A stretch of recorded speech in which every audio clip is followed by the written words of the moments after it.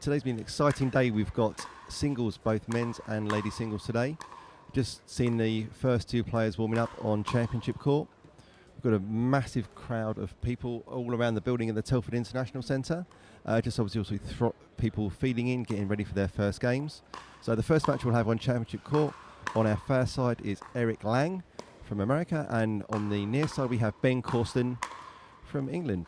Good morning, Sam Basford. Good morning. Should be an exciting day. A lot of matches coming up. It's going to be an interesting day. There's a lot of people that we don't know or the opponents don't know, so there's going to be a lot of feeling out on both sides of the court and on the commentary box. Absolutely. It'll be an interesting one. Forgive us if we're not familiar with a player, or we take a bit of time to figure them out, but that's what we're here for. So hopefully we can give you a good rundown. The good starting point is we're both familiar with both of these players, so we can get off to hopefully a good start. Yeah, I mean, we have a current world champion on the court, don't we, in Ben Corsten? Yeah, Ben is comes from background sport of rackets, which may not be familiar for a lot of people. Not a huge sport, but certainly one that is incredibly difficult. Is it like hitting a golf ball on a very large size squash court with a wooden racket? It's kind of a good way of describing it. And is there something that calls what you actually do before you play? Is that right? There's some kind of something external to do with that. I've not quite ventured into it yet, to be honest. Yeah, I tried to watch it. It's like someone's definitely saying something that sounds like play when he's getting into it. But obviously we know that Freddie Powell and Louis Leville have both had a go. Obviously good friends with Ben. And obviously on the other side of the court we've got Eric Lang, who obviously is one of our APP pros. He is currently a singles duper of 6.186. So certainly we'll be looking at, based upon the metrics, based from obviously the DUPR system, we'll be expecting Eric to be confidently taking this match. However, we've obviously got Ben. It's a bit of an unknown quantity to him, though I know they spent some time off court hanging out the last couple of days as part of obviously the sort of the pro group that's been around the Telford Centre this week. Just going to get underway very shortly. We're just waiting to see if a referee's going to come and appear to sort this match out on Championship Court. Whilst we're waiting, obviously we need to say a big thank you to our sponsors, who obviously without their generosity of sponsoring this event, we wouldn't be able to put it on. So we need to thank obviously our title sponsors, Skechers Pickleball, Franklin Pickleball and APP as our sort of headline main sponsors. Then we've got Fans Play, Diadem Pickleball, Pro XR, Notty's Nut Butter, Mayfair Jewellers, Gamma and Kinian, and then ZZ Sports, Pickleball Complete, the UK Pickleball Shop, Scan, Head, Pickleball United, the company behind the courts you'll be seeing on the live stream, and DUPR. Sam, I understand there's going to be a prize draw from one of our sponsors with ZZ Sports each day, that there's going to be an opportunity to get a pickleball holiday in Egypt. I believe there is. If you head over to the ZZ Sports booth, which is just down from us at Championship Court. I believe every day they're giving away a retreat to Egypt, which is part of their new business that they've set up. So if you are down in Telford, or you find yourself down in Telford later this week, pop down to the ZZ Sports booth and put yourself into the prize draw to win a trip to Egypt. I'll certainly be doing it every single day. Yeah, I will be. I believe they're also taking part. I believe one of the founders is a very high-level tennis player that's recently found pickleball, and is obviously taking part. And I think my withdrawal from singles has worked well in that respect. So I'm not going to have to face him this year. We do, just while we're waiting for our referee for the Championship Court, the second game which is due on, which was Mauro Garcia Sanchez against Bartosz Kabonik from Poland, unfortunately won't be taking place. Bartosz hasn't made it to the tournament. I'm not sure whether that's just today or in general, but that's why we're sort of happy to be waiting a little bit longer for a referee. I suspect we might get going if we don't get one in the next couple of minutes. So before we get started, we will show you, if you missed out on the English Open last year and you're coming along this year and you're excited to see what it's all about, then take a look at this video and it will give you a flavour of what's to come.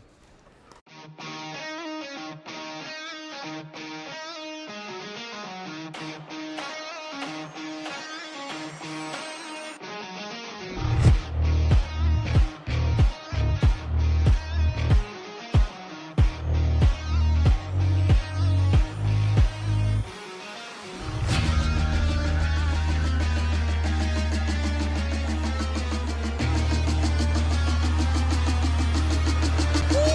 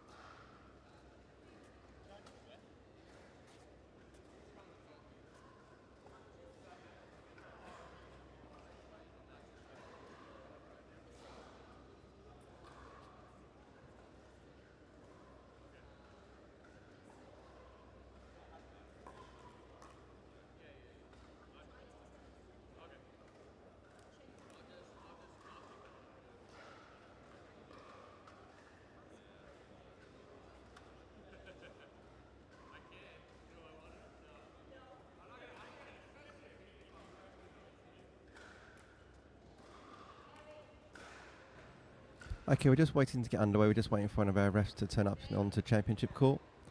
Although it looks like we might be getting Ruth, our court boss on Championship Court for the day. Might be taking over and a little quick conversation with them. I think Eric's quite rightly considering having a ref for this match. Obviously for the UK players, we're not used to having refs at most of our events. It's very much a case of having, oh, here we go. So we're going to have...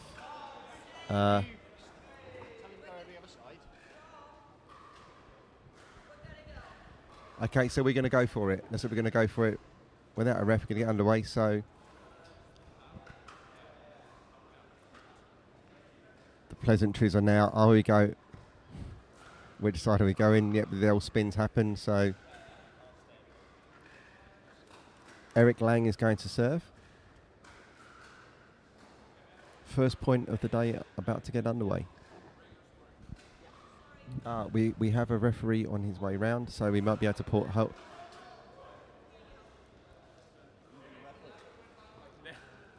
Okay, we're just going to have another pause now because we actually have been able to source a ref, so just going to get that underway now.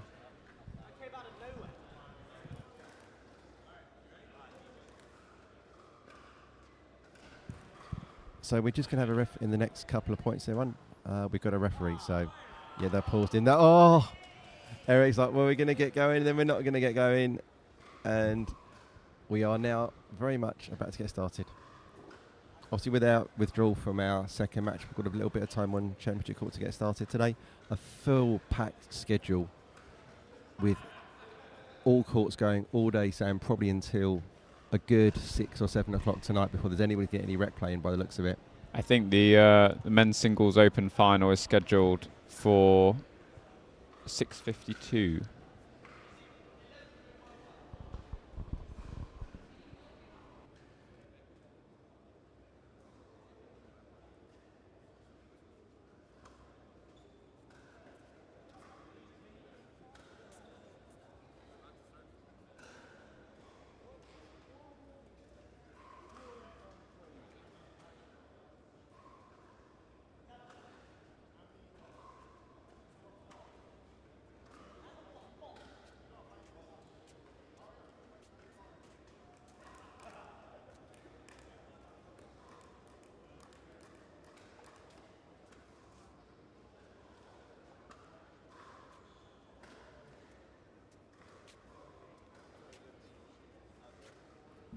So we've had a couple of full starts, Sam, and I think we're almost about to get underway. Byron Fresso's just about to move around and referee this first match by the looks of it. Just a little final piece of warmth there from Ben and Eric. So it should be an interesting matchup. Certainly Eric was hitting well earlier, it looked like, Sam. Yeah, we know Eric, sort of mainly, I guess, a doubles player that known on tour, big hitter.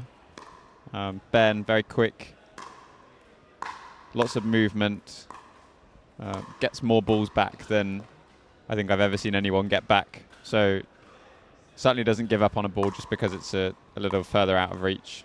But a little bit less pickleball seasoning, Sam. Not quite got the experience of Eric. Obviously, for a period of time on an MLP team was an absolute goat in one MLP tournaments, wasn't there? It sort of made his name again. Absolutely. He was, I think, picked up by Ben Johns as part of the Chicago Slice, was Eric, and sort of played that role perfectly alongside Ben Johns. So very much a seasoned professional. So excited to see how this one goes. Ben Corsten only sort of been playing for 9 months. Yep. So he's just about to be birthed into pickleball then if he's been playing for 9 months. Been in the pickleball womb until this point in time. Looks like we're now just getting the scoreboard by the looks of it. I'm looking at the score sheet. Looks like we've got the referee's score sheet, so I think... Yep, we are pretty much about to get underway. Excellent. So apologies at home to the slight delay on the start of today, but it'll be action-packed and crammed in for the rest of the day. Matches every 17 minutes, I believe, Sam, is that right? If we stay on time. It's literally to the minute to get everything in. I mean, certainly tomorrow is going to be a jam-packed day with over 900 people competing in gender doubles. Yeah, big day. And huge credit to the tournament organisers, Karen Mitchell, Chris Mitchell, Frank Arico. And Trevor Robinson. Trevor Robinson have done an incredible job of certainly upscaling from last year. We're at double the capacity, double the length of time. We've got double the amount of pain and problems it will create naturally from creating any event like that. No matter what you do, something's going to go wrong somewhere along the line. But I have to say the championship court looks pretty good. Definitely an upgrade on last year with our fancy new electronic screens, double-sided seating. More comfortable seating with proper cinema-style seats as well. So if you come in to watch, very comfortable for you on the championship court. You can settle down here for all day. And also there are VIP tickets available. If you want to guarantee yourself a seat in the first 2 rows of championship court, you can pay for that each day and guarantee a courtside view with the best view in the house of some of the best pickleball players in the world. So looks like we're just about to get underway.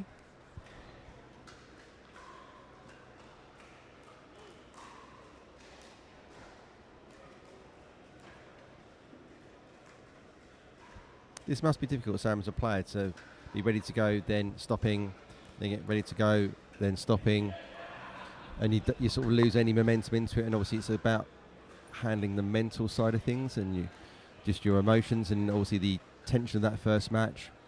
That's it, and it's the unpredictability. Is always very difficult to work with, but it's just part and parcel of professional sport, and something that these players will certainly be used to, even if it's not ideal. But it looks like we are set to go with our referee Byron Frazo, Eric Lang on the far side, Ben Corsten on the near side. These round robin matches are 1 game to 11, win by 1. In the men's singles, there are a record 12 groups. Wow. In the round robin. And off we go. Yeah, great ball there from Eric Lang. Really got his feet around that ball, didn't he? Yeah. Inside out the forehand. Ben with a bit of a wry smile. Baptism of fire on show court for today.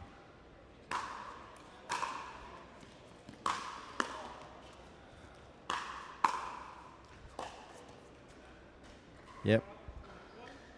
Just a little bit tight on Eric there. We couldn't get around it and underneath it. Yeah, we said how well Eric was hitting the ball in the warm-up. Definitely reflected in those drives.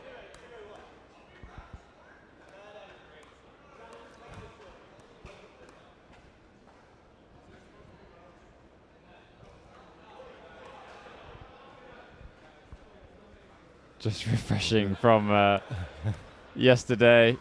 Bit of confusion about if rally scoring was carrying over. I think Ben wanted it to. Any advantage he can get would have been good.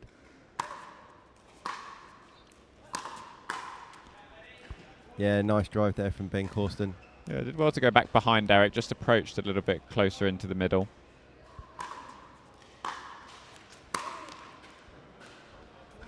Yeah, good deep return there.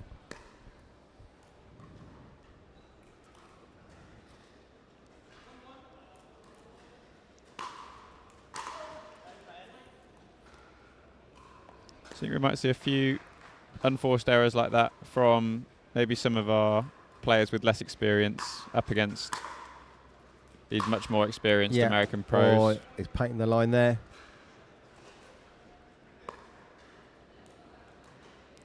Yep, just inside. Beautiful shot there from Eric Lang. Forehand firing nicely. Yeah, early doors. We saw that in the warm-up, didn't we, Sam? Ben's getting frustrated. It's starting to get away from him, isn't it, Sam? Just a couple of returns going along. It's so difficult because you want to apply maximum pressure on the return, keeping it as deep as possible. Which of the 5 ball controls there, Sam? Depth. Depth is key.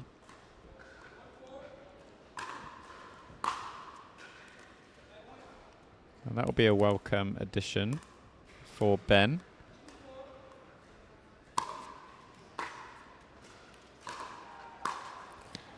That's such a good direction on that ball.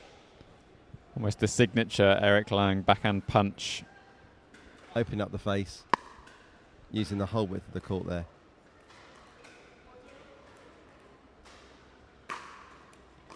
Oh, that is a big miss. Not something we see too often. No. From Eric. Going big on the serve. Great shot. Great shot from Ben Corsten there. Beautiful control to get that cross court. So he planted that right foot, gave himself the anchor point to work with, and whipped right back round the ball.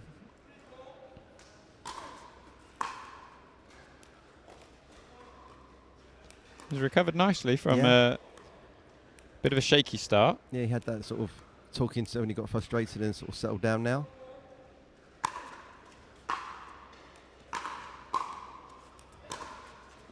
Yeah, great shot again down the line.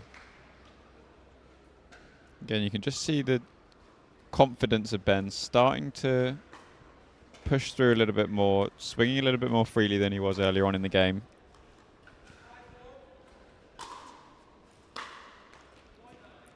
Are there any timeouts in this format, Sam? Do we know? I'm assuming round robin is a no. There is not usually. There may be a switch of ends. Yep. At 6, just to account for the differences in backgrounds. Obviously, the background you can see it's probably a bit nicer to play against than the background on this side, full of wires, computers, us, cameras. Yeah, there certainly is another upgrade here. There's more people in the commentary booth. We've got obviously a second commentary team starting later in the week for fans play, plus obviously the team with the digital boards, and our usual team from John and Joe on stream on site. So just starting again at 6-4. Ben Corsten the serve. The magic change of ends over there, Sam. Hitting downhill rather than uphill.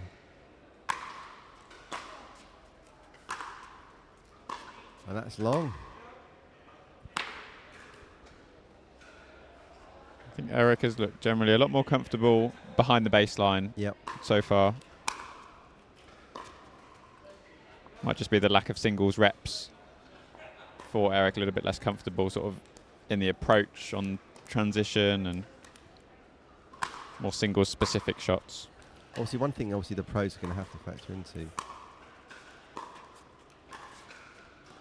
Oh, just wide there, is that they've got a round robin format, and most of the pros from America are using double elimination, so this would be a key win match, but actually you can come back from this in the round robin format to win everything else.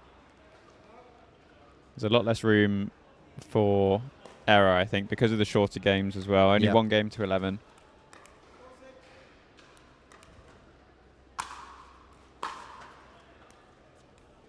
think that's the third missed return from Ben. So 3 out of 5 of Eric's points coming on missed returns so far.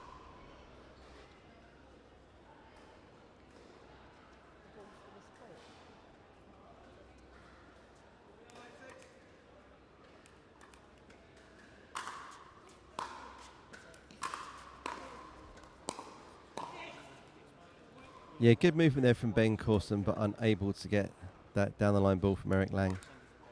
So now we're honours are now even. Bit of a momentum shift back again to Eric Lang after the end change.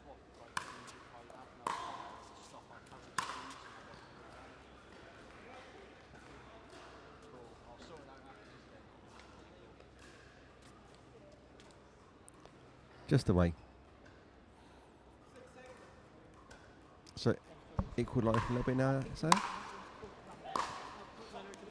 Yeah, it's neither player quite sort of taking the ball by the horns yet with this game. Been a bit backwards and forwards. They're not neither are looking particularly grooved, are they? But then it's obviously first game of the day, early start. Early start.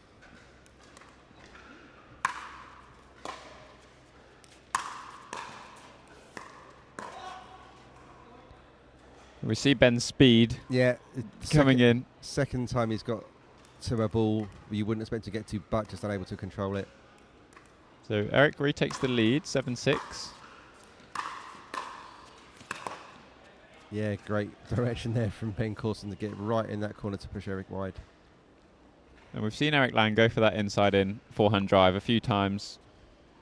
Now it's worked well, but maybe Ben just starting to get a bit of a read. And obviously going inside in, you are exposing a lot of court if you can get an angle on it.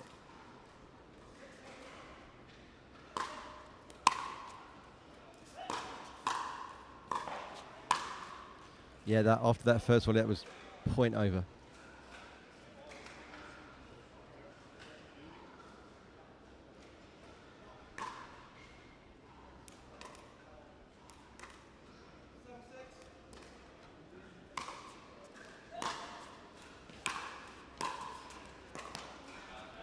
Yeah, again, Ben going behind Eric's been a successful area for him so far, hasn't it?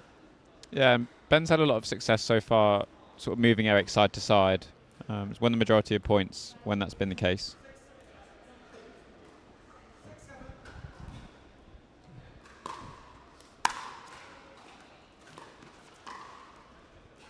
Yeah, great pick up there from Eric. Unlucky with the net cord was Ben. Did well to get there, just couldn't quite drop the ball. There appears to be quite a large height difference between Eric and Ben.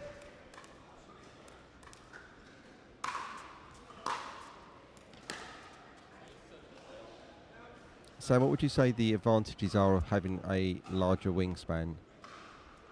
So I guess the obvious one is up at the net. You've got a lot more reach on these wider balls. But similarly,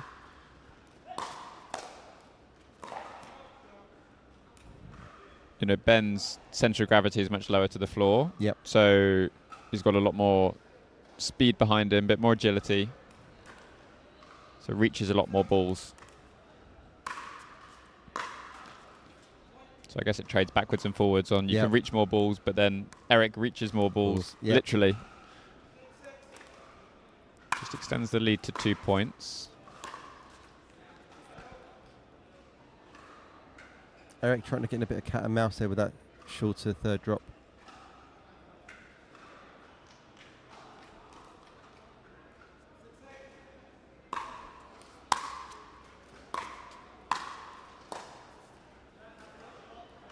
We've not seen too many successful third shot drops so far in this opening singles match. Often floated a little bit higher. Yep. Maybe you'll find that obviously for our American players, they're used to playing outside, so a bit more margin with wind. In here, we're literally, oh, what a great passing shot. Just dipped perfectly over the net. We had the perfect angle, sat right behind that forehand. You can see Ben just taking his time to grab the ball, just needed a bit of a break after that point. Almost a mini timeout by 9-6. The available time he's got to do that. Point. Missed return. And first game and match point to Eric Lang. Let's see if he goes big on this serve. 10-6. Side out. Looks for that inside in forehand again. Yep. Had some success. 6-10.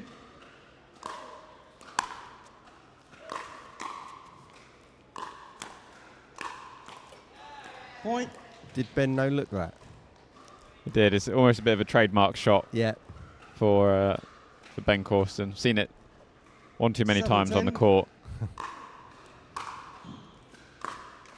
Side out.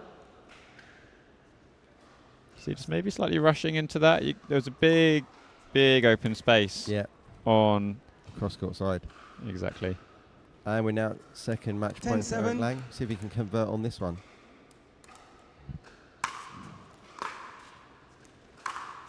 Yep, point. There we go. Game set, match to Eric Lang.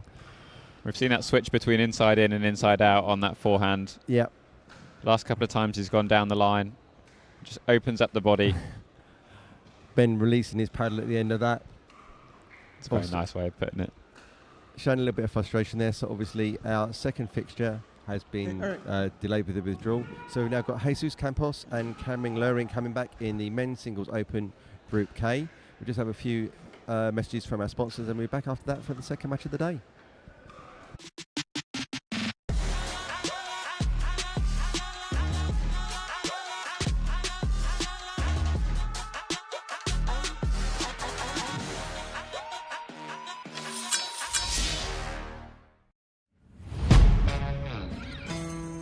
Yeah. Let's go. We just gotta go hard. I go the hardest. I bring the pain. Not what you used to. It's all part of the game. Yeah, I just gotta go hard. I just gotta go hard.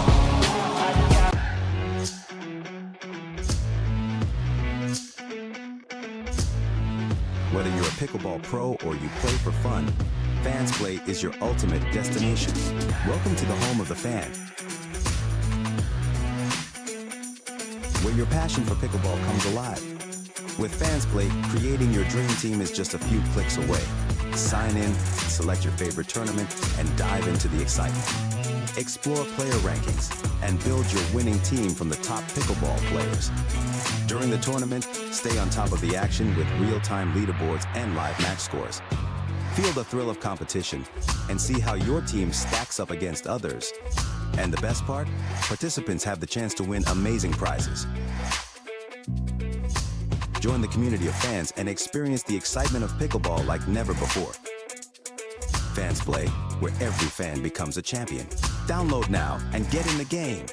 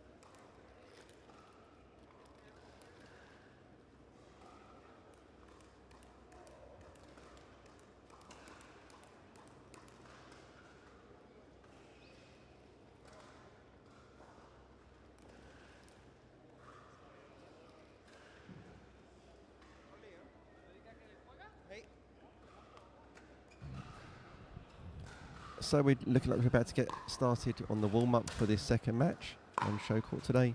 You have Jesus Campos nearest to us on camera and Cameron Luring further away from us, one of the APP Next Gen players. What we're expecting to see here, Sam, was you've got some insight into Jesus.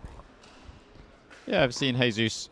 He's had quite a strong record in European pickleball. Sort of started out more in singles, worked his way into doubles. Has done a sort of really good job. No real, I don't think comes from a sort of tennis background, so he's had to work quite hard to develop some of his shots. Certainly the tennis player coming in has a big advantage. I mean, any racket sport has, but it seems tennis is the one that has the biggest advantage of any sports coming from, isn't it? For sure, especially for singles. Yeah.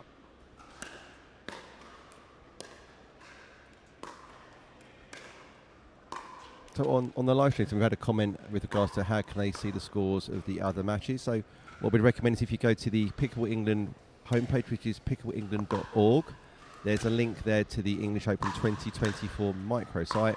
And from there is the link to the PETS, the PETS system, Pickleball England tournament software, designed by tournament director Frank Arico. And from there you can follow the completed scores of every match across the weekend. Obviously we don't have live scoring because we've only got referees on 6 to 8 of our courts, mainly for our professional players. But you can track all of the people that you know from your local club at home by using the Pickleball England software via their website. It's had an upgrade this year, Sam. It has. It's it's always worked very well in the past, but this year with sheer number of people coming to the tournament. There we go. You can see events, tournaments, English Open. You can see there the big red button. You can see everything you need to know about this tournament. So if you wanted to find a category, a player, you can search all on there. Shows you every single game coming up. Very handy bit of kit. Yes, it's extremely useful to keep an eye on what's going on from here.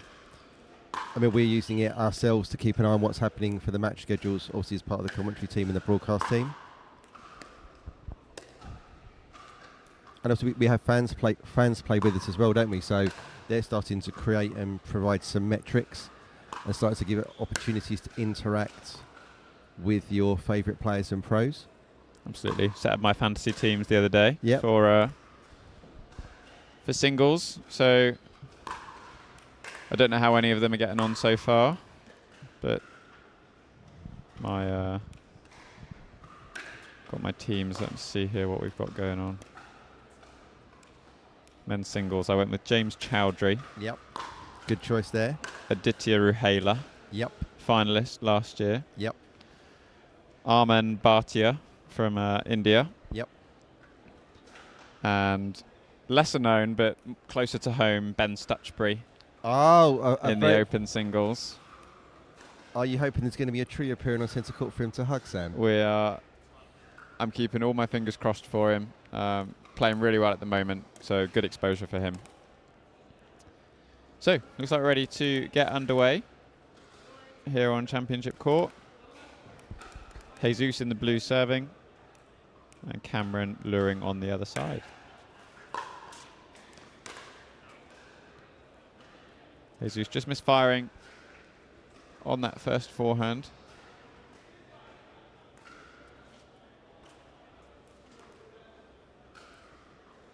0-0.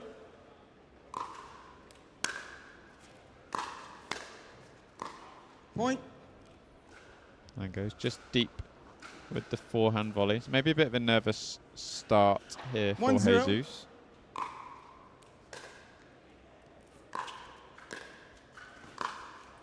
Side out. We're certainly finding that with singles, it's a much shorter rally, 0-1. often 5 to 6 shots or less. Side out. I think certainly a lot of players look to finish that point nice and early, don't they?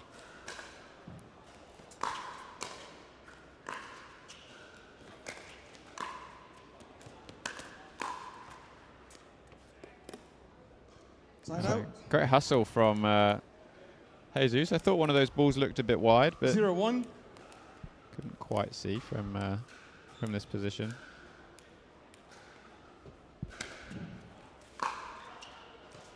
Point.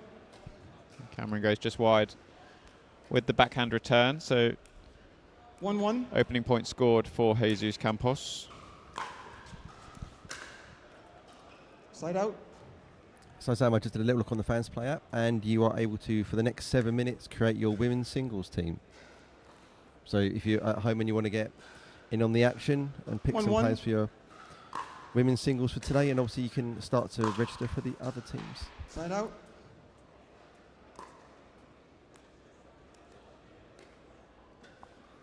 One.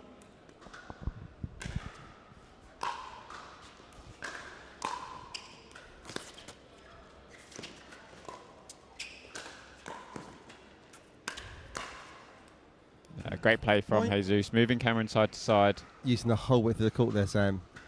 But Cameron did really good. I thought one of those balls was possibly 2-1. out on that left sideline and still played it.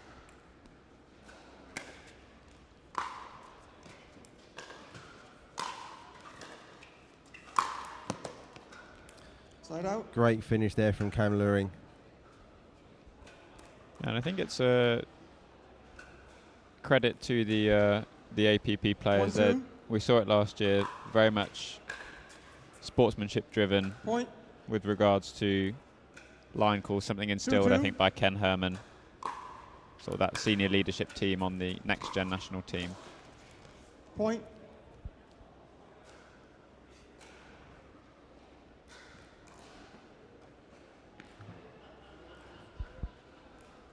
Three, 2.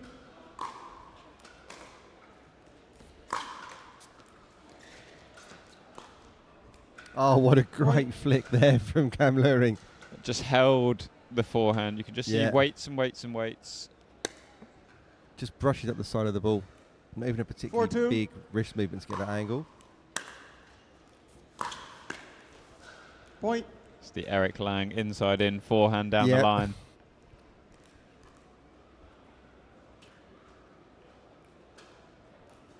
Five, 2. Side out.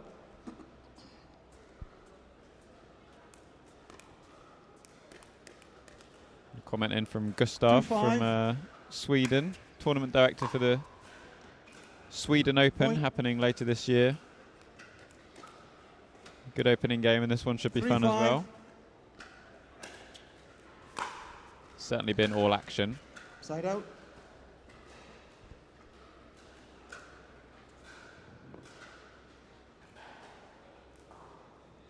Five, 3.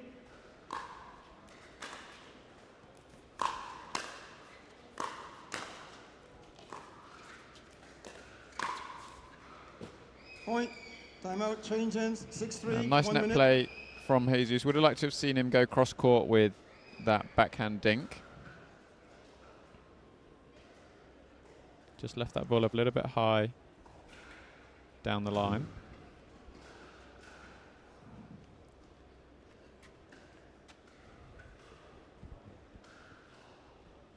So at the end change here, Sam, what do you think Jesus can do to change his fortunes? I think we've seen him defend the net very well. Time in. 6-3. Maybe just pushing those volleys a little bit deeper. But Point. not much you can do off of that Cam Luring double-handed backhand drop. And it was just it was a very lazy drop though. He tried to, or 7-3. that dink he tried to play back. There was almost a consolation of giving up the token dink. Point. Yeah, just not able to get on that one. They just Dipping in confidence a little bit, Yeah. I think. you can see a change in his body language. 8-3. Side out. I was looking so good on the shaping of that and just clips the net. Just needed a bit more height. Probably would have been one of the prettiest shots we'd have seen so far. Yep. 3-8. Second ball control of the day, Sam. Side Great out. depth on the Yeah. return from Cameron. Yeah, well, if we're talking about the ball controls today, there are 5 ball controls that you can use to control the ball. Obviously, when you're playing 8-3. pickleball.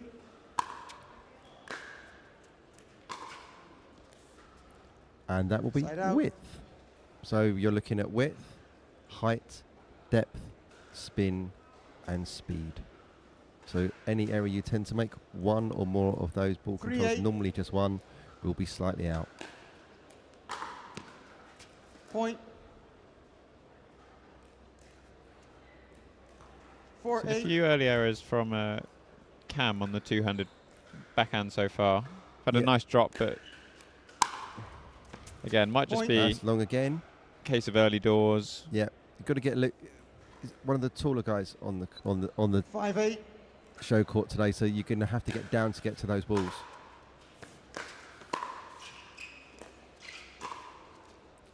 Great two-handed Side shot there. out. And obviously with two-handed backhands, you do have to work harder with your legs and get down lower to really make that work. You haven't got the sort of wriggle room with the one-hander.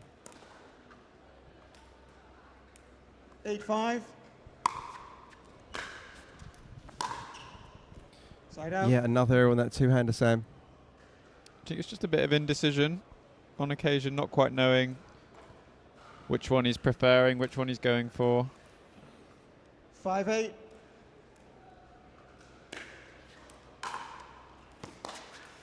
Side out. Yeah, Jesus annoyed with himself for missing that one.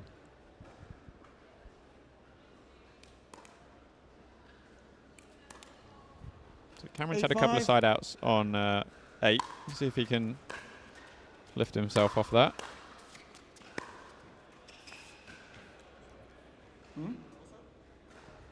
Really? It's out. It's out. Let's look at the replay. What happened here? We Side know out. we hit the net, but did it land? Oh yeah, looks Landed out. first.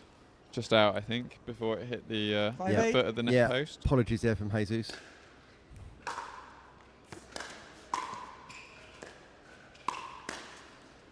Side out. Yeah, that was again like Ben got to that ball, but just unable to control it. And we've seen a few times from Jesus attempting that drop to move in. Very much where he 8-5. prefers to play up at the net. Which hasn't quite been able to control. Yeah, good play there, Side going out. behind Cam. Just hasn't quite been able to control that 5-8. drop into the kitchen Yeah. initially.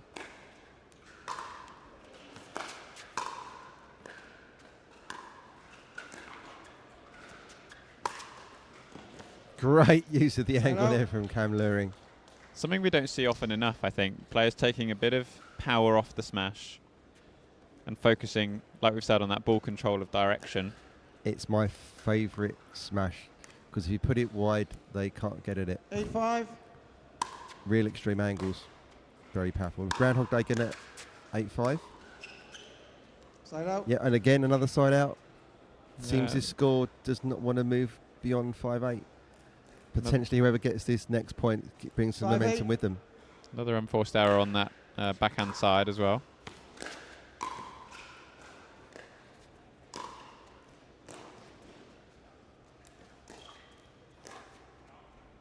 Yeah, good use of the Side width out. again then.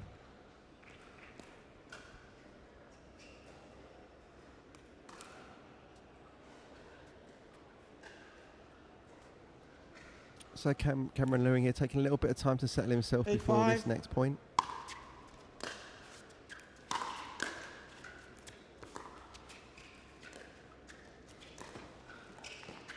That's such a good Point. two-handed backhand.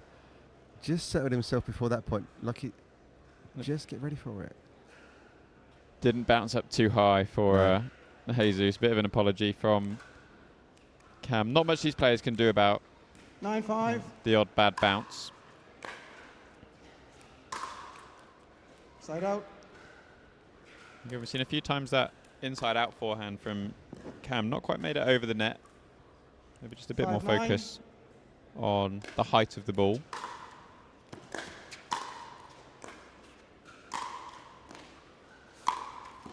Yeah, great use of the angle there Side from out. Cameron Luring. He's looked very assured up at the net so far in this match. Yeah, there's not been many errors there. And making good decisions as well. So we've broken that 9-5. duck. We're now at 9-5.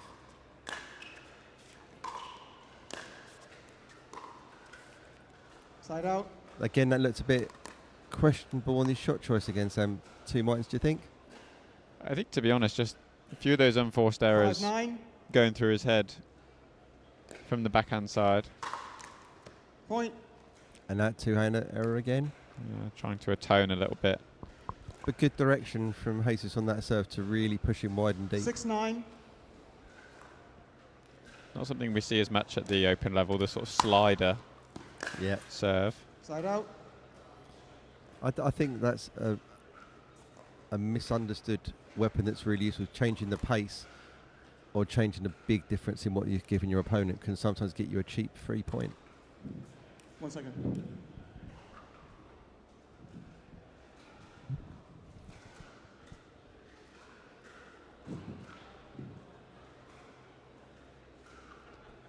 Just a little hot shoe shuffle there from Byron Fresso. Just making sure all is kosher on championship court. So back with Cam 9-6. at 9-6, just 2 points away.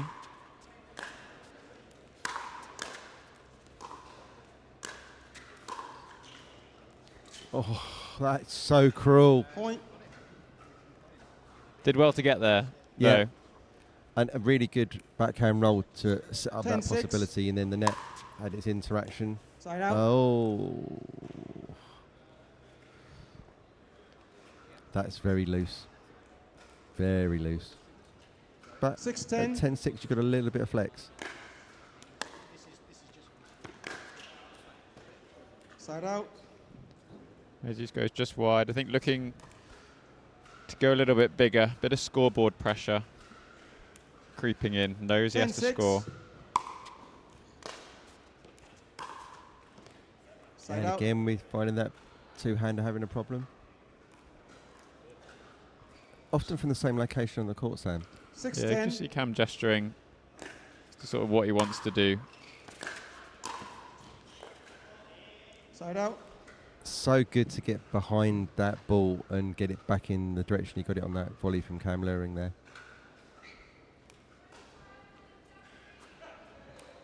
10-6. So third match point.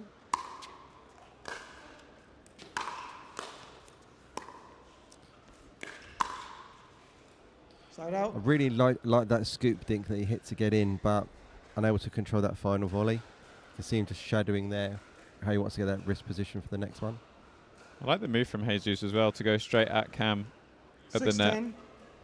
Something I think players can be a little bit almost apprehensive of sometimes.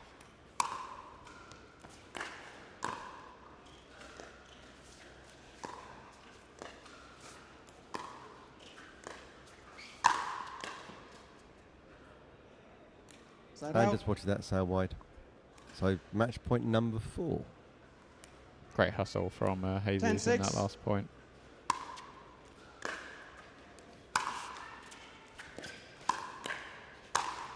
Yeah, once that Point, net call was there, game. there was never going to be 11-6 a to good Mr. way out Warren. of that for Jesus Campos. And that match goes to Cameron Luring, 11-6. Yeah, you can see the really strong finish there. Jesus probably didn't make the right decision to get out of the way on that ball.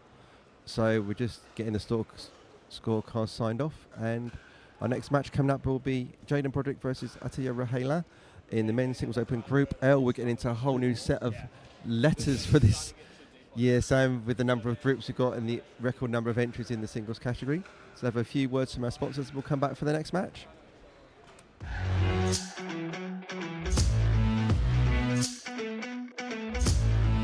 Whether you're a pickleball pro or you play for fun, Fans Play is your ultimate destination. Welcome to the home of the fan, where your passion for pickleball comes alive. With Fans Play, creating your dream team is just a few clicks away. Sign in, select your favorite tournament, and dive into the excitement. Explore player rankings and build your winning team from the top pickleball players. During the tournament, stay on top of the action with real-time leaderboards and live match scores.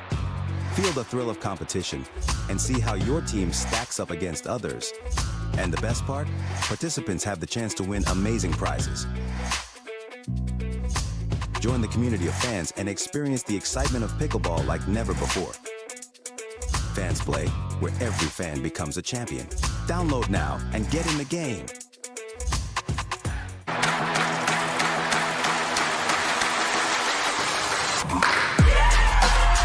No matter the type of player you are, Junior, for now. No matter where you're from, אני מישראל, שלום. no matter your gender, no matter your age, No matter what tour you play on or who you play with. What matters is your love of the game. celebrating the sport, and knowing your level so that you can keep pickleball fun and fair for everyone. What matters is you. Introducing Skechers Pickleball, the official footwear of the US Open Pickleball Championships.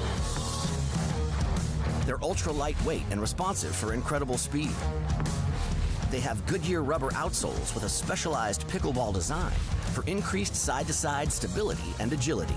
Plus, they feature shock-absorbing foam and Skechers' famous relaxed fit design for incredible comfort game after game. Conquer the court in comfort. Skechers Pickleball, the official footwear of the US Open Pickleball Championships. Innovation is our specialty. winning is his. Zane Navratil has won more than 40 pro gold medals and back-to-back Major League Pickleball titles. One of pickleball's most iconic and decorated athletes teamed up with our world-class engineers with one goal in mind: build a paddle that can dominate. The Zane Navratil Signature Paddle, designed for champions by champions. Available now. Pro XR Pickleball. Innovation you can handle.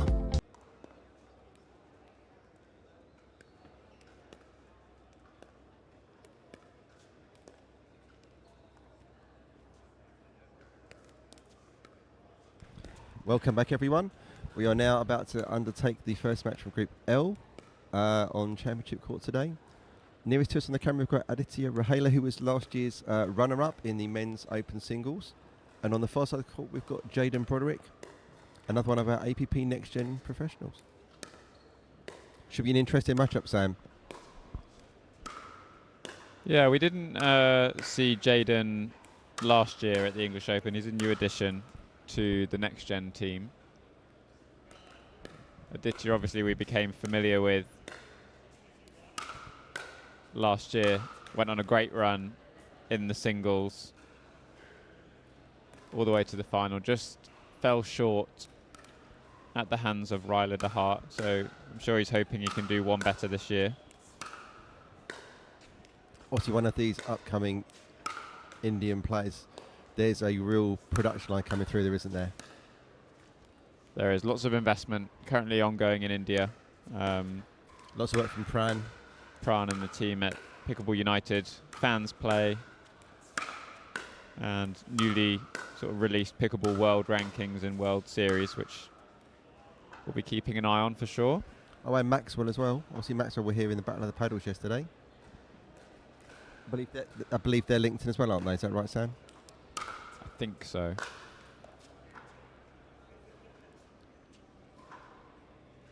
So looking to get underway shortly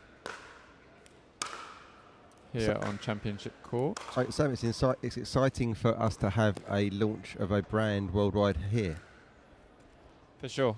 They sort of looked at the English Open as an opportunity to sort of get their brand out there and do a full launch. So again, exciting times for us here in the UK.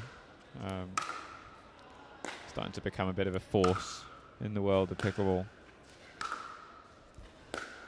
Third largest event.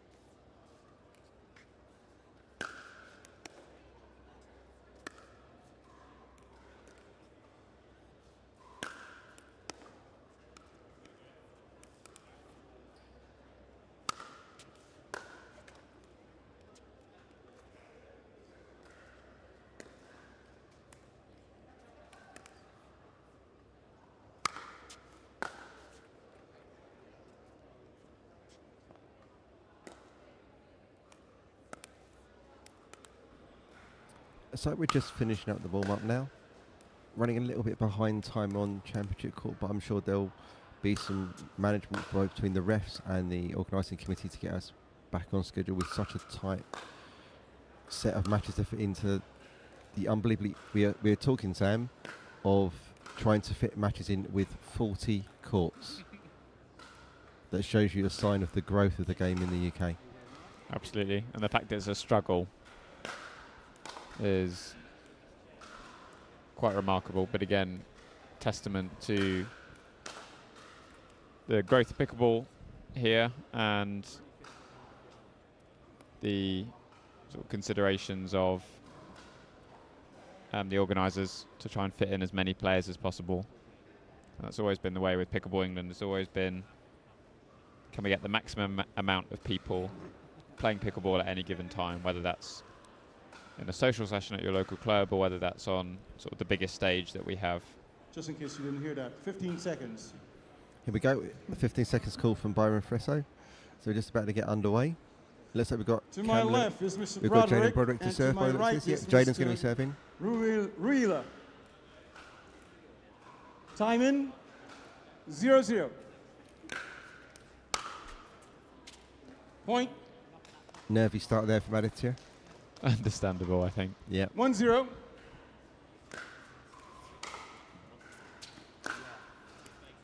Side out. Jaden Broderick is really winding up that serve. Yeah, we saw it yesterday. Big action. 0-1.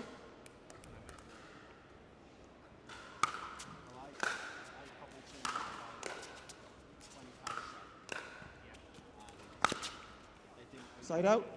So good hustle there from Aditya. We were just discussing in the warm-up as well, the preparation on his backhand side is 1-0. very early. Point. I suppose the problem with that is if you're hitting that ball so hard at it, you've really 2-0. got to slow down that deceleration of your backswing to control the ball. Point. Another one going long. Just haven't quite got the radar dialed in yet, Sam. Yeah, we've seen that in sort of each of the championship court games so far. It's taken a bit of time for these players 3-0. to adjust. That's 3 Point. returns in a row for Aditya. 4-0.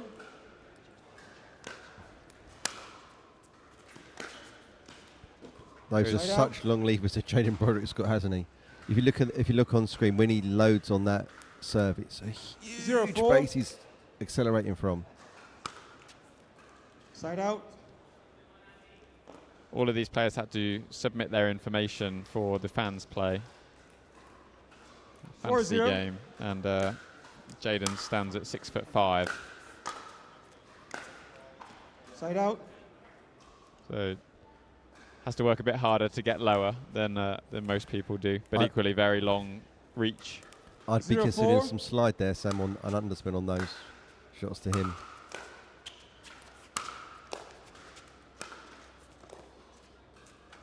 Point. And off the board for Aditya. Nice work on the baseline. And we saw last year 1-4. he's definitely been working on the backhand. What a great forehand there. Spent a lot of time last year running around onto that forehand side and manoeuvring the ball.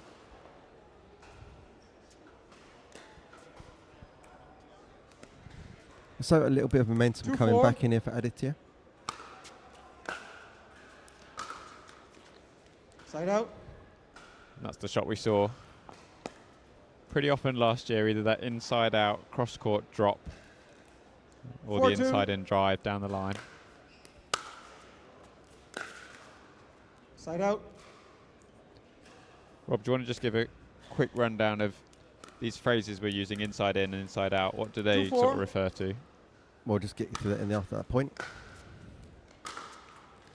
Side So out. it's to do with the path of the ball coming into your body and your swing path and then where you send it out. So a ball that kind of comes 4-2. across your midline and then goes Side out. goes away from you, so you're kind of making a large direction change. Outside the pathway is an inside-out shot. So generally speaking, the easy way to look at it is there's a larger 2-4. direction change. It tends to be an inside-out shot.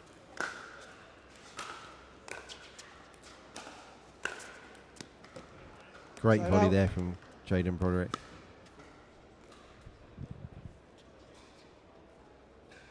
And again, he gets up to the net, very difficult to get past him just because of the reach. 4-2. Side out. Just a little bit abbreviated on that one from Jaden Broderick. 2-4.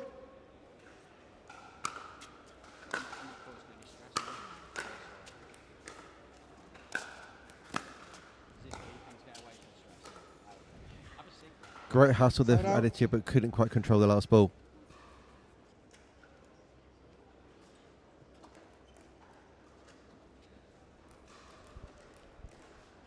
Four two.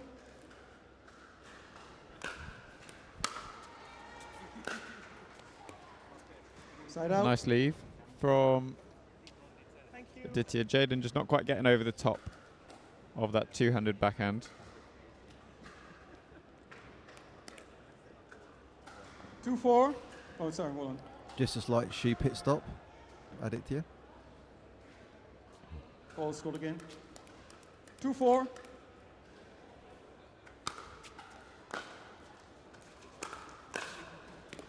Yeah, good Point. drive there. Jaden just a little bit slow to get in behind that ball and always on the back foot in that rally. I think he was dealing with a bit of 3-4. a bounce off the serve.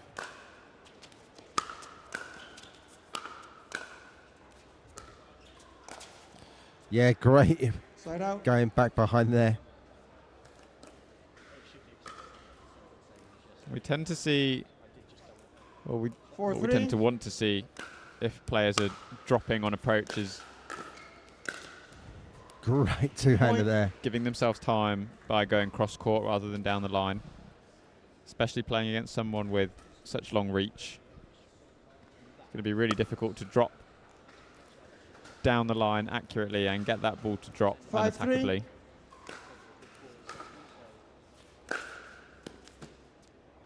Just Side out. cranking that one a little bit too much.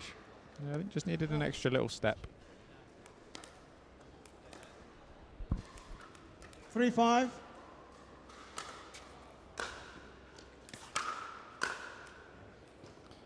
Nice, easy Side finish out. there. Ball just up a little bit high. The ball is, yeah. No, it was just out. You call A it big out. long lever there. It was out. Easy to access. Some depth on that. Point. Ball on the Take it early. baseline, called long 4-5. by Aditya, so up to 4.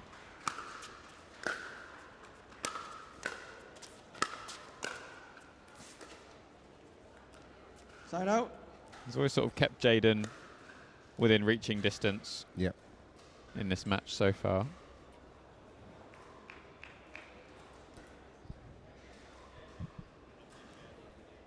Five four.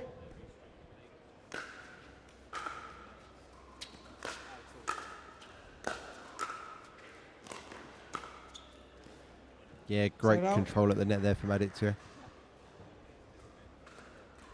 Just using a bit of slice on those backhand volleys, keeps the ball nice and low, especially on this 4-5. Pickleball United court. It certainly takes spin, doesn't it, Sam? Yeah, great Side misdirect out. again there from Jaden Broderick. Just setting up to go cross court and finishes down the line.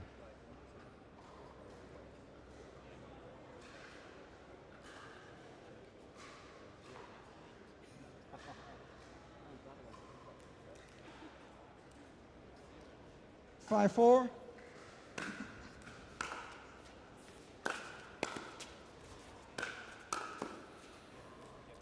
Point. Timeout. Change ends. 6-4. 1 minute. So we're now at the mini timeout at end change at 6-4. What do you expect to see in the second half of this match, Sam?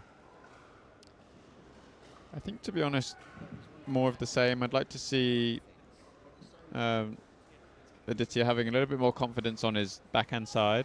We saw it in the warm-up. It was working really nicely. So a few occasions he's run round onto the forehand and it's almost tried to do a little bit too much. So I'd like to see the backhand being used a little bit more. I think a lot of the same for Jaden. It will be getting into the net, just trying to cover as much court as possible.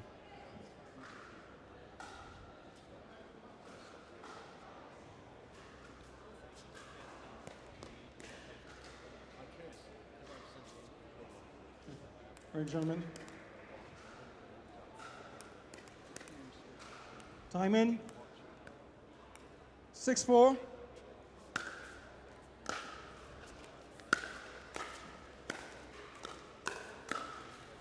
Ah, Point. great exchange there at the net. Again, nice coverage from Jaden. A little bit of that wingspan, that 6'5" thing is going to really help you to cover that 20-foot kitchen line.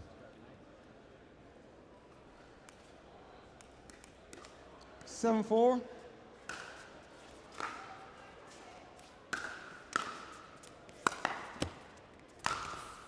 Yeah, great volley finish there. Side out.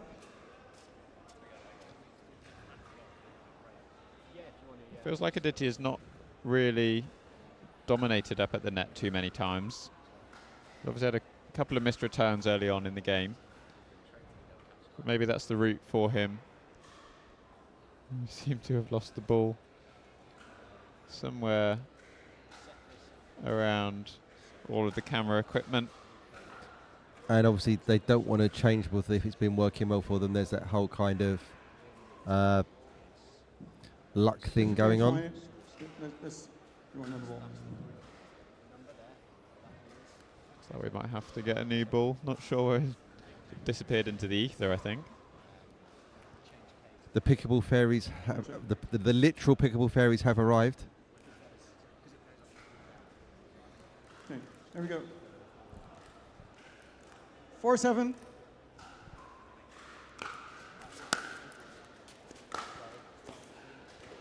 Point. Help there for Mr. Net. Not a lot Jaden can do when that ball takes that deflection off the net. 5-7.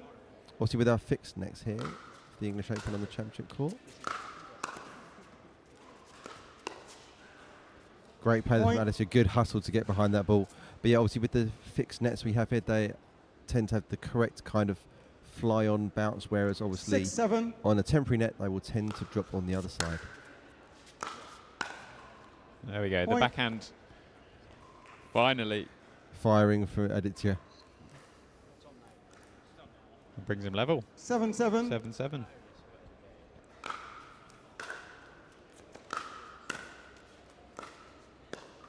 And again, we Point. see the backhand working. I think that's 4 points in a row for Aditya 8-7. now. Changed up from backhand drive to backhand drop. And another one. Great Point. inside out passing shot there on the Timeout, Mr. forehand wing. Broderick, 8-7. 1 minute.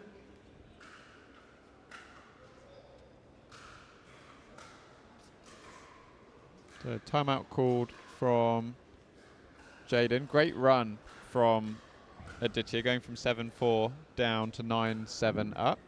First time I've ever seen used actually in the tournament today on show court. Again, probably in evidence of the APP players being used to using these tactically. Very much this is a defensive timeout, trying to break that momentum. Obviously coming in from the turn at 6-4, then going up 7-4. 5 points have gone in the other direction. You can see Richard Livanese on the sidelines, just to our commentary position you can't quite see here. He's coaching up his compadre and teammate in the APP Next Gen.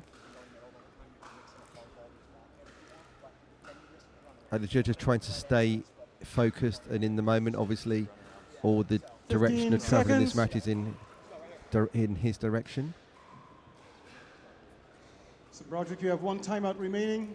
So Aditya, you have 2. Time in. 9-7.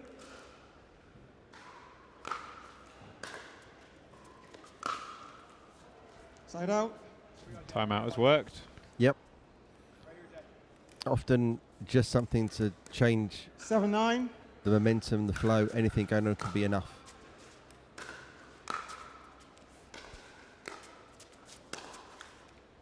Yep, but Side out. a bit of exchange of side outs the first couple of points out of that timeout, which you'll often see as well. Something will change, and then do we settle back into the same patterns of play we were seeing before that 9-7. timeout?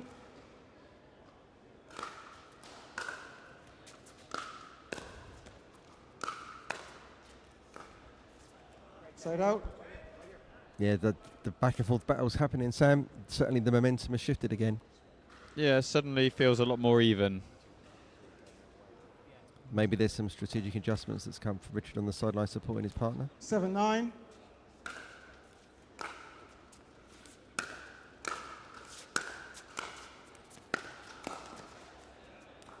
Yep, and there we go. Point. Next strike.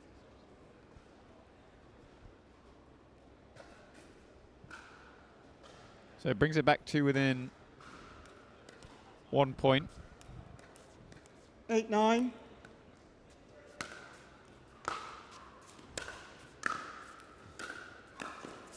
That's Point. such a good cross-court full hand there from Jaden Broderick. Levels things up at 9. And it can feel almost quite a simple tactic, but the last couple of points he's just gone side to side. Yeah. One to the forehand, one to the backhand, keeping Aditya moving at the net. 9-9.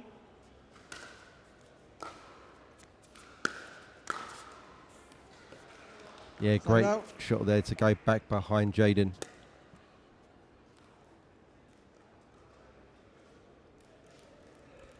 Nine. So right at the business end of this game.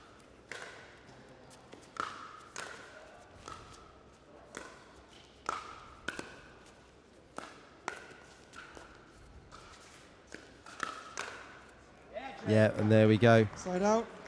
Great hustle from both players. So difficult to get the ball past either of them at the net. Isn't both tall, both long reach. Both quick. Both quick.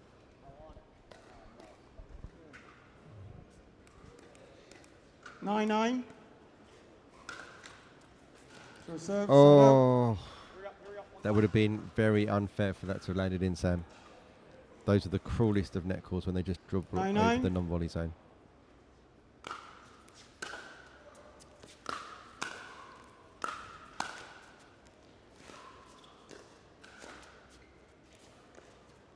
It's a bit of cat and mouse. Yeah. Good Side finish out. there. Really good hustle from Aditya to stay in that rally. Came under a lot of pressure. Two net cords. Somehow got the deep ball back as well. 9-9. Was always on the tough side at that point.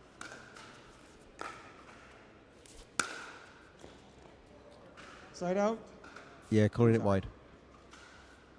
Yeah, looked just wide to me. Byron confirms. Not going to be the best angle to make any judgment call. 9-9.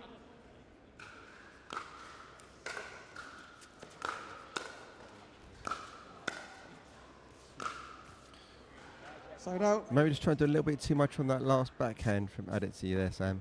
Yeah, he's done well sort of taking the pace off and making the ball drop. But again, it can also appreciate that he probably wants to do a little bit more. Just making the ball drop isn't quite enough to get past Jaden at the moment.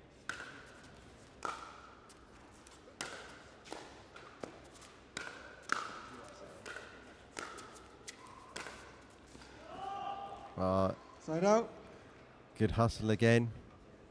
And again, we see quite sort of a traditionally simple tactic, but side to side, working Aditya.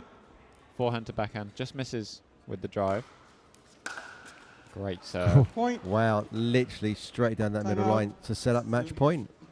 Receiver. 1 minute. 10-9. A second timeout.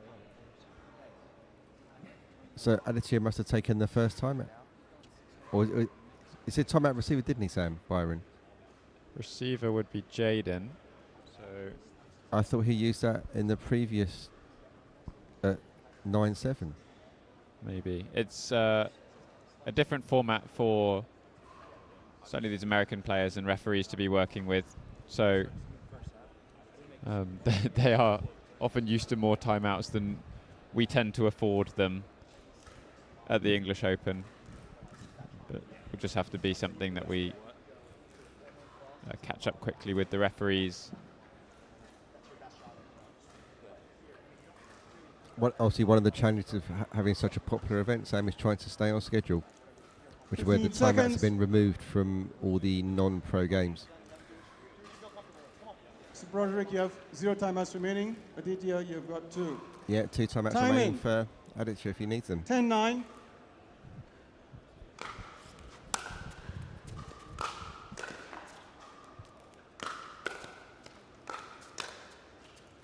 Point. And that is game and match. So Alicia Rahela against Jaden Broderick, winning 11-9. Yeah, did a great job of dealing with the pressure and quite simply staying in the match. Yep. Playing one more ball, working it hard. And now we're going to come up to our next match. Will be the first match on championship court of the Women's Singles Open Group D, and our first ladies singles match today when we've got Susanna Barr versus Caitlin Hart. We'll just have a few adverts from our sponsors and then we'll be back shortly for that first match in the ladies singles. Innovation is our specialty. Winning is his. Zane Navratil has won more than 40 pro gold medals and back-to-back Major League Pickleball titles. One of pickleball's most iconic and decorated athletes teamed up with our world-class engineers with one goal in mind: build a paddle that can dominate. The Zane Navratil Signature Paddle, designed for champions by champions. Available now. Pro XR Pickleball. Innovation you can handle. Things have a funny way of sneaking up on us. You play once, and you want to play again and again and again. You find yourself in driveways, courts, clubs, tournaments. You ask friends, colleagues, or even someone new. Today and every day, we celebrate the athlete in all of us. It's time to get out and play.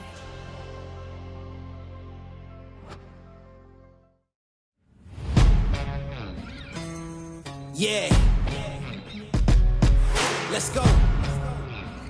We just gotta go hard. I go the hardest. I bring the pain. Not what you used to. It's all part of the game. Yeah, I just gotta go hard. I just gotta go hard. Unless you're playing someone that you think is a lot better than you, then I would stay in it. A lot better than you, so I'd be looking for like a different pattern. I know, but also it's tough at 9-9. I get it. I was thinking.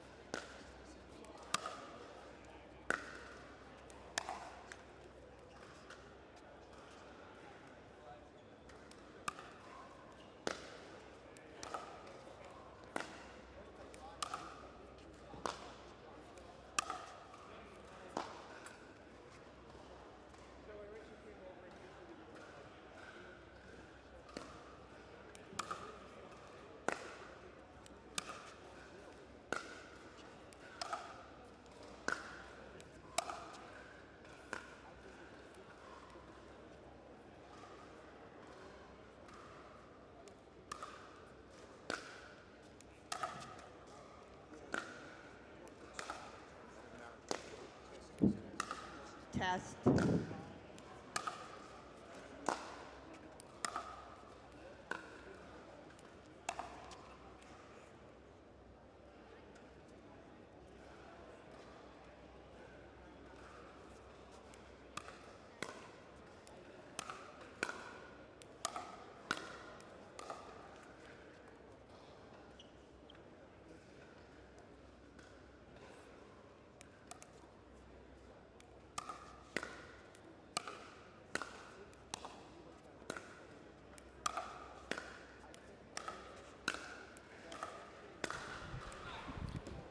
So welcome back to Championship Court for our first lady singles match in the open category this year on the Championship Court.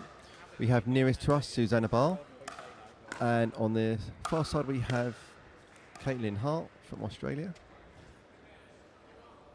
So obviously it's going to be hard for the commentary team here to remain impartial, as Susanna Barr is obviously one of the people I'm closer to in pickleball, but we will keep it very much strictly business on the mics for this particular match.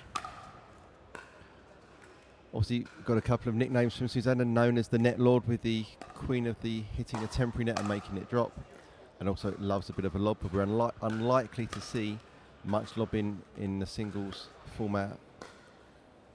It's just not something that tends to happen. Obviously Caitlin's quite tall as well, so that's going to be a difficult thing to do, and you're really relying upon your opponent to be into the net to do that. And Susanna doesn't play a huge amount of singles, but with the advent of MLP, bringing that in.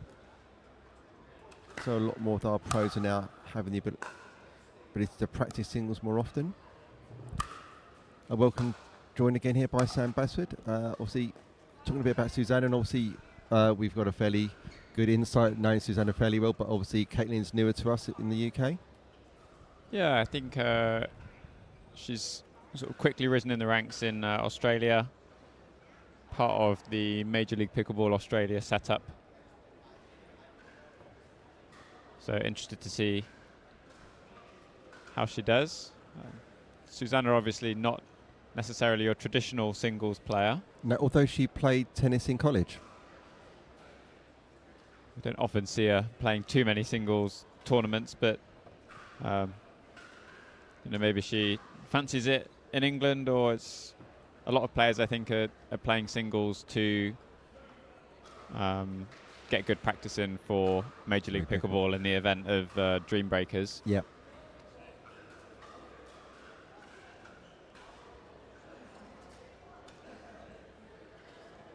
Switch of ends to get started. We can see Susanna's coach Dominic Catalano just sitting in the top left of your corner there. Just obviously Dominic should be joining us throughout the weekend on the course. He's one of the professional commentators in the APP.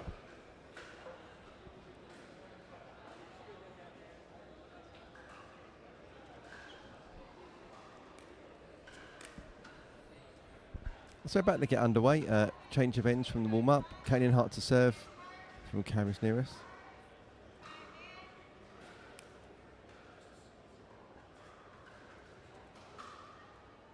Testing.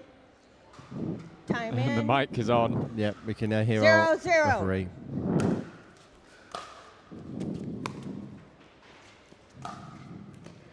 Great passing shot there for Susanna Barr, just using Side that out. classic one side to the other side strategy, Sam. 0-0.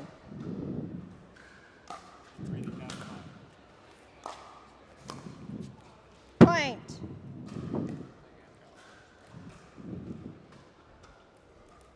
One zero. Point. A couple of early errors there from Caitlin Hart. 2-0.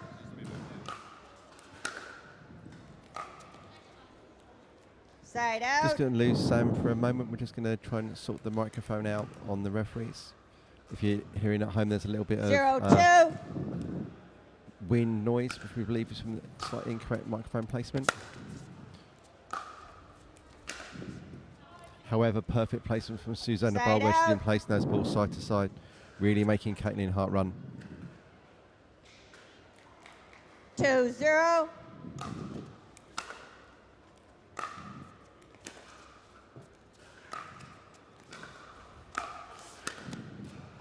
Yeah, and again, Point. good play there from Susanna. Really using that old school strategy, Sam, of moving your opponent from side to side. 3-0. Yeah, and going back behind Caitlin Hart there. Really quick, easy first strikes here from Susanna.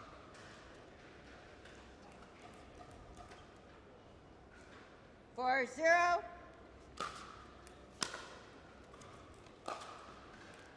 And brilliant two-handed backhand there, just inside the sideline, Sam. Firing early doors, isn't she? Yep, straight out the blocks. No messing around. 5-0.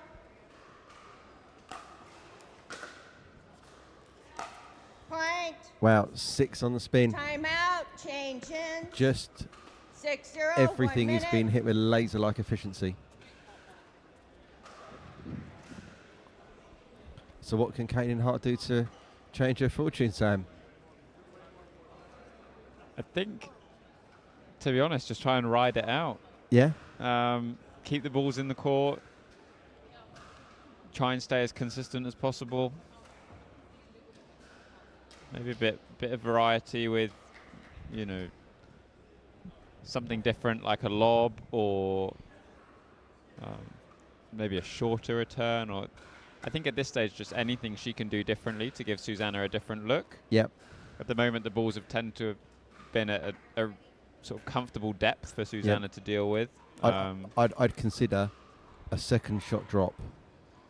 Time in. Just anything. Yeah. 6-0.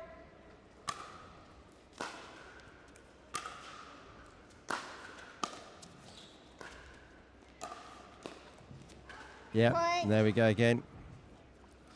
When the train is running, sometimes it's very hard to slow it when it's going away from you, isn't it?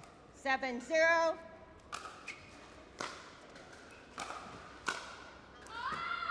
Point. And we Again, can sense that frustration from the reaction there from Kaylin Hart. And it's just the returns are all at a comfortable 8-0. depth. Yeah. Point.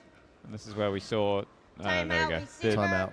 experience 1 of minute, Jaden in the last 9-0. match, not letting too much get past. Probably would due a timeout a little bit earlier than the one taken, but nonetheless, she's taken it, which is the main thing. Just breaks that momentum. Having a chat with fellow MLP Australia captain Roos van Rijk over in the corner.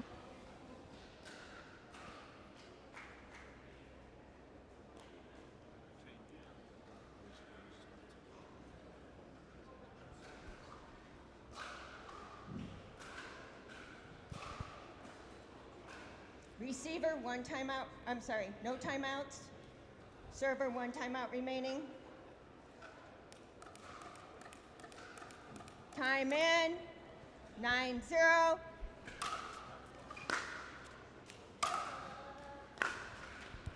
I think the phrase we would use so far in this game is clinical, Sam. Clinical, absolutely clinical. I was just going to say a better return from Caitlin Hart as well, but even that Susanna's dealing with. And that is game and match with a pickle 11-0. Pretty good start there for Susanna Barr. You can't really ask for a better start than that, Sam. Absolutely amazing start from Susanna. Would have been just what she was looking for as well. The only thing I guess she doesn't gain from that is some more reps in terms of hitting the ball. Who cares if it's an 11-0? Exactly that. And you know what? It helps us out as well. Gets us closer back to schedule on championship court, which is perfect for us. So next up, Sam, we have got Tom Turney versus Max Purple Jesus Manthu. Interested to see how this one goes. Yes. But before we see it, we will cut to a break and be back shortly. Innovation is our specialty. Winning is his. Zane Navratil has won more than 40 pro gold medals and back-to-back Major League Pickleball titles. One of pickleball's most iconic and decorated athletes teamed up with our world-class engineers with one goal in mind: build a paddle that can dominate. The Zane Navratil Signature Paddle, designed for champions by champions. Available now. Pro XR Pickleball. Innovation you can handle. Things have a funny way of sneaking up on us. You play once, and you want to play again and again and again. You find yourself in driveways, courts, clubs, tournaments. You ask friends, colleagues, or even someone new. Today and every day, we celebrate the athlete in all of us. It's time to get out and play.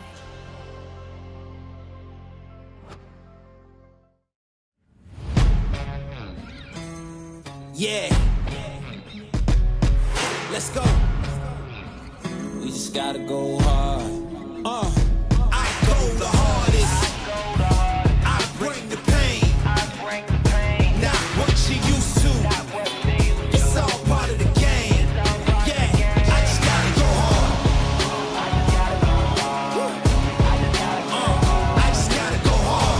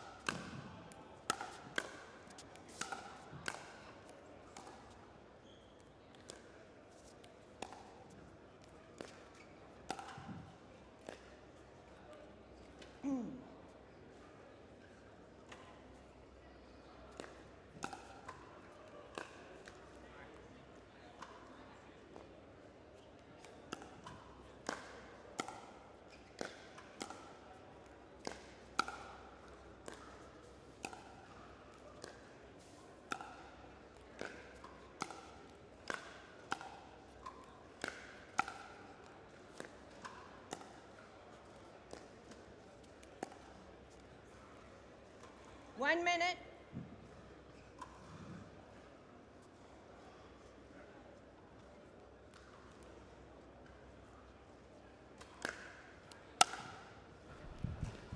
Welcome back. We've now got another men's singles fixture on Championship Court. On your far side, you've got Max Purple Jesus Manthu, and nearest to us is Tom Turney playing for the Pickle Store from the Isle of Wight.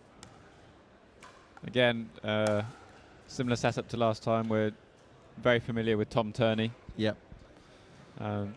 Max Manthu, obviously, coming over from the States as part of the APP Pro team. Coming off the back of a recent win with Eric Lang, I think, in the men's doubles. So pretty impressive singles duper, Sam. 6.25. More than Eric's. Interesting to see. It looks like it might be a very cat and mouse-esque game. Lots of movement. Tony likes that. Lots of angles.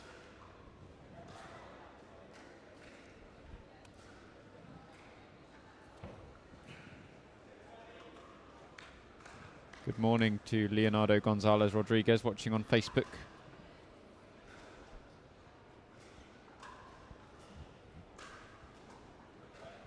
As we're about to get underway, probably a 15-second call coming any moment now. Just had a question in the comments, Rob. How does Susanna Barr get away with throwing the ball upward on her serve? We are not playing in the PPA tour, so we are playing by US AP rules. So the only reason you're not allowed to throw the ball up is if you're playing in the PPA professional tour. I believe in MLP as well, is that right? Yeah, or if of course you're doing a drop serve. A drop serve, yeah. But as it's a volley serve, you can throw the ball upwards as long as you adhere to the rest of the rules in terms of making contact. And we're underway here.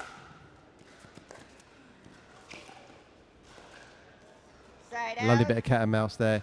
Tom Tony going back. We're behind Purple Jesus. And I think potentially a sign of things to come. Yeah.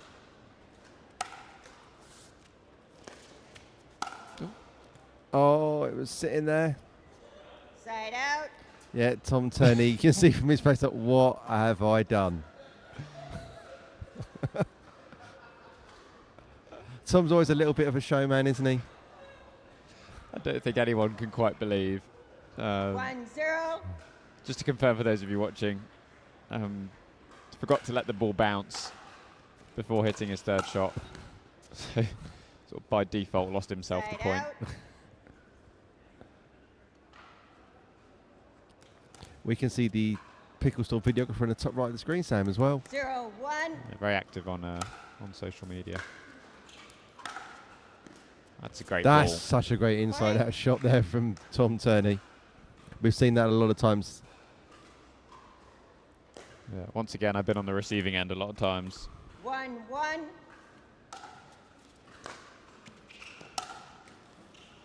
Side out. Just lacking a little bit of height on that drop.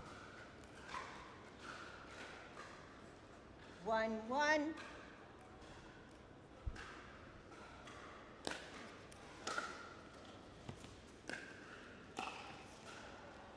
Point. Max Matthew really running around that backhand there. Yeah, first game we've sort of seen consistent approach to dropping the ball. Yeah. Obviously some confidence in playing that shot and knowing that's his game.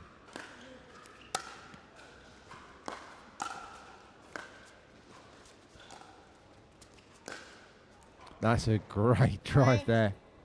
And again, Really just held that backhand. Just waited to see Tom shift. Took an extra step 3-1. to the right. Left a bit of a gap.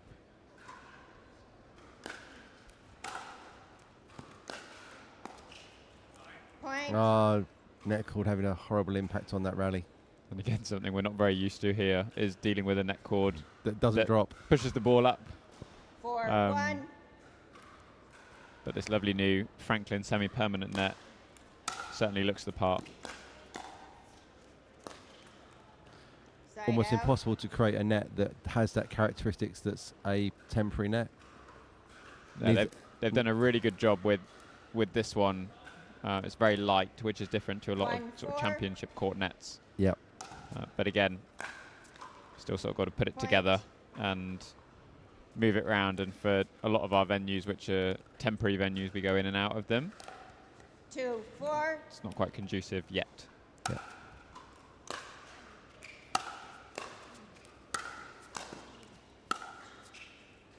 Great shot there from Tom Turney. Side out. Okay. Sorry, point. Just clarifying the call for the referee. 3-4.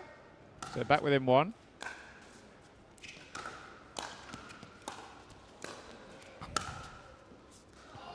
Oh, tweener and then just going long.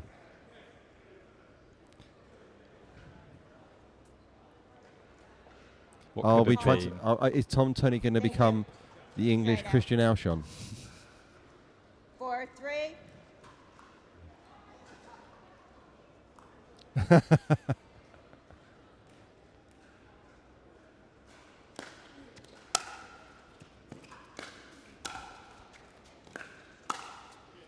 Yeah, good play there again from Tom Turney. Side out. So quick up at the net.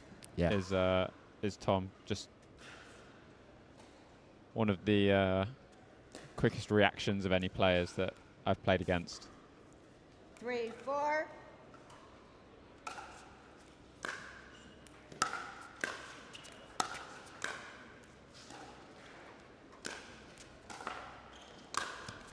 That's such a good combo there from Max Manthu. Yeah, just made it look like he was going to go into that open space. So obviously the challenge playing against someone like Tom Turney, who's so quick across the court, is it's not just because it looks like open space doesn't mean it is open space.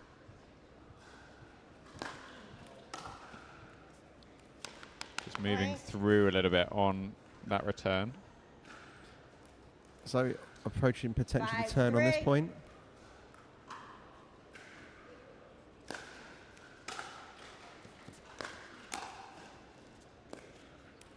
Great Point. misdirect again there, Tom Turney. Timeout.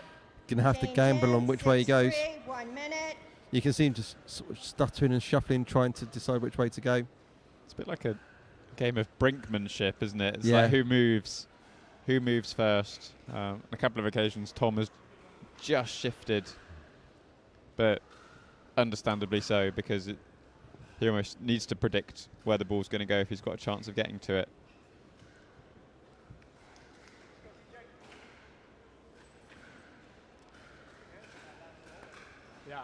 So Max's coach looking pretty confident, just clapping, let's go. Sometimes the best coach needs to say nothing at all. Players ready? Time in. So Manthu serving 6-3. 6-3 out of the turn.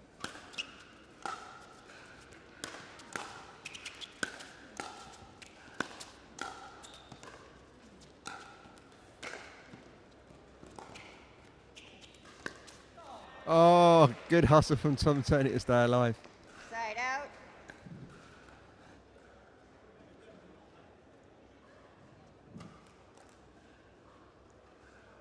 Three, 6. It was not because of that. It's hard to get any. Really? Oh, it's just with like referee matches, they go on through. Side out. So we just had confirmation for viewers at home that the format for the round robins is no timeouts. So they're going to have to 6-3. play through everything. Interesting, we've seen that on the first couple, Sam. Yeah, definitely.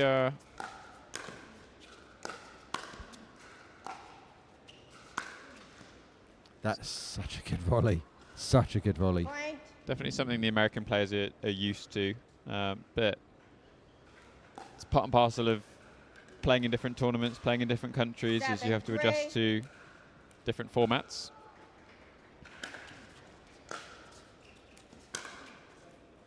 Great inside out again there on that forehand. Again, you see Tom sort of trying to force Manthu a certain way with a bit of a shimmy up at the net. 8-3.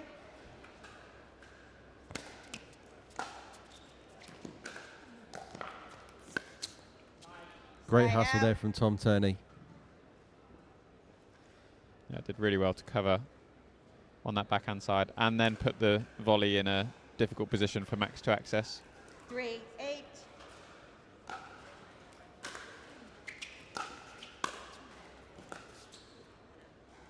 Side out. Sort of a almost mirror image of the previous play there, Sam. Yeah, he found himself in the right place. Just tried to be maybe a little bit too delicate about the drop.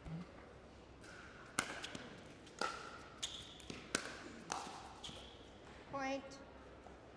A couple of unforced errors creeping in for Tom Turney.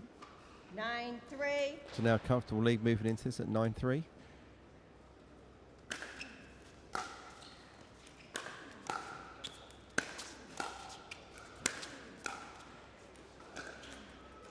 Oh, that looks so good.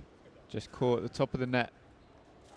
Slightly less forgiving net cord on this championship net. 3-9.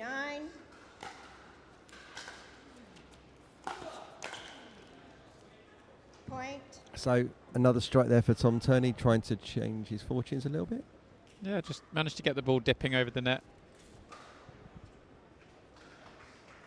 Timeout. Timeout receiver. We've got a timeout, which we can't have. But obviously, that'll be communicated for the next match. Yeah, be corrected from that point on. I think Tom just felt something. Just sort of placed his hand on his side. He's had a few injuries this year, hasn't he, Tom?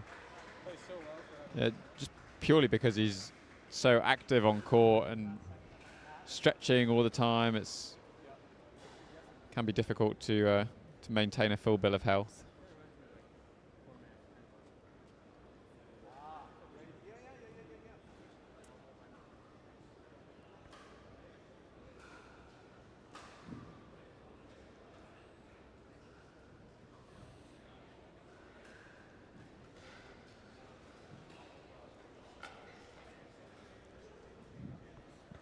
Fifteen seconds. So Tom Turney maximising his timeout. Taking a bit of a nap by the looks of it. It looks Receiver, no he's timeouts touching that side again. I think he's a little remaining. hindered. Server 1. Time in. 4-9.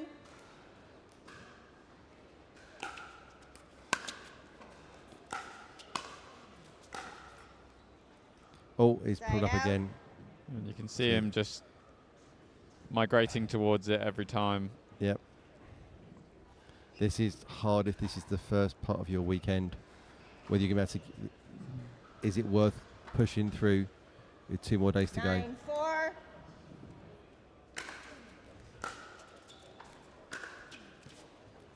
That is lasered down the line. Absolute dart. That's the kind of ball that Tom would probably go for. He wasn't feeling that side. He could get to that ball, but there's just half a step off his 10-4. movement now.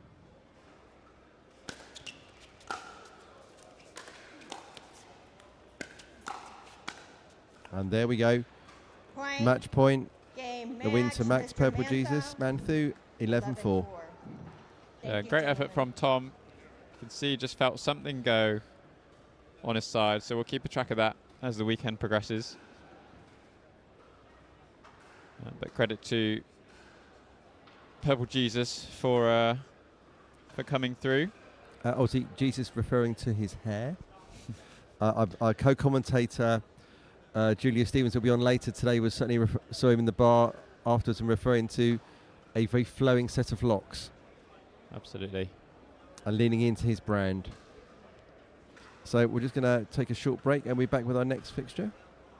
And we'll see you after these words from our sponsors. Innovation is our specialty. Winning is his. Zane Navratil has won more than 40 pro gold medals and back-to-back Major League Pickleball titles. One of pickleball's most iconic and decorated athletes teamed up with our world-class engineers with one goal in mind: build a paddle that can dominate. The Zane Navratil Signature Paddle, designed for champions by champions. Available now. Pro XR Pickleball. Innovation you can handle. Things have a funny way of sneaking up on us. You play once, and you want to play again and again and again. You find yourself in driveways, courts, clubs, tournaments. You ask friends, colleagues, or even someone new. Today and every day, we celebrate the athlete in all of us. It's time to get out and play.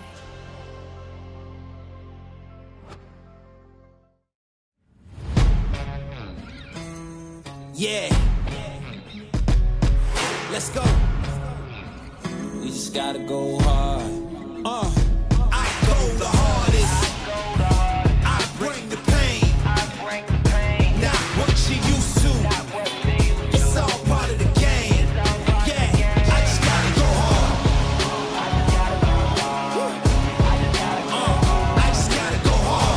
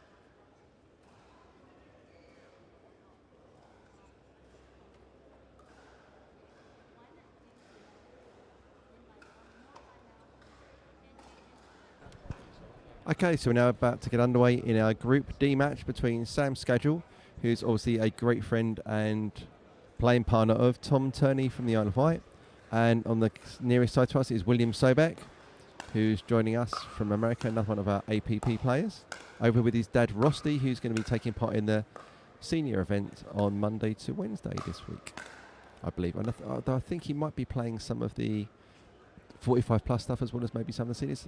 Actually, to scratch that, I believe Rusty is playing in the 45 plus category, but we'll just double check the scores and confirm that with you. Obviously, William, one of the favourite players of our court monitor, Ruth, who's in charge of championship court on here. So this is obviously an interesting matchup for Sam. Obviously, Rusty, William, one of the up and coming stars on the APP tour, and obviously Sam, one of our up and coming English players. Obviously, we're looking at probably a relatively confident performance from Rusty here, from William here. So just the last few serves here, then we'll be getting underway.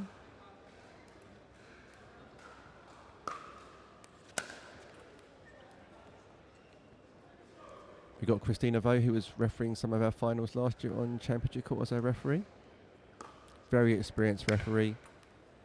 Obviously, all of our APP and USAP referees over here this year have been fantastic supporters for this event, coming over to referee all these pro matches. Were instrumental in helping set up the venue. Just got the last few warm-up shots underway. William using an Adidas paddle, one of the at times maligned paddles in the sort of the YouTube review sphere. 15 seconds. Certainly has been working well for him.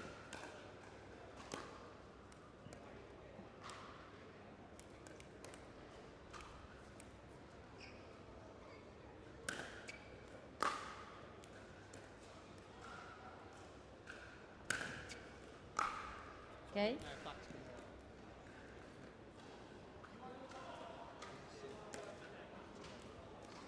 Yeah, looks like Sam's schedule is using an electrum paddle.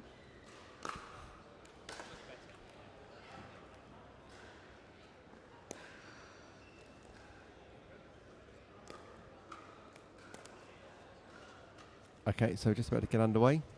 Okay. On my right, Mrs. Sobek, left schedule. Okay, time in, 0-0.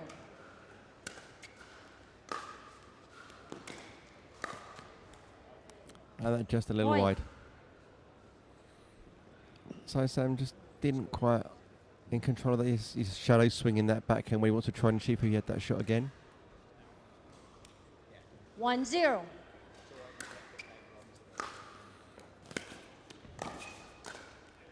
Yeah, excellent Point. play there from William Sobek, getting that ball nice and wide. It's another easy cross-court volley to finish.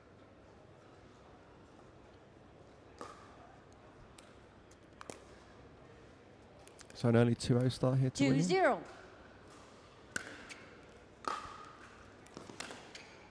And that's another great inside-out forehand there. Just a little bit too much pace in that from Sam's schedule. Just very central. Point. Not quite enough pace off it, so he wasn't fully established at the non-volley zone line. 3-0. Making it easy for William to pass. Point.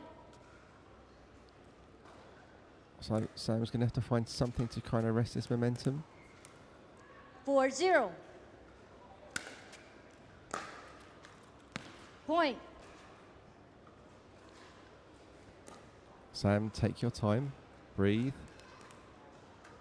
Find a way to reset 5-0. between the points.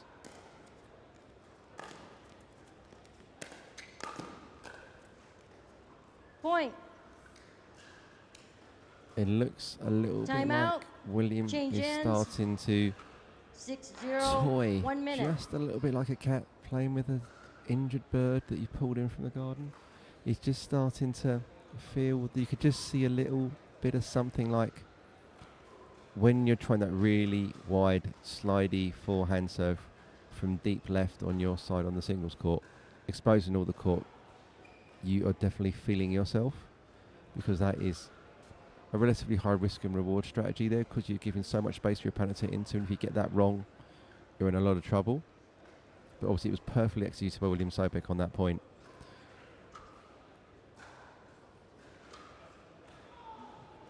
William's Okay, taking to start all the early. time he needs, just relaxing. Time in. 6-0.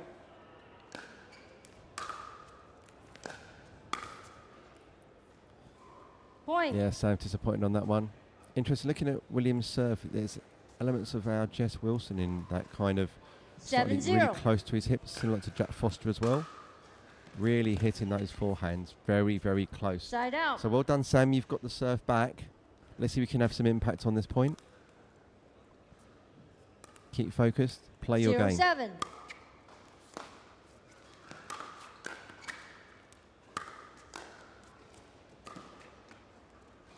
That was an excellent volley from William Side Sobek out. there to control that high ball and really cut down on the back of it to keep it low and keep it in the court.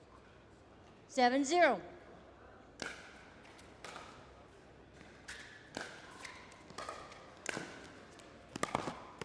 That is phenomenal movement Point. by William Sobek to pick that ball off. That was within inches of the left sideline, and then picked it up and redirected it cross court with ease. So we're now at 8-0. 8-0.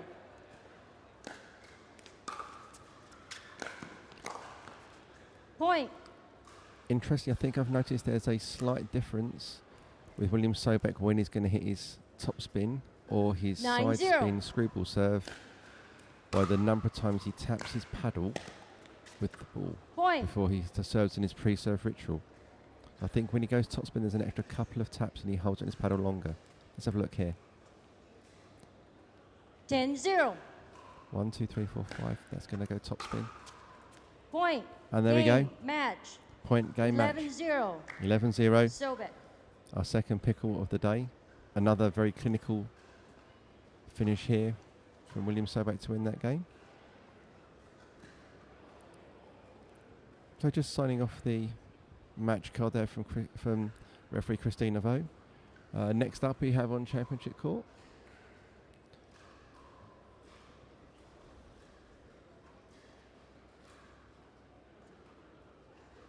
Marcelo Jardim versus Simon Zwatko. We're starting to catch some time up. We're now just about 9 or 10 minutes behind. If they get onto court relatively rapidly, we're about to get underway fairly soon. We'll have a quick short break and we'll be back with you after that. Innovation is our specialty. Winning is his. Zane Navratil has won more than 40 pro gold medals in back-to-back Major League Pickleball titles. One of pickleball's most iconic and decorated athletes teamed up with our world-class engineers with one goal in mind: build a paddle that can dominate. The Zane Navratil Signature Paddle, designed for champions by champions. Available now. Pro XR Pickleball. Innovation you can handle. Things have a funny way of sneaking up on us. You play once, and you want to play again and again and again. You find yourself in driveways, courts, clubs, tournaments. You ask friends, colleagues, or even someone new. Today and every day, we celebrate the athlete in all of us. It's time to get out and play.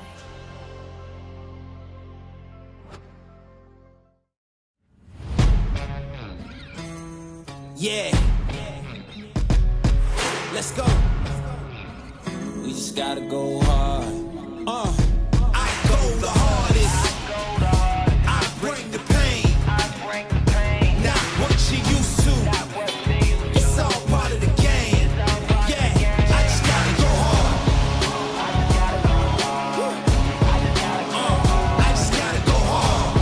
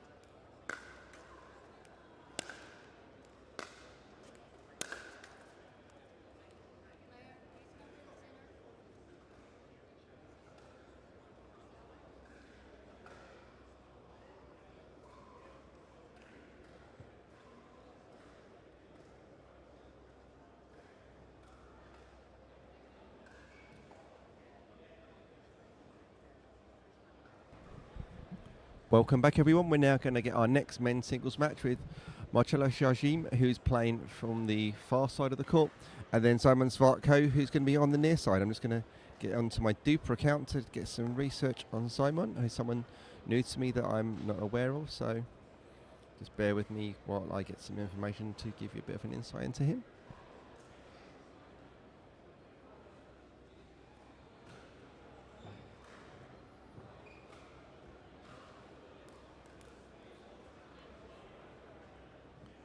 Wow, so Simon is Polish from Warsaw, and his singles duper is 5.501 and just a shade under 6 on his doubles duper.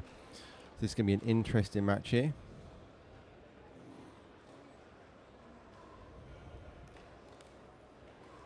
Marcelo's duper is currently sitting at 5.959 from Spain. and a 5.63 doubles duper. So we're certainly looking here at a very close, tight match here, and possibly slightly more experience and performance on the far side of our court, or screen right as we'd be looking at the camera now, with Marcello having the statistical advantage of having that slightly higher duper. We'll just be underway in another minute or two, just getting through that warm-up. Marcello was on championship court yesterday playing for Team Zebra.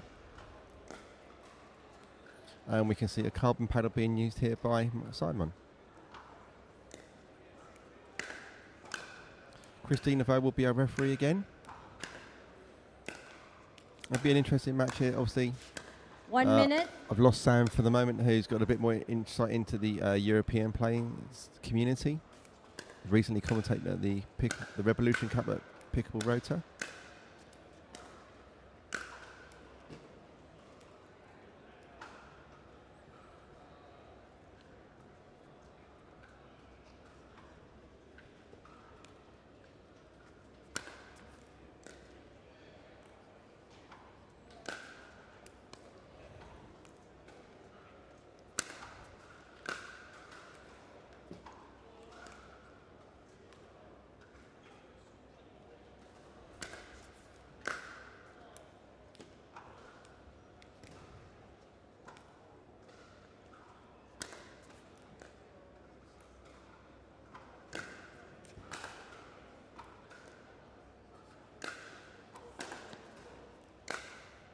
Okay, stop playing.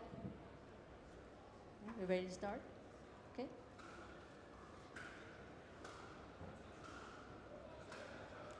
Okay, on my left, we have Mr. Hardim. On my right, we have Mr. Zawardko. 1 game to 11. Win by 1. Change ends at 6. So just about to get underway. Marcello to Time serve. in. 0-0. Great inside-out forehand there to start off for Marcello Jardim. Point. 1-0.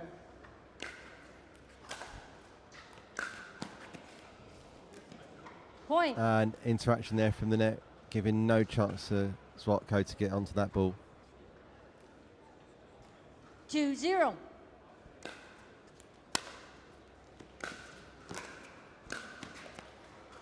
Side out. Marcello Jardim was there, just couldn't quite control it.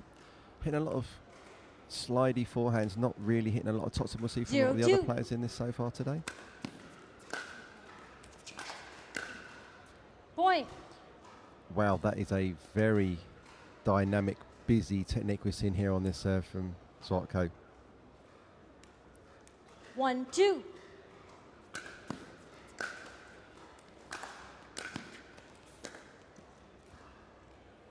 Just away.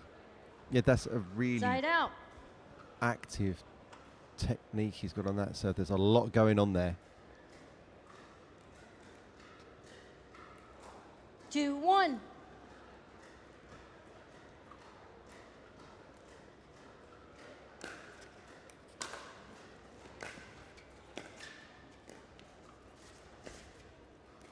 Yeah, and that's away. Point. So Marcello taking these early phases, just playing his game, settling in.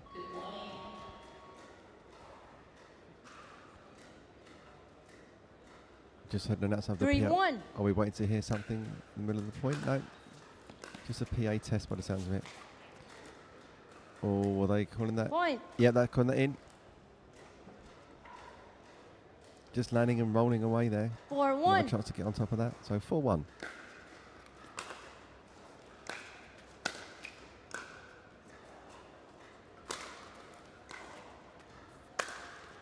Yeah, great locations. Move your Side opponent out. one way, then move your opponent the other side. Accessing that whole width of the court on those two smashes.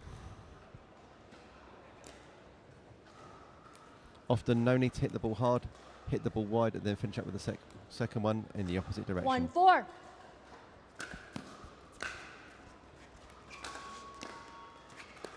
Good morning, everyone. Welcome to the English Open. Point. Fun and keep it brief. We thank all our sponsors Just going to take a short pause. There's an announcement in the arena, I 2, believe. 4.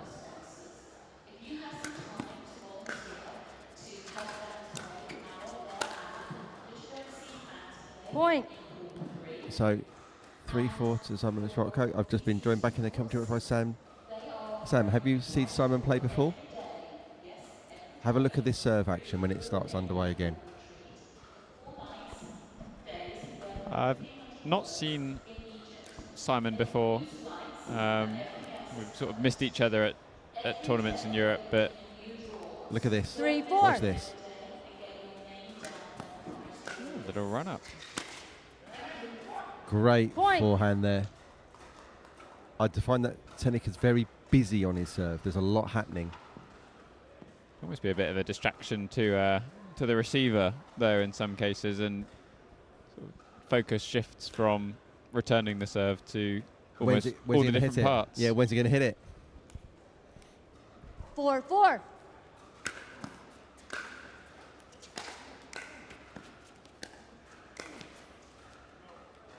Just the way. Often, Sam, we'd be sort of saying, try and simplify your Point. serve, keep that mechanic simple. This is probably the most complicated one I've seen. But 5-4. effective working for him at 5-4. Point. And now 6-4 end change. Timeout. Change ends. 6-4. 1 minute. So Marcelo coming into the English Open off the back of some fantastic results on the APP Tour in Yep. the Masters divisions. It's really dominated, especially in singles. Yep. Over there, but playing in the Open category, so Does he qualify for our Masters category in the Open this year? I don't think so, because it's 55. I think Yep. he's in that gap. Yeah, there's a number of us that have fallen into that 45 to 55 gap.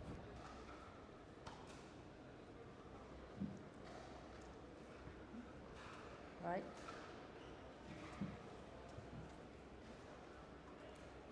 Time in. 6-4.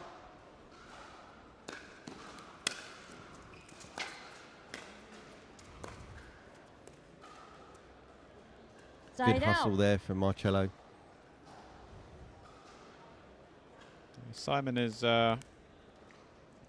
another one off the Polish production line almost Yep. of high-level singles players. Yep. Carolina's doing well at the moment. Got Sorry, Carolina. Christina.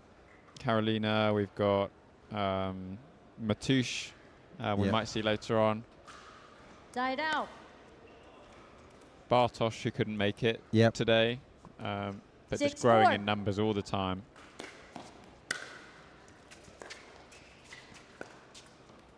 I'm aware Point. Poland's having a bit of a court problem because obviously traditionally using the badminton courts, there's been a lot of complaints with some of the connections I have in Poland that they're being kicked off 7-4. of venues because of the noise from pickleball. Something we're familiar with.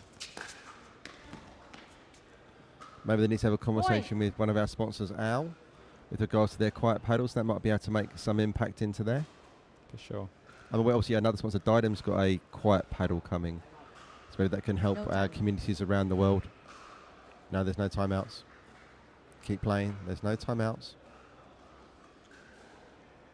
They just changed it. No timeouts. Well, there's no timeouts, but by calling a timeout, they've So- got themselves a timeout. He's generated himself one. Marcello, what you need to do is tie your shoes. That'll get you another 10, 15 seconds. Wipe your brow. That'll get you another 5. Not that I've got all these tricks in my book, Sam. 8-4.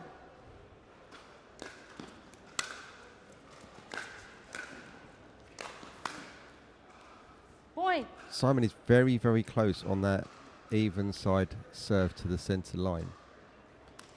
When he takes that step, I think his rear foot is over before he actually releases. 9-4. And he just about gets himself legal.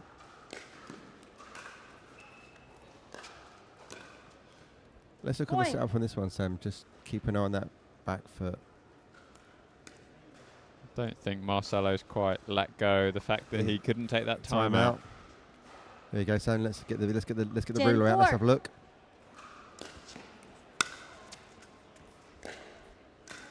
That just goes Point. deep. Game, match. Zawardko. 11-4. Yeah, that kind of got away from Marcelo there, didn't it? Once he didn't get his timeout, it was like head dropped. Are you appealing? No, I did not see it clearly. By rule, the call stands out. Yeah, confirmed by referee Christina Vo. That's a common call as well. We'll hear, Sam, isn't it? The I cannot confirm call stands. Because the job of the umpire, the referee in this, is to watch the non-volley zone, not the line to the same degree. Even in singles, that's their primary function, is to focus on that non-volley zone for foot faults. Yeah, and they have to be sure they can see it. Yeah. To overrule. And So on the far sideline, that's almost impossible to be in that situation unless it's an egregiously bad call. So coming up next, we have Riley Bonner and Alexa Shaw in the Women's Singles Open Group A. We'll have a quick word from our sponsors, then we'll be back for that next Women's Singles match.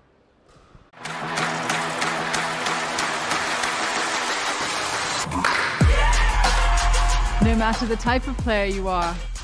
Junior, for now. No matter where you're from. אני מישראל, שלום. No matter your gender. No matter your age. No matter what tour you play on or who you play with. What matters is your love of the game. Celebrating the sport. And knowing your level so that you can keep pickleball fun and fair for everyone. What matters is you.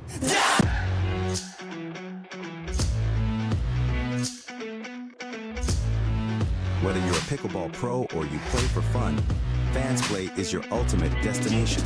Welcome to the home of the fan, where your passion for pickleball comes alive. With Fans Play, creating your dream team is just a few clicks away. Sign in, select your favorite tournament, and dive into the excitement. Explore player rankings and build your winning team from the top pickleball players. During the tournament, stay on top of the action with real-time leaderboards and live match scores. Feel the thrill of competition and see how your team stacks up against others. And the best part? Participants have the chance to win amazing prizes.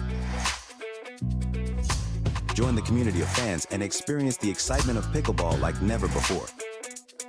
Fans Play, where every fan becomes a champion. Download now and get in the game. Introducing Skechers Pickleball, the official footwear of the US Open Pickleball Championships. They're ultra lightweight and responsive for incredible speed. They have Goodyear rubber outsoles with a specialized pickleball design for increased side-to-side stability and agility. Plus, they feature shock-absorbing foam and Skechers' famous relaxed fit design for incredible comfort game after game. Conquer the court in comfort. Skechers Pickleball, the official footwear of the US Open Pickleball Championships.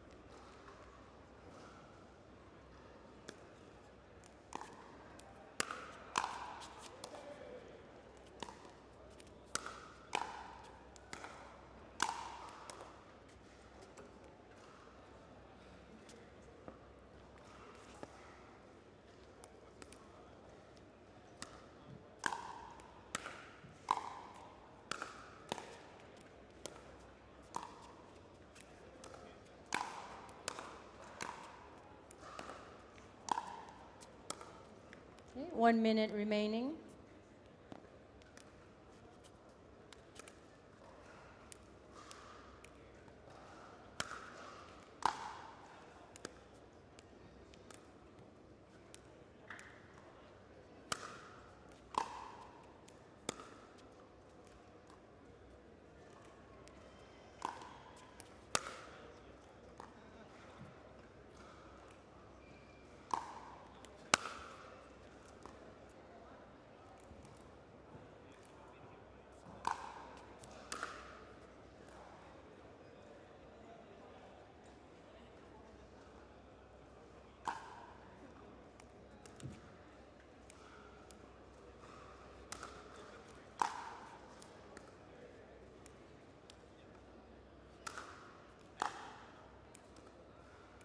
Okay, players.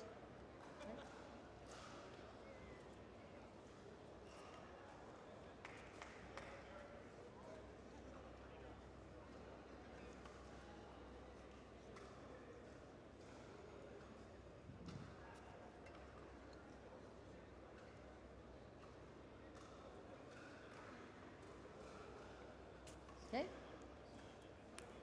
We have Ms. Shul and we have Ms. Bonart. Okay. 1 game to 11, win by 1, change ends at 6. Time in, 0-0. Okay, we're back with our next women's singles match. On the far side of your screen, you have Riley Bonert. On the near side, we have Alexa Schull. 0-0.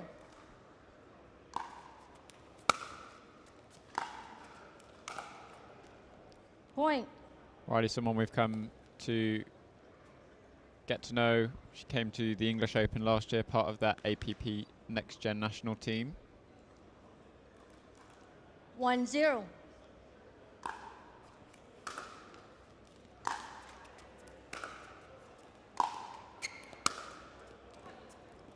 Great forehand Point. from Alexa, potentially an unfamiliar name.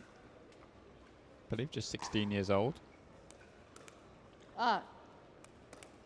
Correction. Side out.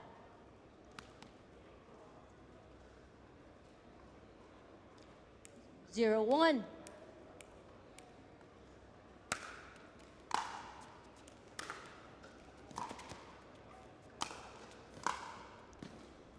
And that forehand working nicely Point. for Alexa Schull.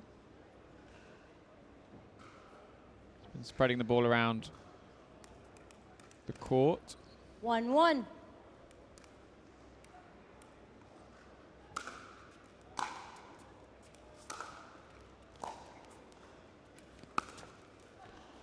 Again, nice angle. Wraps right Point. around that ball on the forehand side, following the inside out. 2-1.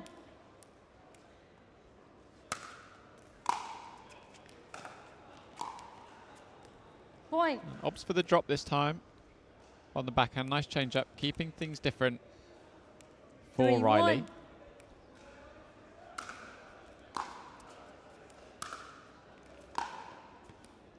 A great passing shot there Side out. from Riley. Alexa just a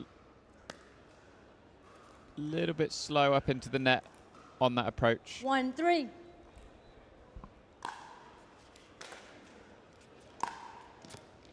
Point. The forehand just starting to fire for Riley Bonert. 2-3.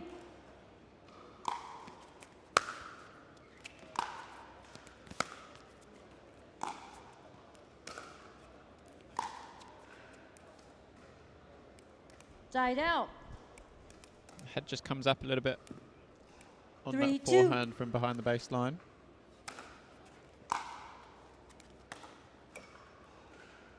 Side out.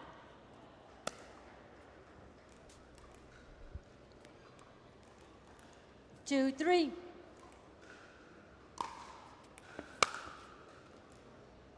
Point. And return goes long, brings us level at 3-3. 3-3.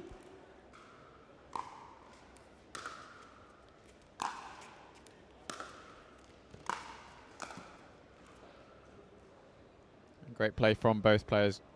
Good approach by Alexa. Riley did well to redirect that ball back Side down out. the line. But good coverage by Alexa. Sends that ball cross court into the open space. 3-3.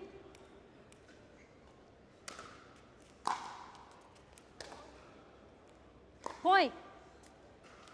Just deep on the return. We've seen a few missed returns so far 4-3. in this game. You can't afford too many when it comes to singles, especially one game to 11.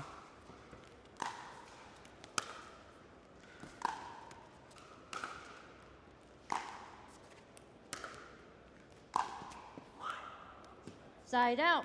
And again, Alexa a little bit slow on the approach. Getting into the net. You see, she just wasn't quite in position 3-4. at the point Riley made contact with the ball.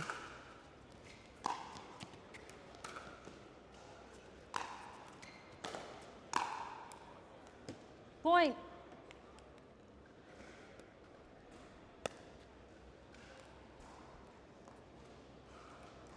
Four.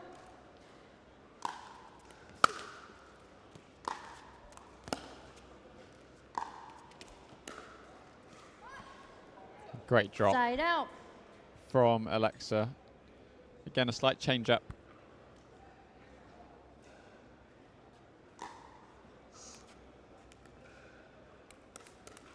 Four.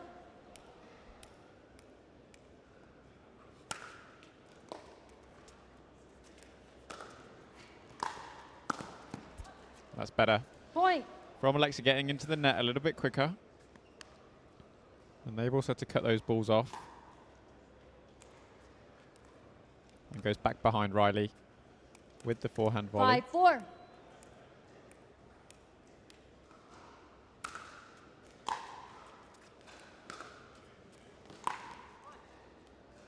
Point. Timeout. We've seen lots of Change variety ends. coming off that backhand side 6-4. from 1 Alexa. A minute. couple of drives down the line. Drops cross court have been working nicely as well.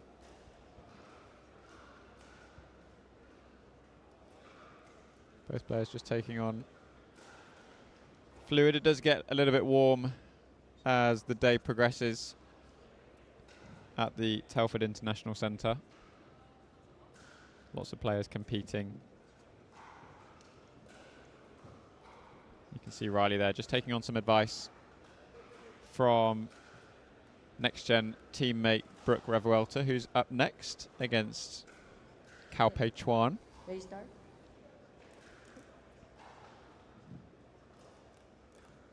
Time in. 6-4.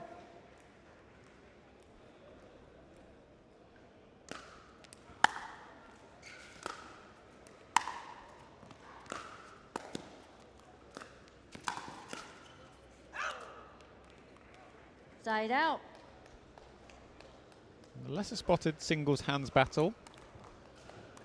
4-6.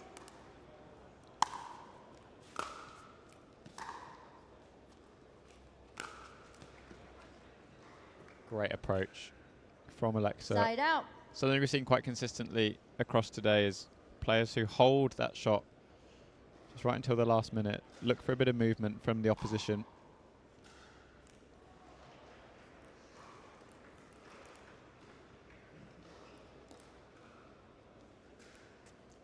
Six, 4.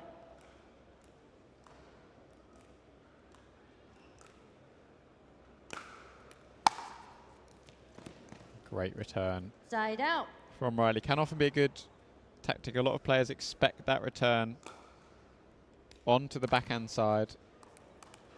4-6. So it can be an idea to go back to the forehand earlier on in the point. Point. Alexa just not quite low enough on that slice. 5-6.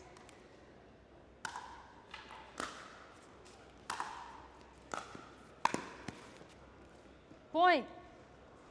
Again, great coverage from Riley up at the net. We've seen Alexa look for that drive down the line on the backhand side a few times. 6-6.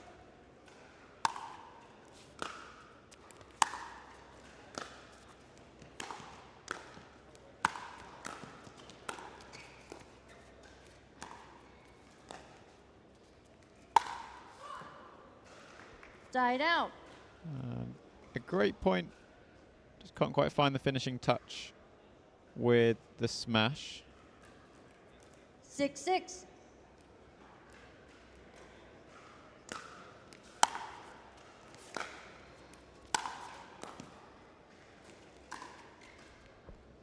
Again, we see the preferred drive down the line from Alexa. Riley catching the net tape on the way through.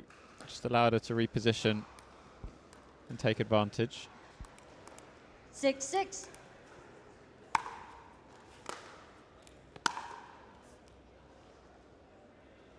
Side out. Just a little bit keen to approach the net. 6-6. Can cause issues if you're sort of moving whilst hitting. Point. Maybe just still thinking about that forehand that went wide. Return goes long. 7-6. So Alexa retakes the lead, 7-6.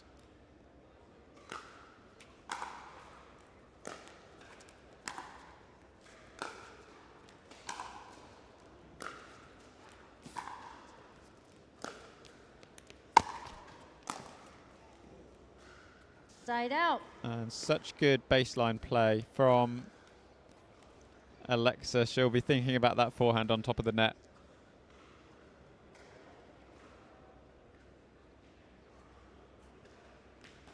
Put together the point really, really well. 6-7.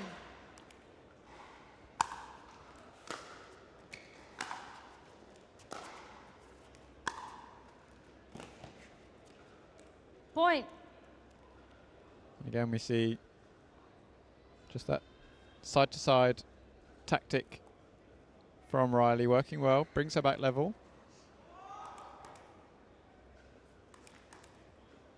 7-7.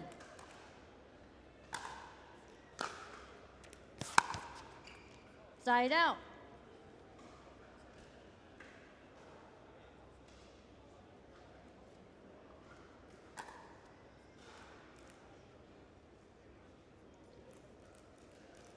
Seven.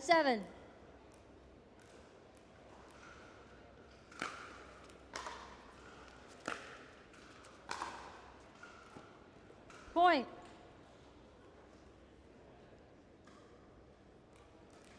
Just wide for Riley, looking for that 8-7. ball down the line.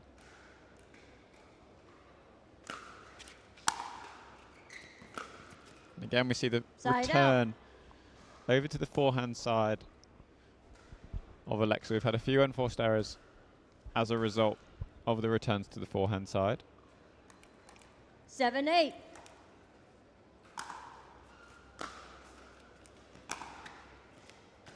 Point. Great ball from Riley. Taking a bit of pace off, looking for direction rather than pure speed. 8-8.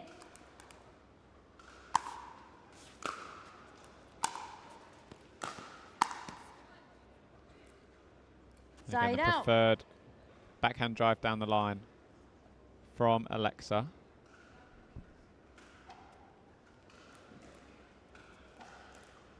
8-8.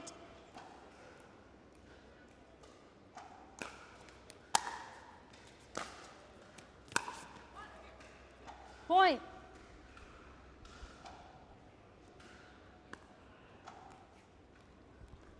So just 2 points away. 9-8.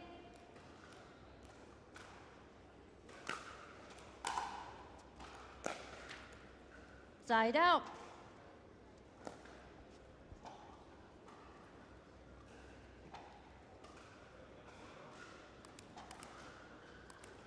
8-9.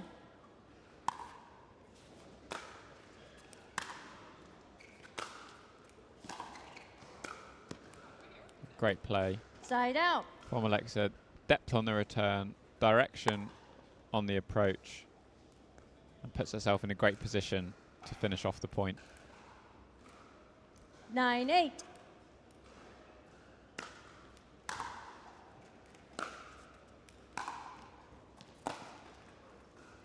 Side out. Riley finding a spot. Ball didn't quite bounce up to the same height for Alexa. So slight lucky break. 8-9. See if she can use it to build some momentum.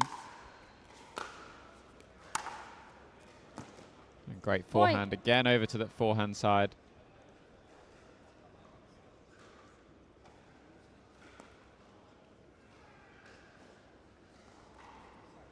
It's working nicely for Riley.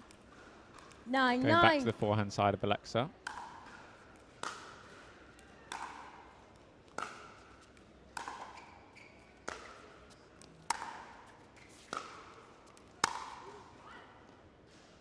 And just Side leans out. back on that forehand. Ball came through a little bit quicker than maybe what she anticipated. 9-9.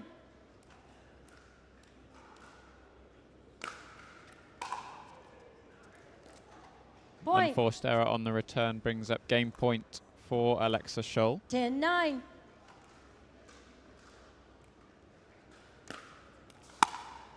Point. And Game. another return Match. error. Scholl. 11. Match for Alexa 9. Scholl in this women's singles group stage game. Good win for her. Very well fought contest. And coming up next, we have hometown favourite Cao Pei Chuan against next gen national team member Brooke Revuelta.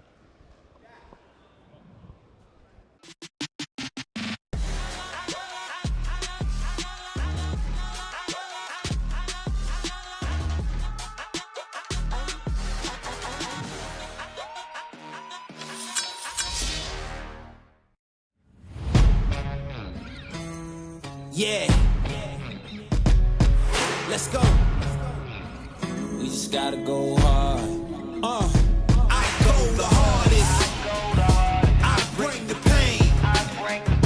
Not what you used to. It's all part of the game. Yeah, I just gotta go hard.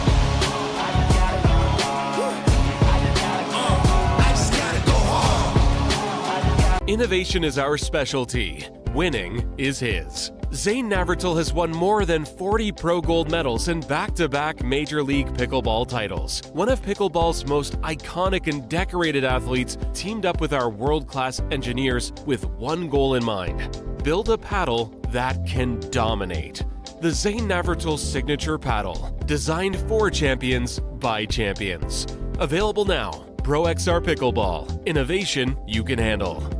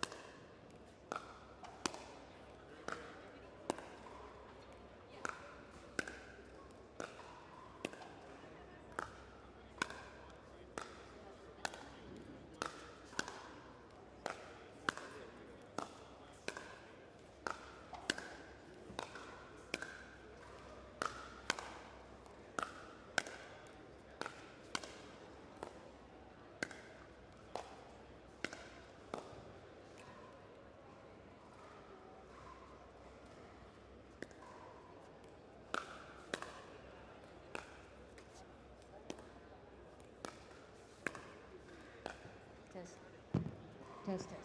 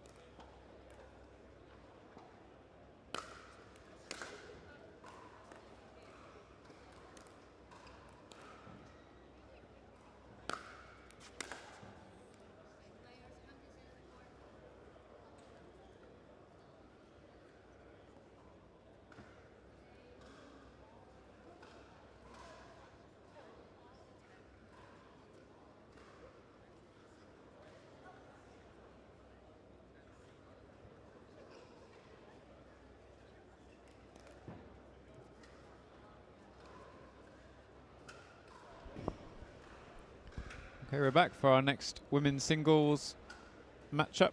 We have Cal Pei Chuan on the far side in the black, and on the near side we have Brooke Revuelta. Great question from Pickleball Ben on YouTube, which is, when do you think we will see pickleball at the Olympics? Very much a hot topic at the moment with the Paris Olympics ongoing. Hate to be the bearer of bad news, but there's a long way to go for pickleball before the Olympics, on a governance level, but also on a participation level worldwide. It's great to get talking about it sooner rather than later. Obviously, we would love for it to be in the Olympics as soon as possible. Question also from Jill: who enforces the service rules? The service rules are enforced by the referee on court. Referee for this match is Christina Vo, and as you can see behind her, there are a collection of USA Pickleball certified referees for our championship court matches.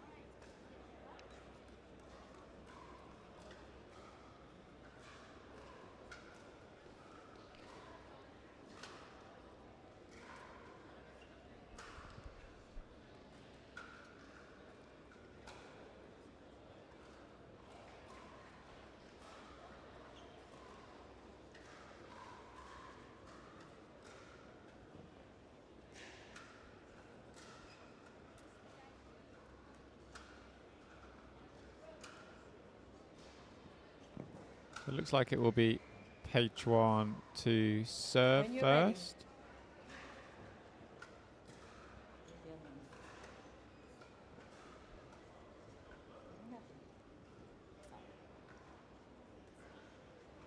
Okay, 15 seconds. And on my left, I have Cal. Miss Cal. On my right, I have Miss Revuelta. This is 1-11, win by 1, no timeouts, and change-ins at 6. Time in, 0-0.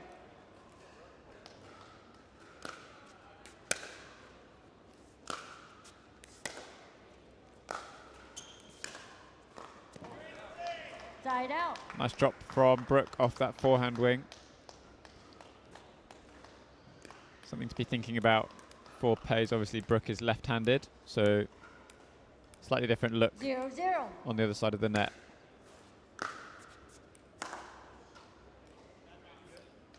Side out.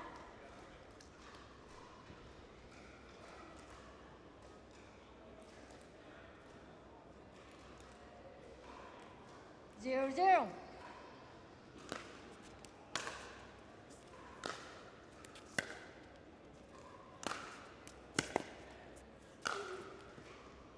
Side out. These players at the moment just feeling each other out. Pei was the silver medalist in the 2023 English Open.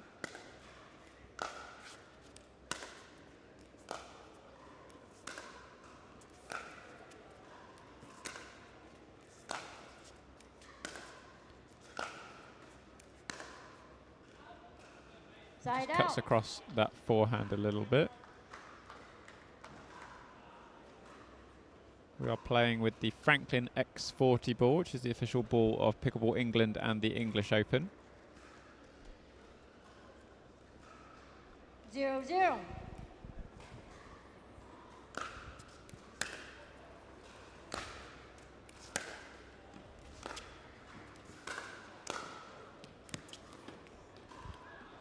Yep, Pei's got that, Sam. Yeah, it just makes it, catches the line. Obviously, tricky call for you here, Sam, with one of your 1-0. good friends on court. I know you've been working with Pei recently in the last couple of weeks. Yeah, we've done some work Point. on both singles and doubles. So excited to see sort of how she implements some of the things that we've spoken about. But most of all, like you said, just willing her on to do as well as she can do.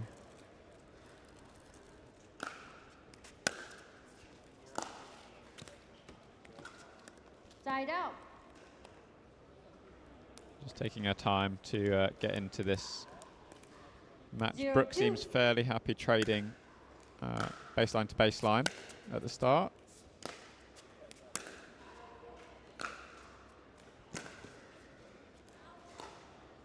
Side out.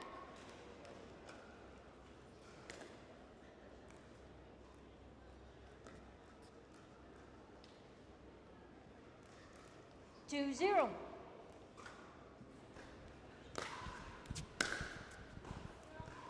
Point. Good serve there from Pei to force the error on the return. Yeah, I've seen a few unforced errors on returns, and 3-0. obviously in these games where it's 2-11, win by 1.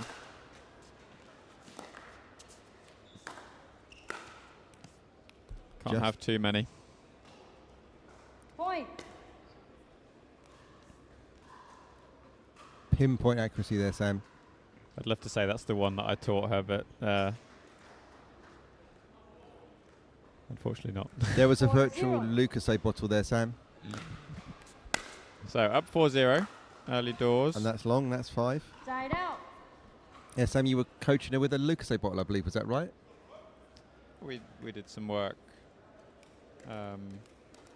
looking at targets and where to hit the ball, and good practice 0-4. for all players if they're out there drilling to create some target zones.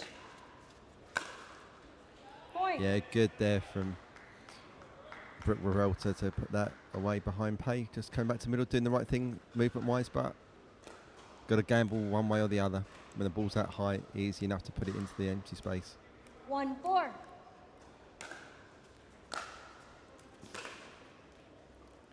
Just Side missing out. the line. Yes, that previous point was the sort of first time Brooke has made a conscious effort to get into the net.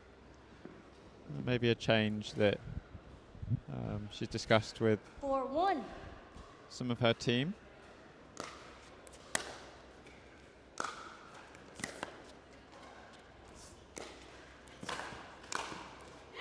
Great movement Point. there from Pei, bringing your opponent side to side. Just waiting for that ball to be up.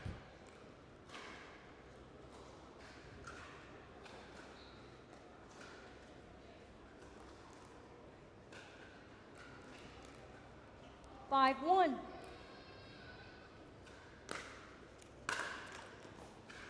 Point. There we go, we're on the term, Sam. Time out. Change What can ends. Brooke do to change the 6-1, fortunes 1 in this minute. match? I think just being a bit more deliberate on the return, not rushing into the net. We've seen Pei happy to trade baseline to baseline for a reasonable amount of time. So I think what I'd be looking to do off the return is just focus on getting it deep, and then maybe approaching on the next ball. The 1 point she's come up to the net, she's had some success. Yeah, you can see Lee Whitwell there, the coach of the female next gen APP team. Don't know word with us charge. So what she can. If we could lip read, Sam, that would be interesting, wouldn't it?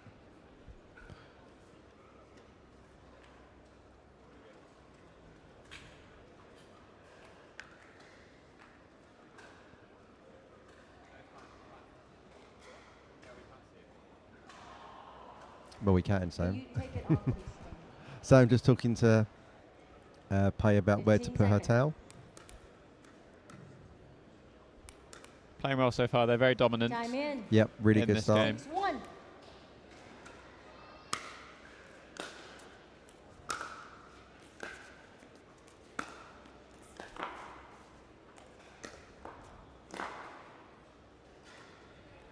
Point.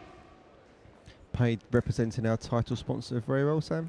Recently joined Team Sketchers with Thadia. She has, alongside Thadia and Louis. 7-1. The good thing with Pay is she's that entertaining to watch. That Great drop there from Brooke Revolta. sponsors are always looking for that, someone that catches the eye. Yep. And She does a good job on the social media side of things as well. Some 1-7. excellent stuff on her Instagram. Side out. Brooke struggling a little bit in that sort of mid-court area. She seems happy at the baseline. Yep. She's looked comfortable at the net when she's coming in. 7-1. But just those sort of mid-court balls that aren't bouncing as much. Point. Just struggling to really get a hold of those. Maybe make a decision in terms of what she wants to do with it. Yep. 8-1.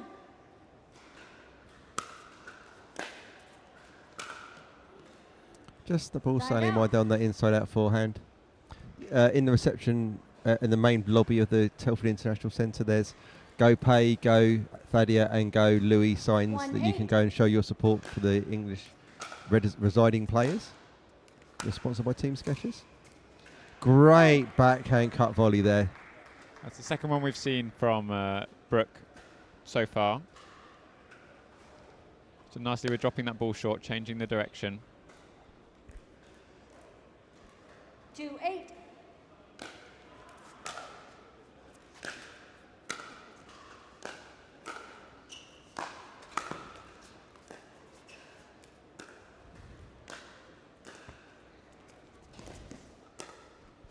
Yeah, great pattern Side there. out. Just making them play one more ball on both sides of the court. So Pay was going for the Brooke volley up at the net. 8-2.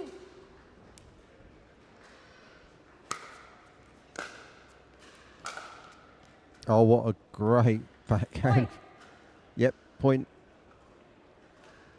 Let's look on the replay how close that was to the line. Yeah, Plum. just inside. Absolutely perfection. 9-2.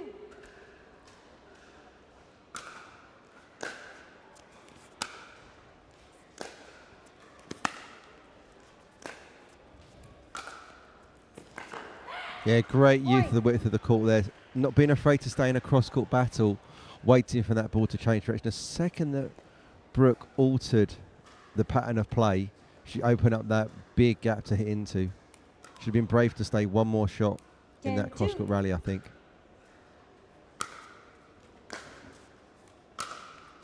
Side out.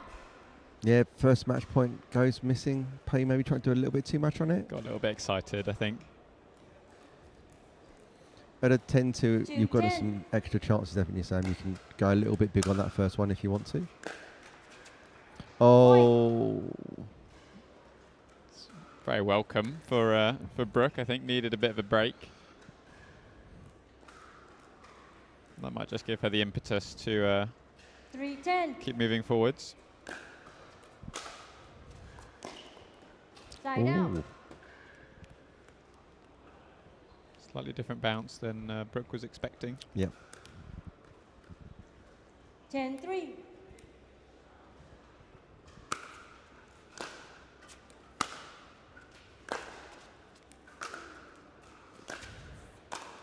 Yeah, that pattern goes again. Point. Game. Yeah. Match. Every time Brooke returns that ball and that 11-3. cross-court battle's going central, she's just opening up that inside out, the inside in forehand from Pay, and off you go. Yes, please.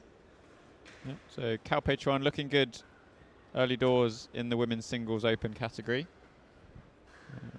Chances, and I think her thoughts on the competition have opened up a little bit given the withdrawal of Megan Fudge. So a bit more of an open competition maybe. But looking forward to see how she progresses. And we'll be up with our next game shortly. Ryla de Hart versus Tom Barton Clapp.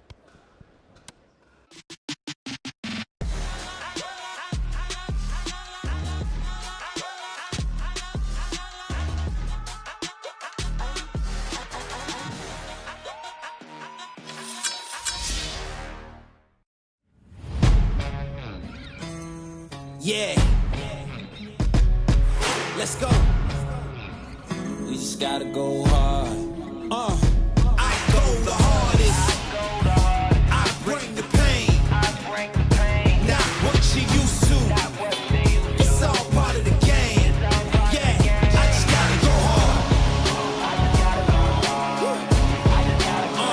I just gotta go hard. Innovation is our specialty. Winning is his. Zane Navratil has won more than 40 pro gold medals and back-to-back Major League Pickleball titles. One of pickleball's most iconic and decorated athletes teamed up with our world-class engineers with one goal in mind: build a paddle that can dominate.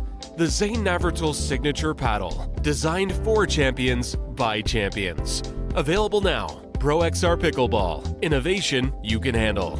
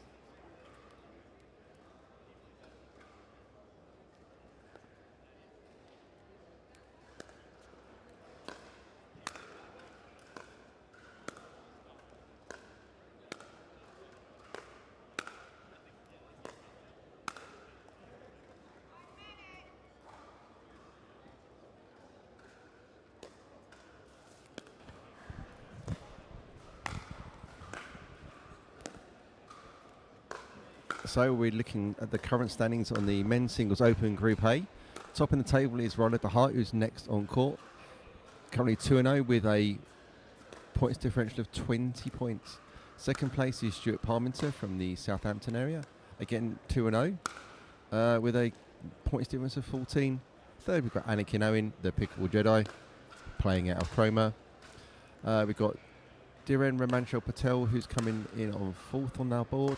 And then our second player for this match, Tom Barton Clapp, who's currently running at 0 and 2 with a minus 14 point average. And bringing up the rear is Will Taylor, another player from the Cromer Club, who's sort of moving up to open for the first time, really stretching himself, Sam, who's obviously bottom of that level. So this is a must-win match for Tom Barton Clapp. There's no way back if he doesn't finish this. Yeah, and unfortunately, the timing of who he's playing is unfortunate for a must-win game. Yep. To play the reigning English Open singles champion. Yeah. So interested to see how this one goes. Admittedly, neither of us know seconds. Tom Barton Clapp. I have Mr. Barton I Clapp think he on comes my from left, the Mr. DeHart on my right. Glasgow area. Time in. 0-0. So we'll see how we go. Two lefties on court, first time today.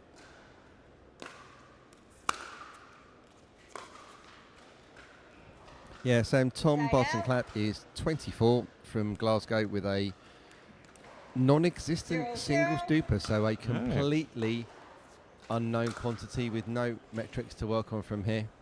Point. Possibly one that you're playing for experience and learning lots. So there's one way to learn, it's playing against Ryder de Hart. Yeah, I think a lesson is going to be delivered. Side out.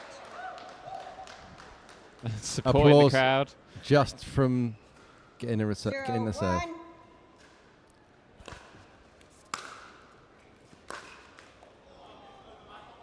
out. Sam, I have concerns with his ready position. That paddle is very, very low.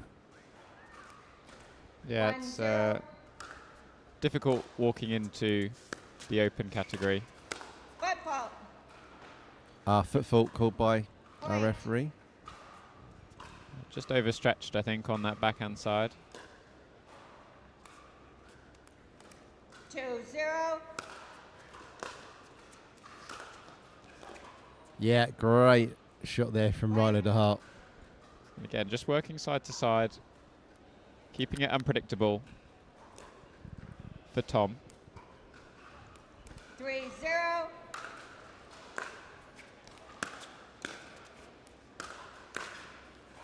Point. Looking relatively comfortable here for Ryder de Hart.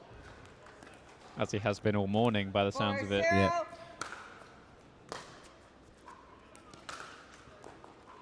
Oh.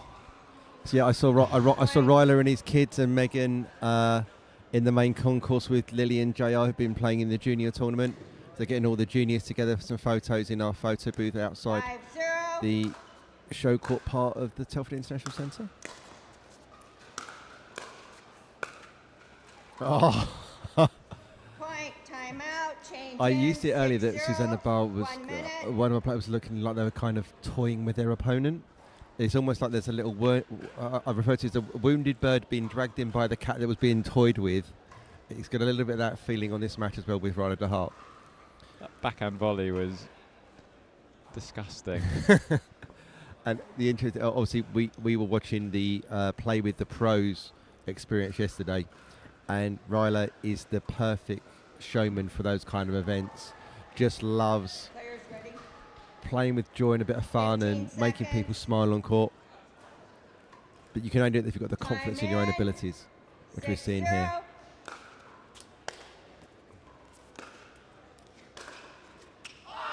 Ah, here we go. Big support from the even the APP Next Gen pros are cheering on Tom. 0-6. Be a mosh pit if he scores a point. Side out. Yeah, we can. Ryder's playing up to it with a fist pump. Definitely playing the heel energy that the crowd definitely are trying to give Tom a little bit of a lift here. Side out. I think Tom deserves a point. I'm fascinated to see the reaction if he gets one. 0-6.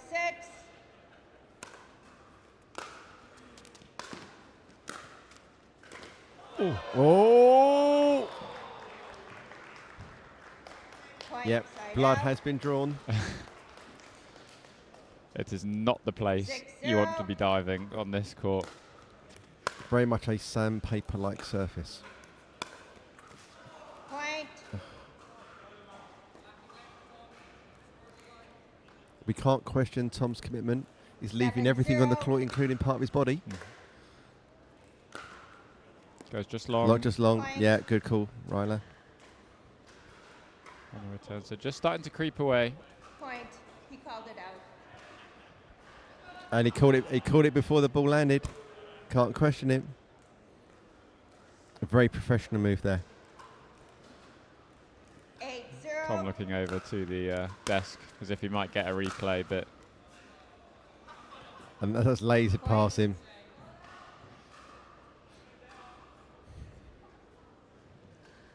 so Ryla just 2 points away in this third match in Group A. 9-0. Tom going into the net on the return brings up game point for Ryla de Hart. 10-0. Looks set to continue his strong start to the day. Yeah, a surgical dissection of Tom Barton clap there by Ryla de Hart. And gives it large to the crowd. Embracing his heel energy with being the crowd's second favourite choice. Clearly rooting for the underdog on championship court here. I've just got to sign off your card. Coming up next, we have Jay Grewell versus James Chowdhury. Definitely be an interesting match. Jay, another one of the MLP Australia captains. Against one of our PPL captains. Against one of our PPL captains. So interesting to see how this one goes. But if you've not been to the English Open before and maybe you're not coming down this weekend and you want to see what it's all about, take a look at this highlight video from last year.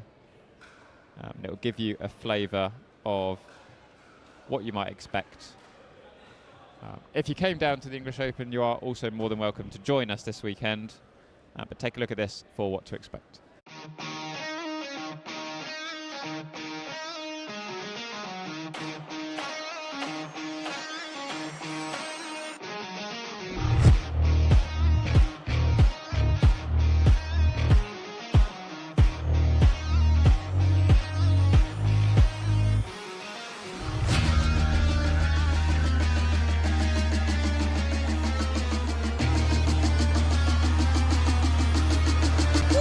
Let's take it high.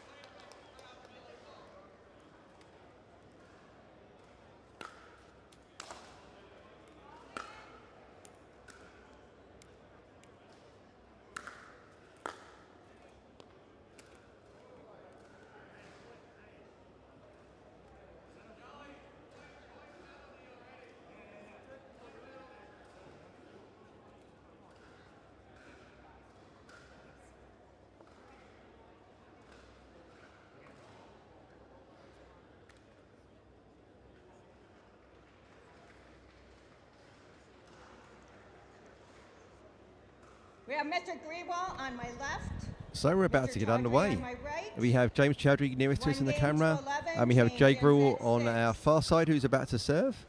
0-0. Time in. Exciting matchup, Sam. 0-0. Yeah, interested to see how these players approach this game.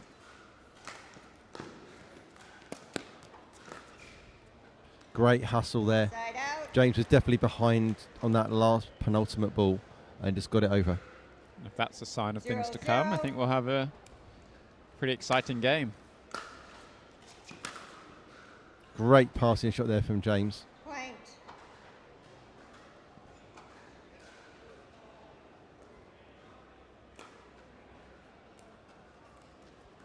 It's exciting though, Sam, to see people coming from all over the world to take part in the Open, and we're getting additional continents with these Australian and New Zealand players coming in. I believe this year is 42 countries taking part, which is definitely an English Open record. Wouldn't be surprised if it was a world record as well.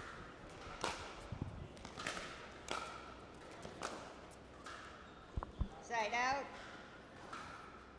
I mean, this year we've got some new entrants. We've got Nicaragua, Peru, Ukraine, Jamaica, Romania, and we now have Brunei Darussalam as well.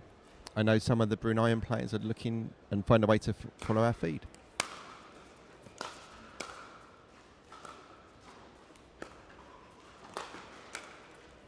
Oh, James has missed a sitter there. I think he was in two minds as to whether to hit that ball in the first place. Yeah, it's just a little bit late on it. 1-2. Yeah, the prospective head of Pickleball Brunei is playing this weekend. They're just trying to set up their national governing body as another association around the world to help the growth of pickleball. Early honours relatively equal here. Jay Grewal to serve at 2-2. Sorry, just a moment. Correction. Both players operating off a 100% record so far this 2-2. morning.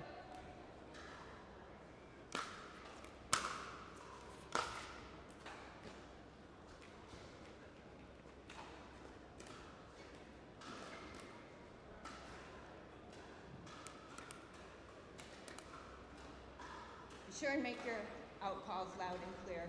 That's okay. 2-2.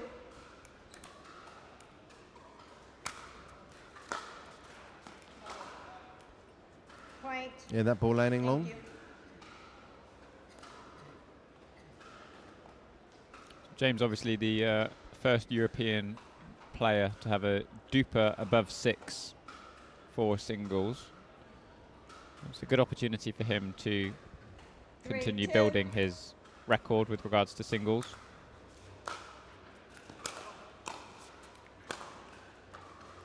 James has a very distinguished tennis background. He holds a record that even Sir Andy Murray doesn't have within junior tennis, 2-3. in winning every single age category as a junior.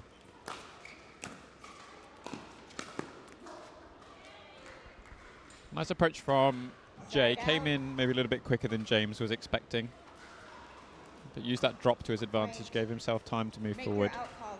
I need to hear them. 3-3.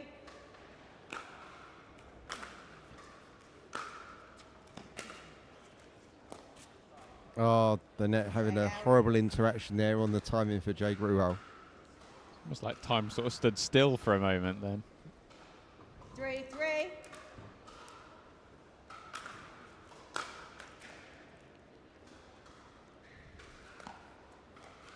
Margin for error very small in these games, especially when you're playing someone 4-3. the caliber like James Chowdhury. We can see the MLP Australia posse sitting on the bench of Jay Grewal there. Both Caitlin and Rook. Rook. And the net cord comes back. Side out. We're even, says Jay.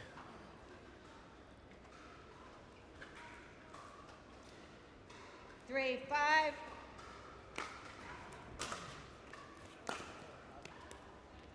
Yes, so we're now getting Side to the out. turn. Is it, are we the turn with 6-3? No, 5-3. Side out. Yeah, just planted his feet a little bit too 5-3. soon. Then needed a couple more steps to get into sort of a better position. Great passing shot there from James Chowdhury. And now we get into the mini timeout at change of ends. 6-3, 1 minute. Again, that forehand just held it as long as he could, waited. And then pulled. For a hint of movement from Jay. You can see there just the weight from Jay went onto that left foot, anticipated the ball on the backhand side.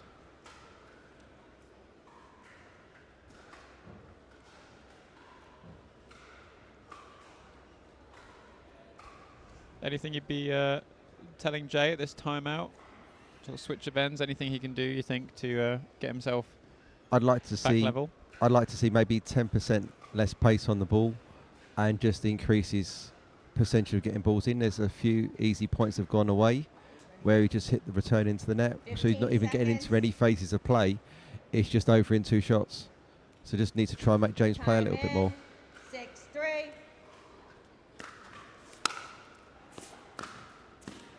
Yeah, and another ball just painting those lines.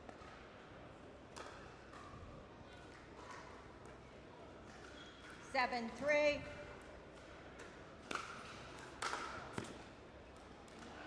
Point. Couple of unforced errors creeping in. Scoreboard pressure mounting for Jay.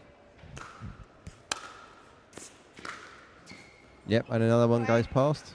To be fair, I'm not sure there's many people could have done about No. that forehand. 9-3.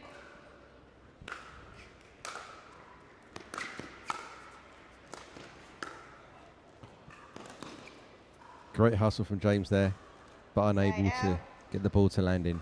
Yeah, had the right idea. Needed to buy himself a bit of time after running side to side. 3-9.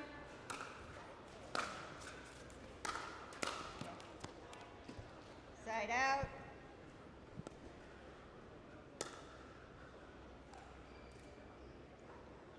Nine, 3.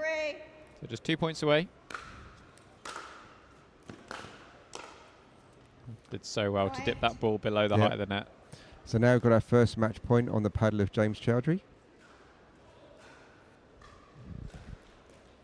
I'd imagine he's going to probably go hard and 10, deep 3. at Jay's backhand. And there we go.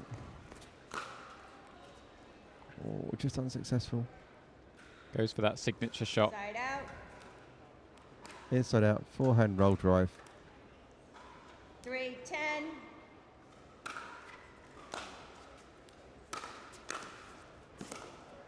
That's a phenomenal volley there from James Chowdhury.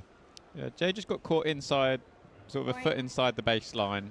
And if there's one position you don't want to be in singles, it's having just left a ball a little bit short and being a foot inside the baseline. Side out. 10-3. And that is match point. Another beautiful rolled forehand there from James Chowdhury. Taking this match 11-3 against Jay Grewell. Yeah, interesting to see how this group progresses. Jay came into this with 2 wins out of 2, so very much still in a good position to qualify through the group. Who's next? His next opponent, Jay? Let's have a look. So last game for Jay is against Fahim Karim from Portugal. I believe Fahim was on one of her coaching courses, wasn't he, Sam? He has, yes. So we will take a quick break, and next up we will have one of Britain's top players, Louis Leville, playing opposite Cameron Luring. Looks like there might be a slight issue with the court that needs fixing before we get started. The courts are laid onto the floor here at the Telford International Centre. So we'll cut to a quick break and be back shortly once the court is sorted and the players are ready to go.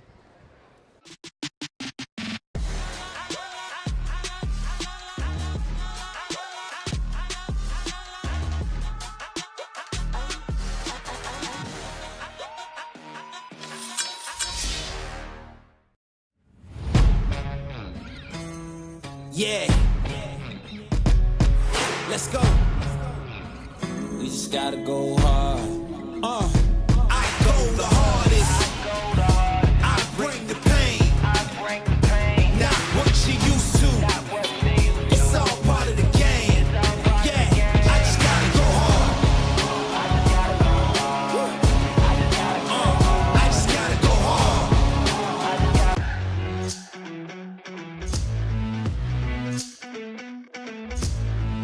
Whether you're a pickleball pro or you play for fun, Fans Play is your ultimate destination. Welcome to the home of the fan, where your passion for pickleball comes alive. With Fans Play, creating your dream team is just a few clicks away. Sign in, select your favorite tournament, and dive into the excitement. Explore player rankings and build your winning team from the top pickleball players. During the tournament, stay on top of the action with real-time leaderboards and live match scores. Feel the thrill of competition and see how your team stacks up against others. And the best part? Participants have the chance to win amazing prizes.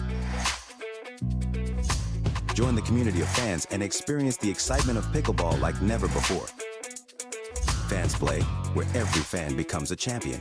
Download now and get in the game.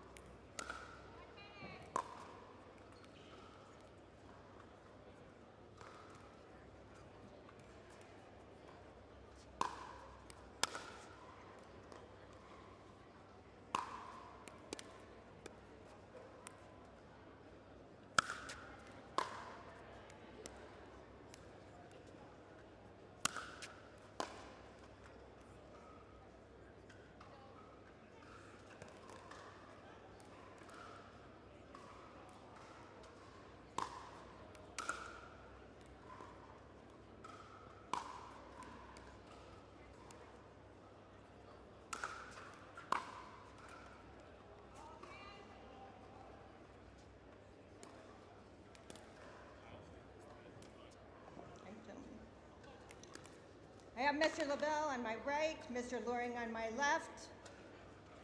1 game to 11, change. Okay, our next men's singles match. Time in. On the near side, we have Louis Laville.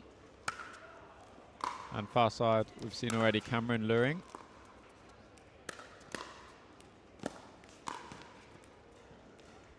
Nice athletic point to get things Side underway. out. Saw Cameron earlier, slightly struggling with the two-handed backhand 0-0. consistency. He'll have played a game or two since then.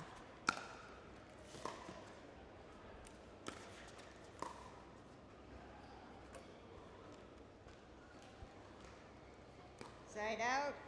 Louis, one of our top British players, worked really hard 0-0. to get up to the pro level.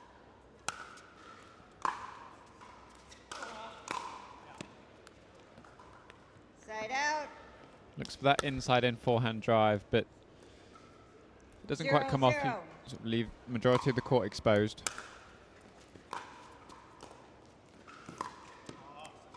Point. Again, I think he would take that decision back if he had the opportunity. Just can't leave too much court exposed 1-0. and leave your opponent time in singles. A great job by Louis. Going back behind Cameron. Side out. Using the topspin to drag the ball up and get it to drop 0-1. into that back corner of the court.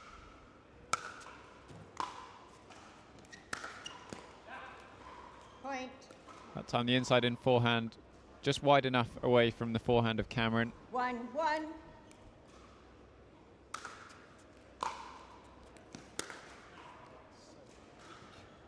If you're interested to see Side out. the draws for all of the events here at the English Open, you can find them on the Pickleball England website. If you go to events, 1-1. English Open, and then there's a big red button for the tournament software, and you can find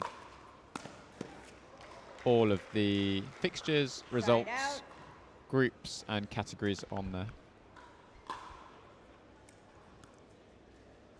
1-1.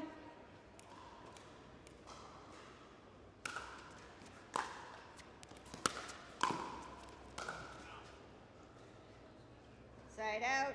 And Louis just finding the forehand of Cameron. I don't know if he's just taken a fall, trying to get to that ball.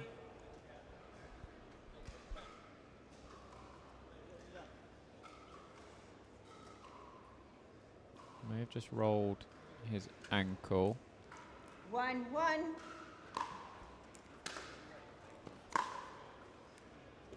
No Side timeouts to take, but it's still possible to take a medical timeout if needed. 1-1. Looks okay to continue. And that inside-in forehand, this time a little bit off pace. Point. 2-1.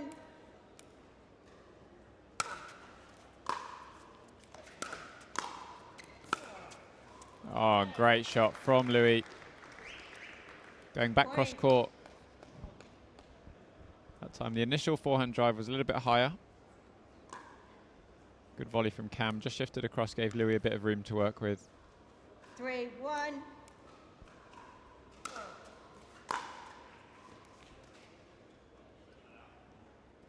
Yes.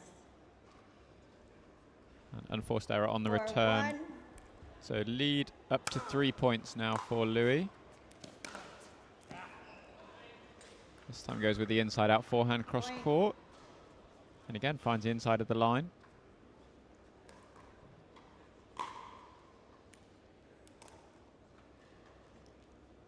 One.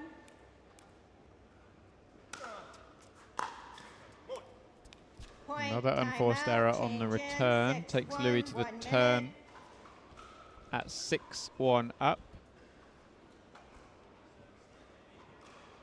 Cameron here's just got to look to stay as consistent as possible.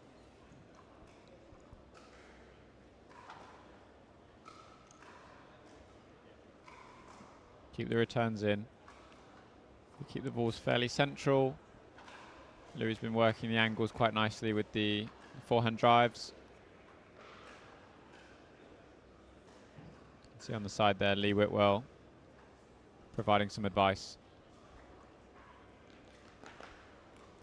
for Cameron to work with.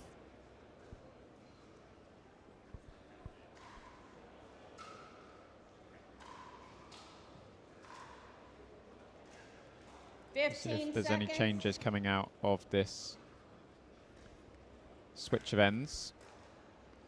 Time in. 6-1.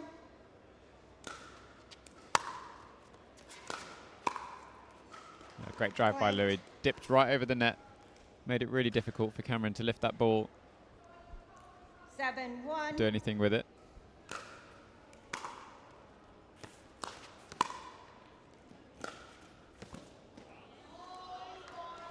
and makes somehow the forehand down the line, scurried across the baseline. Side out.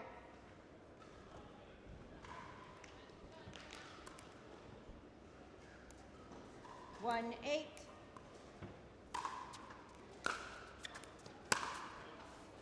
Just leaning back a little bit, Cameron. So I've had a few questions about the serve with regards to tossing the ball up. So because it's a volley serve, so it's not letting the ball bounce, 8-1. you can toss the ball up or drop the ball as long as you make contact below waist. Side out. 1, 8. Paddle below wrist and in an upward motion. Side out.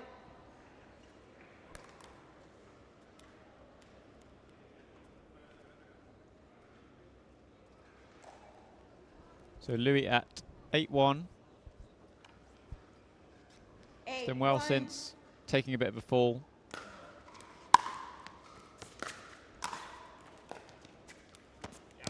And nicely guided down the line with that two-handed backhand. 9-1.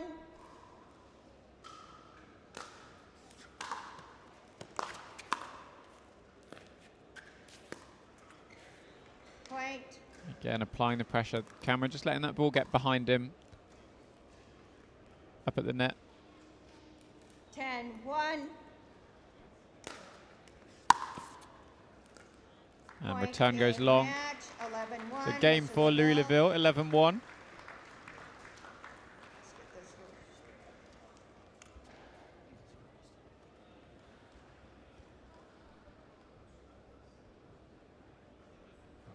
Continues a strong start, won his first game 11-0, so looking very confident moving forward. Our next matchup will be Lauren Mercado versus Sabrina Mendez Dominguez. Lauren, one of the APP Next Gen national team players, and Sabrina, the top female Spanish player. So should be a good match. It's been a very close group so far, which we might recap after we come back from a quick break.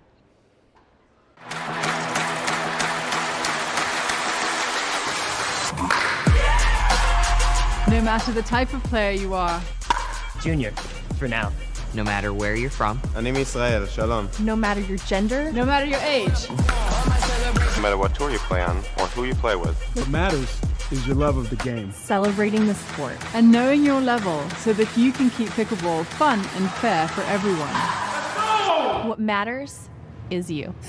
Introducing Skechers Pickleball, the official footwear of the US Open Pickleball Championships. They're ultra lightweight and responsive for incredible speed.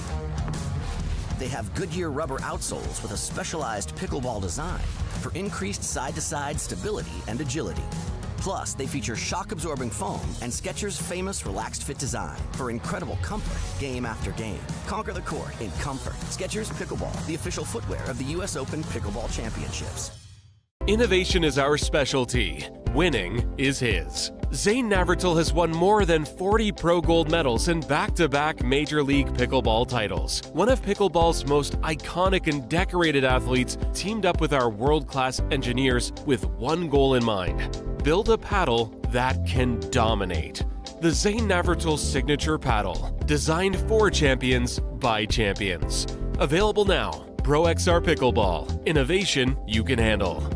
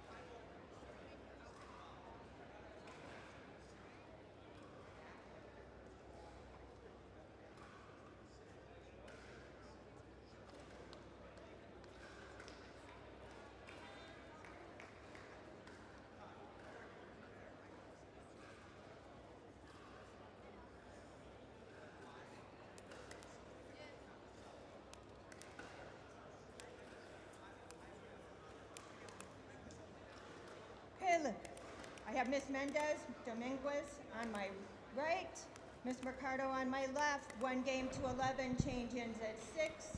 Time in, 0-0. Welcome back for our next women's singles open matchup. On the near side, you have Sabrina Mendez Dominguez from Spain. And the far side, you have Lauren Mercado. 1-0. Both playing in Group B, and probably the strongest women's singles group, Side out. with Molly Nags, Caroline Nothnagel, and Karolina from Poland. 0-1. Point. A couple of return errors early doors. Takes us to 1-1. 1-1.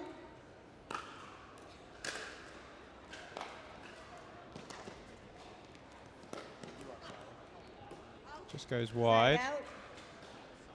with the around the post attempt. 1-1.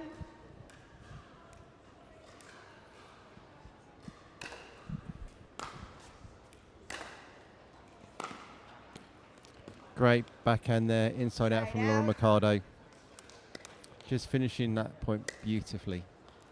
Nice compact mechanic there. Lots of consistency. 1-1. Hitting it past the incoming Sabrina Mendez. It was. Then rudimentary Side service error. 1-1.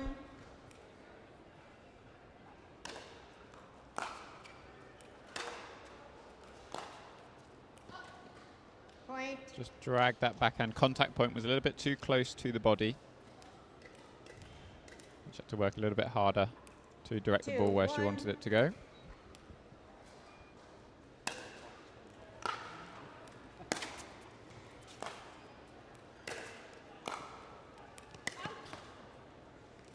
And just deep Point. goes Lauren. It was. Yep, just long. Sabrina coming off the back of a loss to Karolina. 3-1. Lauren so far gone 1-1, losing out to Caroline Nothnagel, but taking down Karolina. Point. A 1-1 win against Team Diadem. Very much an open group.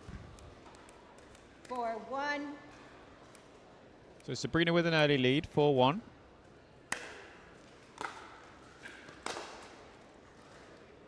Goes just long with the backhand. Tends to hit quite flat. So it doesn't have necessarily the same ability as other players to get the ball to dip down over the net. 1-4.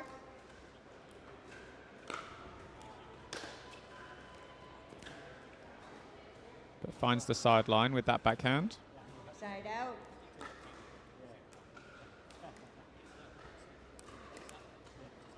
Four, 1.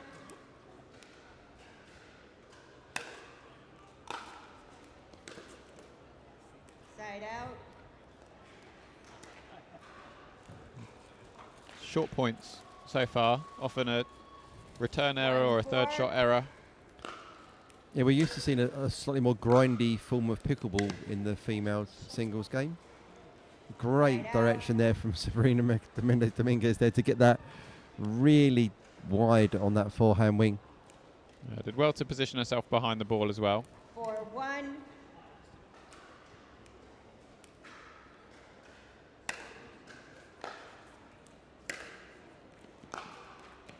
And that's better from Sabrina, taking her time to move forward. We've seen those kind of semi-screwball forehands as well. Obviously something we've seen from sort of Jess Wilson, Jack Foster, that very close to your hip forehand swing rather than that more extended swing you tend to find from a tennis player.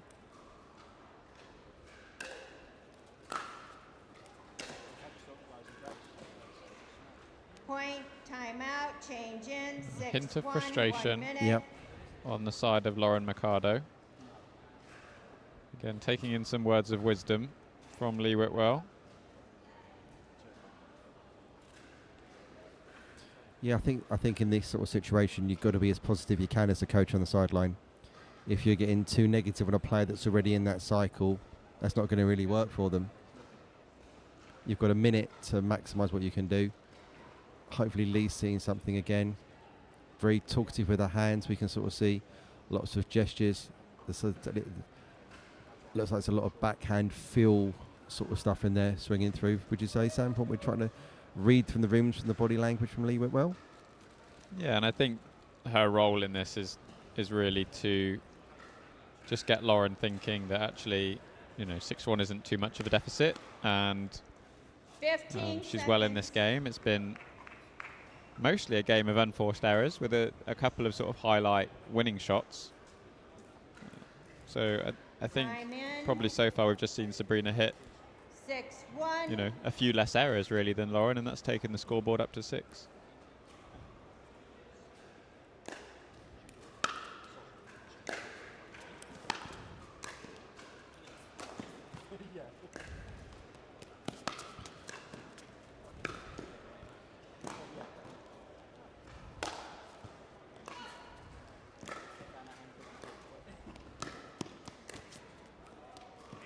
That might be the point of the day, Sam. Point of the tournament so far, I think. Amazing hustle from both ladies on both sides of the court. Really, really good play there. That's tough for Lauren as well. She did pretty much everything right in that rally. Very much an ebb and flow in that point.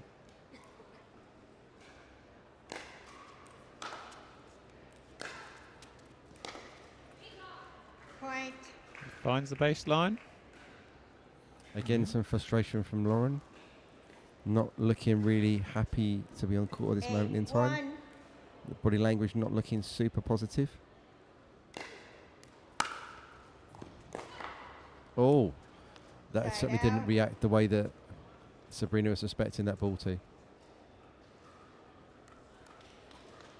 Part of the trials and tribulations of putting on a tournament this size is you've got to find a venue big enough. You've got to sort of make it into a pickleball venue. That That's is a lovely great positioning on that backhand drive there. Yeah, unfortunately with these large facilities, there's always a compromise somewhere. You have to have excess panels, you have to have power points, which means it's not a perfectly flat surface.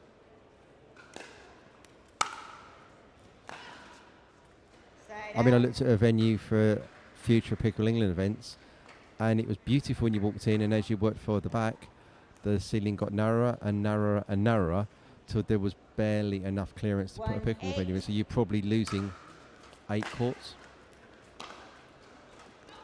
But we're really privileged to have the Telford Centre. They've been fantastic hosts for the last 2 years and been able to accommodate our growing sport and our growing event.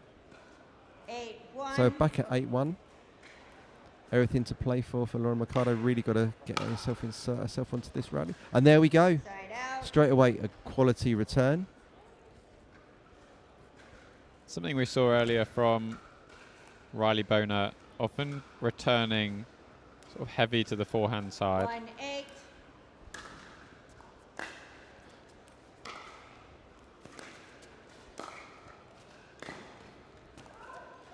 Point. It looks like Lauren may have found a little area to work.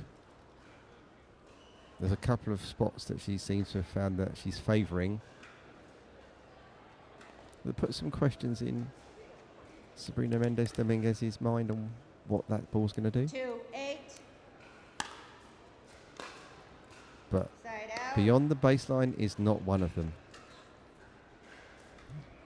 Just not what she needed as well, having had a couple of points of good play.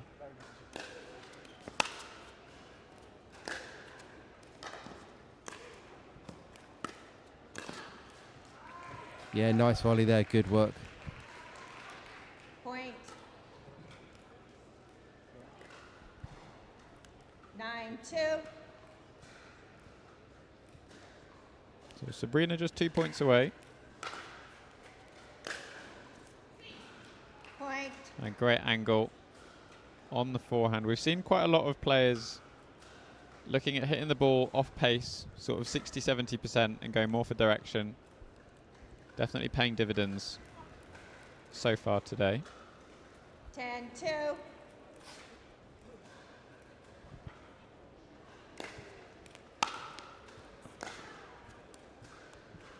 Okay, so Lauren Mercado there lives to fight another day, gets that side out and gets the ball back on her paddle.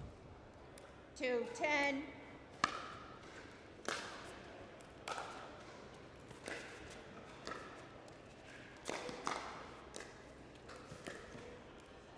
That's a lovely dink there. That's such a good get. We saw that a few times yesterday in the Battle of the Paddles. Really favours that backhand cross-court roll shot.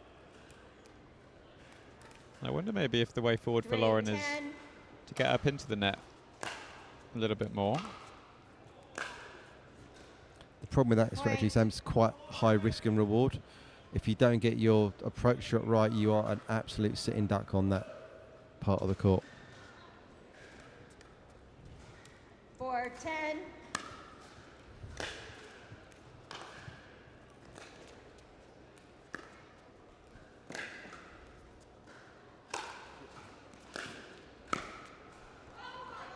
Oh, frustration there from Lauren. She knows she had the entire court to put it into. A sensible sailing wide. It's often the most difficult shot is the last one. Once you've completely manoeuvred the point to where you want to get, where you want it to be.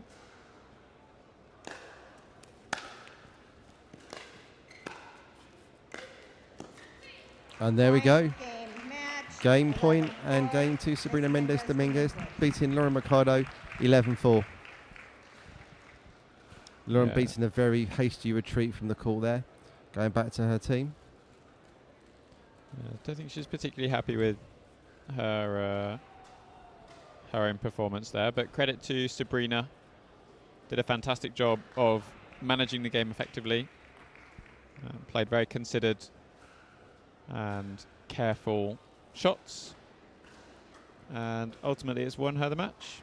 And we're going to be coming back to Roos van Riek versus Alia Brown. Coming up shortly. We're back shortly. See you soon. Things have a funny way of sneaking up on us.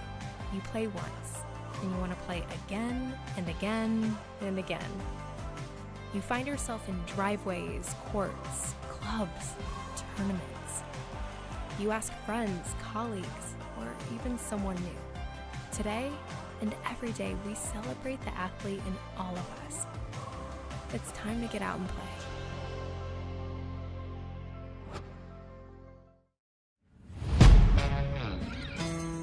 Yeah. Let's go. We just gotta go hard. I go the hardest. I bring the pain. Not what you used to. It's all part of the game. Yeah, I just gotta go hard. I just gotta go hard.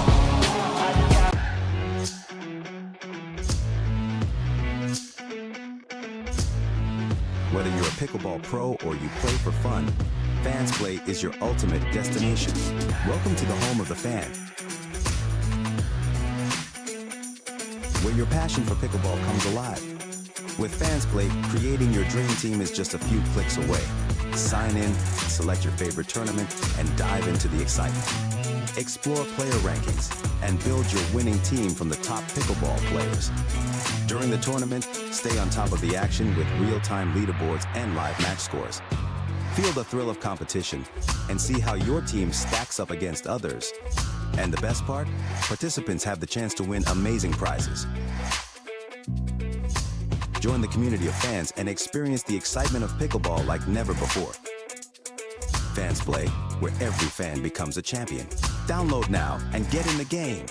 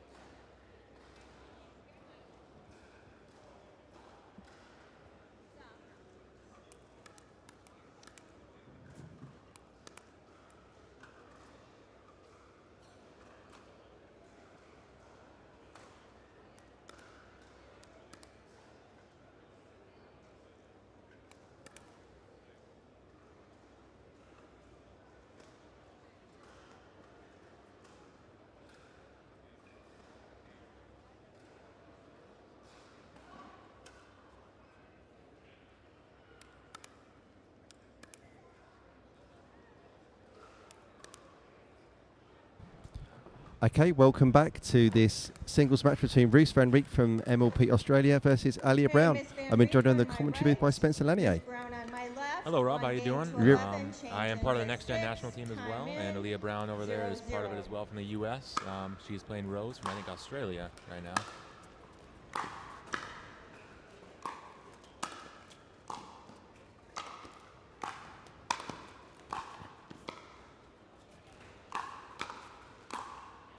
What a great first point there from both ladies. What are you seeing there, Spencer? I'm seeing a great point. I mean, nothing better than that. Women's singles right there. I mean, that is a perfect executed point by both ladies. So.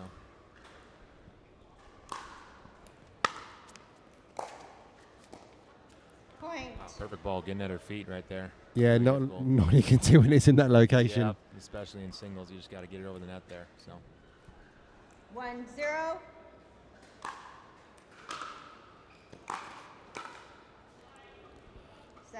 Roos there saying apologies for that net cord ball. Yeah, apologies or no apologies. Still the same outcome there. Point for her. The sorry, not sorry. Sorry, not sorry debate. Mixed opinions on that one. So. Point. Like there's no crying in baseball, there's no crying in pickleball. Exactly. Oh. Same thing. There you go. 1 for 1. Yeah. They're even. So.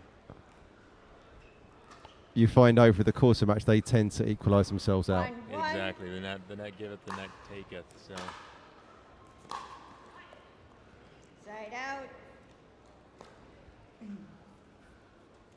So interesting for obviously the next gen team. There's a lot of players that you're facing that you just have no insight on at all.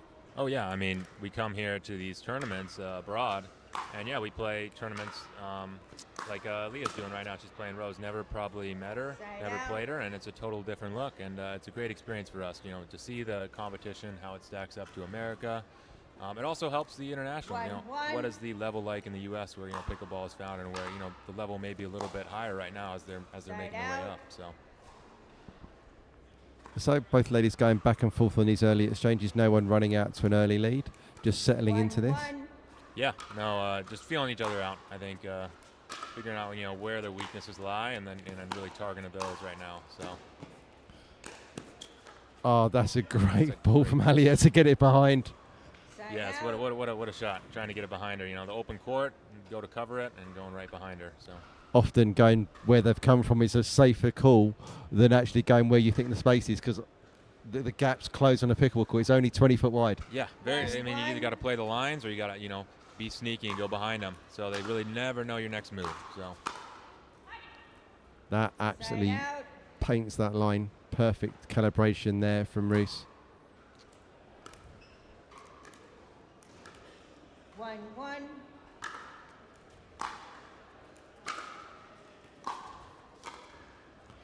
Yeah, good reach there to get that ball to land in. Oh, we got a call of an out call on that previous ball? Yeah, looked a little out to me. So, good call. 1-1. Point. I like to say, in pickleball, the more free points you give, right, the less points they actually have to score, right? So if you're giving them 4 missed returns, then they only actually have to score 7 points. So, if you limit your errors, right, then they have to score all 11 themselves, hit good shots. So that's why I'm always like drilling consistency, and people never giving them free shot. If they hit a good shot, so be it, but yeah. Yeah.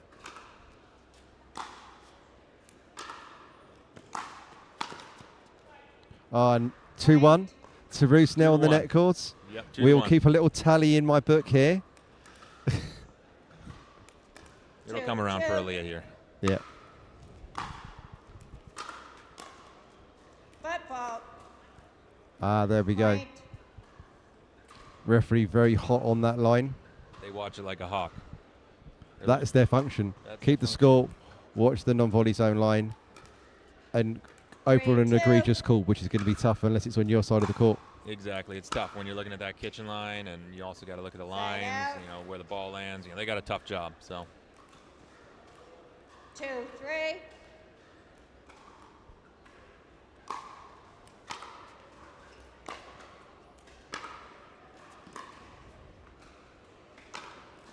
Great direction there from Roos. No need to hit that ball hard. Just get the right location. Placement over power. Smart play. 3-2. Less opportunity to miss it. So. Oh yeah, that sounds long. So our next gen team, how much singles are you guys playing compared to training doubles? So a lot of us like doubles more. Some of us aren't single specialists. We still do it when we come over here because it's great to play different players overseas. But we're trained in doubles probably twice as much. Singles is a little less on the priority list, but still a good event to do. So. I suppose with the aspiring pros, that you've got to look at more formats of bringing an element of a dream breaker in and some kind of single. So more players are playing singles than they did 2-3 years ago due to that new format. Yeah, no, I know a buddy, Eric Lang, who wasn't originally supposed to do singles today, but got pulled in at the last minute because of withdrawal, and he's doing singles just to get some reps for dream breakers for events, in different formats and different leagues. So. Are they calling that out? Look really close. Yeah. Either way. That's where you'd want to have the replay system, but not on Championship Court here.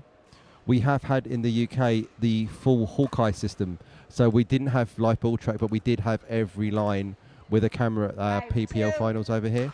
Really? Which was a phenomenal experience, yeah. I bet that was. America needs to implement that in some of our leagues. That would be great. Great volley there from Roos van Riek going cross court there on the mini timeout at 6-2. Spencer, you've been on the sidelines. What would you be telling Alia now to try and change some momentum? Change some angles on some of these shots. She's really coming in on some of these short balls you're hitting. Either mix up your spin, bring her in on your terms, right, to where you can execute it. But if it's on her terms, she's comfortable. She's coming in knowing where it's probably going to go, where the high percentage shot you can hit is, and she's covering that really well. Make it difficult for her. Play the angles, right? The court is a little bit shorter on just the wide width. So, play the width, make her move side to side at the baseline, and then go up as well. You mix it up, go up. So if you can see on screen the graphic here, if you've got anybody at home that is competing here today or across the weekend, make sure to follow picklebalengland.org/2024-English-Open, where you'll be able to find out the full schedule of play today. Follow your friends at home and also partake in it. And also, whilst you're also doing that, you can sign up to the Fans Play app, where you're able to interact with the pros and create your own fantasy teams. I've got a fantasy team in the ladies today, and then obviously you can then do the mixed doubles and the gender doubles over the next 2 days and find a way to interact and potentially win some prizes from the Fans Play team. So we come back now at 6-2. Roos van Riek to serve. Good low serve there. Yeah, come up. That's just another unforced error from Leah Brown's paddle. Need to try and get into at least some phase of play. First phase of play, get to that third shot. Yeah, really good deep ball. Got on her real fast and coming up as well, putting even more pressure on that ball to pass Roos. So 8-2.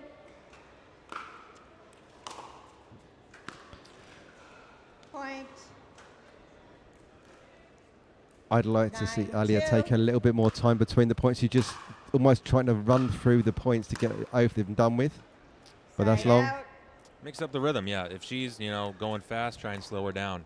So 2-9.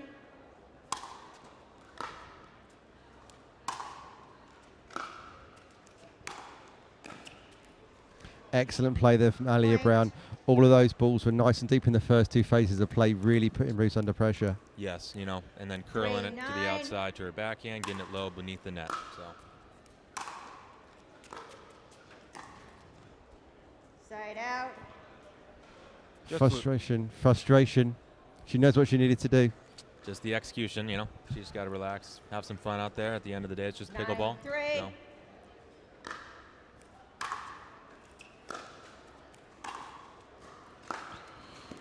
Yeah, great placement there from Roos van Riek. Yeah, sometimes you just got to tip your cap and be like, it's too good sometimes. So. Yeah.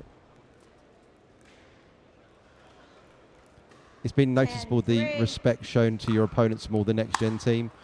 Really good line call in, really good support of all of your team. You're clearly a real group.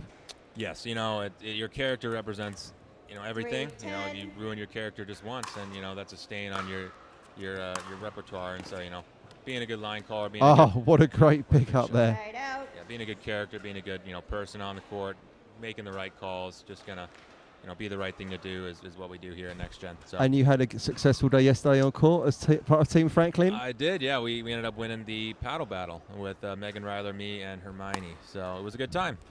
Hermione played really well in those last phases of that deciding match. She did, 19-0, coming up with some clutch resets and clutch points to pull out the women's there, and then Ryler and Megan pulling out mix to win us the paddle battle. So match point on Ruth Van Riek's paddle here.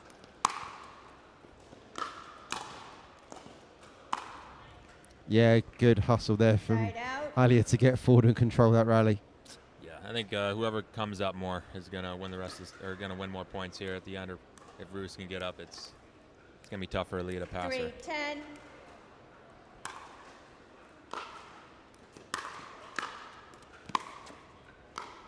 Yep, there we go. First one to the net. First one to the net, gets the prize. So.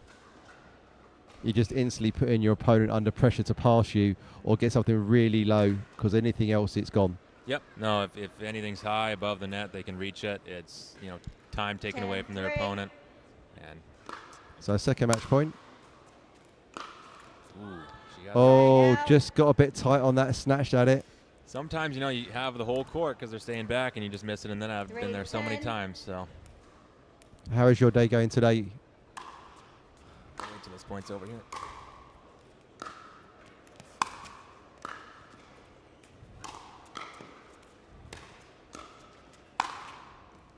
Well, and that is perfectly calibrated on that volley. She can make 7 more of those. But my day is going well. I'm 2-0, so I finished my last match at 10. I've been waiting a couple hours. I think I play at 2, so a little bit of a wait. But time to rest and recover. Yep. Great ball. Is it caught away? Ooh. Looked like it caught the edge of the line. Ooh.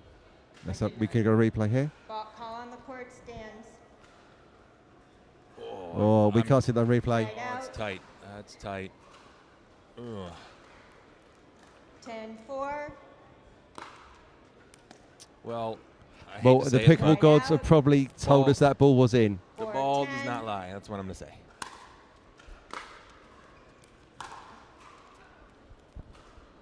Side out. Maybe it does lie because Aaliyah missed that one. So. Here's another match point for Roos.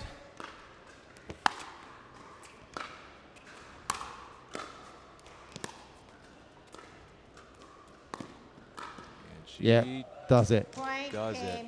Well played to Ruth Van Riek, winning 11-4 against Alia Brown. Great match. Both ladies played great. Some great points in the beginning. But it ultimately came down to who came to the net more, and Roos was willing to charge the net and hit some good volleys. So quite a nonchalant finish on that last point as well. Yeah. So coming up next on Championship Court, we have got Stefan Grubmuller versus Daniel Wren. Daniel Wren is one of our home players, lefty current Premier Pickleball League champion. So hopefully going to bring some of that momentum from earlier in the year across to this next match. We'll have a short break and then we'll come back to commentary. Thank you very much for joining us, Spencer. Good luck for the rest of the day. Rob. Thank you very much. Feel free to come back and join us in the booth later on in the weekend. I will when I have some time. Thank you, guys. Thank you. Things have a funny way of sneaking up on us. You play once, and you want to play again and again and again. You find yourself in driveways, courts, clubs, tournaments. You ask friends, colleagues, or even someone new. Today and every day, we celebrate the athlete in all of us. It's time to get out and play.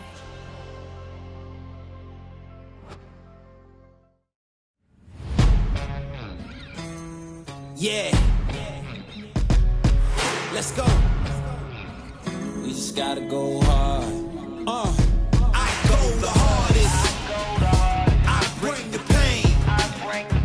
Not what you used to. It's all part of the game. Yeah, I just gotta go hard. I just gotta go hard.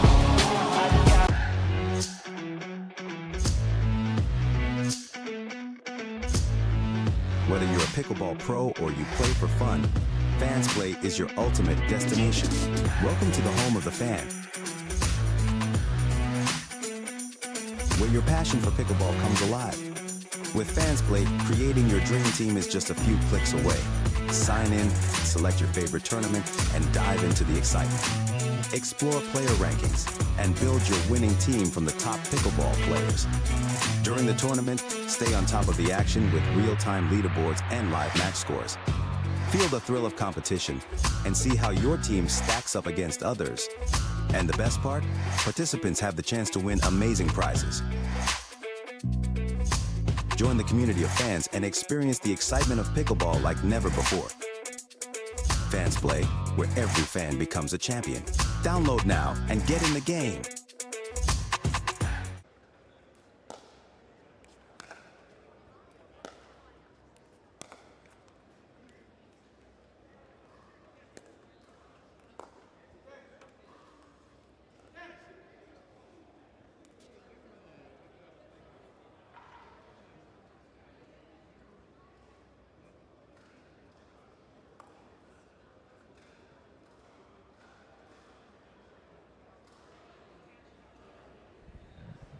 Okay, so we're just about to start the Group B Singles Open round robin match between Stefan Grubmüller and Daniel Wren. I'm joined on commentary by Dominic Catalano for the first time this weekend.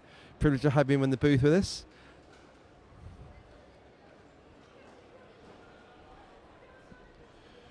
Well, thank you guys for having me. I plan on being here a little more this weekend, following a lot of the players around earlier today, watching some really good matches.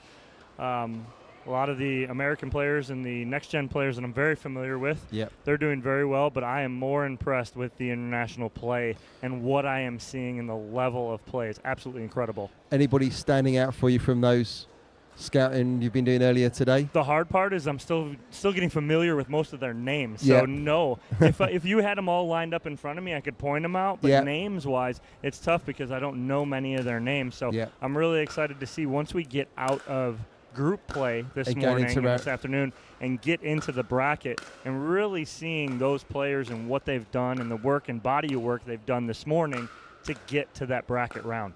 Yeah. So on the far side, we've got Daniel Wren, who is a British player. He is currently a student down in the south of England. He's one of the reigning Franklin Premier Pickleball League champions, winning for Team Scan last year. No, sorry, Team Racket last year, who he was playing for. And he's been drafted again into the Premier League in the second season. So, Dominic, the PPL is our version of MLP. Right. Set up by Ed Hares and Louis Laville. And we've had some of the senior players sort of created their MLP format in the UK to give them a chance to play together. And this year's our expansion season. So we've gone from having purely 36 players in the teams to having a Premier Division, a Challenger Division, and a Masters Division. That is absolutely incredible, and that just proves the growth of this great sport of pickleball to go from 36 players to having 3 different divisions. That is absolutely incredible. I love hearing that, especially from over here, where it seems like a lot of times people will say, oh, you guys are over here across the pond or so far behind. Yeah. That is not the case. No. It really isn't. It's all about exposure, and that's exactly what this tournament right now is giving. It's a ton of exposure to that international play. I'll show you some stuff later on. Let's look at the current standings in this Mixed Singles Open Group B here. So top of the charts is Eric Lang, which we'd kind of expect, bring one of our American pros over. He's 3-0, 13 points difference on him. He was really strong in his first game against Ben Corsten, who is the Rackets World Champion. Second is Stefan Wissin on the point on court now, again going 3-0. So it looks like they've both got a good, comfortable position to come out of the round robin bracket. We've got Theo Platel of the French Platel brothers at 1 and 2. Then our Rackets World Champion Ben Corsten again on 1 and 2. And then Dan Wren again 1 and 2. I mean, if Dan can pull this back, he's got a chance to push up from there. And finally, we've got Dennis Ullery at the bottom, who is an American living in RAF Lakenheath in Ipswich. Well, it looks like that third spot coming out of pool play is up for grabs with three guys at 1 and 2. Absolutely. So this match right here for Daniel Wren is very important. Yeah. So we're about to get underway. We've got Stefan Grubmüller to serve, who is from Austria. On paper, the higher duper.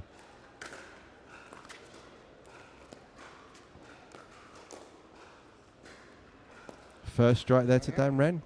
Have not seen much of that today, that cat and mouse game where two gentlemen or females getting to the kitchen line. Great job there by both players.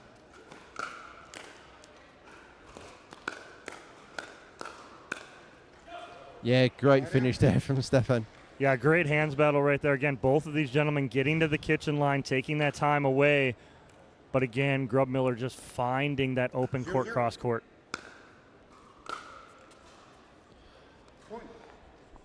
So Dan Wren has a table tennis background.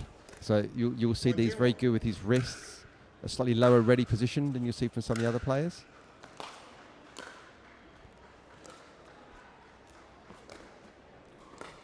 Oh, great width from both players on that, Dominic. Great cross-court drop here from Wren, but it seems that Grub Miller just had enough space between the post and the referee to keep that in around the post.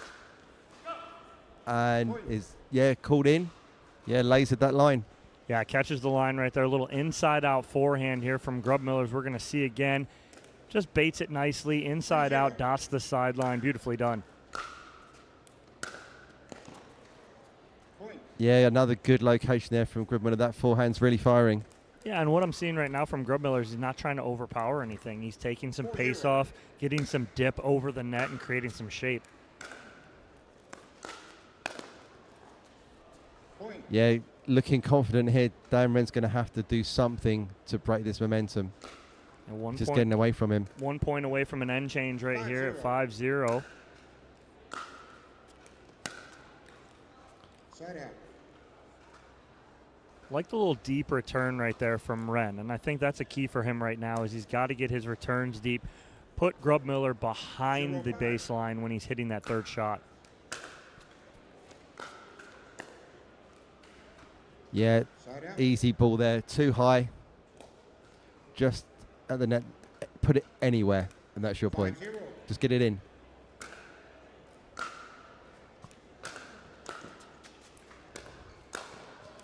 Yeah, Dan just half a step behind on that one. Yeah, I mean, Stefan Grub Miller right now is playing great. Again, nothing too overpowering. He has a control, 6-0 on the end change right here.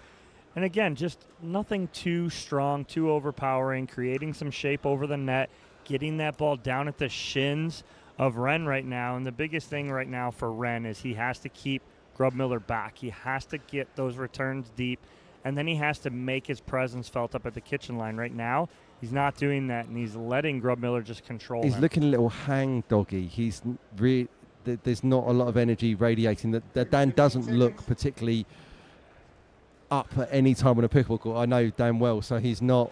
This is not unheard of, but there's like 10% less energy coming out of him, and that's the difference.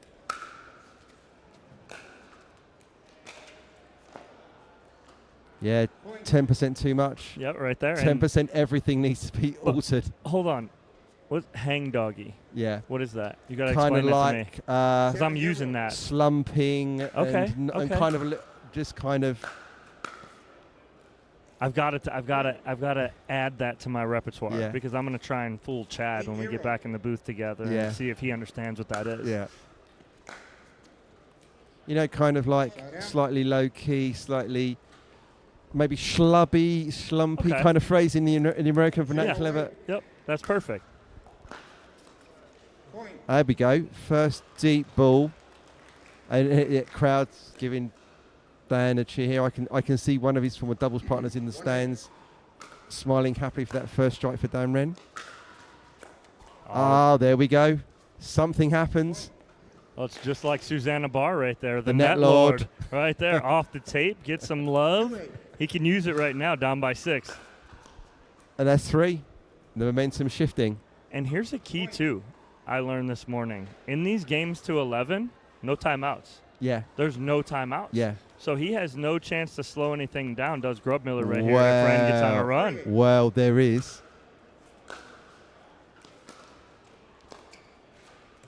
And that is 4 on the run. So there are the timeouts that aren't timeouts that you can do if you're very careful. I'm conveniently wear glasses.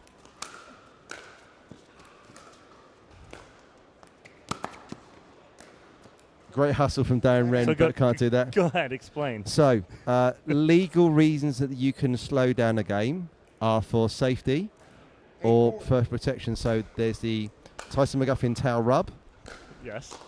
There is the glass polish to clean your glasses.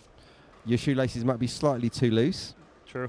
Very There's true. 15, 20 seconds you gain back of your 1 minute timeout. I like it. 9-4. You got to use the system. In this kind of format, we're playing to win. That ball is too low. There is no chance of Dan Wren. Yeah, another good ball there from Grub Miller gives himself a game and match point here. Maybe we're going to be reducing the number of bounces we had before our serve on Championship Court today. And that is game and match to Stefan Grubmüller, winning 11-4 against Daniel Wren. Dan had a bit of a fight back after a very tough start on that. Started to compete, but unable to arrest momentum permanently to bring himself back to that game. Thank you for joining us on the booth, Dominic, for this one. And up next, we've got Mateusz Maciek versus Jack Munro. This is going to be a gangbusters match. The ambidextrous Jack Munro, obviously one of the strong players coming out of Poland, and Mateusz. We'll be back soon after this break. Things have a funny way of sneaking up on us. You play once, and you want to play again and again and again. You find yourself in driveways, courts, clubs, tournaments. You ask friends, colleagues, or even someone new. Today and every day, we celebrate the athlete in all of us. It's time to get out and play.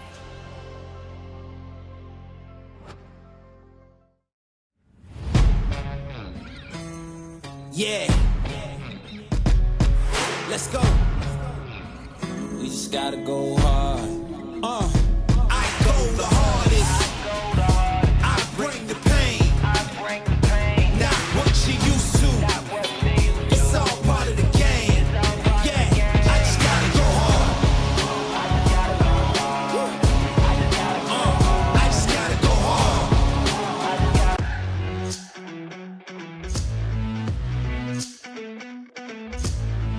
Whether you're a pickleball pro or you play for fun, Fans Play is your ultimate destination. Welcome to the home of the fan, where your passion for pickleball comes alive. With Fans Play, creating your dream team is just a few clicks away. Sign in, select your favorite tournament, and dive into the excitement. Explore player rankings and build your winning team from the top pickleball players. During the tournament, stay on top of the action with real-time leaderboards and live match scores. Feel the thrill of competition and see how your team stacks up against others. And the best part? Participants have the chance to win amazing prizes. Join the community of fans and experience the excitement of pickleball like never before. Fans Play, where every fan becomes a champion. Download now and get in the game.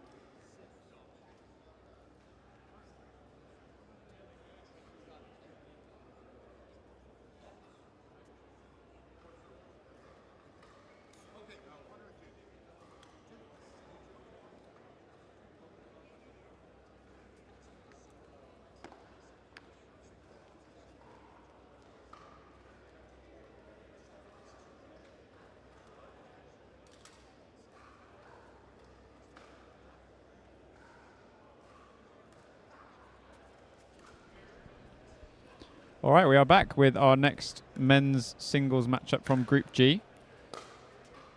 You can see the table there with the results so far. But coming up next, we have Mateusz versus Jack Monroe. Joining me in the commentary booth, we have the one and only Dominic Catalano. Dom, how are you doing today? Great. I've been watching some great pickleball all day long, roaming around the facility all morning, watching a lot of the... Wanted to get my eye on a lot of the international players. I don't get to see them a lot. So it's very nice to walk around and get to see a lot of them. The problem I have is I don't know any of their names. Right now I know them by what they look like. And I've actually seen Mateusz play earlier today. He is a very good player. This matchup here, both of them 2-0 in pool play. I think whoever wins this match here is going to come out of this pool undefeated because each of them only have one more match after this. And I think this is the top 2 in this pool coming out. So, again, seen him play earlier. Great two-handed backhand and a big forehand. Both players left-handed, but Monroe a little different. He's a little ambidextrous, can play both lefty and righty. Yeah, Mateusz really improved over the last 12 months or so. I think still only 16, so lots of room still to go.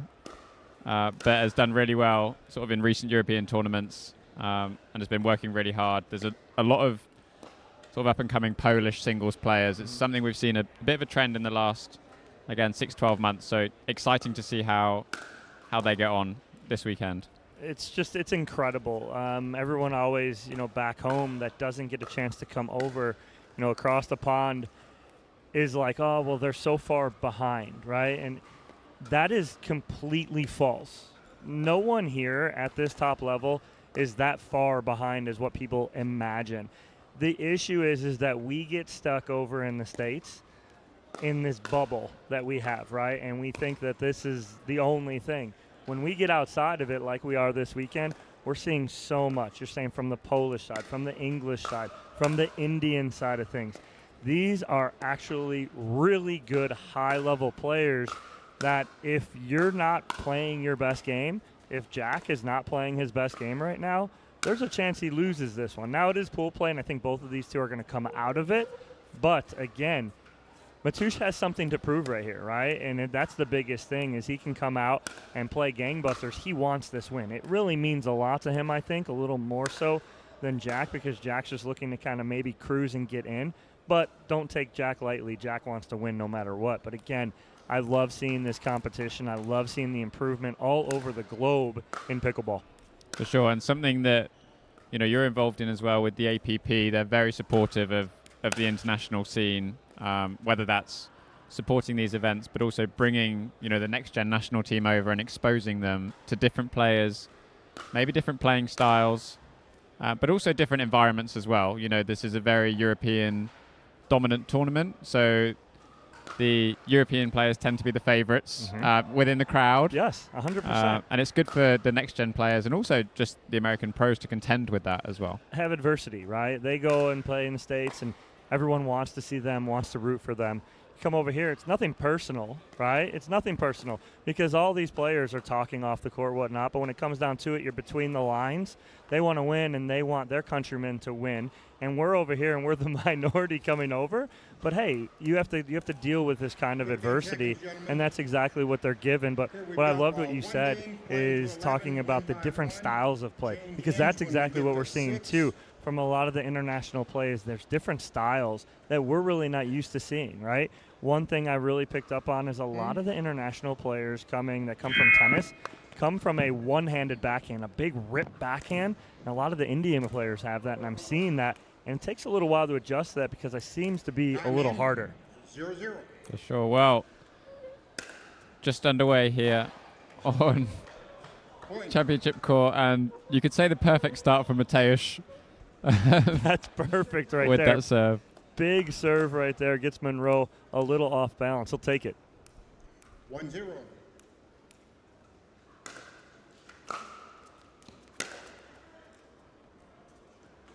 Just goes wide with the two-hander. But I like that spot here from Mateusz as he tries to just get that line, but just misses it. And I like him going there, too, because Monroe's going to kind of pinch to that middle when he comes in, tries to go down the line. Side out. Ball skipped back here into the booth. We've had Don't a see few. it, though. We've had a few. We had one disappear completely earlier, so I don't quite know where they go, but he's got it back. 1-0. Side out. 0-1.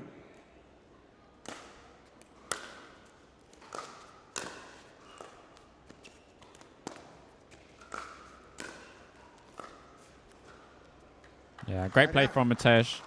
Moving side to side.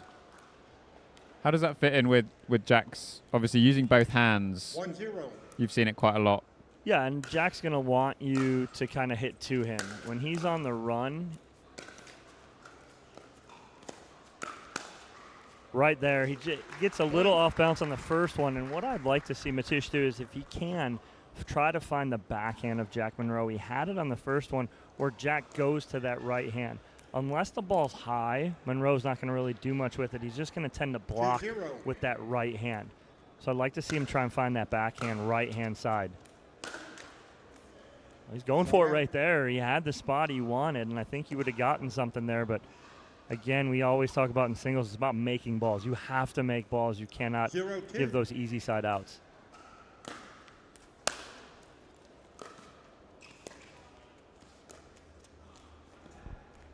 Side out. And again, a challenge for Jack, not knowing the opponent he's coming up against. Matej will be very familiar with all of these players. So interesting to see how Jack feels this game out. Wow, and you hit it right on the head right there, is that there's a ton of film on Jack Monroe and a lot of the next-gen players coming in.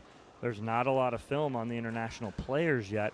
So scouting reports, you think we don't have them? You think that the American players don't have them? They do, 3-0. but it's tough when you come over and you don't have anything, really. Point. And that's that spot you were just talking about, that switch of hands, finding that sort of right-hand side of Jack Monroe. 4-0.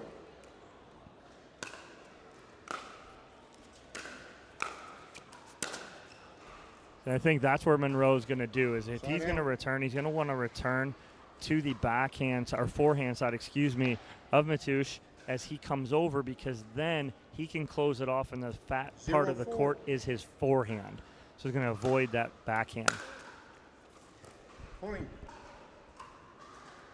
Unforced error on the return puts Jack Monroe on the scoreboard. 1-4. Point. And another creeping in, sort of like you said, looking more to that forehand side. 3 points right there, and that's 2-4. exactly what Matej can't do right now, is give 3 points.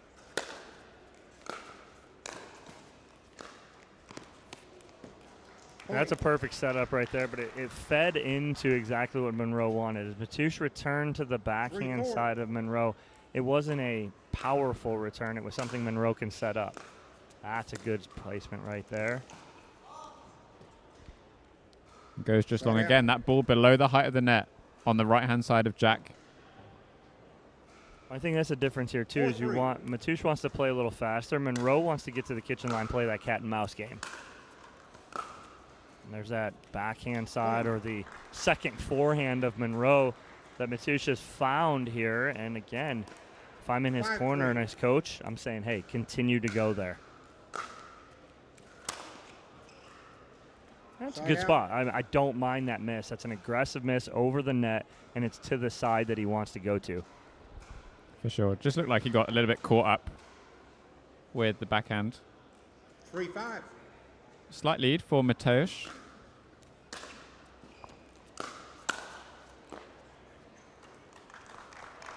I don't know. He's either listening to you and I, because he is dotting that spot right there on Monroe, and he's doing it well right now. He's putting a ton of pressure on Jack Monroe, and not saying it's a weakness of Jack Monroe. It is something he is working on, needs to continue to work on, is that backhand side. Yeah, and there it is again. So it takes Matej to the turn at 6-3. Very targeted approach, it seems, to that right-hand side of Jack Monroe. And like we said earlier, just recapping, the fact Matej just 16 years old, coming into, you know, the biggest event outside of North America, playing against one of the more well-known players we've got coming over. Doing very well so far. It's a game plan. He had a game plan coming in. You can see it. You can see what he's trying to execute. He's trying to get to the backhand side of Jack Monroe. He's doing a really good job of it. Now what happens here is if you have a game plan, sometimes people will try and stick to the game plan 100% of the time. He's not. He's going to the forehand side every once in a while to keep Monroe honest. By doing that, Monroe can't just sit on the backhand side, so he's keeping him honest, going 1 out of every 4 balls to the forehand side just to show that he can go there too. If he sticks to this game plan right now, I like his chances here. 15 seconds.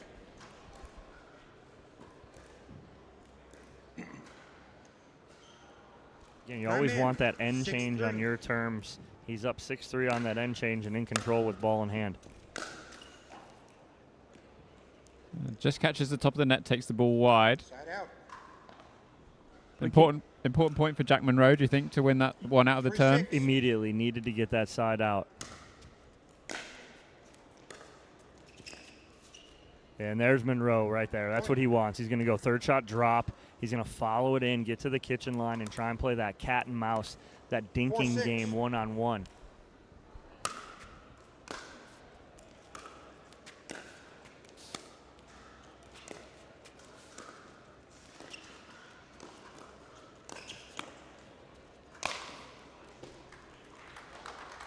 That's just, I mean, that's a great job by Mateusz up here at the kitchen line. He controlled the point. He didn't get out of sorts. He controlled the dink when Monroe got to the kitchen line. Great job by him making an adjustment, too, because now he's noticing, okay, this is going to be a tale of 2 games. Can I play the fast pace I want, or is Monroe going to suck me into playing that dinky game? And if he does, he's got to play it. 6-4.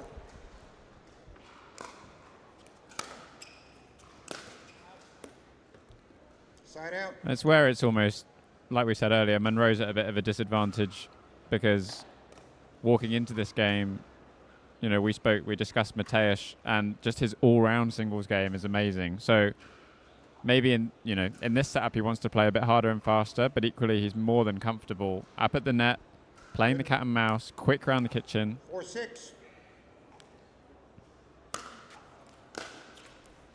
Yeah, you hit it right on the head again, is that can Mateusz play that cat and mouse game? If he can, every once in a while play that, he'll be fine. But right now, all of a sudden, Monroe on a 2-0 run. That's a good spot right there from Mateusz, and stopping that little slight mini run there from Jack Monroe, but he does get back within 1. 6-5.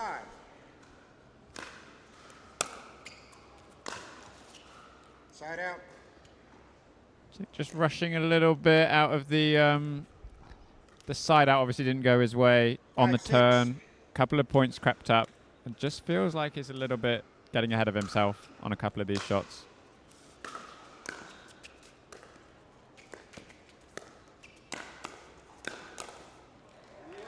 Wow, again, great job up at the kitchen line from Jack Monroe to tie this game up at 6 apiece. But again, you hit it right on the head.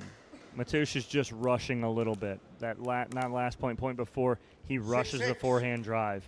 He's just got to stick to what got him that 6-3 lead on the end change.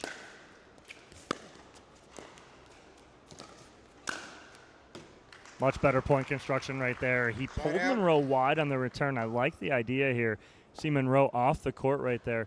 Does run that one down, but again, if he can get to 2 balls and Mateusz can control the kitchen line like he did, points over.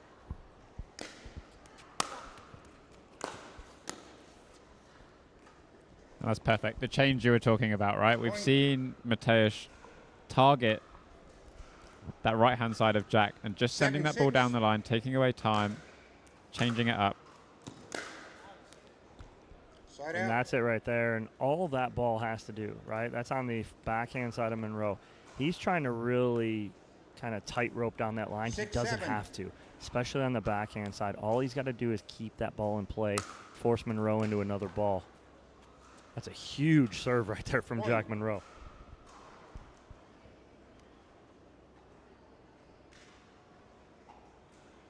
Brings it back level, 7-7.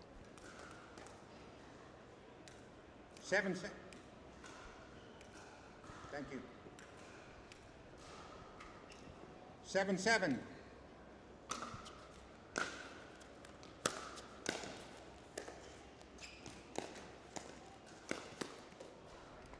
And I like from Mateusz, we've seen a couple of players today not being afraid to go straight at the person when the two are opposite each other at the net. 7-7. Obviously had the benefit of the net cord there. That's a great ball down the line. But what's the key right there is he took something off that, right? As that ball's crossing the net, it's starting to dip down to Monroe. It's at his shins or shoe tops. He's got to hit that ball from low. Didn't even get to it. I love what you said the point before, though. Not afraid when you get up kitchen line to kitchen line. Go right at the body. He clipped the tape. Monroe got a little lucky right there, but nothing personal. You can light your partner opponent up right in front of you.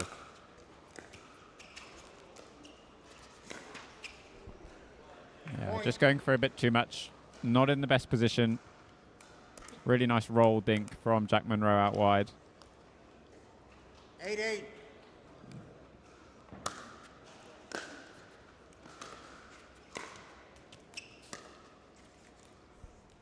That's a good spot right there from Mateusz as he gets to the backhand side of Monroe deep at the baseline that time.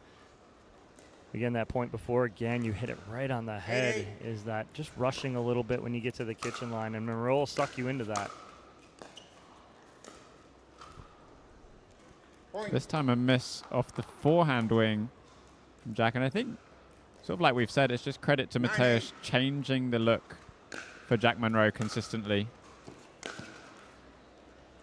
Side out. Both you and I almost sit back in our seats on that one like, oh, because it's there. If he makes that ball, he puts a ton of pressure on Monroe down the forehand side. 8-9.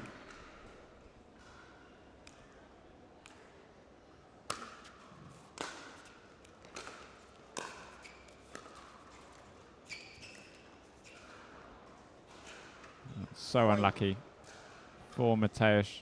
I think Jack was due a net cord, but nonetheless, that's so tough. So, especially at you're up 9-8, and it makes it 9-9 there.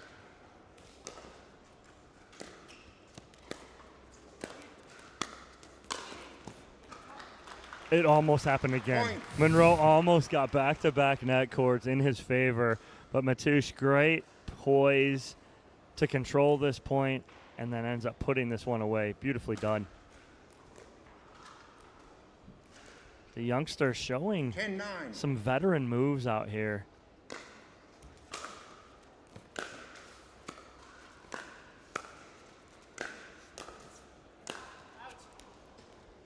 Side out. And again, I think both of us sat there nodding all the way through. Perfect point construction, just lacking that final touch. I do love him, that Mateusz, taking that blast ball out of the air. He has to, right? He gets that ball up and out of the air. By doing that, he eliminates Monroe's reaction time to getting back into the court. He just overhits it. Your eyes can get really big. You see an opening and just try and do too much with it.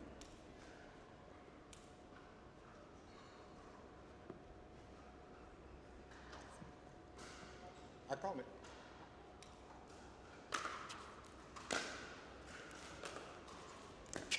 No, fall. Your left foot. Point. Oh, I believe there was a foot fault called. Ball is on fault right there. 10-9.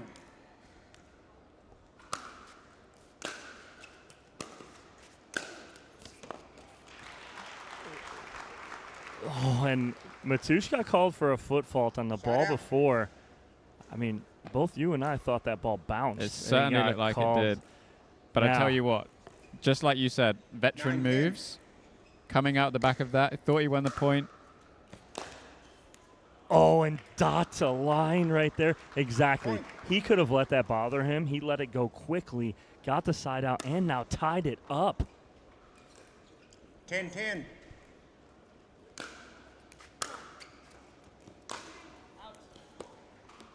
Side out. Just wide from Mateusz. Went for the big winner. Point. Such an unfortunate way to end. It is. It's so tough, and especially win by 1 here in pool play. Probably the game of the day so far, Dom. What are your sort of overriding thoughts coming out of that? I mean, a youngster, 16 years old, really showed that he's here. He's giving Jack Monroe, one of the better singles players from the States, a run for his money here in pool play. I'm really looking forward to seeing what he does outside of this pool play right now, because I think he'll win his next match, and he will make it out of that pool play. So really looking forward to seeing what he has coming up on the bracket side of things in the men's singles. For sure. Well, we will be back shortly for our next match, which is Louis Leville versus Jesus Campos. In the meantime, a quick word from our sponsors. Innovation is our specialty. Winning is his. Zane Navratil has won more than 40 pro gold medals and back-to-back Major League Pickleball titles. One of pickleball's most iconic and decorated athletes teamed up with our world-class engineers with one goal in mind: build a paddle that can dominate. The Zane Navratil Signature Paddle, designed for champions by champions. Available now. Pro XR Pickleball. Innovation you can handle.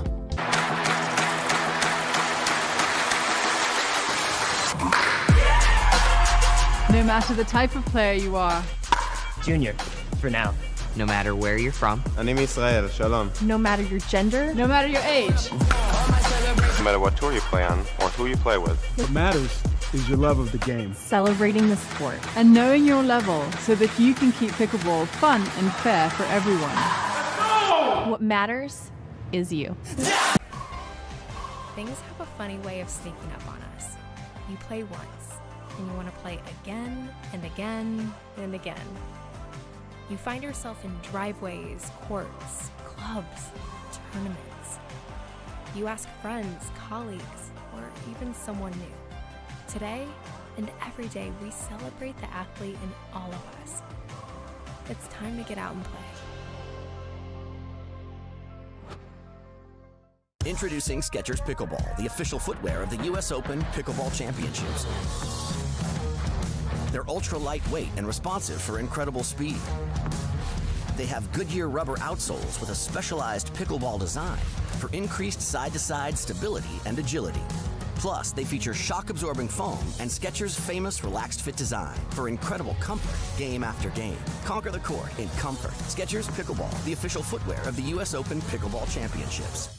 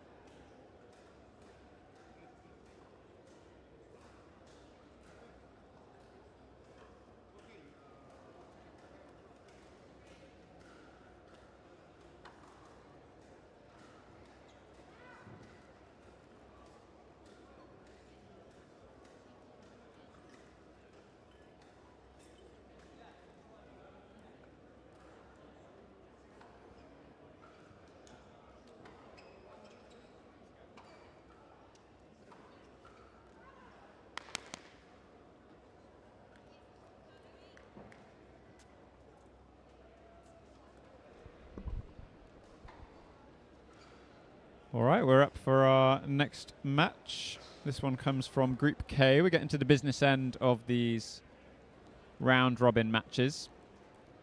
Just as a reminder, there are a record 12 groups in this men's singles open category. So next up on the near side we have Louis Leville, and the far side is Jesus Campos, coming from Spain.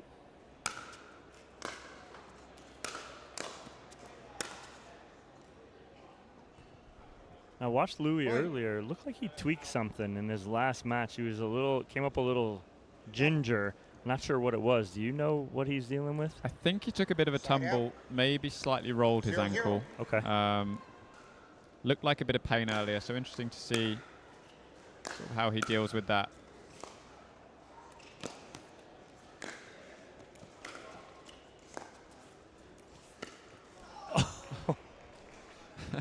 Both players covering what feels like the full court in that point. That might have been the easiest ball Laville had in that point, and he missed that one.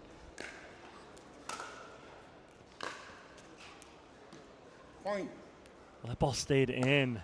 I think Laville thought that ball was hit a lot harder than it actually was. Campos had a lot of top spin and took something off that.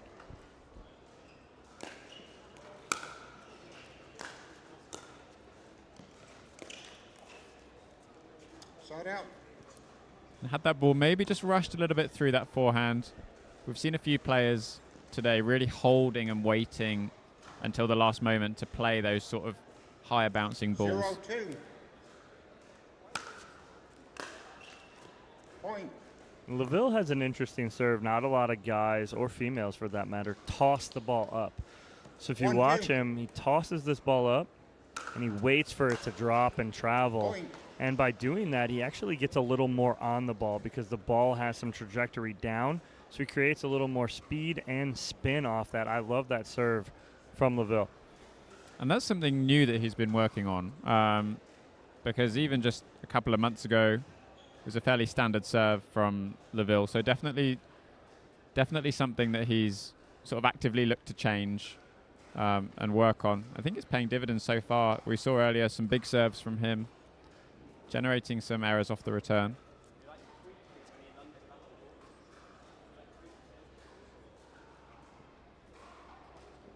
I think he's talking to us as Louis Laville comes over and talks about how his opponent tweaked something on that last forehand that he got down the line.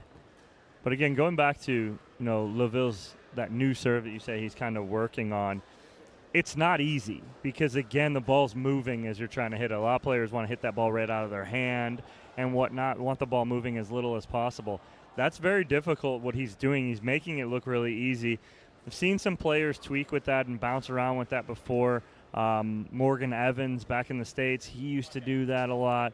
Tyson McGuffin used to toss that ball up a little bit and kind of went away from it a little bit for more control. But right now, I've watched Laville play 2 matches prior to this. I don't think he's really missed with the serve. He's really been on with it, and it's turned into a weapon, which in singles, as we know, is very important. The serve is huge. Absolutely. So keep an eye on those bigger serves from Laville. Interesting to see sort of what happens with the returns as well from Campos. Both players very much keen to get to the net where possible.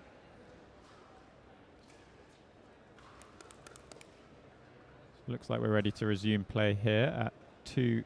And Campos went to the sideline, took his shoe and sock off, gave a spray to his ankle and heel, is what Laville was referring to as what he tweaked. So we'll see his movement and how that plays out the rest of this game. Point. Still looking to come in off that return, just a little bit shorter than he might have expected. 3-2. We see that difference, and I think we jinxed him right there. I think that's the first serve I've seen him miss, and that's on us right there, Sam. Nobody's fault but our own, as we said that. 2-3.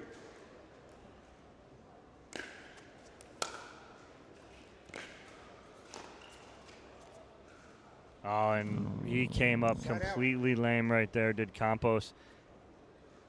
Right as he planted that right foot, it just gave, and I think he is done right now, unfortunately. Yeah, such a shame for Campos, and I think something we're going to start seeing more in European pickleball is these players starting to push themselves a little bit more, playing against higher level players, and having to do a bit more work on injury prevention, strength and conditioning alongside just their typical sort of pickleball practice. And as these players progress, the tournaments progress, it's going to become more and more important for these players to stay fit and healthy. Well, as a coach, you hit it right on the head too, right? Like we see this as coaches when we're working with players. If you are not staying in shape, right? This isn't the pickleball that people were taught, 6, 7, 8 years ago. It is different. It is very high level. It is very intense. And if you are not in shape and your body is not prepared for long days, long weekends, you're going to be in trouble and injuries are going to be prevalent. So fingers crossed for Jesus Campos that is just more preventative than anything else. Hopefully we see him back on the court tomorrow and Sunday. But in the meantime, we'll take a short break. Quick word from our sponsors, and we'll be back for our next women's singles match.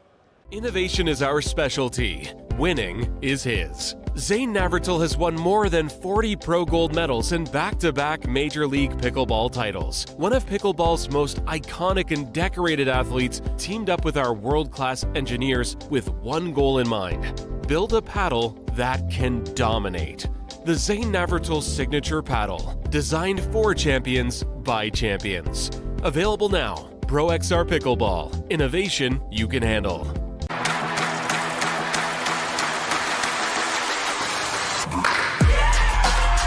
No matter the type of player you are. Junior, for now. No matter where you're from. אני מישראל, שלום. No matter your gender. No matter your age. No matter what tour you play on or who you play with. What matters is your love of the game. Celebrating the sport. And knowing your level so that you can keep pickleball fun and fair for everyone. What matters is you. Things have a funny way of sneaking up on us. You play once, and you want to play again and again and again. You find yourself in driveways, courts, clubs, tournaments. You ask friends, colleagues, or even someone new. Today and every day, we celebrate the athlete in all of us. It's time to get out and play. Introducing Skechers Pickleball, the official footwear of the US Open Pickleball Championships. They're ultra lightweight and responsive for incredible speed. They have Goodyear rubber outsoles with a specialized pickleball design for increased side-to-side stability and agility. Plus, they feature shock-absorbing foam and Skechers' famous relaxed fit design for incredible comfort game after game. Conquer the court in comfort. Skechers Pickleball, the official footwear of the US Open Pickleball Championships.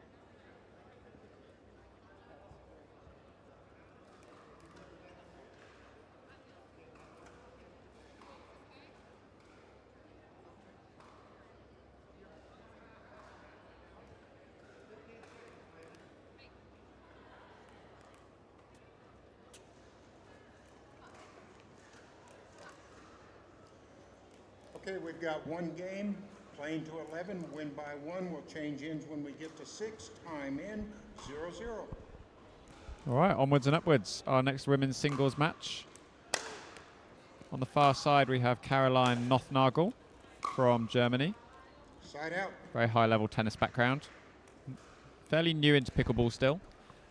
And on the near side, Sabrina Mendes Dominguez. 0-0. Probably the top female player coming out of Spain. Thank you. Point.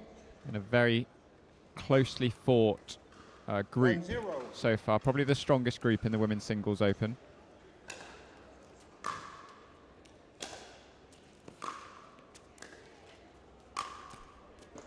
That's a beautiful inside-out overhead there from Dominguez. And Nothnagel I have not seen play before. Dominguez I have seen play at a few events. She's very solid, very good, very quick. Got that great padel background, what really helps her out a lot.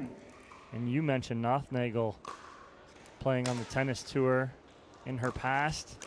And you can see that control right there with the paddle.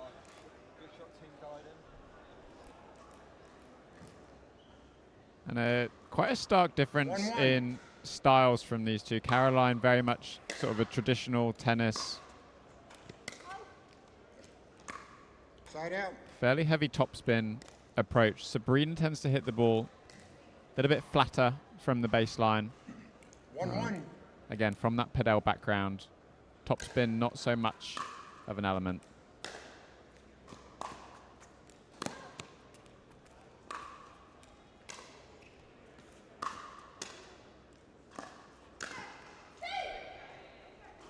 That's a great put away. Great control there from Dominguez. Watch this two-handed put away cross court, but both of those ladies painting that sideline in the middle of that point. 2-1.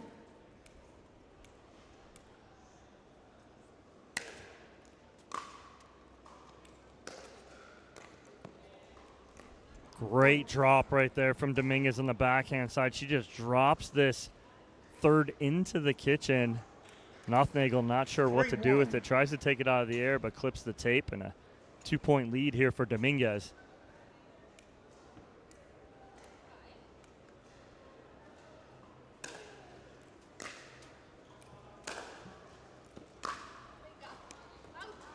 Again, going heavy. I guess, slightly different ball Nothnagel receiving. Much flatter than maybe some of the other players that she's played against. Heavy into that backhand side. Just a minute.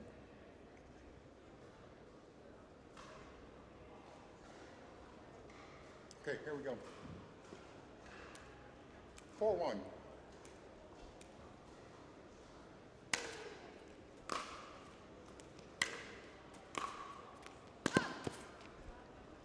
I love how you and I are both here looking. We have the benefit of looking on the screen here. We are right behind center court, behind Dominguez, and her foot, as you pointed out, is very close to that center line on the serve. He's flirting a little bit. Point. A good concerted approach there from Nothnagel. She's seen an opportunity with that sort of shorter return, approach on the third, apply the pressure at the net. 2-4. A good wingspan as well.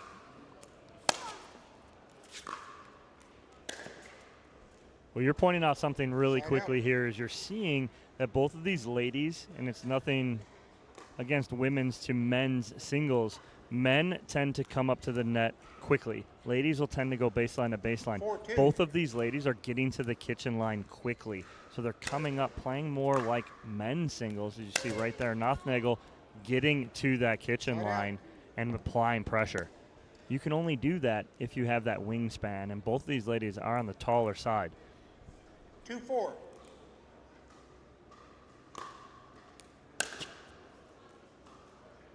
Point.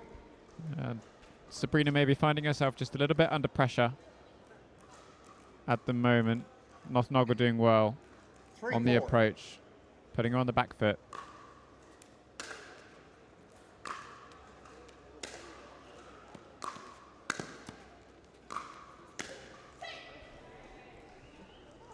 And call out from Sabrina following those consecutive volleys. Nothnagel, and I think this is just part and parcel of her still new into pickleball, just tuning in that drop that she's looking for on the backhand side. 4-3.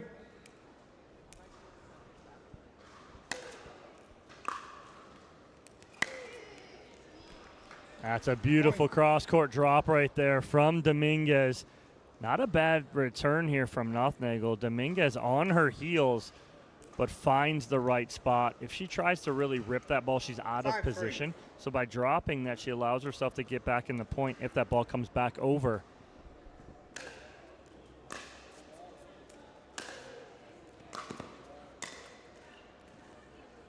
Side out.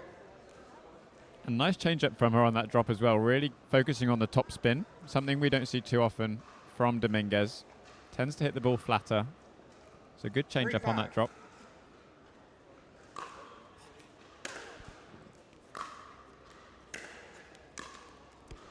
That's another nice drop right there on the two-handed backhand, going cross-court, pulling that ball away from Nothnagel where she's fully extended. Now, she is there. She has the time. She just doesn't move her feet. She's got to slide to that backhand and really get a better paddle on that ball.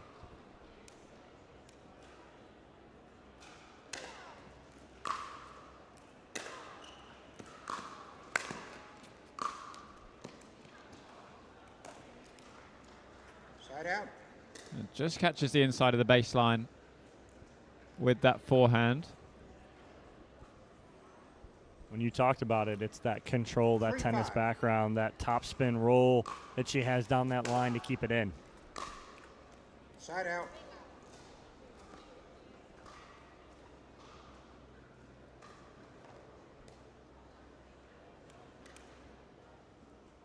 Five, 3.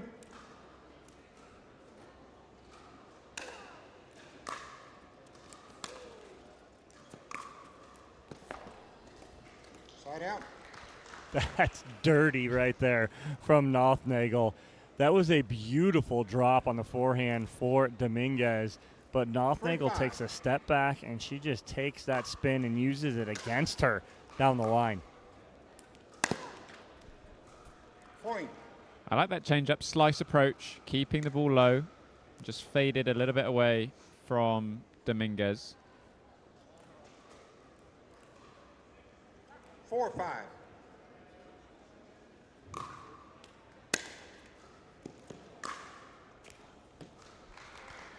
Point. Really clean down the line. It's just good shape down the line on the backhand right there from Nothnagel. Again, she's showing that tennis background by creating shape not only on the forehand, but also the two-handed backhand there down the line.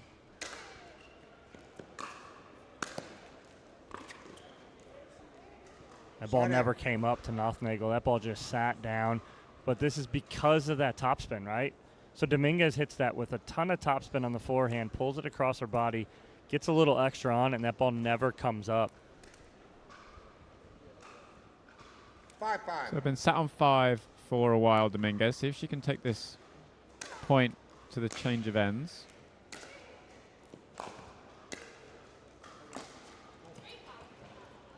Point. And she does. Timeout. Change ends. 6-5. I thought she had it here. I thought Nothnagel made this ball. Sorry. She got there, just got didn't get enough on the center of the paddle. Got it just off the end of the edge guard a little bit, but a great job. And we're as close as it can get on the end change here at 6-5. Dominguez with the lead. So anything you would change from Nothnagel if you were in her corner? No, I mean, and that's the hard part. You're down 1, right? You think, oh, we got to make an adjustment. We got to change something. I think if she sticks to her game plan right here, it's going to come down to execution. So towards the end, if she can execute, I think she may come out on top right here because she's created some opportunities on the forehand side and on the two-handed backhand side for herself to get back in it because, remember, she dropped down. She was down 5-3. She battled all the way back, got it back, tied and even, and now she's only down by 1. So even though Dominguez has the advantage on the end change, I'm still giving a little bit of that momentum to Nothnagel as she scored 3 of the last 4 points.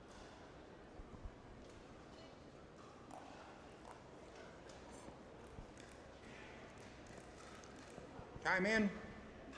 6-5.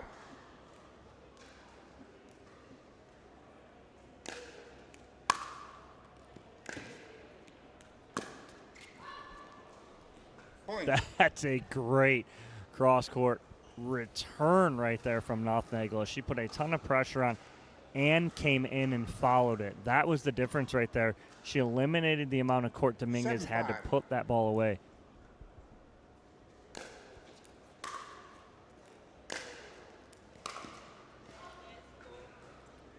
Now that ball just creeps behind Nothnagel on that contact point. Sort of encourage players as much as possible to keep their contact point out in front of them, especially on these drives. If you can't see it, it's hard to hit it, right? So if it gets behind you, you're in trouble. That 1-2 right there, that ball, I know she wanted to cut it, but she's cutting it from next to her body, right? As you do that and it's next to your body, you're going to hit it too much because you're going to think you need to do too much with it. She's got to get that out in front.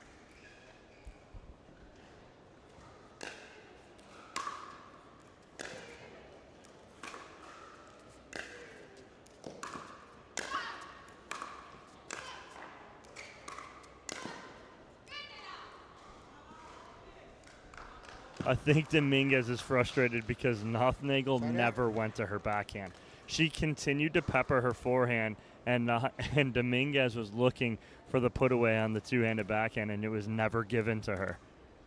A fantastic run from Dominguez from the switch of ends, 3 points in a row.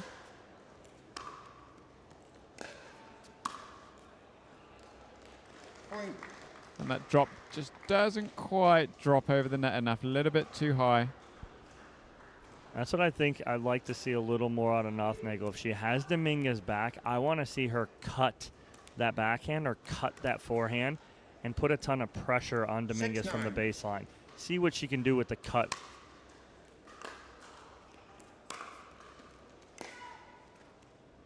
Point. Because right there, I think she may have just gotten away with one a little bit because Dominguez is using Nothnagel's topspin against her. Or if she gives her the topspin, she's just topspinning it even more with a forehand or two-handed backhand.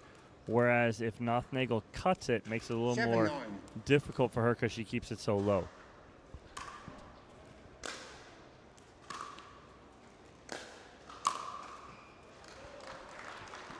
Point. And I think Nothnagel definitely trying to get into the net, sort of as we said earlier on in the game, getting to the net sooner, looking for a volley to try and finish that point. And although Dominguez managed to extend the gap, brought back just to 1 point now. 8-9.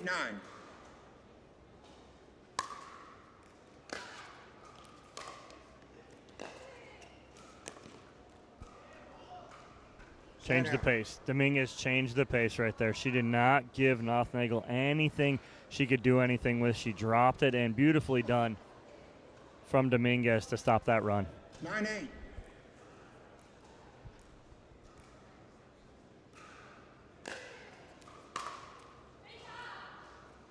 Point.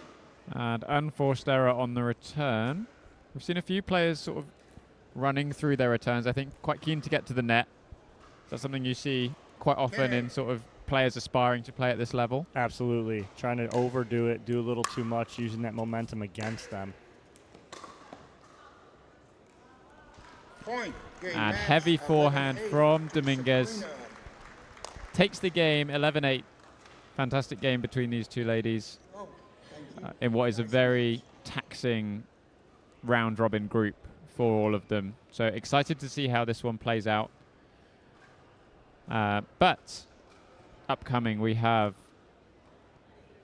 one of our top British players, Thadia Locke, up against one of the big names in the tournament coming over from the States, Susanna Barr.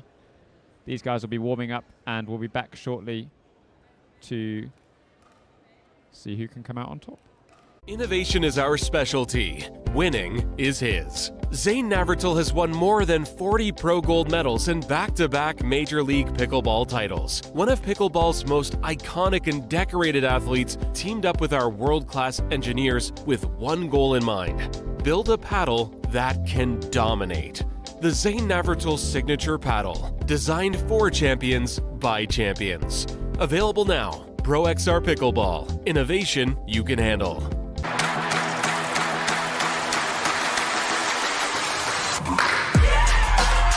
No matter the type of player you are. Junior, for now. No matter where you're from. אני מישראל, שלום. No matter your gender. No matter your age. No matter what tour you play on or who you play with. What matters is your love of the game. Celebrating the sport. And knowing your level so that you can keep pickleball fun and fair for everyone. What matters is you. Things have a funny way of sneaking up on us.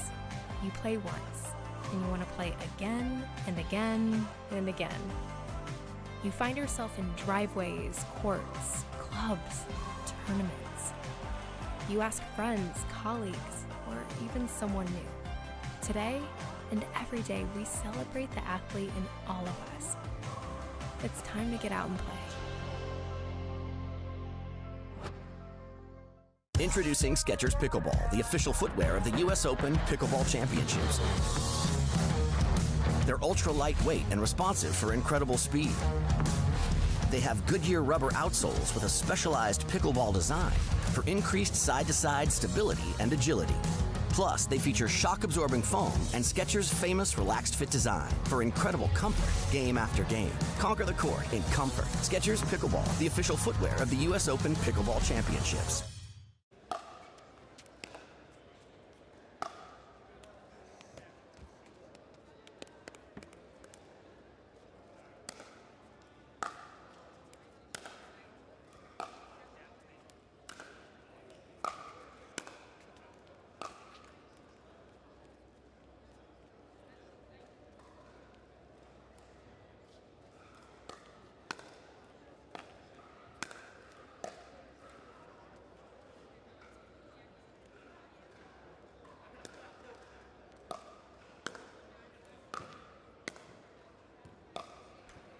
Okay, welcome back.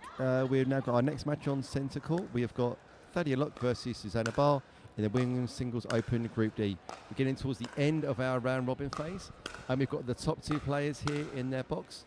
Obviously, you've got one match to play after this one, but honours fairly equal. The points differential is plus 19 for Susanna Barr and plus 10 for Thadia Locke. Clearly out ahead in front of the rest of the teams.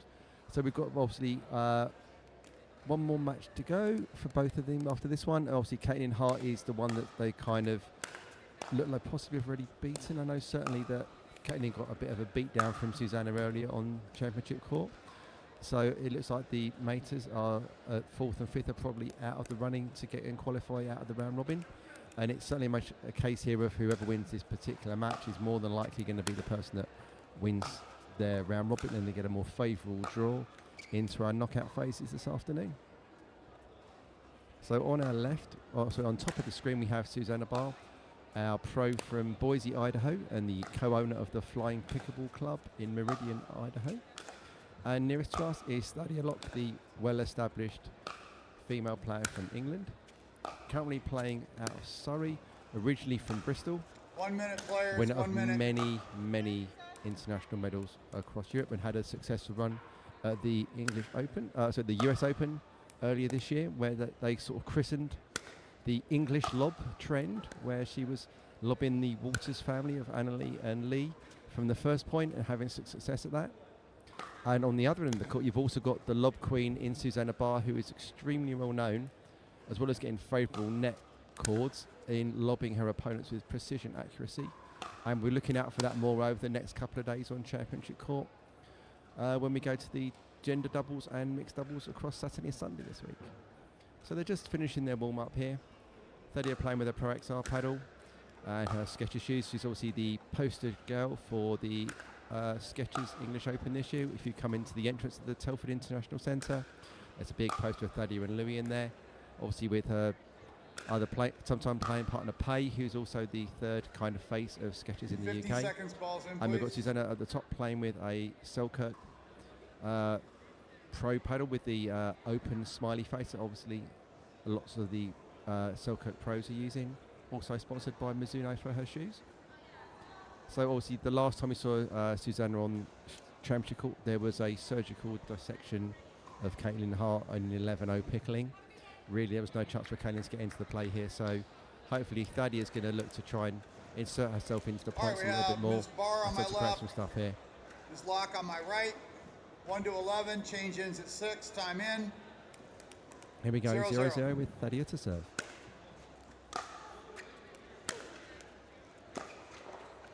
Point. Susanna netting that first attempt at a partition shot. Thadia taking an early strategy to come in and take control of that net. 1-0.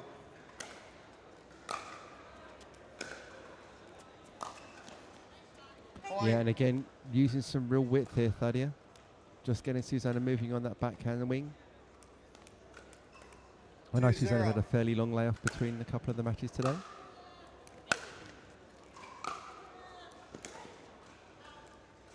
Yeah, and that ball sails wide. Good use of the full dimensions of the court there from Susanna Barr, passing the ball from side to side. Side out. Yeah, I think Susanna had a little bit of a weird interaction between ball and court there.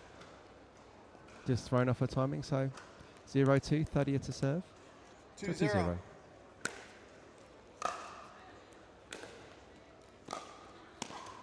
Yeah, great accuracy there from Susanna Barr, really aiming for those lines, stretching Thadia Locke to get across to control that volley.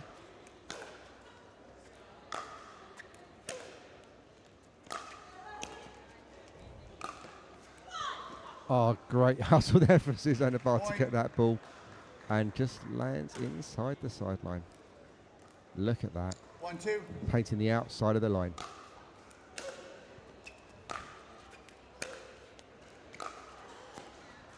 And another great backhand roll that drive there from Susanna Barr to get that ball down at Thadia Locke's feet.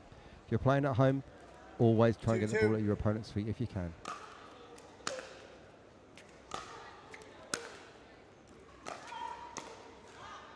Good control of that volley from Thadia. Once you got that ball wide and Susanna was stretching, very hard to come back from that situation. Susanna just kind of going for broke, hitting that ball hard and hoping for the best.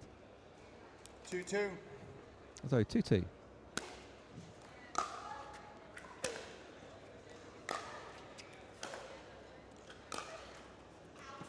Point. Net cord just throwing Susanna's shot off a little bit there. 3-2.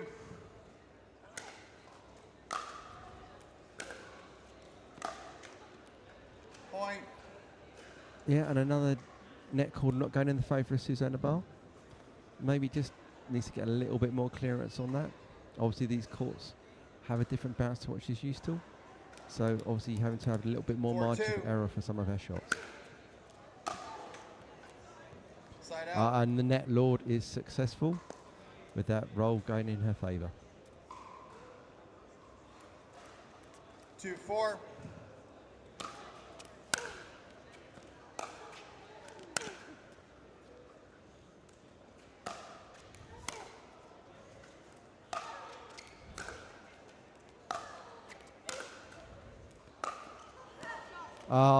Great precision backhand down the line there from Susanna Barr.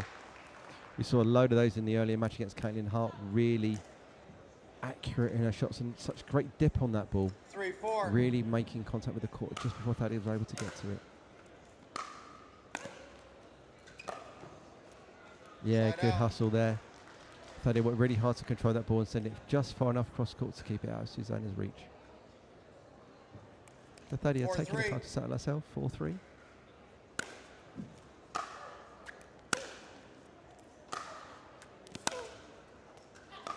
And that's wide.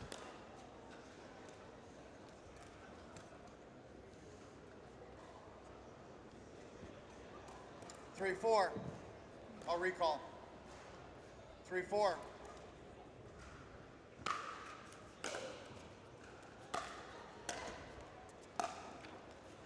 Side out. Susanna attempting to take her second hand off her backhand, then just stretched out a little bit and unable to control that ball.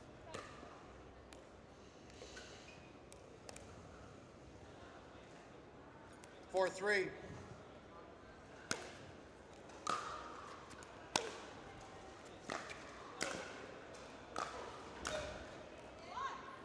Great precision there from Thaddeus Lock with that two-handed roll volley. Getting a good width on that ball, and as well with a little bit of topspin to get it to dip and just land a little bit earlier and keep it inside the sideline. 5-3. Point, timeout. And another error there, Change so we're ends, now at the 6-3, mini 1 side minute. out at 6-3. So we've got a timeout here. We can see Dominic Catalano, Susanna's coach, just come to have a quick word with her in the sideline. Obviously our co-commentator for part of the day. Be interested to get some insights afterwards to see kind of what his process is working with his partner and player. I think in this situation just needs to be relentlessly positive, get her to play her game if she can. Obviously Thaddeus is a substantially better player than Caitlin Hart in the singles we've seen so far. Certainly been able to insert herself in the game, play her patterns, hit it with a good level of consistency. So obviously Susanna's going to have to sort of turn things up a little notch. I think just look to move Thaddeus around a little bit more if you can, possibly get to that if you can get a good return in and really sort of dominate from the middle of the court. So see if there's any strategic changes as we come out of the mini timeout. And it's Thaddeus Lock to serve. Time in, 6-3.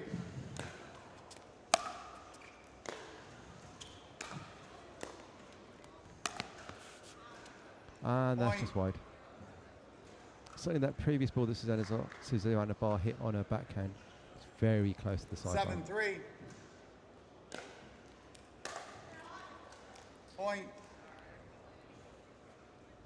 Susanna visibly frustrated on that shot. I think she knows she could have done better on that one. 8-3. And again, we can see Susanna's just needed to reset, refocus.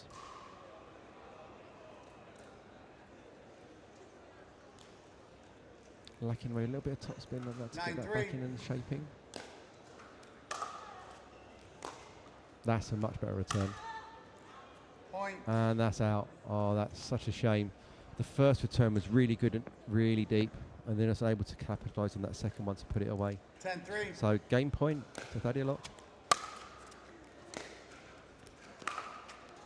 And what a great shape on that two-handed backhand. Beautiful shape on that ball.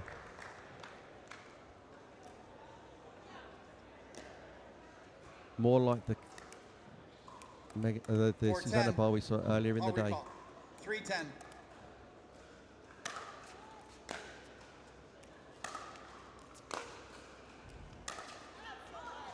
Just pulls that a little wide. Just trying to do a little bit too much. Obviously with Thaddeus advancing, you've really got to get that precision ball in. So 10-3, second match point. And that is game and match to Thaddeus Lock. 11-3 against Susanna Barr. Not able to quite get into that match. Certainly things were running away from her a little bit from that last game. So that will then obviously put Thaddeus at top of her table with a 3-0 record. With only one match to play, she's pretty much guaranteed to go through. It then brings Susanna into 2-1, and obviously having the head-to-head against Caitlin Hart should mean that she should be safe to get out of the box and come into the knockout phases once we finish that. And we can just see one up on here. We've got Stefan Grubmiller warming up and Eric Lang in the men's singles open Group B. We'll have a few adverts and we'll be back for the next match.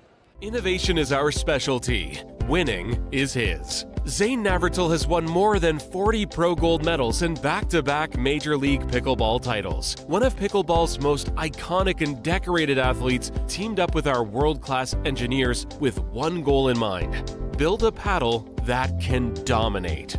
The Zane Navratil Signature Paddle, designed for champions by champions. Available now. Pro XR Pickleball. Innovation you can handle.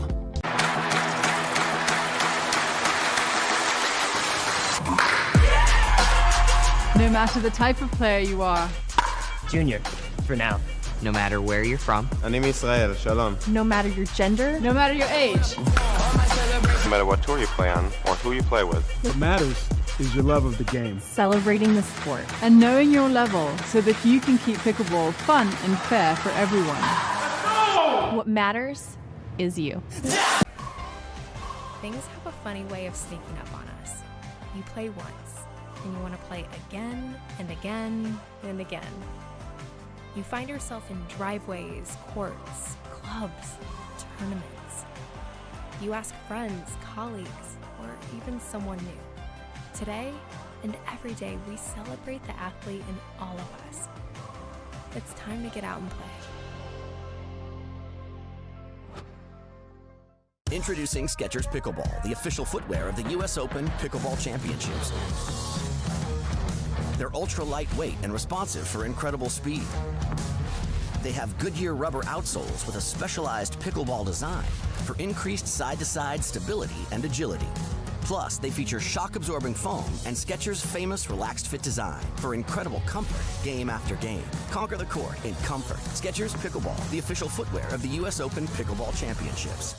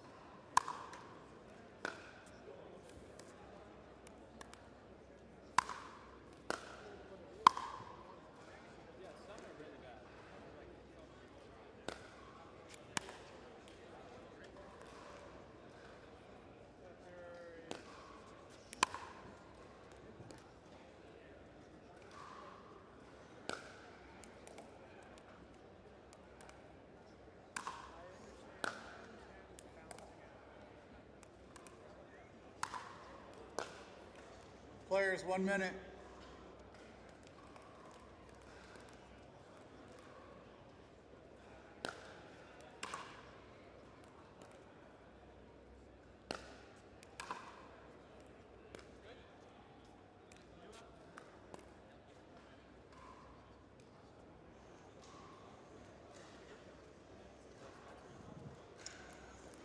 On my right, I have Mr. Lang. On my left, I have Mr. Grubmiller. 1 to 11. Change ends at 6. Time in. 0-0.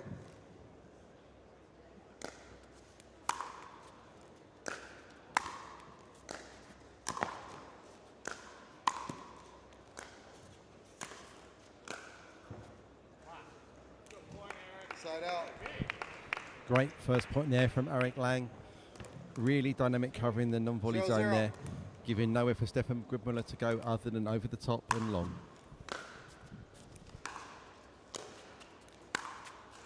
Oh, what a great inside-in forehand there. Lots of control and rip. Get nice and low, underneath and round the ball. No chance there for Stefan. 1-0.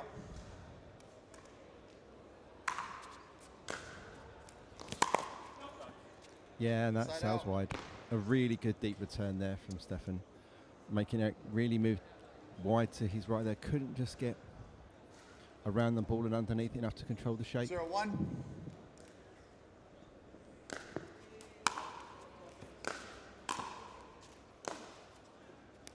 Side out. Yeah, no need to touch that, Eric. Just let it fly. Stefan is looking at the court there. There is the odd seam that lifts up every now and then with these rollout courts, but pretty damn good court surface to play for. And obviously, the best stuff we have in England, there's not really enough pickleball centres around for us to play on dedicated courts. Point. Yeah, and again, Stefan looking down at the court. Looked like he came a little bit up on that a little bit early though, so possibly not solely the fault of the conditions here. Much of the play there, Eric couldn't quite get around that forehand enough. 0-2.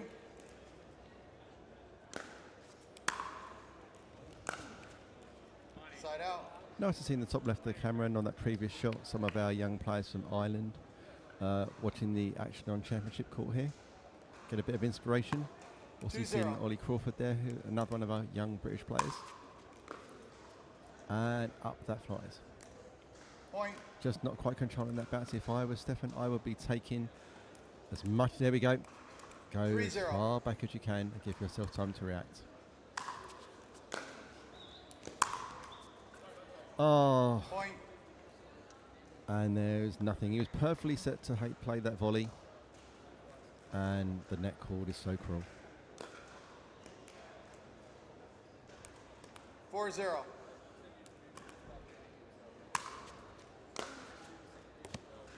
Point. All the hard work on that first point. And then sends that out. Such a shame there from Stefan Goodman, working hard. Got to try and find a way to get through Eric Lang here. 5-0. Oh, what a fantastic cross-court backhand there. 1 minute. Hit with precision accuracy. And once those balls are down and going cross-court, there is nothing you can do. Possibly just shading a little bit too much to his right there from Stefan. But you have to kind of cover so much court in singles on your own.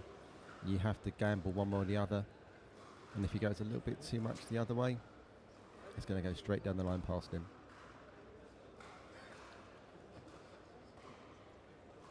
So just Eric taking his time here to set himself from the time in. Change of ends. Let's see if Stefan gets something on the board in this next phase of play. 6-0.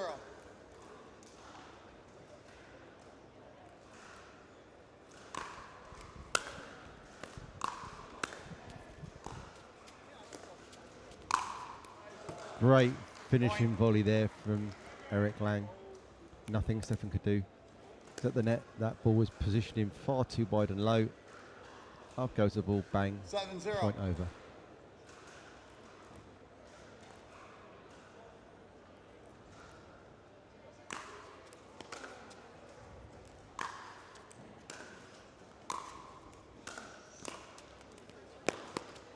Great angle there from Eric Lang. Stefan full speed covering cross court from that ball to get to it. And just can't get enough underneath it to get it in control. But good hustle there. That's the way you're going to get some points here, Stefan. Yes, sir. 8-0.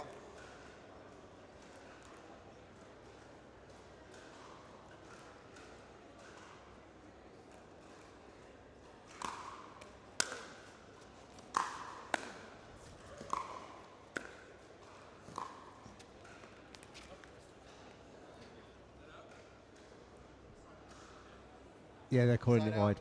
Eric definitely wide on that ball. You could wish it in, but it isn't. So 0-8. Let's see if Stefan can get one on the board here.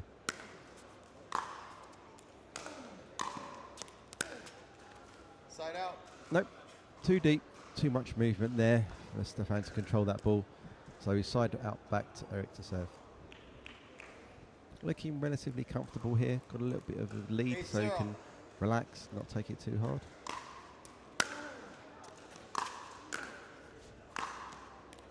Great two-handed backhand there to finish off. Interestingly, Eric Lang is really hitting those first serves hard, but they're not landing that deep. But obviously with the amount of topspin that's on them, and the amount of shape he's creating, he's creating challenges.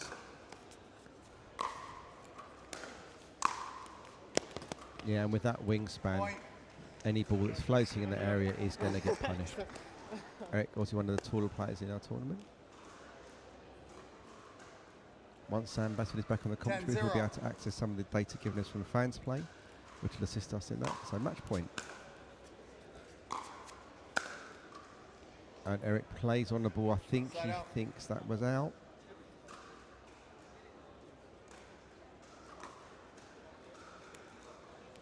Now they're playing it as in. 0-10.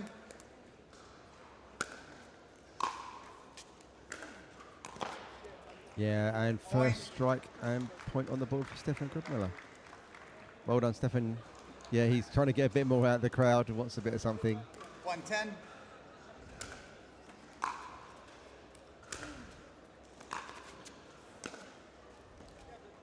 And that's long. Point. Oh no, they're calling it in. Oh, hang on a minute, let's have a look. Yeah, Eric's calling it in. 210. More in than out. Side out.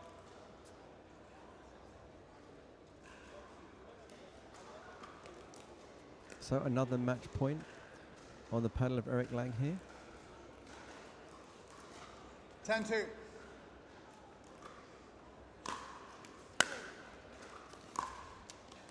Oh, what a way Point to game finish. match, Mr. Lang, A beautiful drop roll volley. A sort of beautiful drop roll cross court there. Firing past the outstretch forehand of Stefan Grubmiller. Yep. No point even getting anywhere near it.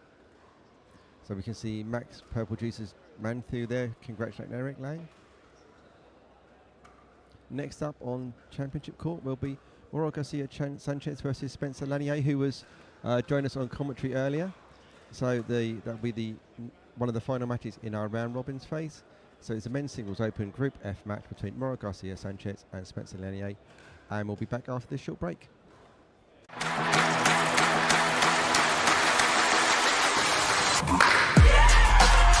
No matter the type of player you are, Junior, for now.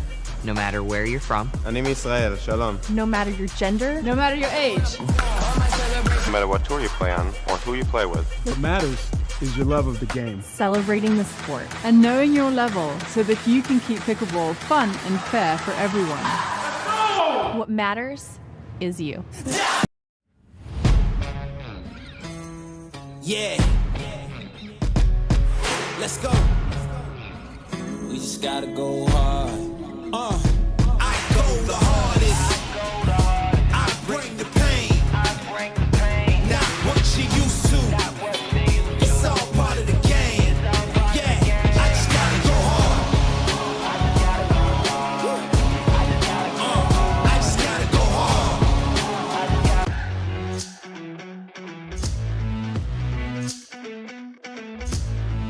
Whether you're a pickleball pro or you play for fun, Fans Play is your ultimate destination. Welcome to the home of the fan, where your passion for pickleball comes alive. With Fans Play, creating your dream team is just a few clicks away. Sign in, select your favorite tournament, and dive into the excitement. Explore player rankings and build your winning team from the top pickleball players. During the tournament, stay on top of the action with real-time leaderboards and live match scores. Feel the thrill of competition and see how your team stacks up against others. And the best part? Participants have the chance to win amazing prizes.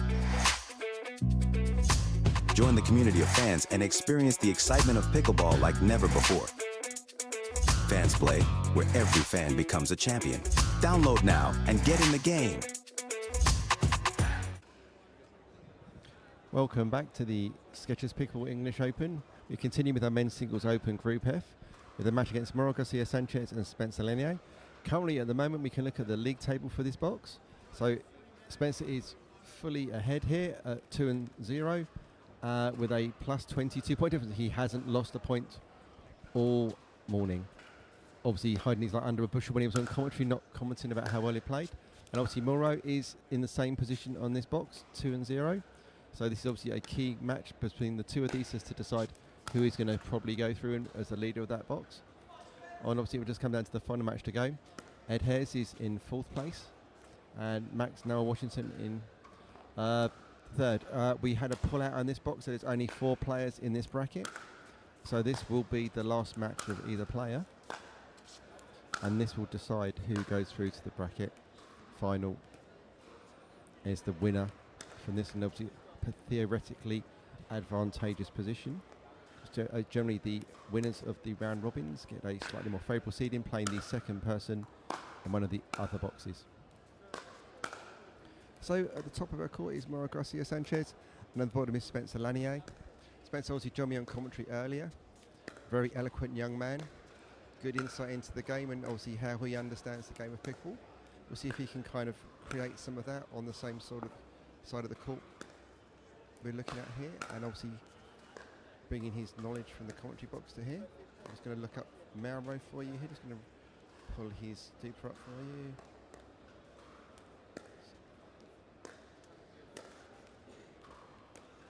So Mauro is a 5.106 duper. He's 16 years old from Rota in Spain. So obviously my co-commentator for today, Sam Basford, was out commentating on the Revolution Cup there. So obviously one of the young superstars in Europe against one of the young superstars from America. Obviously we've got a very large difference in the wingspans on court, so we should be looking to see Mauro being a lot faster and quicker around the court, potentially obviously lower centre of gravity like that Ben Corsten, Eric Lang first match we had this morning. And then Spencer, another one of those taller, athletic American boys. We've had got obviously 3 or 4 of the players substantially above 6 foot in height, which gives them that big wingspan advantage at the non-volley zone line. So we've got 1 minute left to go. If you're coming over the weekend, make sure to visit all of our vendors and our sponsors that have got stands all across the Telford International Centre. Also make sure to interact with the Fans Play app, which gives you the ability to create your own fantasy teams across the pro divisions in singles, doubles and mixed doubles across the next couple of days. You've got a chance to pick your favourite players, create a team based upon their fantasy values, and see if you end up winning the winning player for that weekend. Just the last few serves going in here to get themselves ready to play. Fantastic atmosphere all across the Telford International Centre at the moment. All 40 courts are fully active with people playing in their round robins matches across all of the 18 to 45 age brackets that are playing across this Friday in both ladies and men's singles. Tomorrow will be our gender doubles day for the open category on Championship Court, and all of our players will be playing from the 18, 35 and 45 plus categories. Mr. Lanier, on my left, I have Mr. Just about to Garcia, start 1 to underway 11. here. Win by 1, change ins at 6. Mauro is going to be Time starting up at 0-0. 0-0.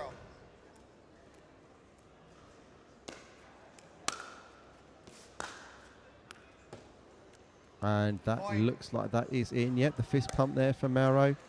That is perfectly calibrated on that first point. We can see on our replay there, literally hitting where the 2 lines meet. And then Mauro forces Spencer to switch hands on that backhand. So that's a quick 2-0 start. Out of the blocks very fast. 2-0.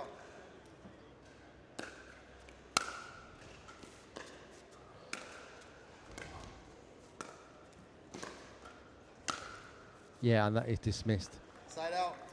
Spencer really rolling that ball over and just controlling with top spin on those 2 backhand volleys. We saw a bit of that earlier in the final with the Team Franklin on Championship Court yesterday evening. And just sends that ball long. Trying to repeat what Mauro did in that first couple of points of the match. 2-0.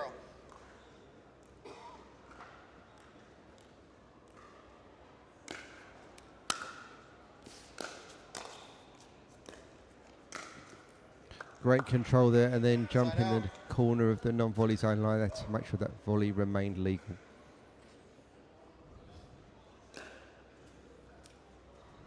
0-2.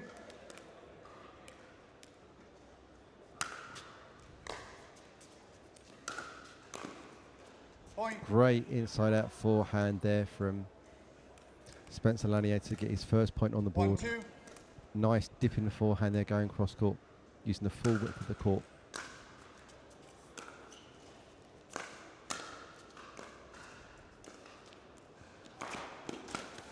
What an acute angle. Great hustle there from Mauro to get towards the ball. But then there's an entire court to put it in, and Spencer Lanier is not going to miss that ball. That is going to go somewhere in. Doesn't matter where, because your opponent is completely off the court and almost into the advertising boards. 2-2. So, evened up now.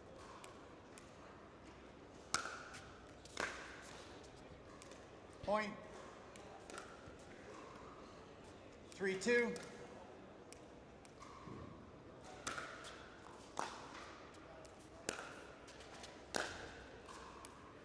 Point.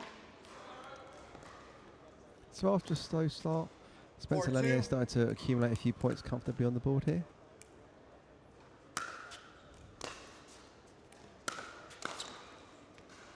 Point. Yeah, just a little bit overextended on that volley there from Mauro. Obviously, with his more diminutive stature, some of those high balls can be harder to get in control.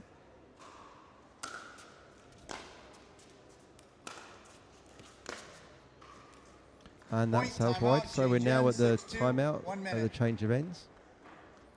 Mauro coming over to his teammates over here. Is Mauro using a zebra paddle? But he certainly, I'd imagine he would be part of Team Zebra with the amount of clothing he's wearing with that brand. Also one of our sponsors in battered the paddles yesterday. For the full schedules and results, if you're following anybody at home that isn't on Championship Court, but you've got someone here competing at the Telford International Centre, if you go to pickleengland.org/2024-English-Open, you can then go to our mini site, which will get you access to the Pickle England tournament software, which will give you live updates on court allocations, all the results. So even if you're in the building, it can be beneficial with you. We have got scrolling screens around the building with upcoming matches, as well as a large championship stream video board outside the entrance to calls 1 and 2. Obviously, if you want to start on top of things at home,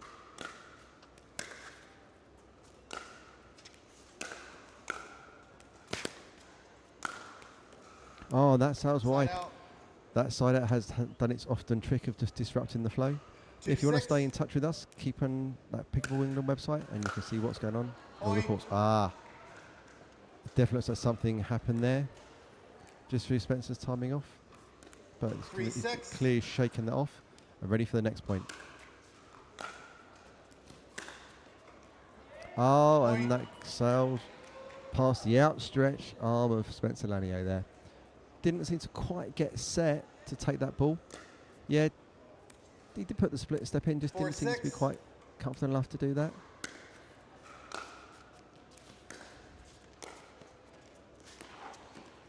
Yeah, good on that backhand drop there from Spencer Lanier. No height at all for Mauro to work with. Obviously with our temporary courts here, sometimes ball doesn't bounce quite as high as you would think. And once again, that slightly funky spot just behind the base where a lot of people are bouncing their ball is proving to be interesting. 6-4.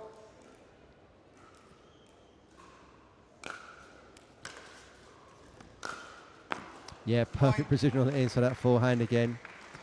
We've seen a lot of those on Championship Court today. Players running around the backhand, getting the set under the ball and then letting rip. 7-4.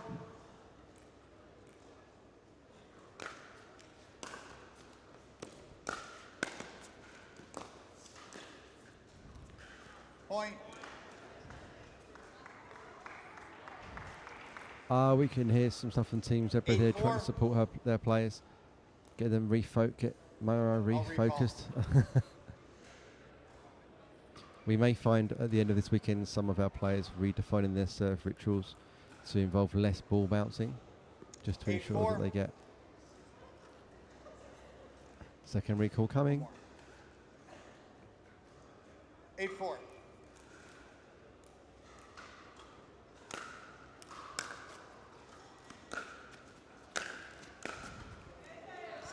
Interesting there, obviously Mauro being more diminutive of stature. Spencer trying to throw a lob up there to do something different. But Mauro up to the challenge.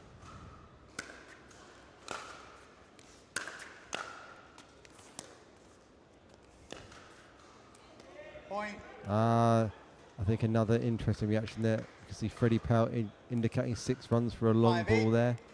Always the joker on Team Franklin.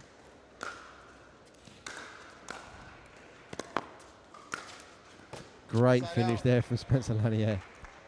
Just sat there, used his extra height and reach and punished that ball being a little bit too high.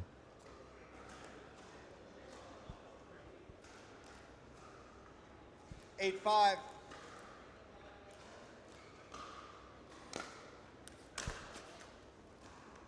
Side out.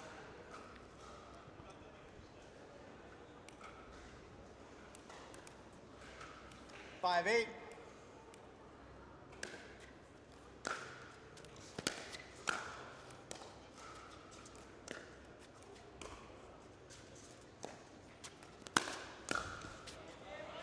Yeah, good drive there from Mauro. Sometimes if you hit those hard enough, your opponent has to react. And it's, even though the ball's possibly going wide, it's going to sail long.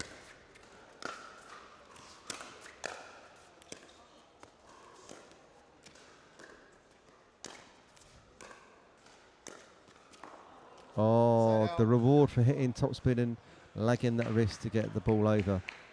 Often when you generate a lot of top spin and some power, you get some 5-10% more likelihood of the ball going over the net if it does take contact with it.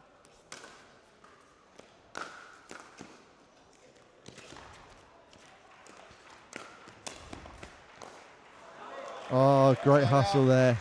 Apologies for Mauro for taking the net cord. A really good hustle from Spencer there to get near that ball.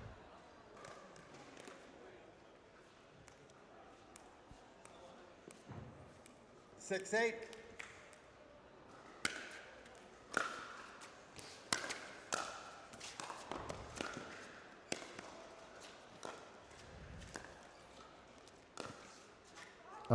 Just couldn't quite finish it off. Perfect decision making from Spencer Lanier on the previous shot in that rally, in choosing to reset that ball from a deep position back in the middle of the court to just reset that ball again into that neutral zone in the non-volley zone, and then make a decision from there.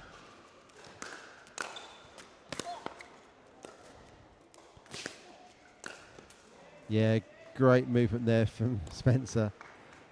Just making that little misdirect and working really hard to ensure he retained his balance and didn't fall into the non-volley zone.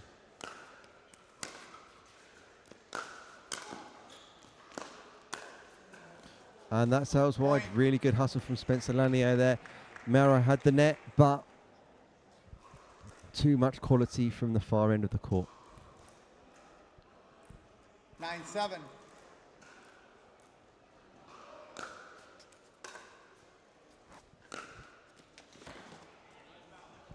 Point. And looks like we might have something going a little bit quirky again in that corner of the court. So we now got the first match point for Spencer Lanier.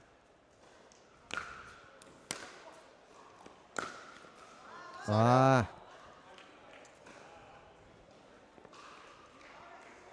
think that was honours equal after those two previous points to reset to where we are. 7-10.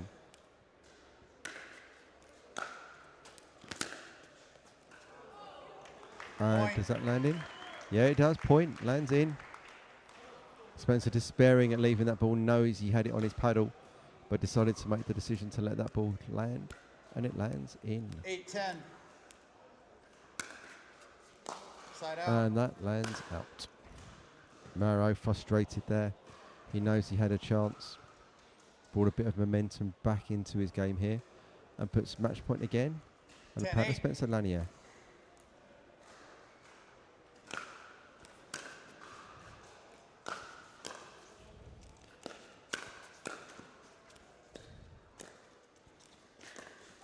Oh, going for the ATP to try and save it. Unfortunately, the ball didn't go around the post. And that brings victory to Spencer Lanier at 11-8, who'll be winning Group F and moving through to the round robin phase. From the round robin phase to the knockout phase later on today. Our next match coming up will be Richard Livanese Jr. versus Shrey Mishra in the men's singles open Group I. And we'll be back to you shortly after these few messages from our sponsors.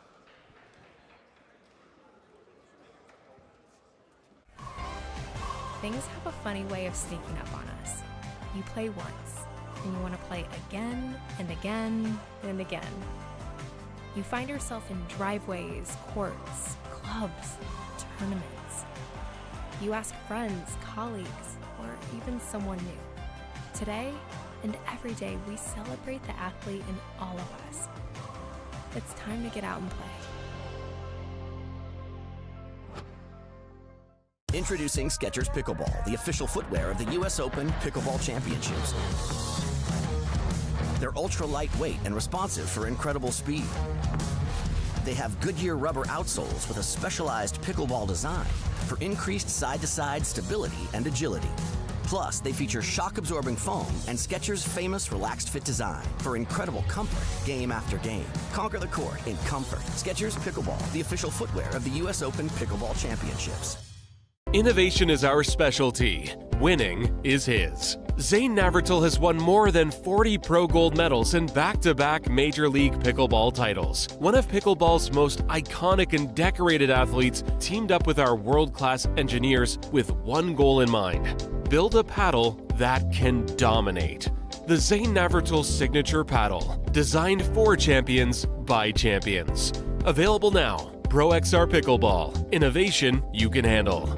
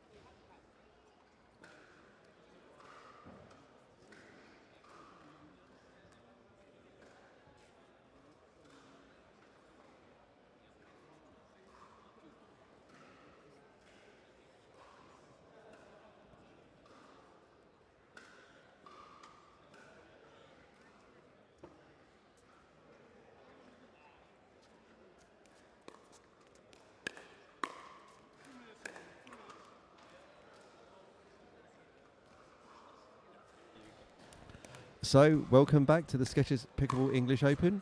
We're now looking at the results so far of the men's singles open Group B. We've got at the top of the table Armand Basia, who is 3-0 at the moment, with only losing 5 points all day. Second is Richard Livanese Jr., who is 2-1, and Johnny Carmichael, who is also 2-1, with exactly the same points difference as well. So, all to play for Richard Livanese on this one. Wes Jackson's in fourth from the UK, who is 1-3 so far, so he's done for the day. And then Shrey Mishra is playing his last game at 0-3. So we're looking like we expect Richard Livanese to win this relatively comfortably, Sam.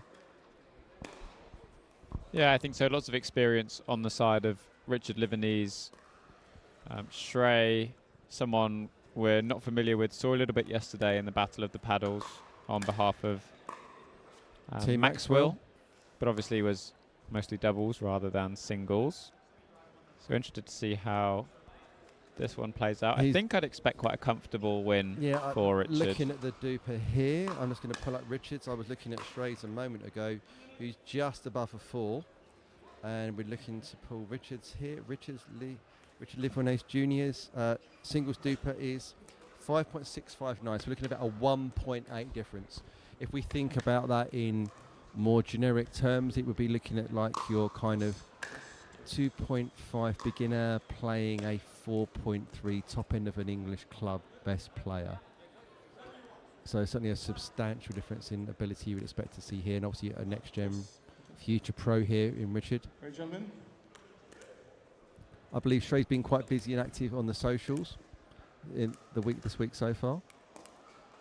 To my left is Mr. Livanese, and to my right is Mr. Misra. Byron Fraser making sure he gets the name right, just having a little stuttering pause to make sure that Shrey instructs him correctly on his surname. So 0-0, Shrey Mishra to serve. Side out.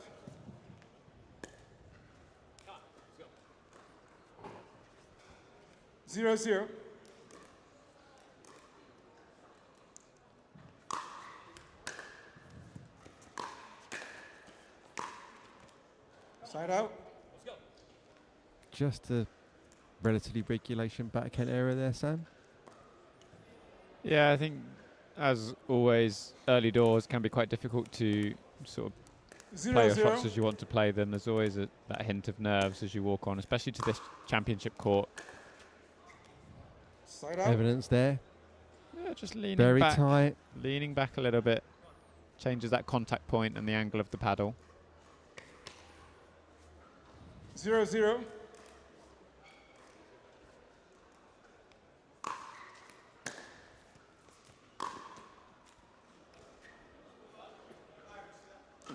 Let's see what the call is. Side out.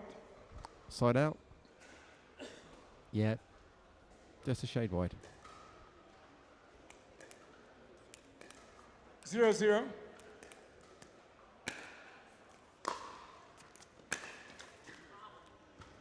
Side out.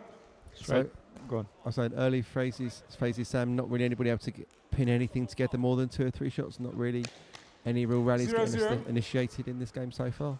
Yeah, both players just catching the top of the net a couple of times. Yeah, that first Point. Fraser played that really deep serve there, really effective in getting him on top of the rally there from Livanese. 1-0.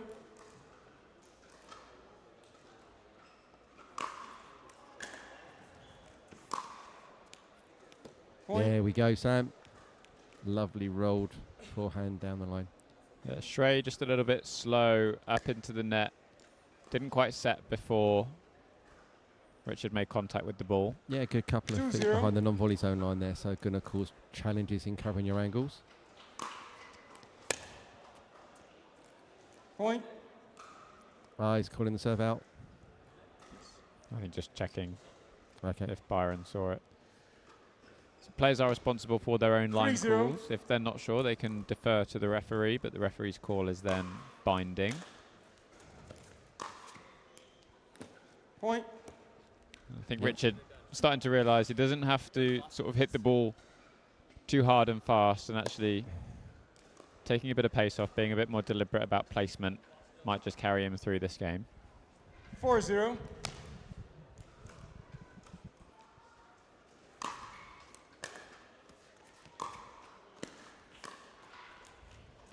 There we go again, Point. Sam. Exactly as forecast. And I think that's what we'll see sort of for the rest of this match. Moving forward. Percentage. 5-0.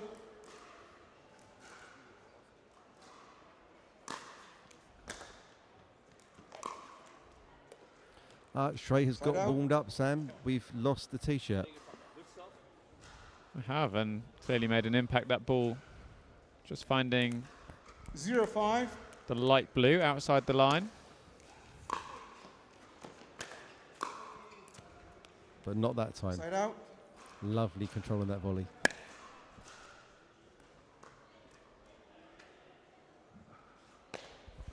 $5-0.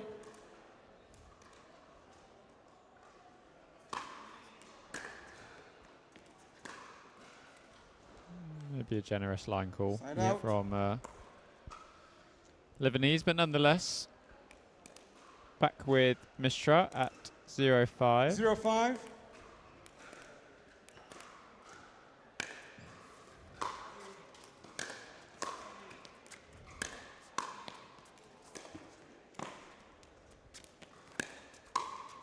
Oh, and Point. first point on the board for Shrey Mishra. Yeah, nice play overall. Did well to move his feet out the way to get that inside out forehand drop, which set up the point nicely. 1-5.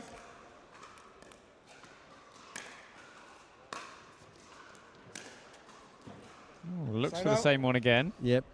Going to the well with the second time.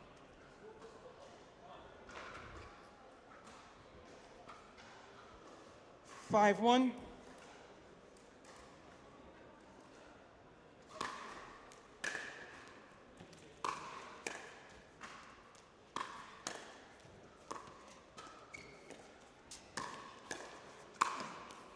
Yeah, there we go. Timeout. An onslaught there at Shrey Mishra at the net. 6-1. Yeah, tough to deal with. Richard, big wingspan, big reach, covers the net really well. It's a nice show of mutual respect between these two as they switch ends at 6-1.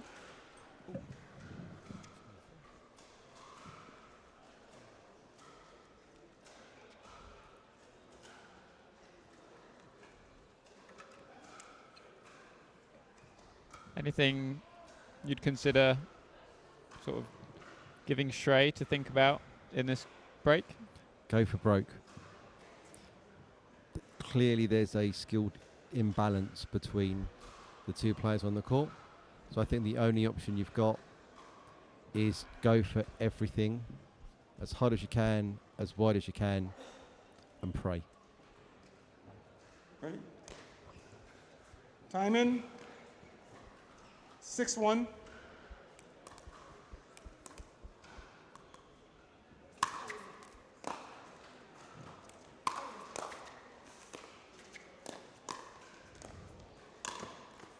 Yeah.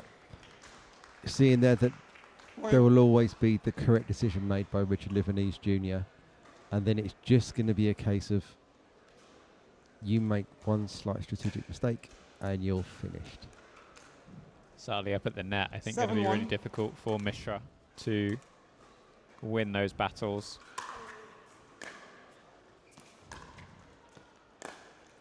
Point. I think there's a lack of movement ability laterally from Mishra. Just not able to get to those balls fast enough with enough balance to really control those second, fourth balls. Difficult playing against the next gen team who are so well drilled. Yep, and that was drilled cross-court beautifully. Yeah, really nice ball from Richard. Got right over the top. Using that left hand on the paddle. And just guiding the ball cross-court. 9-1.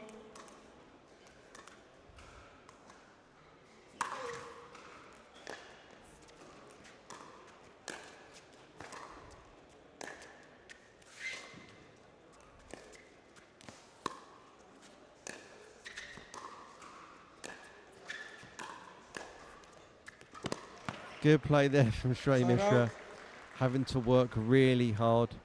But interestingly enough, Sam didn't really hit anything hard there, just kept moving his opponent side to side and waiting for the opportunity to finally finish the ball. Yeah, and often give your opponent pace, it comes back faster. So giving your opponent nothing to work with often means they have to create all their own pace on the ball.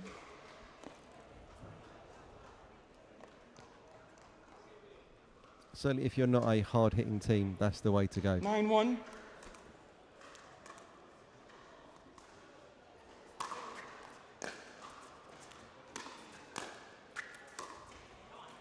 Yeah, good depth on that volley there from Shrey Mishra. There's nothing that Richard could do to control that. Yeah, just got stuck under his feet a little bit, I think. 1-9.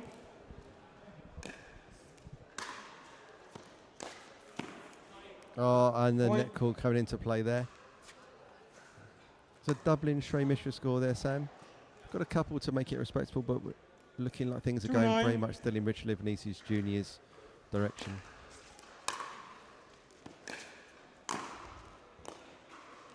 Side out. Yeah, nice cut on that volley there, Sam, just to keep the ball low. Yeah, and did the job perfectly. Had Mishra running across the court. Nothing to work with. No power to get it back. 9-2. Generate it all from that movement.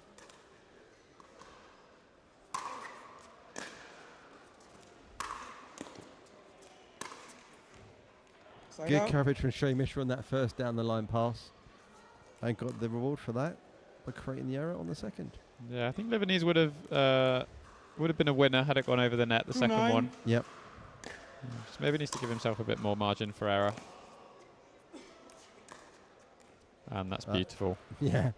Side out. I think Shrey Mishra was questioning whether that first one was long, but then clinically finished here. No chance. 9-2.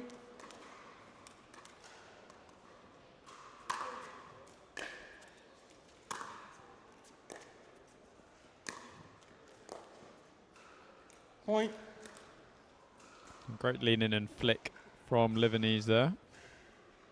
Bringing game point onto the paddle of Richard Livanese Jr. 10-2. 10-2.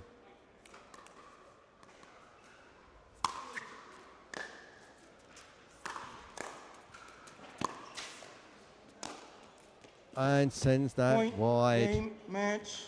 11-2 Great hustle to there Mr. from Richard Livanese. Livanese Jr. to get to that ball, make his opponent play one more shot and sends it wide. Winning this men's singles open group I match 11-2 against Shrey Mishra. Don't trust me. Coming up next, we have on Championship Court our co-coach from last weekend, Sam. Molly Nags versus Sabrina Mendes Dominguez in the Women's Singles Open Group B. If you've not seen the English Open or weren't here last year, we've got a short video here to show you how exciting the events were last year. It's only getting bigger and better this year. So let's see the highlight package from last year.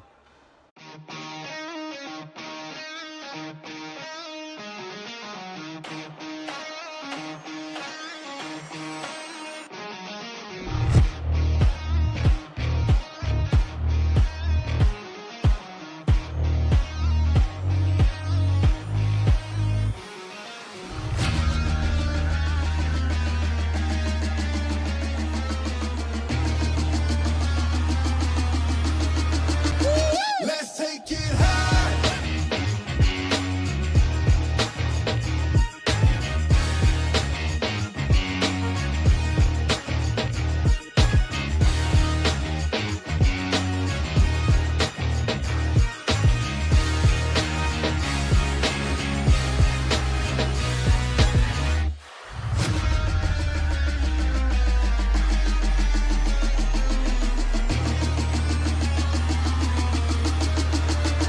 Let's take it high.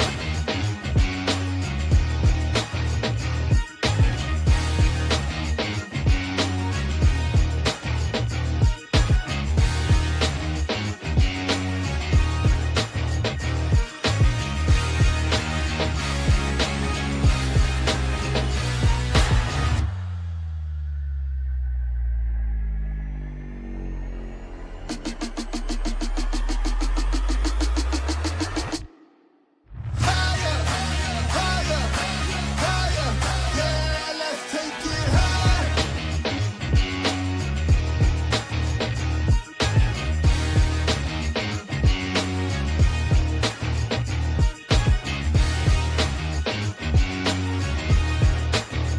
Let's take this higher, higher, higher, yeah, let's take it high. Yeah, let's take it high.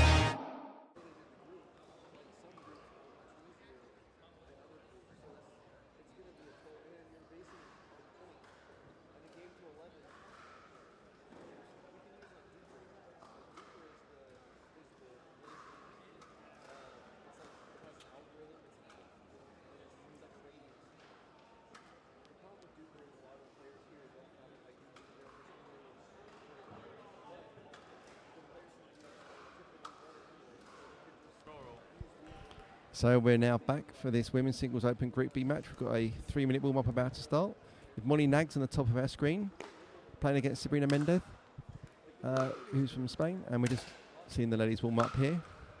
Obviously, Sabrina had a quality win earlier in the day. Just looking to get some access to the results of the ladies so far, or the table that we ran on Group B for the ladies so far. We haven't seen as much action from this group on the court.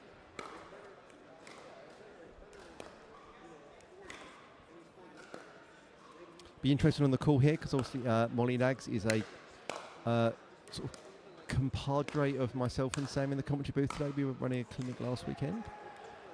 But obviously we're going to retain our professionalism on the call here and make sure that things are equal for both ladies on the court.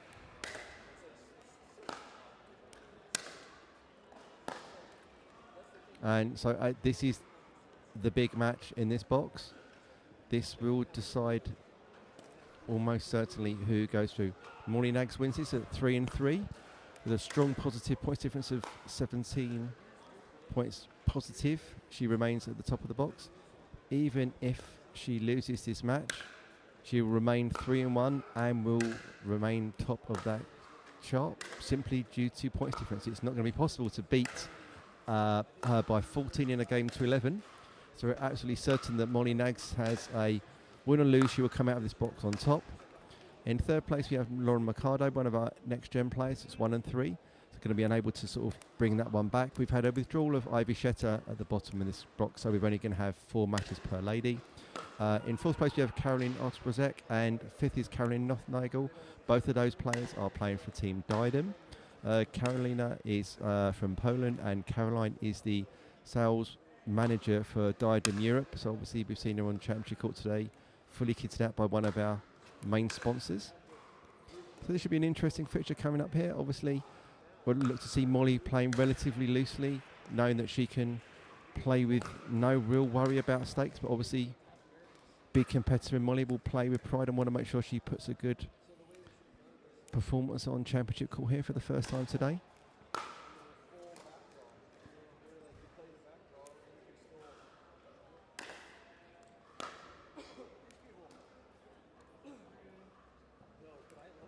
So, ladies just being pulled in. I think we got the 15-second call. I can see Sam is now walking back to the commentary position.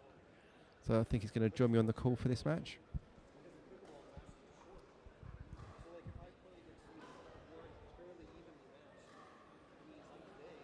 We have referee Byron Fresso. Just getting the last little things together here.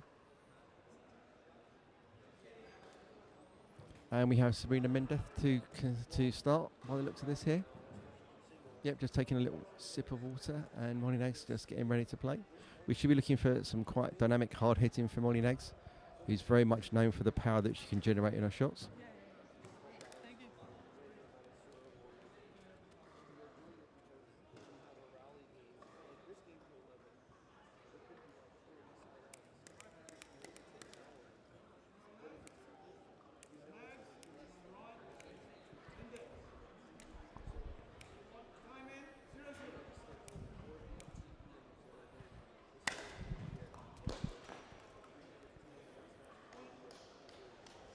What a start.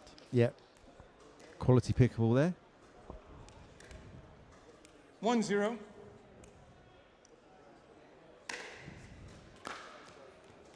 Point. I think Molly needs to switch out of whatever's going on. 2-0. First couple of points.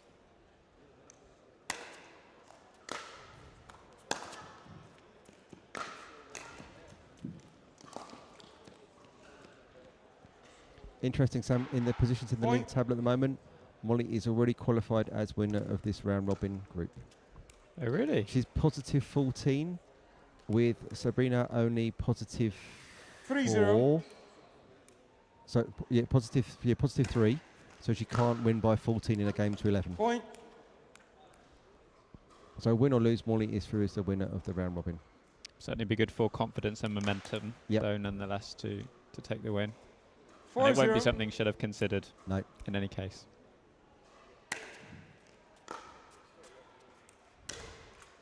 Side out.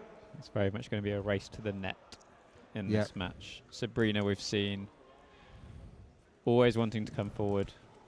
I was just discussing with Molly beforehand, and that's very much the plan. And Molly will just keep cracking passing shots from the baseline if you don't put that return exactly where it needs to go. Yeah.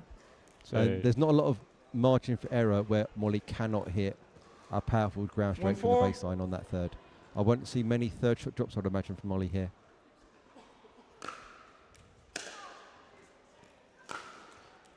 Side out. Yeah, the plan is very much big serve and try and force a weaker return to get into the net, and big return.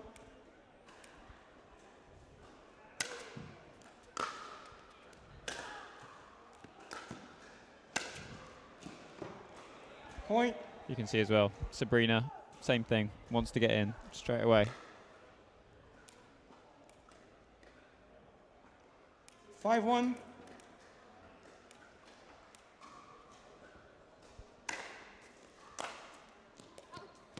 Point. And we're at the side out already, Time Sam. out. Change ends. 6-1. Yeah, quicker switch up than Molly would have liked.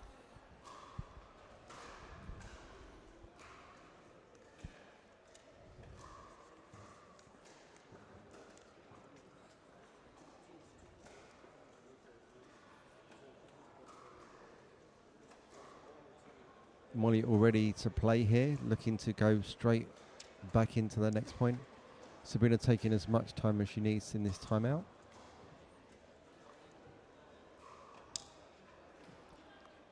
Clearly confident in her process at the moment. No need to get on court before she needs to.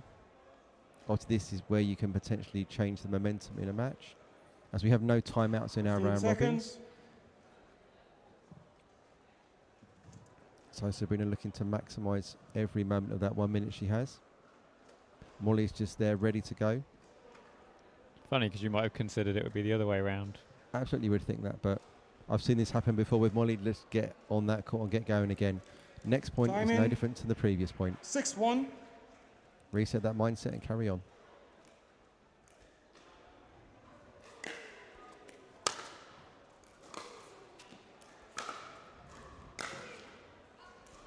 Side out. Good point construction there from Molly Nags.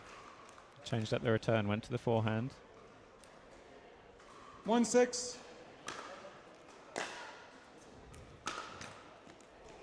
And there we go. A little bit of help from the nets to get that second point on the board for Molly Nags. And sometimes it's just what players need is something to go in their favour that they can then use. Side out. Molly uses quite an extreme grip on her forehand, doesn't she, Sam? Very much from that tennis background that she has. 6-2. It just means she has to be very deliberate about the shots that she plays. Point. Yeah, they're just sailing a fraction long. 7-2.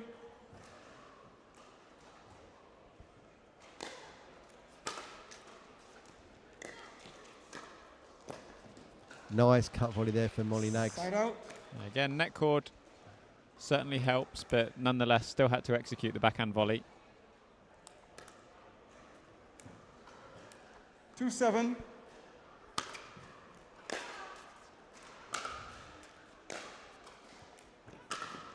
Yeah, great inside out forehand there for Molly Nags.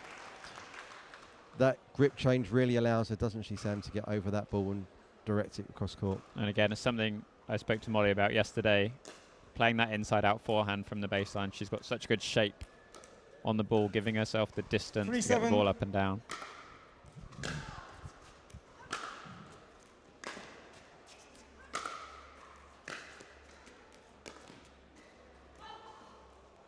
Molly frustrated. She did all the hard work there to get to the net. Yeah, it's always going to be tough when you've sort of got into a rhythm on your forehand and that one ball to the backhand. Sabrina did really well to bring that ball back across. 7-3.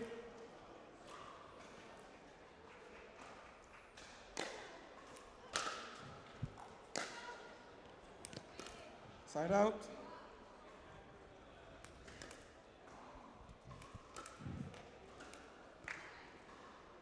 Three, 7.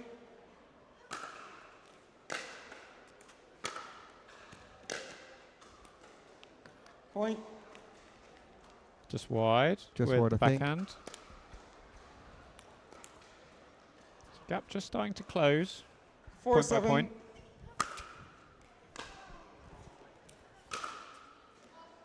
Side out. Just need to kind of build that game 1 point at a time. Don't look too much at the finishing line. Just look at the next milestone down the road.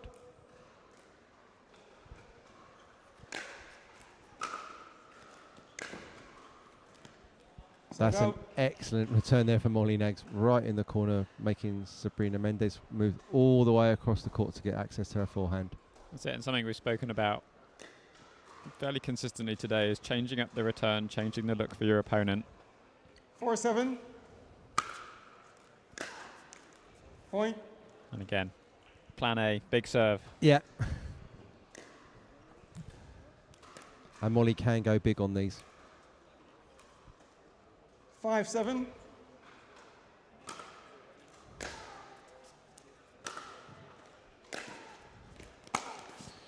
Can't get that down. Side out.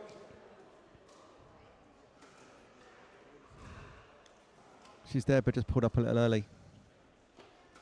Yeah, I think Just stood and watched that first forehand for a little bit 7-5. too long.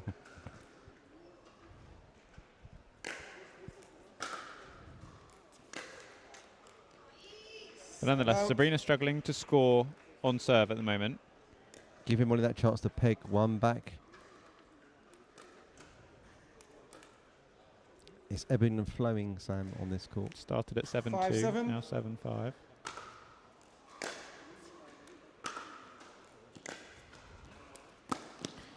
Oh, great shot there from Sabrina Mendes. I'm starting to get some shades of PPL round one this year when Molly was knocking it back after being down big in a couple of games. One at a time. We can rely upon her to be mentally resilient and strong 7-5. every point and phase of a game.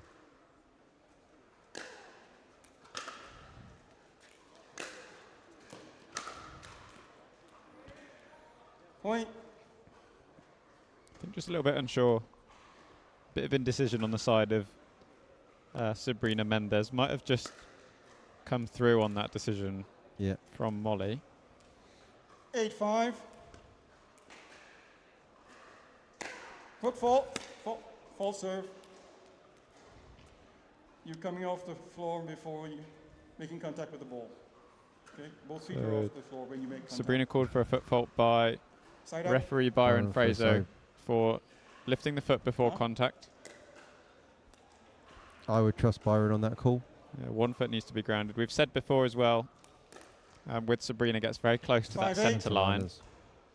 That's a harder call for them to make on the umpiring side of the court, which we can from our commentary position here. Being directly behind show court in front, we can call that centre line perfectly. We saw a couple of people earlier today, wasn't it? Simon was another one that was very, very close. So we're looking here, there's 8-5. an inch or two, maybe that's it. Go back to that wide shot. I'm not sure if you're not stepping on that line, Sam, are you? Side out. It's very, very close. And it's... Line is okay, over line is not, correct? Yeah, and good call from Byron, because if you watch very closely when Sabrina serves, she does just lift both feet off the floor.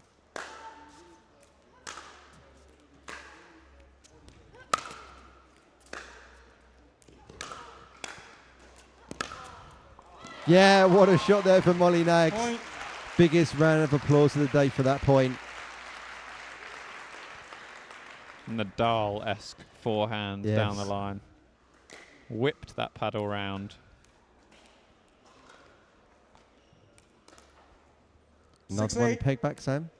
Lots of support for our British players in the crowd.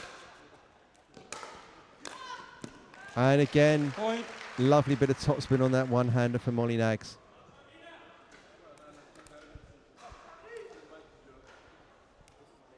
7-8.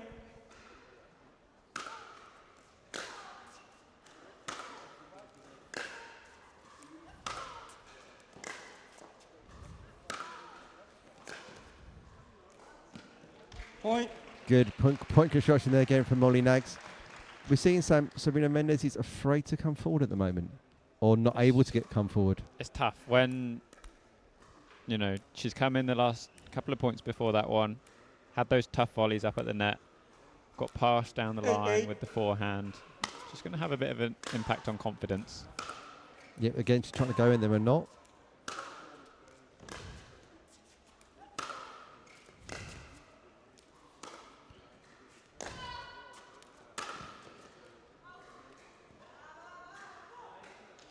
Yeah, Byron Fraser confirming the call. But tied back. Yeah. 8-8. All to play for, Sam. Paddle on, ball on Sabrina Mendes. Paddle, what are we going to see here? Let's look at that centre line again.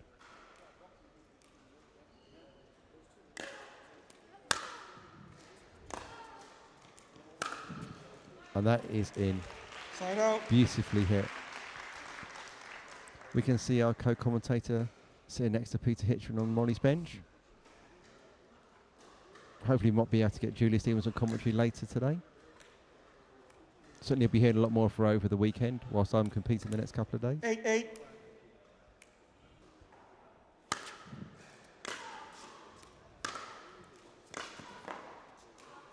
Great change. Great change from Molly, going more to the forehand of Sabrina. And her first lead for a long time, Sam.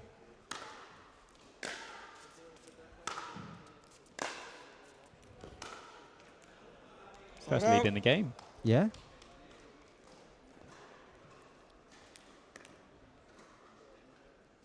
Sabrina trying to find the backhand of Molly Nags a little bit more.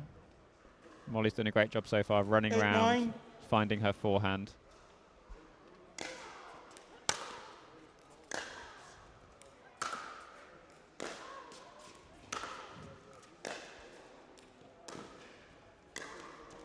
Yeah, great drop there from Molly Nags in the baseline.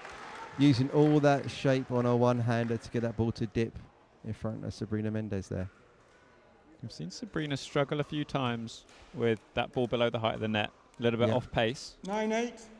Have to work it on that one. And that goes long. Point. So game point on the paddle of Molly Nags. 10-8. This time going to the backhand.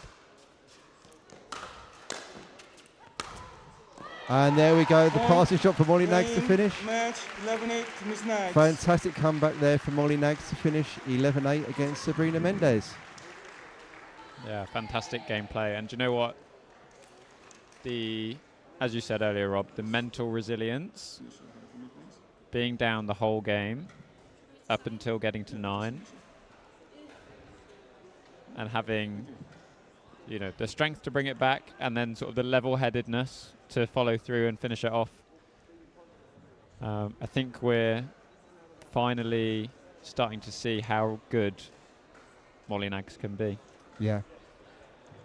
Certainly she preaches into her players about mental resilience, backing yourself. How many times have we heard that last weekend? Back yourself. Absolutely. So next up, I think we're getting to the tail end of these round robin matches. This might be the last one of the round robins before we head on to knockout. We'll have Thadia Locke against Priyanka Mehta upcoming next.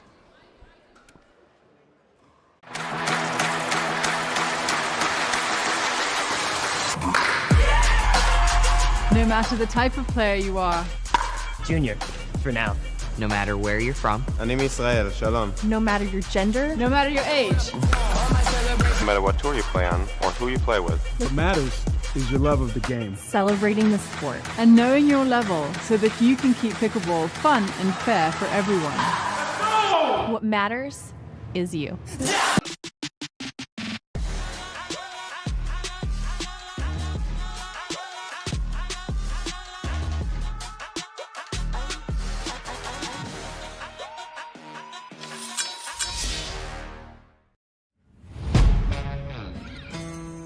Yeah.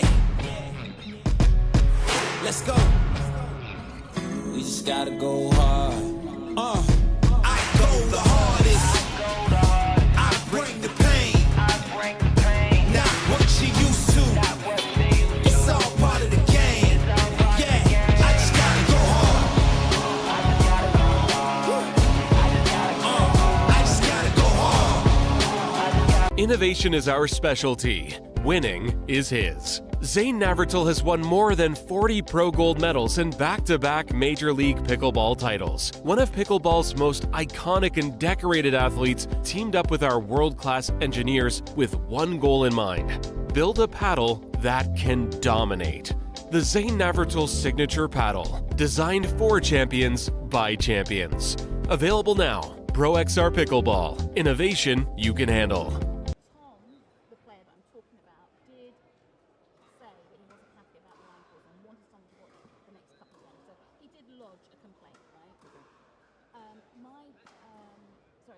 My team tried to resolve that by suggesting that, so then what happened, sorry, this is important, what happened was when all the results had gone in, Tom, the guy that complained, he was the next guy, he didn't get through to the knockout, right? And he's saying, but I complained about that player's game, and, you know, I don't think that this is fair. So my team, rather than come to you, which is a mistake, and they've all been briefed otherwise now, they thought it would be fairer for the game to be replayed. Now, the guy, then Rohan came and said, that's not, sorry, Pranav, sorry, just Rohita, that's it, yeah. So Pranav then came and said, but this isn't fair. He only complained when all the game scores had gone in and he hadn't got through. And he mentioned that he signed the thing. He didn't call for the referee during the game, and he signed the sheet. Right. So what you're looking for me for advice is whether it should be replayed, it should not be replayed. It should not be replayed. Okay. Yes, sometimes you get bad calls, you get good calls, all part of the game. Okay, and well, the bottom line is that if it was a situation that was really egregious enough, he should have at least called. And call for the ref. Yeah. No, I agree. But we wanted your opinion yes, on it. So your rule. Okay. We both didn't want to be the judge. Yeah, we didn't. No, we don't want to make the bad calls. So okay, thank you. Okay, all right. Well, it's.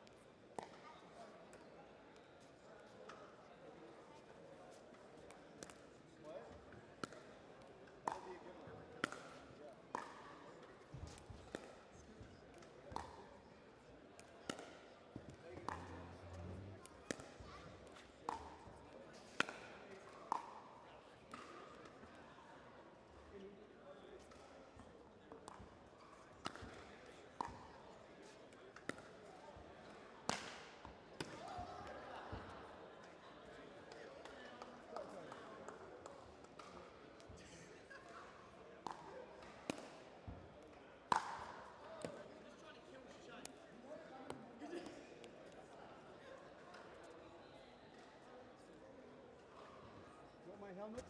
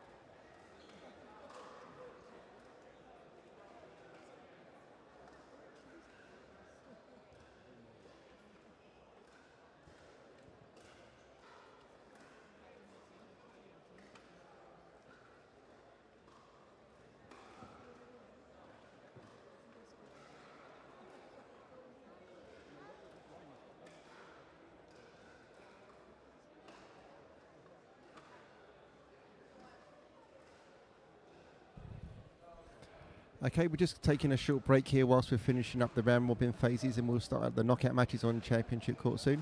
If you're watching on Facebook, your live stream will stop shortly, and we'll then be restarting with the knockout phases in the men's and ladies doubles, so men's and ladies singles. Very shortly, once we're able to get that underway, we'll have a new stream up on Facebook, so keep refreshing that page and keep an eye out for the next stream when you're watching on Facebook. Otherwise, we'll be back when we get our next match on Championship Court. Just going to take a short break now, but keep tuned. At some point, we'll be coming back live.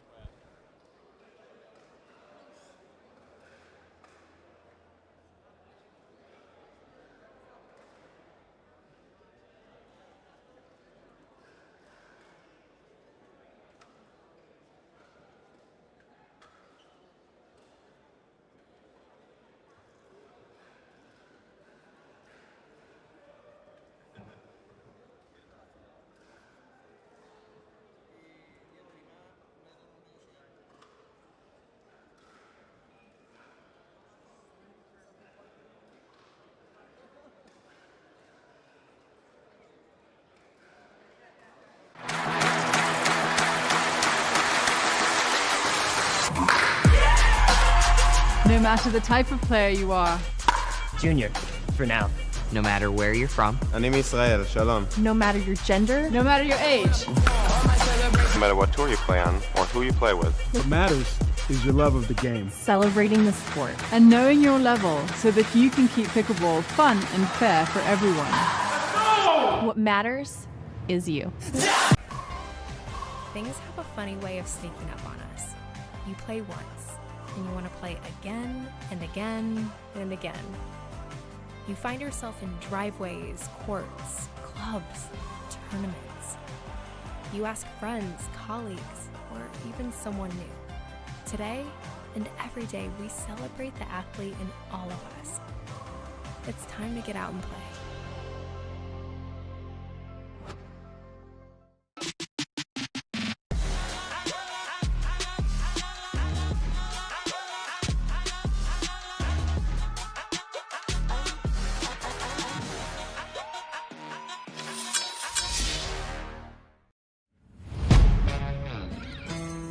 Yeah. Let's go. We just gotta go hard. I go the hardest. I bring the pain. Not what you used to. It's all part of the game. Yeah, I just gotta go hard. I just gotta go hard.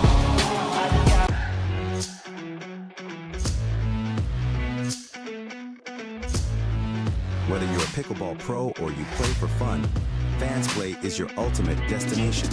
Welcome to the home of the fan, where your passion for pickleball comes alive. With Fans Play, creating your dream team is just a few clicks away. Sign in, select your favorite tournament, and dive into the excitement. Explore player rankings and build your winning team from the top pickleball players. During the tournament, stay on top of the action with real-time leaderboards and live match scores. Feel the thrill of competition and see how your team stacks up against others. And the best part? Participants have the chance to win amazing prizes. Join the community of fans and experience the excitement of pickleball like never before. Fans Play, where every fan becomes a champion. Download now and get in the game. Introducing Skechers Pickleball, the official footwear of the US Open Pickleball Championships. They're ultra lightweight and responsive for incredible speed. They have Goodyear rubber outsoles with a specialized pickleball design for increased side-to-side stability and agility. Plus, they feature shock-absorbing foam and Skechers' famous relaxed fit design for incredible comfort game after game. Conquer the court in comfort. Skechers Pickleball, the official footwear of the US Open Pickleball Championships. Innovation is our specialty. Winning is his. Zane Navratil has won more than 40 pro gold medals in back-to-back Major League Pickleball titles. One of pickleball's most iconic and decorated athletes teamed up with our world-class engineers with one goal in mind: build a paddle that can dominate. The Zane Navratil Signature Paddle, designed for champions by champions. Available now. Pro XR Pickleball. Innovation you can handle.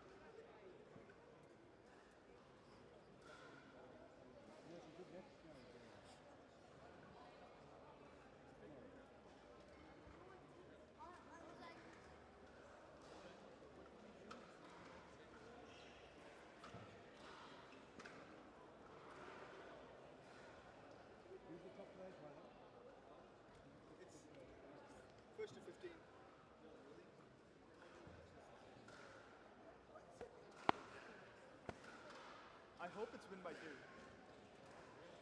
7 death. 14 all.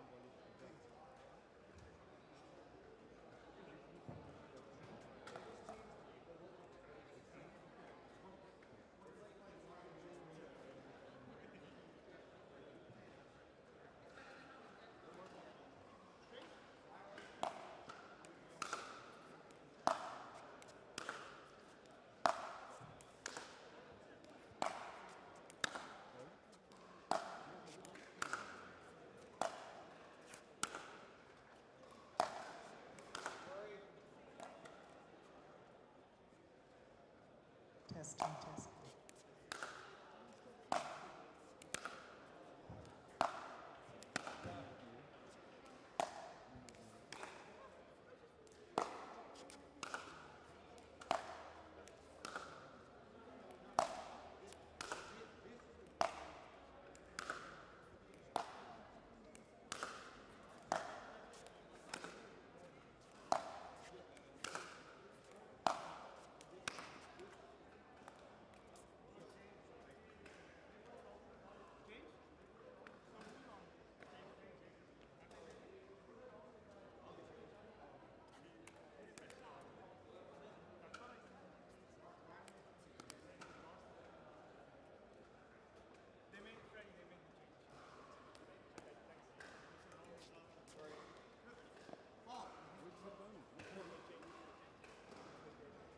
They changed the broad.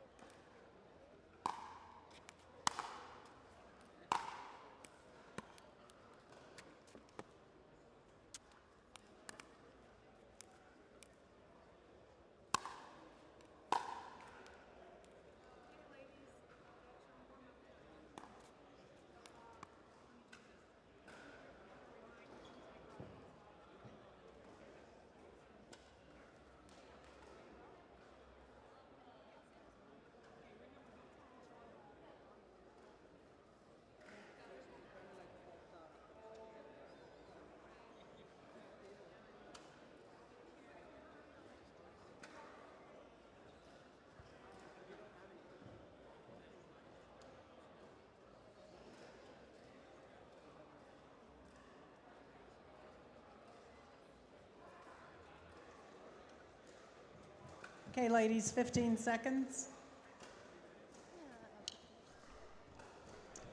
I have Aaliyah Brown on my right, serving to Riley Bonart on my left. 1 game to 15. Change ends at 8. Time in. 0-0. So we've got our first knockout match this afternoon. Riley Bonart on the far side of the court and Aaliyah Brown on the near side of the court. Slight change to our format, Sam. We are playing first to 15. Is it win by 1 or win by 2, Sam? I would imagine it's win by 2 because it's knockout, but 1-0. don't quote me on that. 1 timeout, I would assume, Sam? Yes, I think so. Now we've progressed into knockouts. Side out. So we've seen 2 of our next-gen females coming through their round robins to play each other. 0-1. Had Riley played on championship courts? I also we saw Aaliyah earlier. Riley played against Alexa on championship court. Alexa Scholl. Oh, Side out. Beautiful passing shot there from Aaliyah Brown down the line.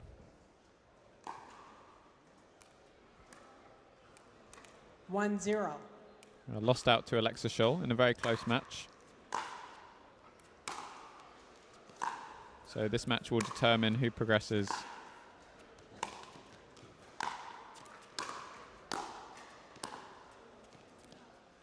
Into the quarterfinals.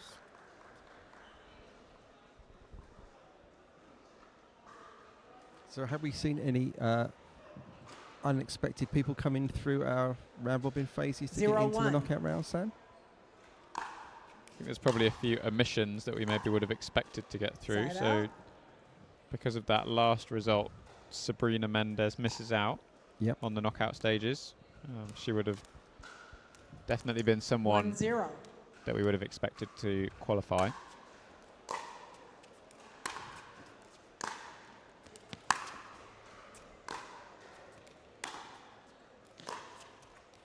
Point. Great depth from Aaliyah.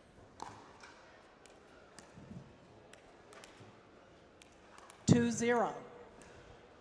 So winner of this match goes on to face Peichuan Cao in the quarterfinal. That will be a challenge for either of these ladies. Pei having a lot of success around the world in obviously 0-2. Sort of Asia and Australian pickleball, as well as some US Open big wins as well. Oh, point. Was that a misconnection of Ali's Padia there? Yeah, I think just took her eye off the ball last minute. Looked like she's really up on that rally as well. Yeah, she's put herself in a really good position. 1-2.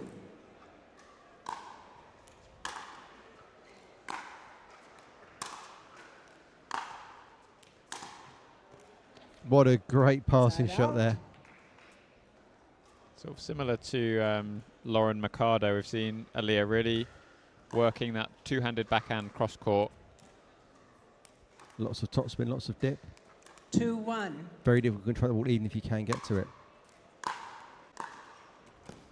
And there we've got the forehand version from Riley Bonart.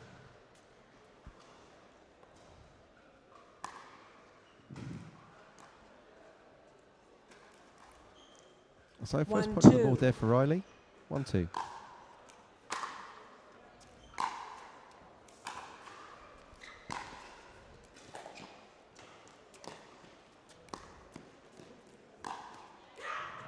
Yeah, finally the passing shot there from Riley Bonart.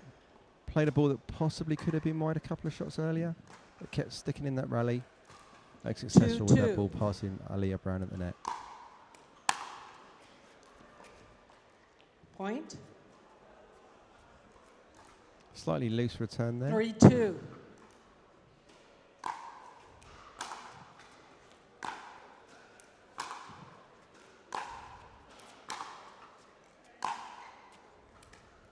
Side out. Still very common even at the highest level to let something 2-3 that frustrated you in the last point affect you in the next. And often we see a missed return almost immediately after an unforced error. Yeah. Quite a lot of the time. Oh, lovely control there with a little bit of help from the net from Aaliyah Brown. remember doing a clinic last year with Susanna, and she was talking about how you need to let that last point out of your head, which is easier said than done, Sam.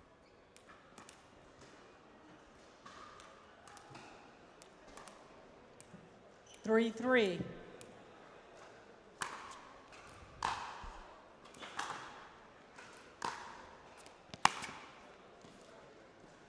Side out.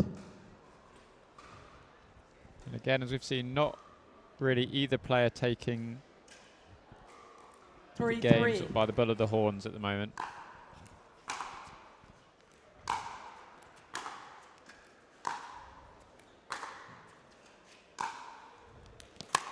Wow. Oh, what a way to end the point. There was some really, really precision shot making there, moving their opponent side to side. Just finishing by the net.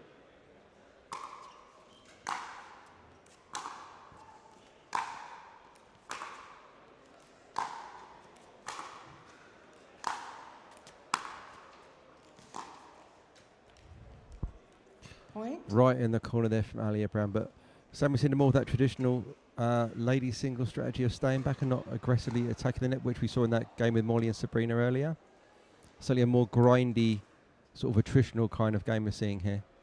Yeah, I think both 4-3. women happy to stay at the back, trade from the baseline.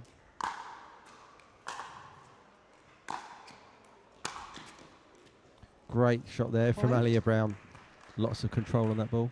And you can just see almost a slight hesitation to approach 5-3. from Riley. Wasn't quite the right ball, didn't quite execute the approach in the manner she would have liked.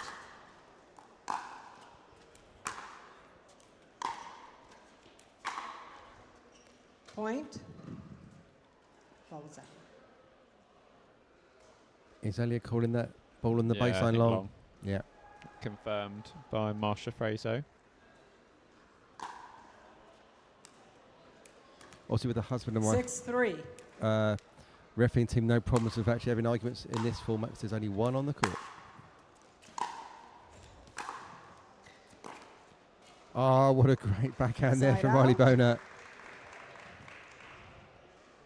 Apology afterwards. Might have just clipped sort of the edge of the paddle on the way through, but nonetheless, very effective. 3-6.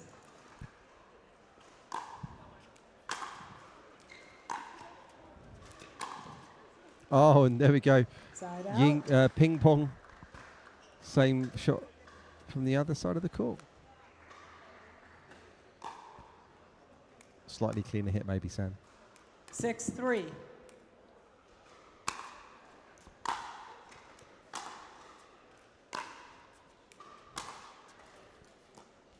Side out. Just long on the forehand. Just a bit early on contact 3-6. for Aaliyah.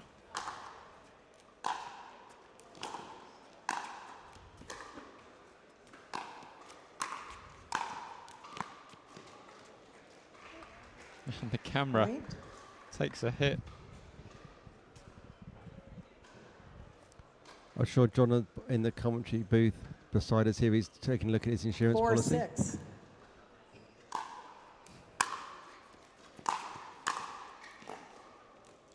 Side out.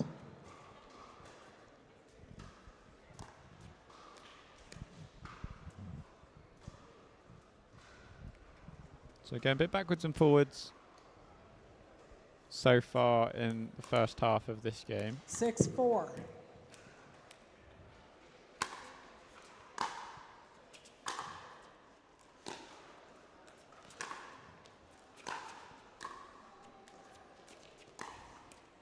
Oh! Yeah. No, I Side think out. It bounced anyway. yeah. All pickleball players are thinking, no. Oh, at least we didn't have a Jeannie Bouchard net interface incident there, Sam. Yeah, could have been worse. A lot worse.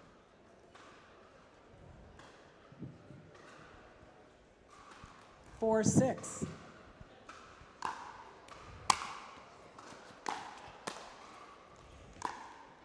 Oh, great forehand again.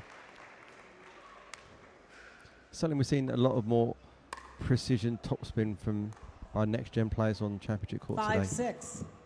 Yeah, I think it's been a common theme today. We've looked for sort of placement over sheer power.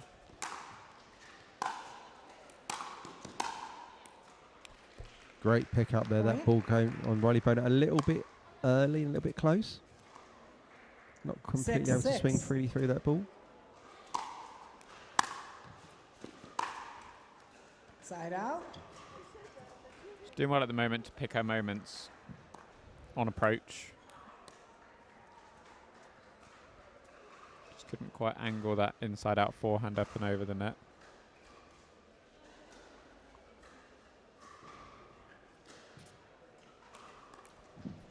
Six, 6.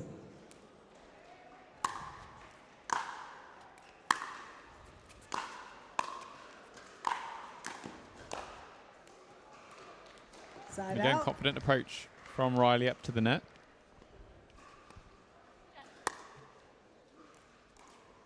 Six, 6.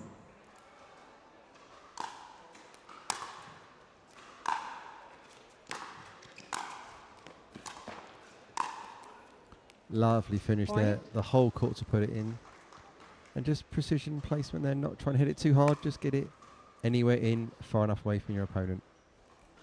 I think when Riley's come up to the net, she has really dominated in the majority of points so far. Point. Timeout. Change ends. 8-6. 1 minute. So 1 minute at the change of ends. Rob, anything for you for either player that you'd like to see? It's sort of ebbing and flowing back and forth relatively regularly. No one's really getting on a big run. It's just who can execute their game plan better, I think. I'm not seeing anything particularly bad on either side of the court. They've got quality shot making. So I think it's just if they can keep consistent in their outcomes, they're going to be in a good place. And obviously, just while we're taking a short break, if you're at home and you want to follow the outcomes of some of your favourite players from the UK and around the world, or if you're aware of anybody that's new to the that's in the arena and you want to keep up to track with their friends and their outcomes, you can go to the Pickleball England website at pickleballengland.org/2024-English-Open, and there you can access our Pickleball Time England in. mini site with regards to 8-6. all the details of the Open this week. And there we go from Alia Brown, a great Side forehand out. cross court. Instant impact straight out of the end of change of ends. And I think it will be a good confidence 6-8. booster for Aaliyah. Like you said, she's been doing really well so far, just on the wrong end of the score at the moment.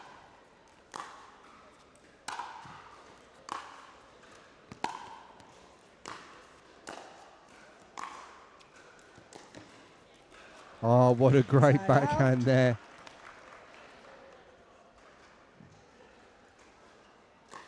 Working really hard to get a feet set for that, and not quite in the 8-6. optimum position, but still fought hard to get outside that ball to get it to dip in. Point. There we go. That Reward straight for that. previous point, I think Aaliyah 9-6. probably thought she'd won it with that backhand cross court. And then unforced error on the return of serve.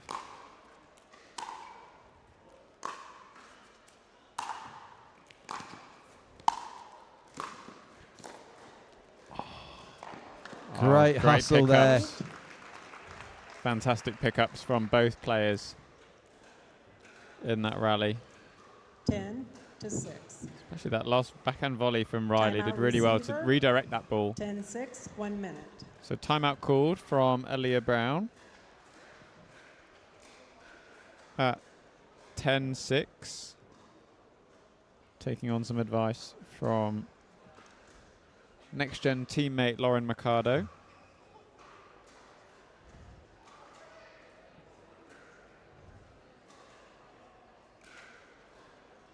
Riley Bodak just sort of tallying herself down, trying to stay in the zone, kind of distancing herself slightly maybe from her opponent. That very looks like she's going to be ready to go for it first. 15 seconds. Receiver, 1 timeout remaining. Server, receiver, no timeouts remaining. Server, 1 timeout. So we restart now with Time in. Serve on Riley Bonet serve. 10-6. Point. And that timeout unsuccessful in arresting that momentum. Another point on the board for Riley Bonet. 11-6.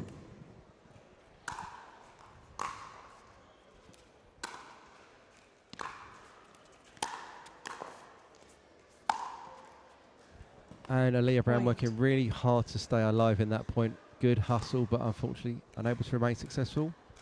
And another point to Riley Bonet. 12-6. And now at 12-6.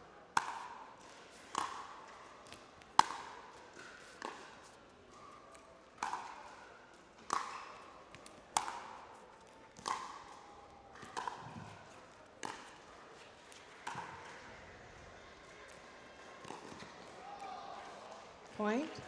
Absolute precision play there from Riley Bonet.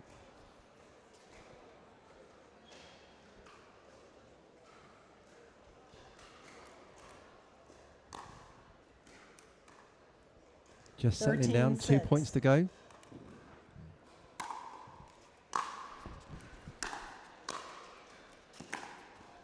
Wow, what hustle there from Riley Bonet to get that ball cross court, Sam.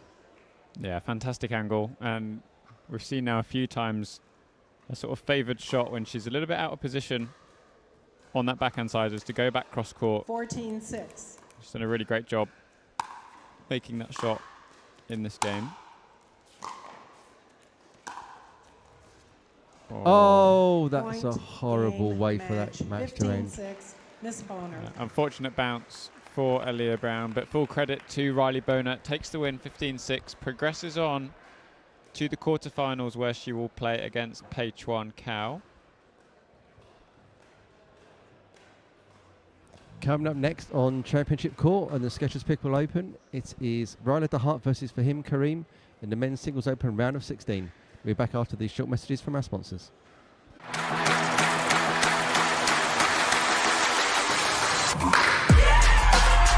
No matter the type of player you are. Junior, for now. No matter where you're from. אני מישראל, שלום. No matter your gender. No matter your age. No matter what tour you play on or who you play with. What matters is your love of the game. Celebrating the sport. And knowing your level so that you can keep pickleball fun and fair for everyone. What matters is you. Things have a funny way of sneaking up on us. You play once, and you want to play again and again and again. You find yourself in driveways, courts, clubs, tournaments. You ask friends, colleagues, or even someone new. Today and every day, we celebrate the athlete in all of us. It's time to get out and play.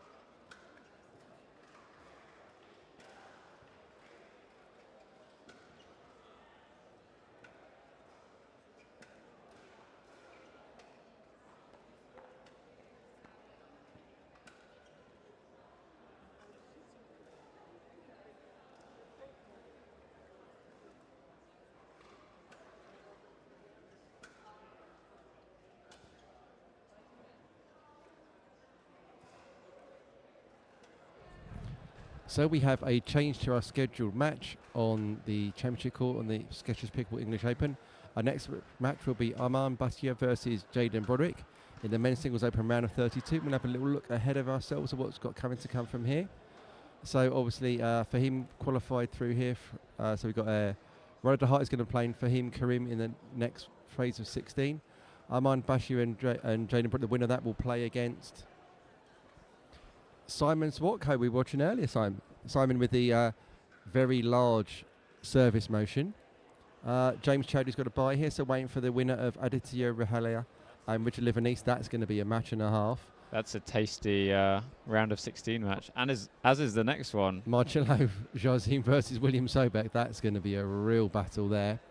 And then Max Purple Jesus Manthu's got himself a bye, and he's playing Mateusz Matisek, you were talking to earlier.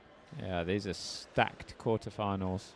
Sorry, round of 16 matches. Louisville versus Spencer Lanier, who joined us on commentary earlier. Another really stacked match. Jack Monroe's got a bye, and he's going to be playing against the winner of Caden Seaward and Cameron Luring. And then our final one we've got is Mauro Garcia Sanchez versus Eric Lang. That is literally lit and large. Yeah, depth upon depth upon depth in the men's singles here at the English Open. We do have a round of 32 match coming your way, so this is to qualify in. It was due before the women's game, but there were a couple of issues with scores input into the system, so those were rectified by our tournament team, so just brief change of schedule. If you're coming here for the weekend, please be mindful that this is staffed by a team of volunteers. So if the odd error creeps in, be kind, be gentle, but obviously just make people aware as early as you can. You have a better chance of getting things put right before things go too far down the line. Looks like these players are just going to start their warm-up.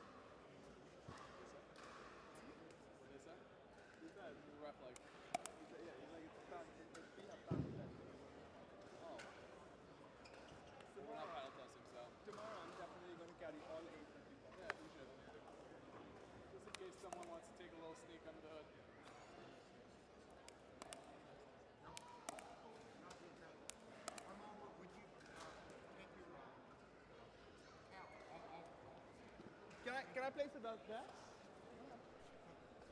Yeah? Huh? Nothing.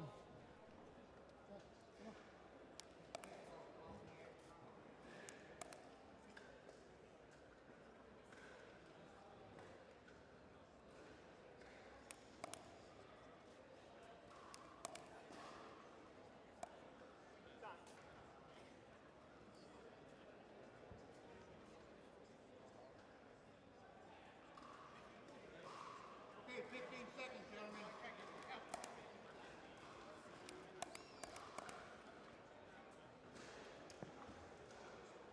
Okay, 1 game to 15, win by 2. We'll change ends when we get to 8. Time end, 0-0.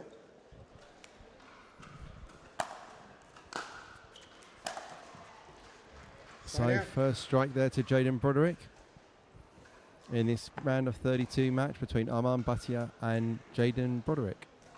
What are we expecting to see here, Sam? Certainly expecting a big wind-up on the serve of yep. Jaden. I get slightly even taller versions of your younger brother vibes of Jaden Broderick at times, Sam. Yeah, big left-hander. We saw him earlier just lose out to Aditya Ruhela. But managed to come back through again to get into the round of 32.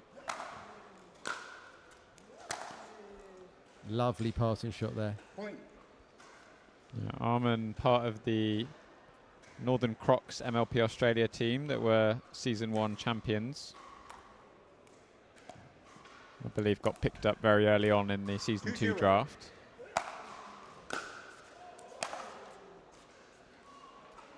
Just lagging that contact point a little bit too much in line with him as opposed to out in front.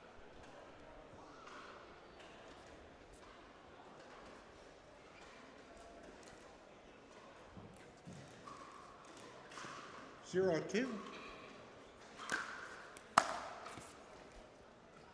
Point. Clean winner hit there. Error off this returner serve. 1-2.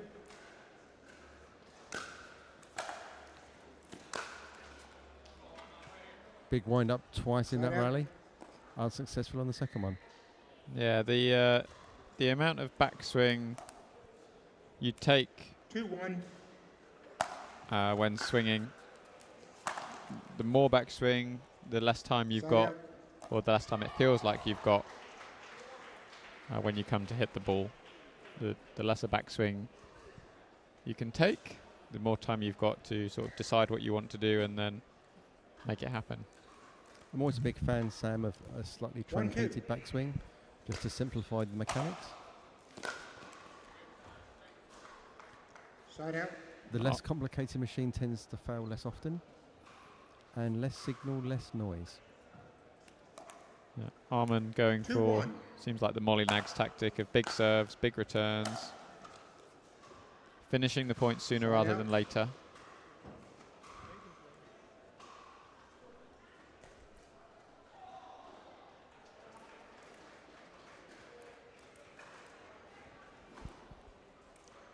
One, two.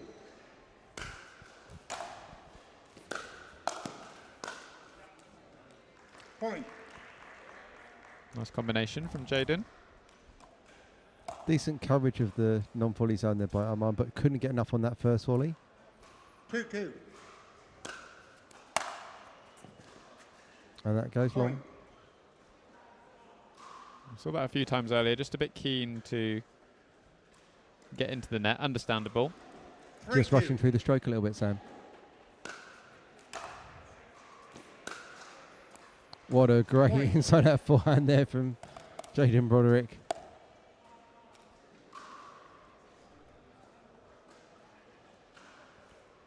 And you see the success there of the slightly shorter backswing. Yep. Didn't emphasize it as much. 4-2. Had a bit more time to pick his spot and execute. Plus a bit of disguise. Point. Those short on backswings mean you've got the ability to very much slow down or change things at the last second. Not as easy to do with a big wind up. Plus also you telegraph what's coming. you think about it at the volley zone, it's a lot of flicks to kind of disguise that last second change of pace or direction. 5-2. Side out.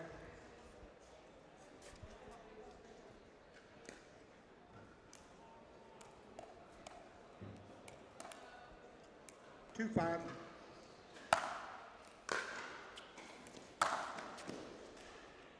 Just catches the top of the net with the forehand.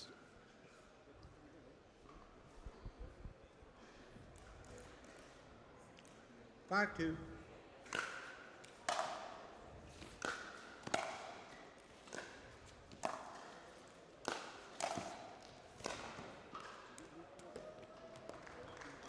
Side out.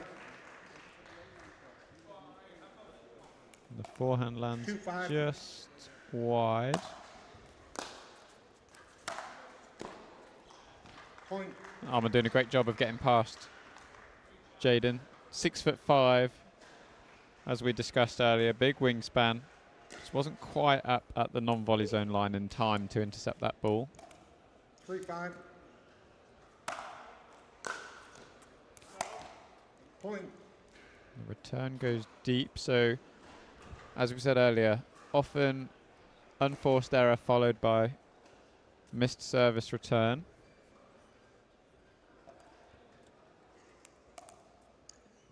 4-5. Point.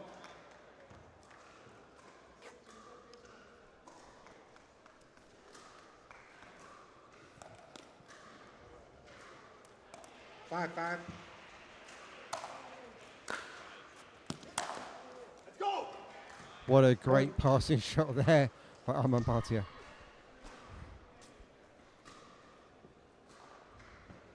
Just catches the inside of that sideline. Retakes the lead. Good run from Bhatia.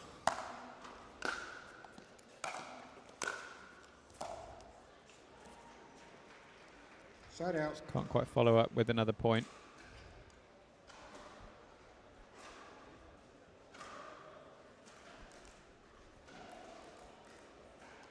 5-6.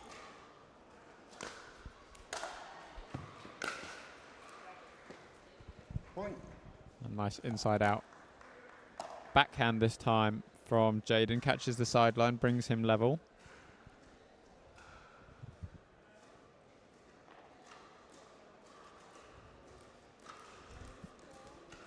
Six.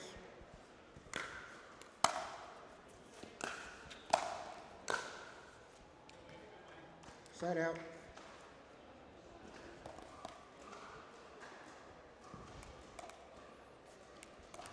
6-6.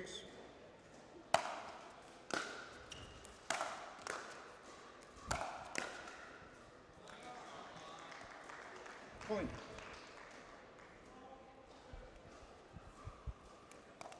So again, 7-6. retakes the lead, 7-6.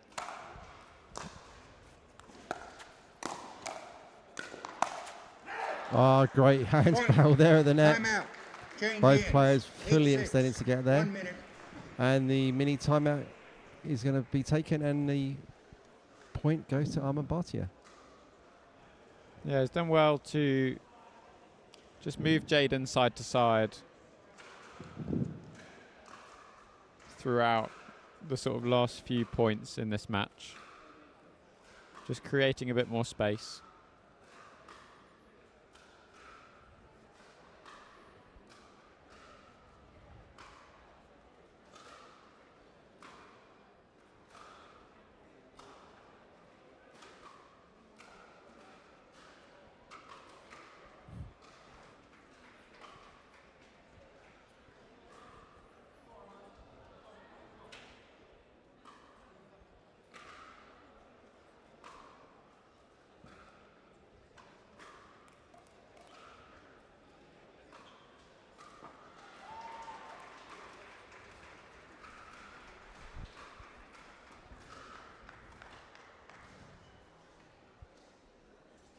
Fifteen seconds, gentlemen.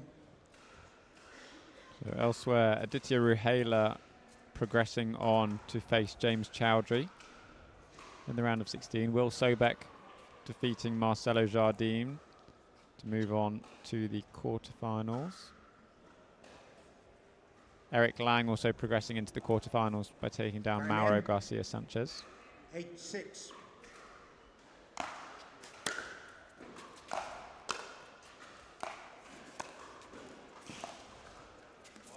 Oh, just going wide there on that cross-court dink.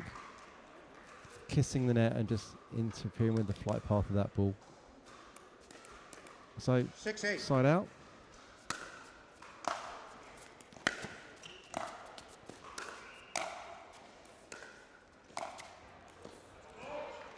Excellent pick up there from Armand Bartier to get that ball back cross-court behind Jaden Broderick.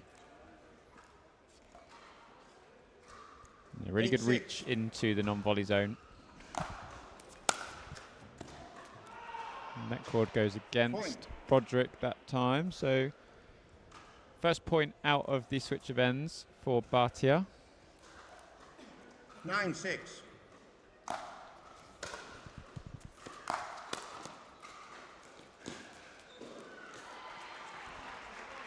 A lovely little drop there from Armand to get that ball really close to net, leaving Jaden no option to put that ball back into the net. Did incredibly well to get that ball without touching the net. 10-6. Point. Jaden just looking down at the floor there. Maybe didn't quite get the bounce he was preferring for that shot. 11-6.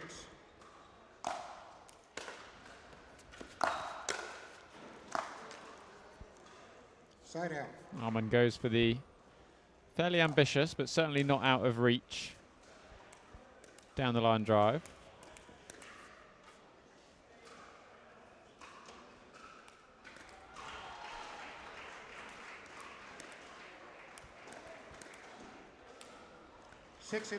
It's a bit of work here to do for Jaden to get back to parity with Armand in this game. And that brings one. That will certainly help. 7-11.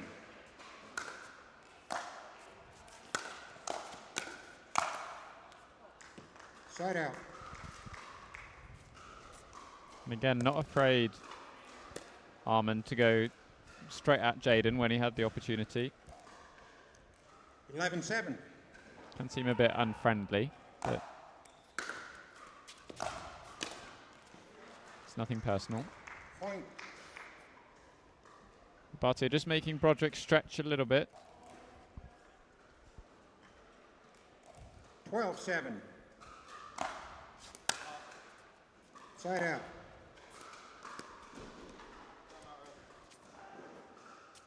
Timeout, server. 7-11, 1 minute.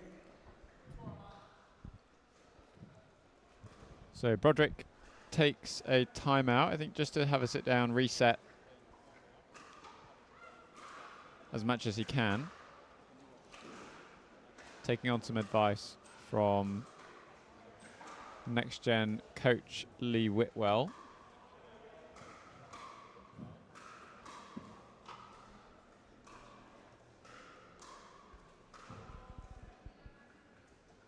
As you can see, just behind the camera. Yeah, so we're just waiting for the resumption of play. If you are interested in following along back home, you can go to pickleball.org/2024-English-open, where you can access our mini site, which will give you access to the Pickleball England tournament software, where you can follow everybody's results across every bracket in these 7 days of competition 15 seconds, at the Telford International Centre. You'll be able to follow people from home, see what any court changes and matches if you're going to come here and compete later in the week. Make sure you keep checking that rolling ticker that's personalised to you on your particular registration email, or if you're in the venue or watching back home, you can keep up to date with everything that's going on here. But obviously we've only got live stream content here from Championship Court. It's about to resume again at 7:12. Time in. 7-12.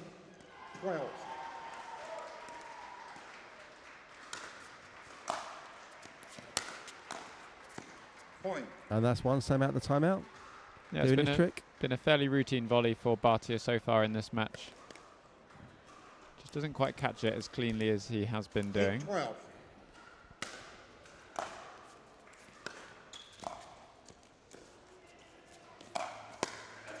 That's a great ATP there from Arman Bhatia, putting that right around the post. Trying to get his paddle on it, but no ability to control that ball going back cross court. Really nice play there. 12-8. Point. And again, often we see, a few times even in this game, a service return 13-8. error following a point where players feel like they should have done better. Point. And And again, there we go another again. return. Also with our younger players, maybe not as resilient as you may find some very more experienced pros in the game here. 14-8. That brings up first game point for Bhatia. Should bring him out of the round of 32, and there we go. He qualifies into the round of 16. Who's he facing next, Sam? Let's have a look. I suspect his next match will be fairly soon, just to keep things ticking over. Moves on to face Simon Zawortko from Poland, someone we saw earlier on. And winner of that match will play the winner of our next, I believe, next match on Championship Court, which is Fahim Karim playing against Ryler de Hart. So all to play for here in the men's singles. If you've not been to the English Open before and you're watching at home and you feel like you want to get a flavour of what it's like to be at the English Open, take a look at this video.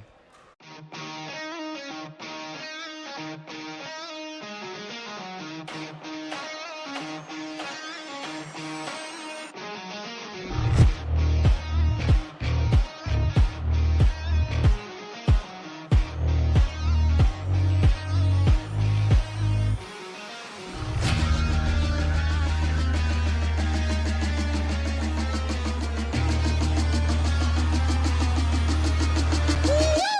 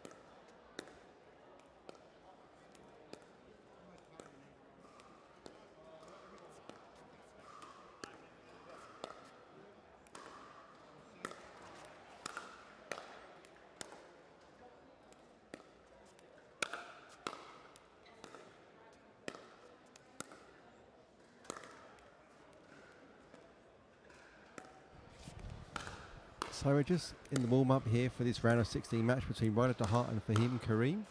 It's the battle of the lefties here. Freemy's on the far side of the court, with Ryder Dahart nearest to us on camera.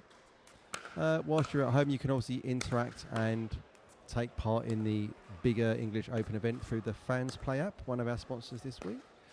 You can look at click into now and look at the live leaderboard for the teams that have been set on here. And in men's singles, our leader currently is Mauro Sanchez with 136.62 points. In second place is Mateus Matsic with 136.52 points. And third is Stuart Parmenter with 129.28 points. If you're looking at the women's singles, the current leaderboard for our people taking part, we have got Patron Cow at 122 points. Bruce Renrique's picks at 71.36. And third is Ronnie Bono on 60 points from their pick. Certainly we've seen here that success here from the people in the building that play in the game. Having a good job at drafting their fantasy league teams out of the Fans Play app.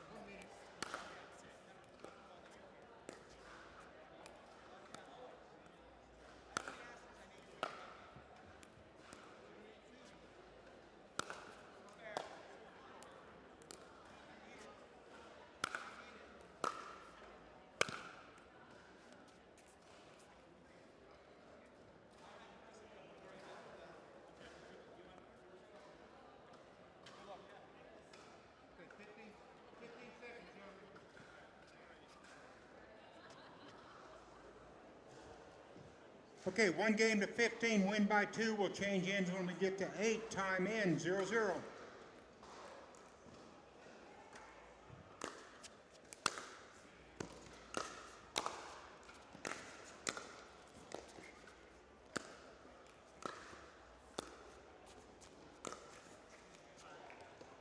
Point.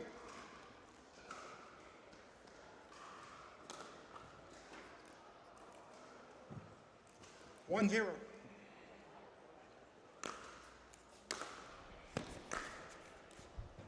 Okay, this is the men's featured round of 16 game between near side Ryder Dahart and far side Fahim Karim.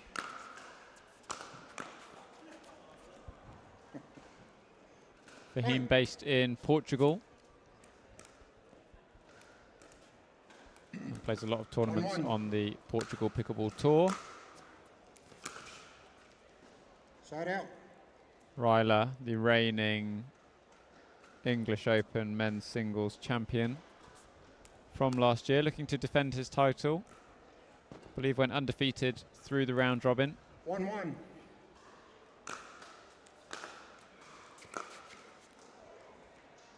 Side out.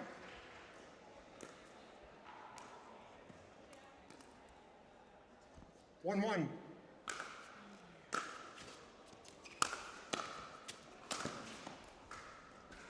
Point. And great play from Ryler. Moving forward after that dipping ball, taking advantage of Fahim being out of position. 2-1.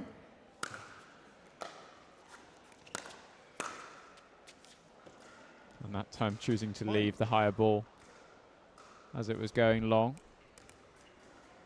3-1.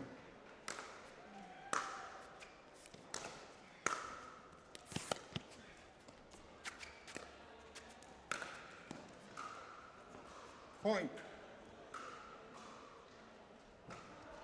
And Ryler's got a real good ability to whip round the ball with that left-handed forehand.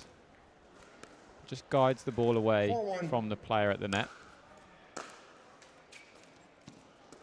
Side out.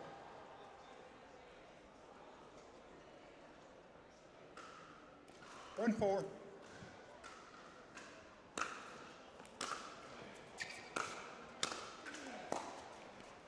Side out. Great pickup from Ryler. De Hart on that ball.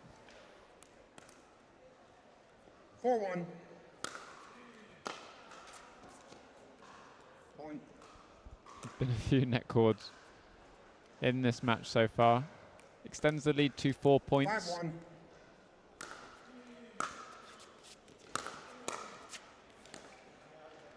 And again, great job by Side Kareem dealing with that lower ball below the height of the net.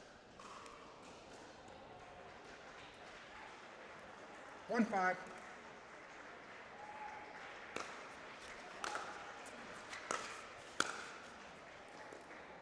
Point. Volley goes long. 2-5.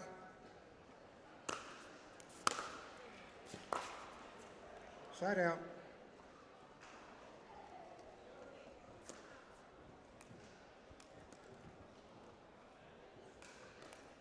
Five two.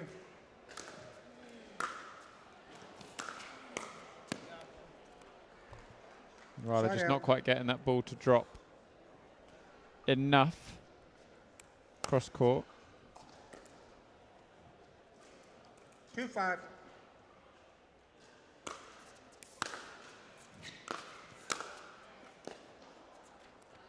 Side out. Backwards and forwards at the moment. Struggling to find a rhythm 5-2. with scoring points. Point. There's one. Freebie for Ryler De Hart moves him to 6. 6-2.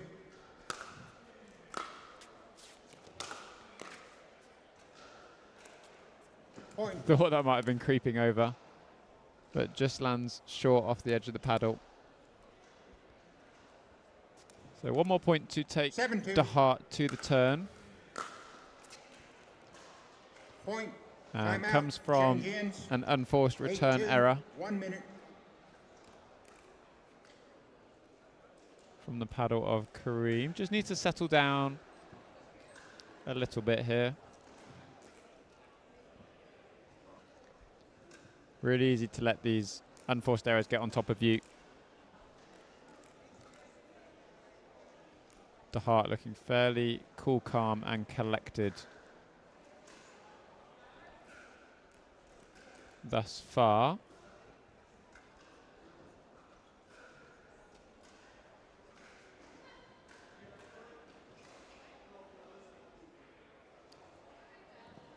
$15 seconds.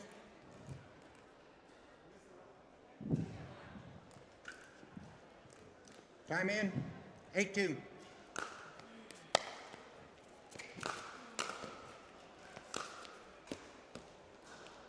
Side out. Just goes wide after creating the space. 2-8.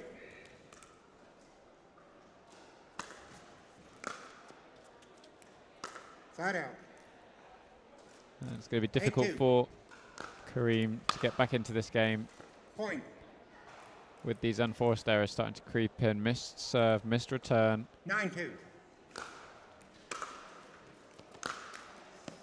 Side out. Ryler DeHart just catching the top of the net. We've seen a few times, but plenty of cushion 2-9. for him at the moment.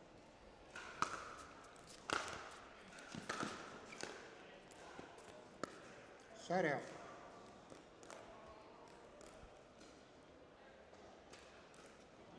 Nine two.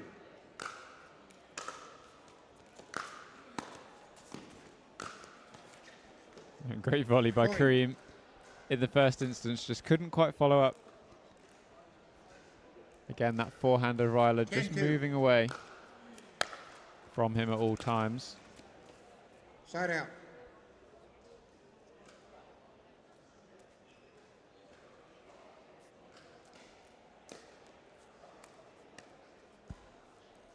Two 10.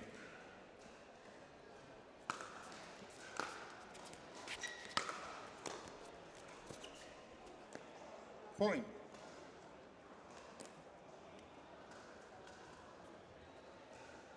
Three 10.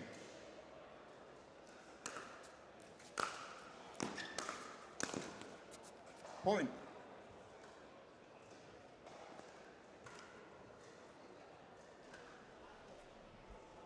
Four 10. Side out. Again, unforced error from Kareem. Think about those two serves, 10-4. and I think 4 returns that have gone either long or into the net. Point. It's just the difference in the scoreboard.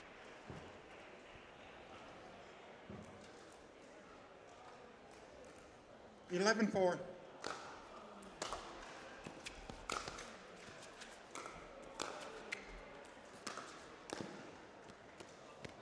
What a volley from Point. the heart. Kareem did so well to get that ball up and down. 4.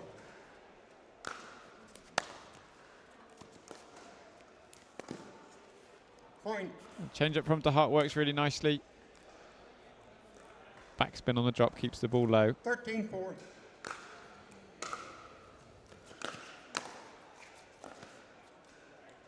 Side out.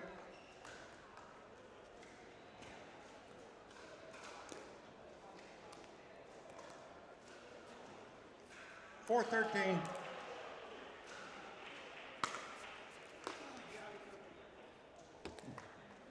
Point. Certainly be welcome for Fahim Kareem. See if he can add 5-13. on.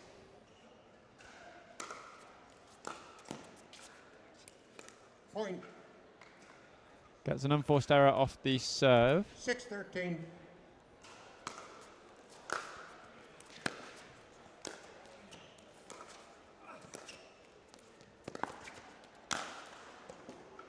Follows up with a Side out. couple of nice drops, just popped up a little bit too high onto that forehand of Ryler, taking no 13-6. prisoners.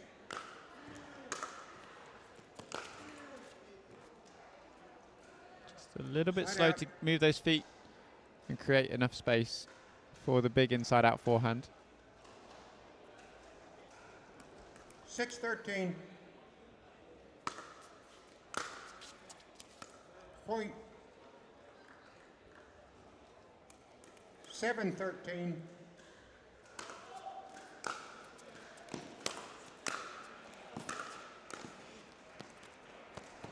And again, fantastic volley from Side the out. heart. Opening that paddle face, generating a bit of backspin, just takes the ball further away 13 7. from his opponent.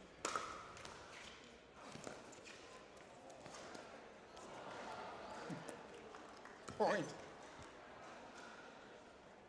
With the help from the net cord, brings up match point here in the round of 14-7. 16.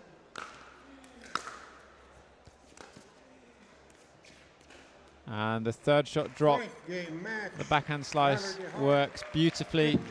15-7. Right at the heart, through to the quarterfinals, where he will face the winner of Armin Bhatia and Simon Zawotko. Okay, you got it. Next up for us, we have a women's singles quarterfinal between Alexa Scholl and Brooke Revuelta. Before that, a quick word from our sponsors, and we'll be back shortly.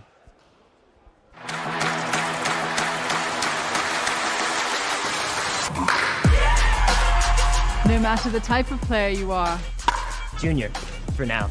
No matter where you're from. אני מישראל, שלום. no matter your gender, no matter your age, No matter what tour you play on or who you play with. What matters is your love of the game. celebrating the sport, and knowing your level so that you can keep pickleball fun and fair for everyone. What matters is you.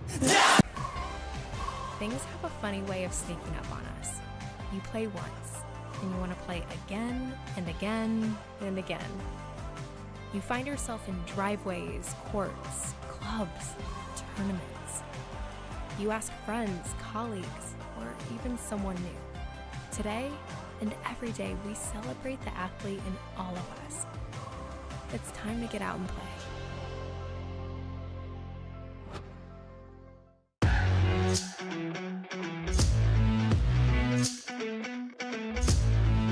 Whether you're a pickleball pro or you play for fun, Fans Play is your ultimate destination. Welcome to the home of the fan, where your passion for pickleball comes alive. With Fans Play, creating your dream team is just a few clicks away. Sign in, select your favorite tournament, and dive into the excitement. Explore player rankings and build your winning team from the top pickleball players. During the tournament, stay on top of the action with real-time leaderboards and live match scores. Feel the thrill of competition and see how your team stacks up against others. And the best part? Participants have the chance to win amazing prizes. Join the community of fans and experience the excitement of pickleball like never before. Fans Play, where every fan becomes a champion. Download now and get in the game.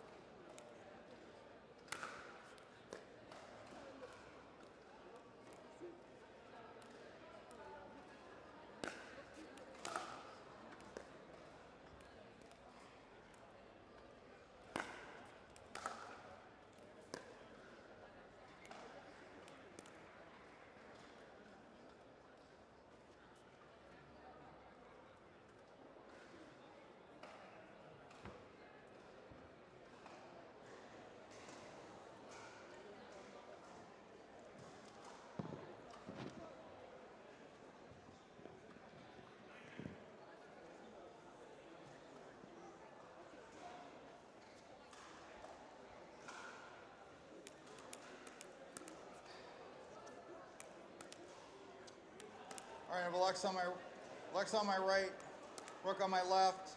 1 to 15, changing ends at 8. Time in. 0-0.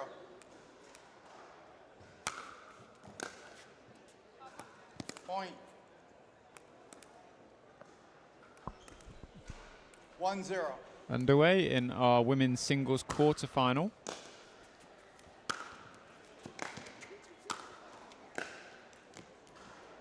Matchup between, on the near side in the pink, Alexa Schull, and on the far side in the red and black, Brooke Revuelta.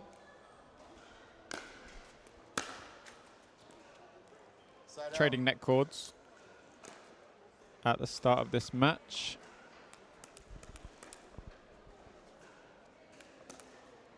One zero.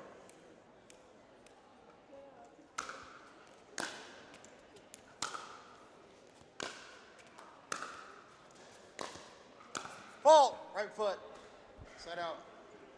Foot fault called on Alexa Schull. Right foot just crossing over. You can see the heel there, catching the non-volley zone line.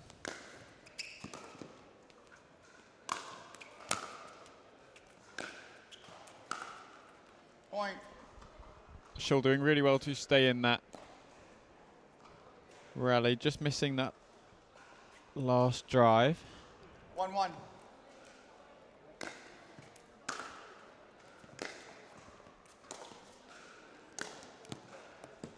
Great depth and direction from Revuelta. 2-1. I'll recall. 2-1.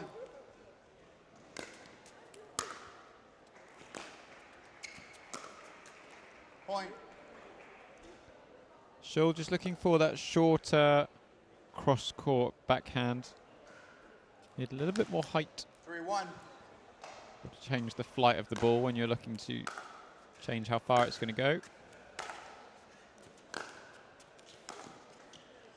And that's a great drop from Schull. That time adjusted the height nicely, gave it a bit more room over the net. 1-3. And allowed the ball to drop down.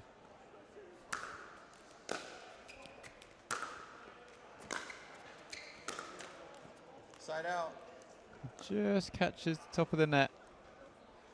Going over the higher part of the net. So again, just slight adjustment needed from Schull. 3-1.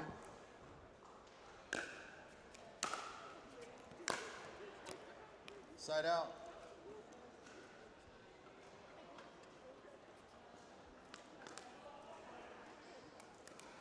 One, 3.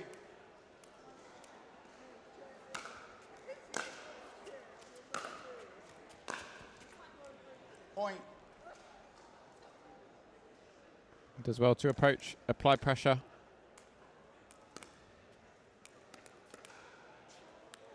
Two, 3.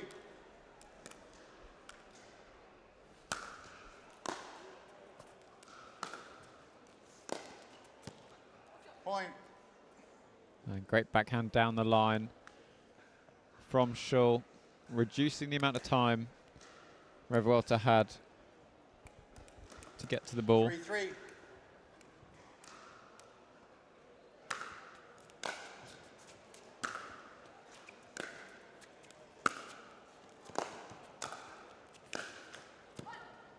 Point. Nice trading from both players. Neither net cord going in favour of Revuelta, which means Schull takes the lead at 4-3. 4-3.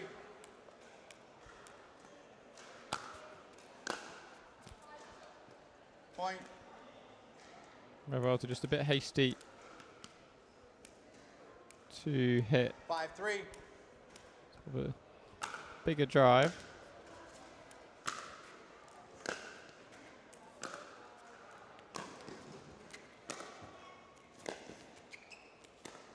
And great drop Side out. from Revuelta. Good change up.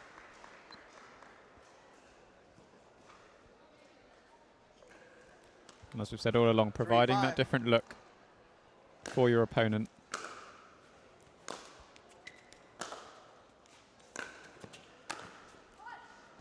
Side out. Scholl has done a fantastic job with that sort of inside out, backhand down the line, coming in, approaching, taking full advantage. 5-3.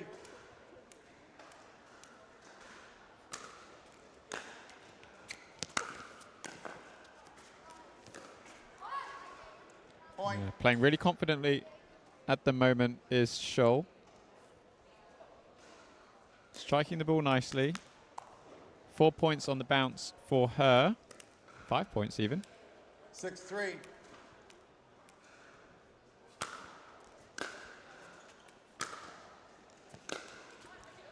Point. Might see a timeout coming from Revuelta sooner or later. There is the switch of ends 7-3. also to contend with. Just repositioning the camera here. Point, timeout, change ends, 8-3, 1 minute. It gets the timeout regardless at 8-3.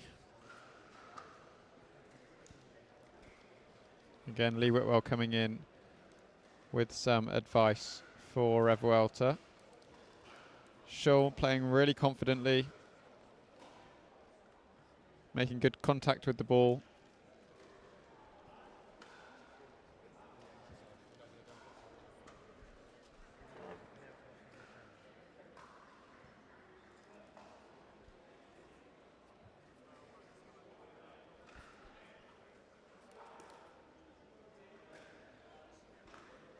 So I think if I'm Brooke Revuelta, just looking to, again, focus, keep it basic. Deep returns, maybe coming into the net a bit more. We saw earlier on against Calpetruan, Seconds. when Revuelta approached Time into in. the net, she was fairly 8-3. confident with the volleys.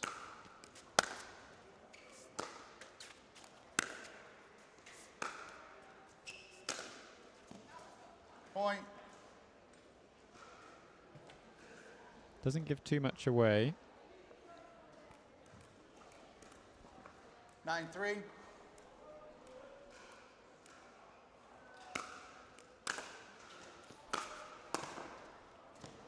And there we see approach Side into out. the net, followed up by a great drop volley from Revuelta. I'd like to see that a little bit more 3-9. from her in the second half of this game. Point. Unforced error off the return, as we've seen a few times. 4-9.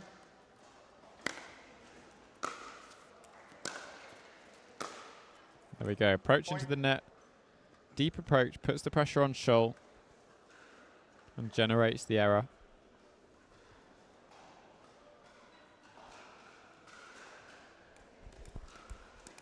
All of a sudden just feels like the 5-9. momentum has shifted a little bit in this match. Side out. Almost a bit too keen to get to the net on that instance.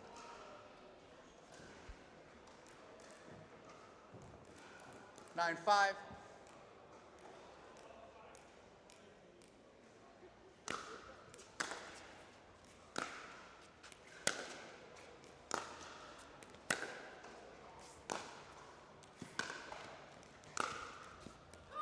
So good Point.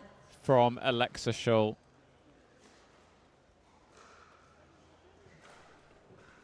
Saw the ball early, whipped round that forehand. Net cord, I don't think made a difference to the outcome of the shot. But takes the 10-5. lead up to 10-5.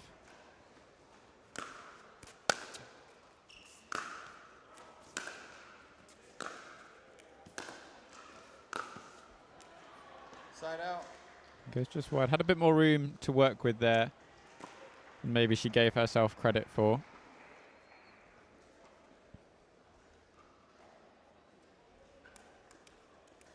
5-10.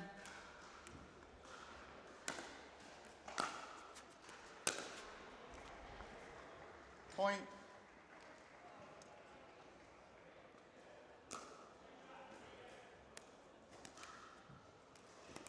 Six 10.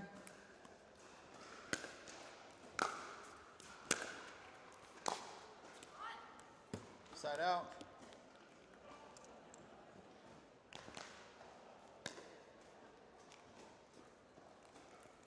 10-6.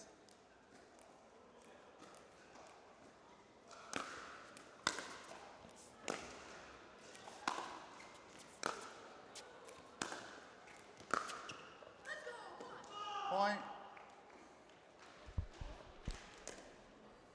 Huge forehand down the line from Alexa Scholl. 11-6.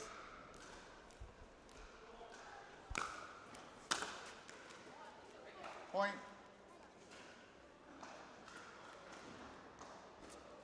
Timeout, receiver. And 12-6. timeout 1 minute. prompted by that big forehand. So called by Brooke Revuelta at 6-12. I think, again, just the same advice from when we had the switch of ends. Looking to get into the net. Deep return. Keep it nice and simple.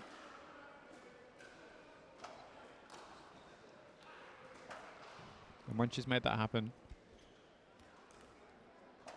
she has been successful.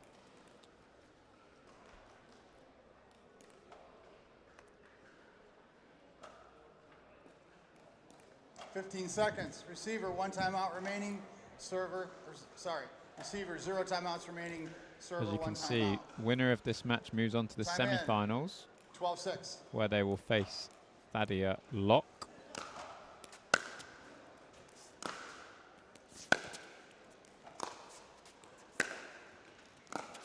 Great Side backhand drive from Revuelta.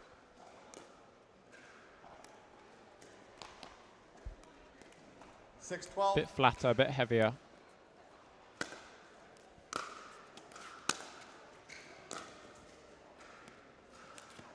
Point. There we go. First opportunity. Approaches the net. Safe-ish approach shot. 7-12.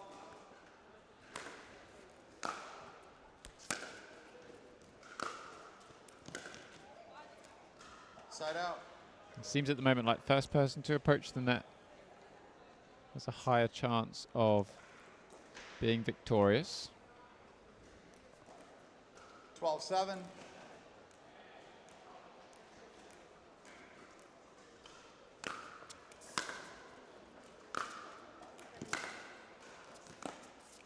Side out. Great counter from Revuelta, going back down the line to Scholl's forehand.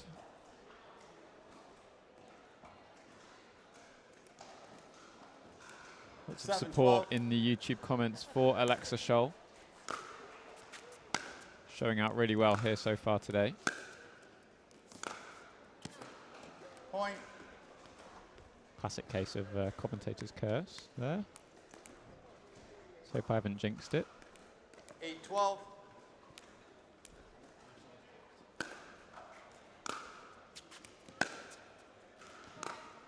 Side out. Just wide on the flat backhand from Revuelta, but it's done well to stay in this match. It did look at one point as if it was going to just trickle away from her.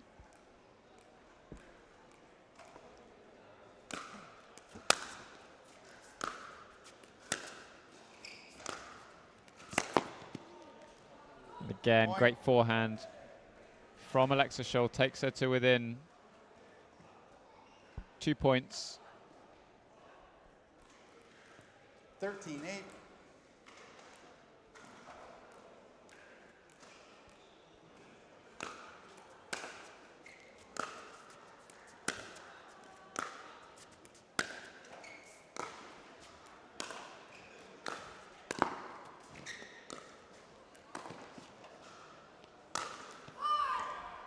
Point.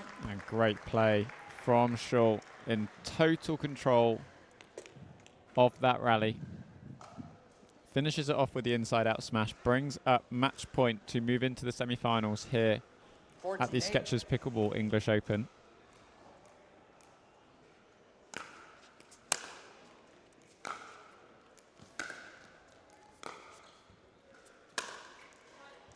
Smash goes wide, and Alexa Scholl confirms her place into the semi-finals of the English Open.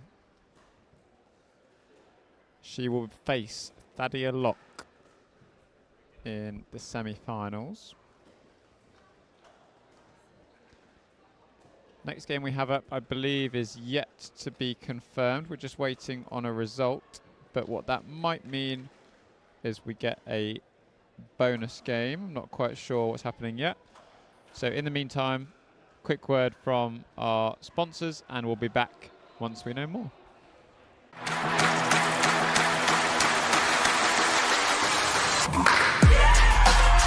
No matter the type of player you are. Junior, for now. No matter where you're from. אני מישראל, שלום. No matter your gender. No matter your age. No matter what tour you play on or who you play with. What matters is your love of the game. Celebrating the sport. And knowing your level so that you can keep pickleball fun and fair for everyone. What matters is you. Things have a funny way of sneaking up on us. You play once, and you want to play again and again and again. You find yourself in driveways, courts, clubs, tournaments. You ask friends, colleagues, or even someone new. Today and every day, we celebrate the athlete in all of us. It's time to get out and play.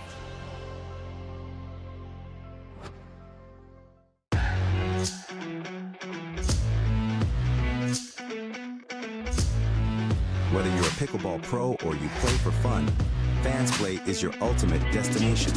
Welcome to the home of the fan, where your passion for pickleball comes alive. With Fans Play, creating your dream team is just a few clicks away. Sign in, select your favorite tournament, and dive into the excitement. Explore player rankings and build your winning team from the top pickleball players. During the tournament, stay on top of the action with real-time leaderboards and live match scores. Feel the thrill of competition and see how your team stacks up against others. And the best part? Participants have the chance to win amazing prizes. Join the community of fans and experience the excitement of pickleball like never before. Fans Play, where every fan becomes a champion. Download now and get in the game.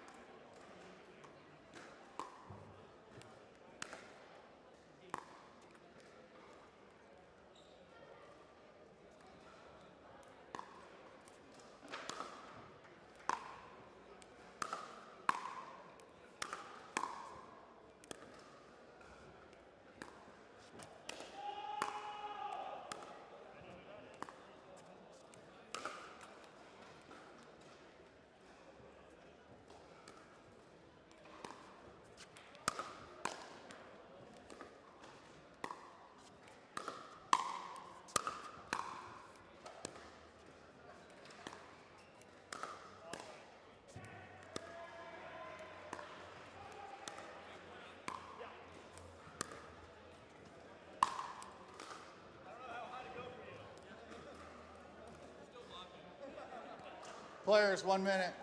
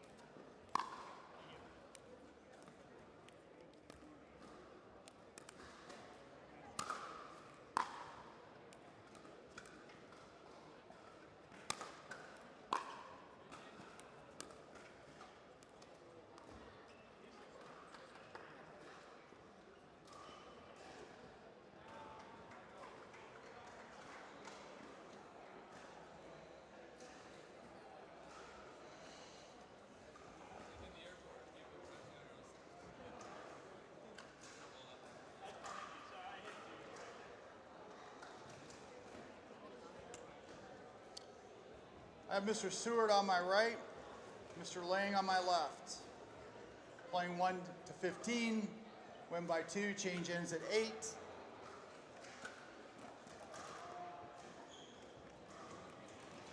Time in, 0-0. Here we are at the start of the men's singles open quarterfinal between Eric Lang and Caden Seaward. You find Eric Lang at the top of your screen and Caden Seaward at the bottom of your screen. 0-0. First rally there to Eric Lang. Point. Excellent inside that forehand there, Sam. Yeah, Caden Seaward is, I think, one of the technically the best APP next gen players. We saw last year a lot of people watched and fell in love with the way that Seaward played.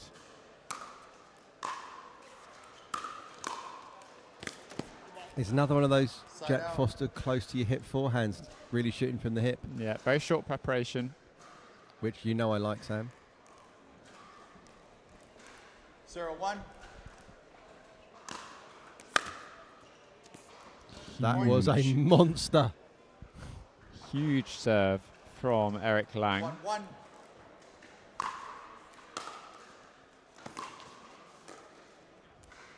Beautiful control with that ball. That was unbelievable. All hands, all grip pressure, no bounce. 1-1. No chance for Eric Lang.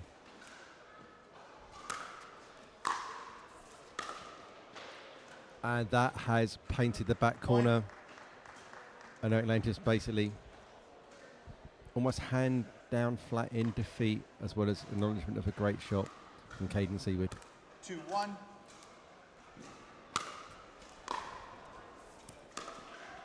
Oh, and there we go again. Another beautiful two-hander rip cross court. It's firing at the moment. Seaward, all sorts of different shots as well. The drop volley, the drive down the line, third shot drop. Putting Eric under a bit of pressure early doors.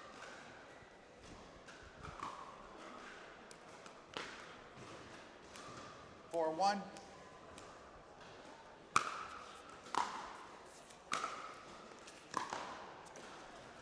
Point. And again, backhand drive down the line, this time on the approach.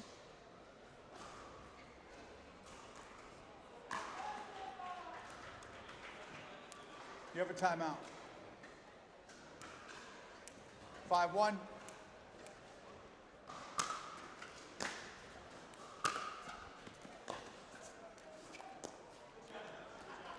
Side out. It's a bit of a sarcastic fist pump 5. from Eric Lang. Net cord followed by slightly lower bounce. Point. Again, we see a return error following that 2-5. point that doesn't quite go in Seaward's favour.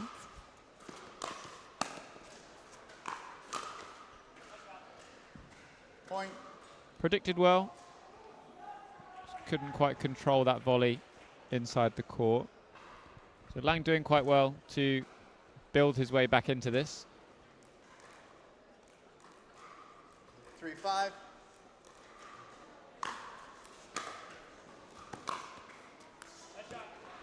And that just finds right inside the corner of the court. Perfect angle here to see. Bends it up and in. 4-5. Right on the back of the baseline.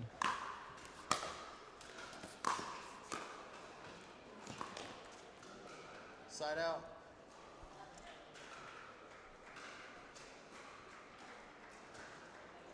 Nice little run from Eric Lang. Serve back with Caden Seward now. 5-4.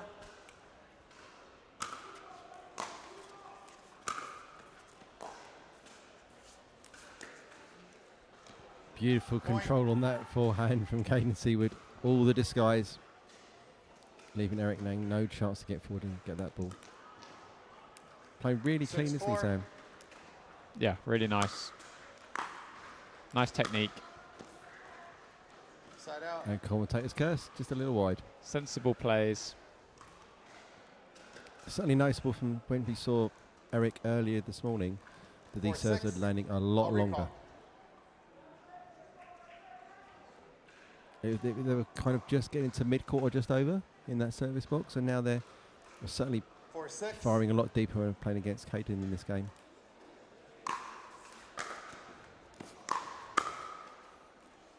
Point. Nice leave from Eric Lang, brings him within one. Within one. So tempting to fire at those balls once you're going forwards to hit them again, even though you know they're going long. 5-6. I'll recall. But 100% of your out balls you hit are in. 5-6.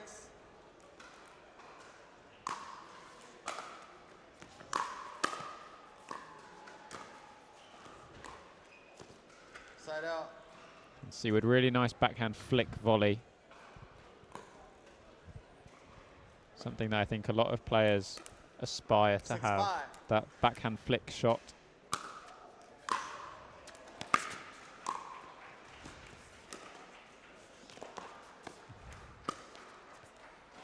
And just a little wide, but all the disguise that was needed on that shot to get it cross court without Eric Lang having a chance to play it.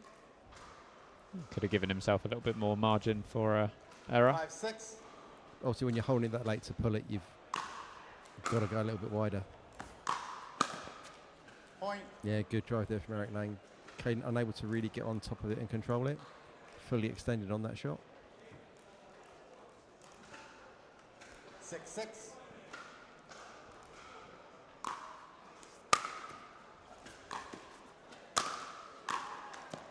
Oh, that was looking really good. Snapping that backhand from Eric Lang. All tied up now, though, at 6-6.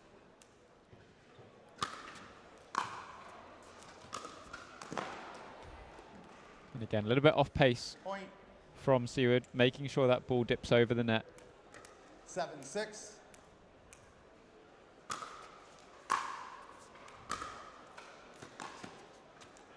And beautiful control there. Absolutely perfect width and depth there from Eric Lang. Yeah, recognition from Caden Seward as well as that ball landed.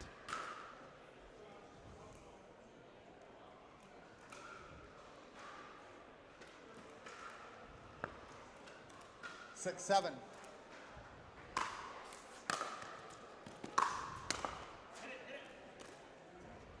Point. So all tied. 7-7. Next point takes us to the turn. And that goes to Eric Lang with a fantastic passing shot on his backhand wing down the line. It's not a bad way to switch the ends. Take some confidence from that shot into the turn, and obviously playing from the theoretical better end moving forwards without any kind of distraction, just that static advertising hoodie you can see in the rear of the shot now. Obviously when you're playing from that end, you're looking into the commentary position where we've got photographers, obviously a bank of monitors, us, our digital display team. So it honours fairly even here, Sam. Do you think there's anything we need to get on either side that's strategically different, or is it a case of execution from this point on? Yeah, I think, Seaward had a good run a little bit earlier on. Lang has come back into it. 8-7. Worked hard, made a few more balls. Side out. 7-8.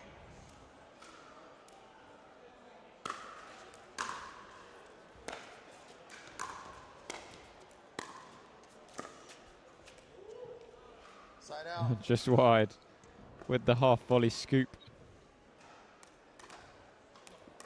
8-7.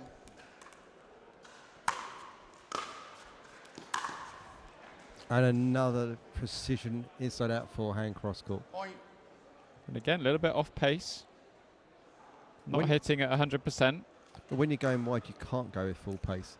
You hit that full pace, it's going out. Or you've got to have a huge amount of topspin to get that ball to dip in. The first goal of that is get it to land as close as you can to the line before the pace. And here we see that on the other wing. Yeah, big serve. Got rewarded with a shorter return. Seaward not able to approach off the return as he would have liked. Big hole to hit into. 10-7. Shot executed, point. Point. Another big serve there, deep serve. And we see another return unforced error. 11-7. Might coin a new term, return forced error. Point. 2 in a row for Caden Seaward. Just starting to get away from him a little bit here. Point. Something that could be an RFE, 13-7. return forced error, like an RBI in baseball.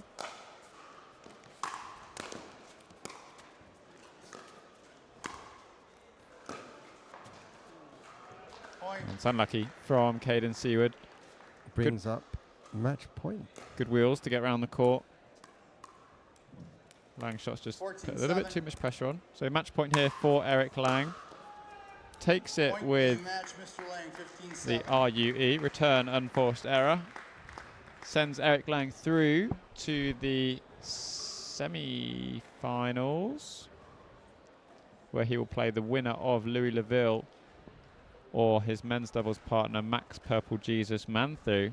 So interested to see some more of these results coming up. You can see there in the top half of the draw, just waiting on that result between Arman and Simon to see who will play Ryler de Hart in the first quarterfinal. James Chowdhury playing off against William Sobek. They were two of my favourites coming into today. Wow, look at James's result against Aditya, who I think was our silver medalist last year, to come out with 15-2 win. Absolutely. Mateus pushed Max Purple Jesus fast. He did. That was big crowd around that out in the arena, but played very well. Max currently up against Louis, and the winner of that match will go on to play Eric Lang in the semi-final. So we'll keep you updated. Next match on centre court, I believe, will be Pei Chuan Cao versus Molly Nags in the women's singles open semi-finals. So have a look at our adverts from our sponsors, and we will be back shortly for the next match.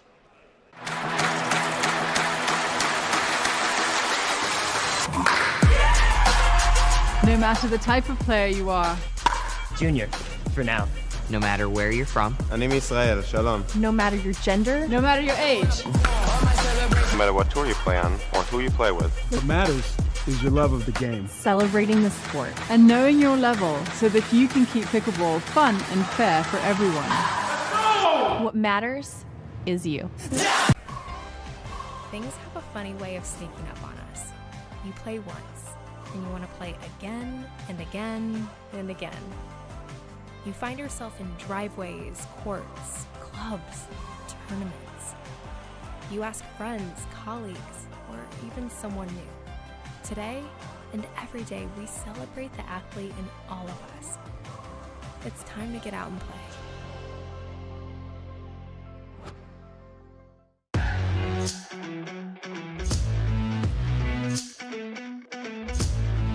Whether you're a pickleball pro or you play for fun, Fans Play is your ultimate destination. Welcome to the home of the fan, where your passion for pickleball comes alive. With FansPlay, creating your dream team is just a few clicks away. Sign in, select your favorite tournament, and dive into the excitement. Explore player rankings and build your winning team from the top pickleball players. During the tournament, stay on top of the action with real-time leaderboards and live match scores.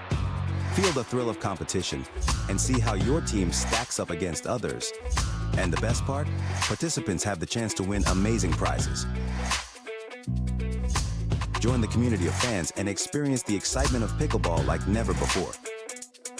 FansPlay, where every fan becomes a champion. Download now and get in the game.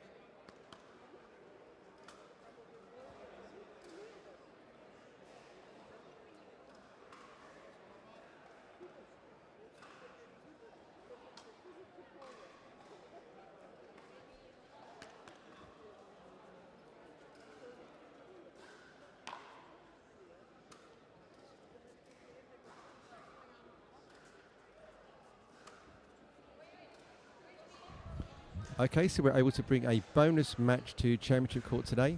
This is the junior final between Leo Chun and Frederica Moons on the camera nearest to you, and then Tyler Rodriguez and Ishan Jeevan on the camera further away from you.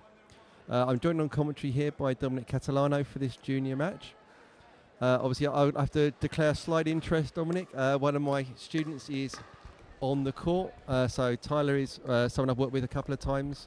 She's from Dublin, and I'm going over there in October to do some camps for their players in the W15 Pickleball Club. That is absolutely awesome. I just better keep you in check here. Yep. So that you're not playing favoritism. Yep. Right? I'm declaring early. As I can already see it, because you've already made it a point that this is one of your students. And so if I see you standing up and cheering, we're going to have an issue. I feel it's always best to be open and honest about any potential accusations of homerism. I'm very aware, certainly in the MBA fraternity, where they have their own live streams that take in a video feed from the generic feed, and then you put your home commentary over the top. There may be the odd call that goes in the favour of the people that pay their bills. Yes, 100%. 100%. You got to be as unbiased as possible, which is very hard sometimes. So obviously Leo Chun is very much known as a character on the team, son of Cedric Chun, obviously part of Team Franklin, and has been ever present the last couple of years here. Yes, Leo is one of the nicest kids around. He is an absolute character. I've known him since he was about half that size. Yeah. Him and his dad, and his dad is one of the nicest guys out there. I see him all the time everywhere, and the first thing he always does is he comes up and he's like, Coach Dom, how you doing? How's everything going? Yep. What do you got for Leo? Yeah. So he's one of the great guys out there too. I got Coach Rob when I saw him when he came in before we went out to dinner a couple of days ago. So we've got obviously got Ishan Jivanu. I know Ishan's dad. He's been consulting with Pickleball England on some of our growth strategies. And obviously Frederica's someone that's new to me. I'm not kind of aware of any of her background from this. So it'll be interesting to see what she does. Supposed to get underway, Frederica to serve.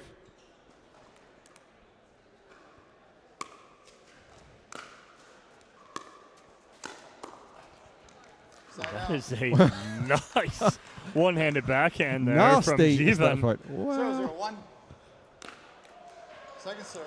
And notice Talia Rodriguez with the left hand over there. 0-0-2. One of them will have to build some chemistry and stack when we get to this. Point.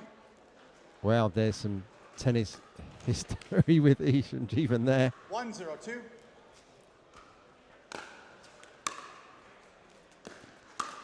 Nice. Nice. Step. Right. Nice step in there from our guy Leo Chun. Watch him read this nicely and kind of anticipated that perfectly. 0-1-1.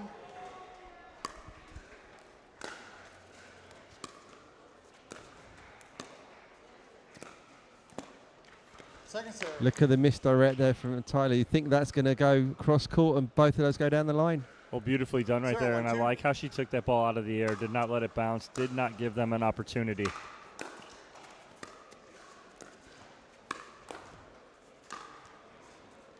Good leave and good dig there from Tyler. Had both Rodriguez and Jivan had an opportunity to hit that ball, and they both let that ball go. The benefits of youth, Dom.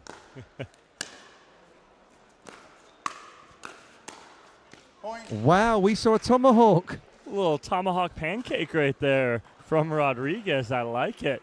2-0-1. Second serve. So when looking at Tyler Rodriguez, she's very wide in her base at times and has a very upward swinging dink style.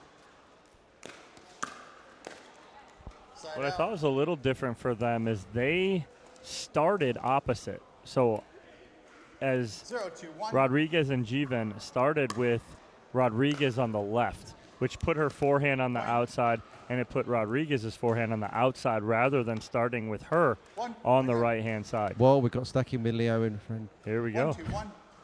And Frederica. Second serve. That's a good return right there from Jivan as he skips the ball off the line. Chun has a little issue with it. Look at the lag and misdirect on that, Dom. Little inside out there from Leo Chun. Yeah, good, deep, powerful serve. Then you can see that he meant business on that wind up of that serve. Little fist pump at the end too from Chun.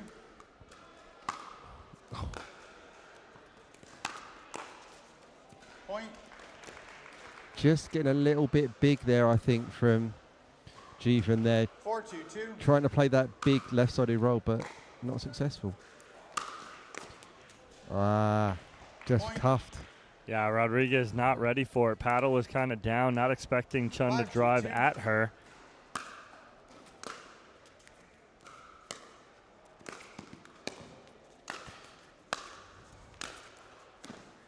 That was all Rodriguez on that point. Love her stepping in right there in the middle and taking that forehand. Because it was towards her, the ball was away from Jivan, where it was going away from him. It would have been harder for him to hit that overhead. I like the aggressiveness from Rodriguez. A little bit of a delay on unwinding the stack on the camera side of the court there. Possibly putting Jivan off.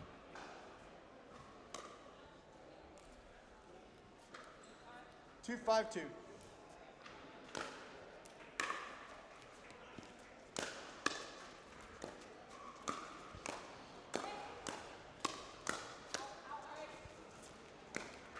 Oh, that point was on the end of his paddle. We're just trying to do a little too much right there. Ball's up and plenty. He's just got to hit a spot. Placement over power right there. He chose power. Oh, so close to that line. Really dynamic movement from Leo. Yeah, nice movement from Leo Chun right there, but an even better dodge from Jivan. knowing that the ball's going to go out. Point, timeout, change in, 6-2-2, 1 minute. So Dom looks like we're playing first to 11 by the sounds. Is Yep, as they change ends, here you have Chun and Moon's up 6-2. So I always kind of mess with Leo Chun as you see him right there with his hat.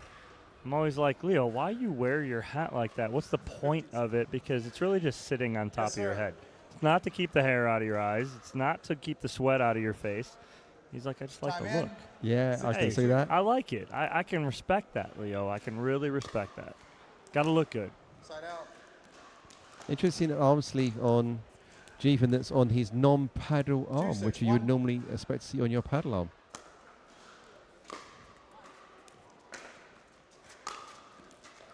Wow, look at that cross-court smash there. Yeah, watch Chun set his body, squares his shoulders to the sideline, even though he ends up a little off balance after the hit. His shoulders were square to the sideline. Great job by Chun. Side out. Tyler, get your paddle up for those balls. She has got a tendency to swing upwards on nearly everything she hits. So it's hard to get those balls that are kind of mid-hit down. 6-2-1. But she's really good at digging because she's got that paddle down all the time.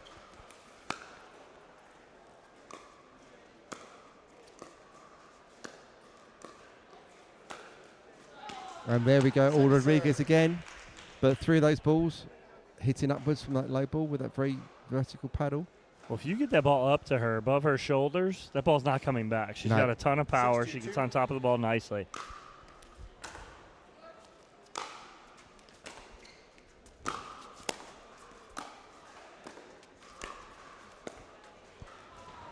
Oh, some big hit in there from Leo Chun again. 7-2-2. But adequately supported by Federica Muniz there to put it away.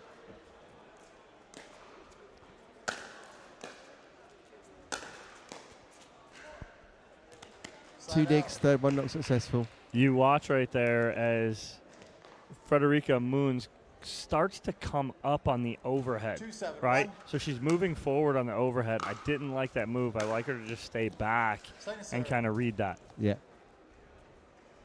Although sometimes just if the lob goes up, just charging to do something different can have bizarre effects on the other side of the court.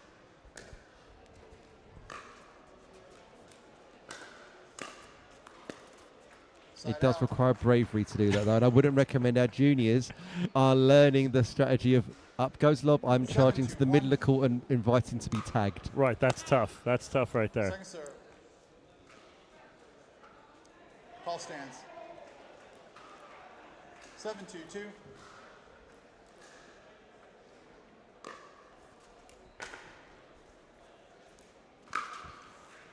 Side out. Just need to take a little bit of an extra step there, Dom. Yeah, it's almost a bait ball there, too, from Jeevan as his return just skies 40 feet in the air, drops down. He forces Chun to have to try and drive that. I love throwing a bit of bait out there, Dom.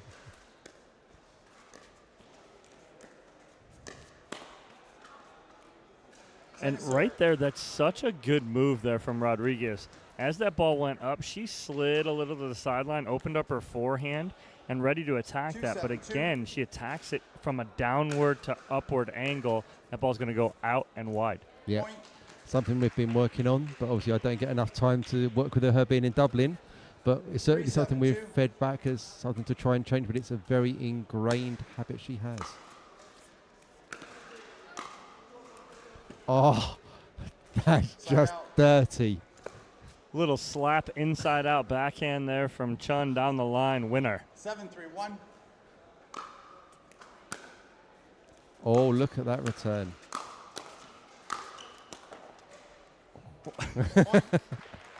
Almost some friendly fire there from Jeevan on Rodriguez. Yeah, Rodriguez turned around. She thought the ball was going past her. It does go past her, but Jeevan was there. And that sounds long. I think it was. I don't know. Played on. As Chun looks back, he's like, I don't know if that was in or out, but he played it. You've got until your return lands to call that ball out. There you go. 9-3-1.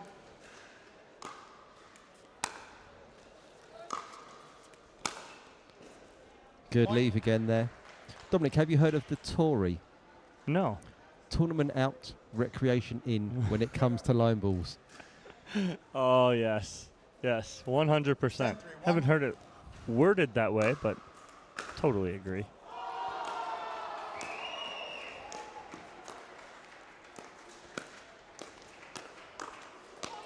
Second serve. As you said, Dominic, that ball's up. Goes to Tyler Rodriguez. It ain't coming back. A great spot there from Rodriguez, right at Chun's chest. Side out. Maybe a little bit expansive on the backswing for that shot from Moons. 3-10-1.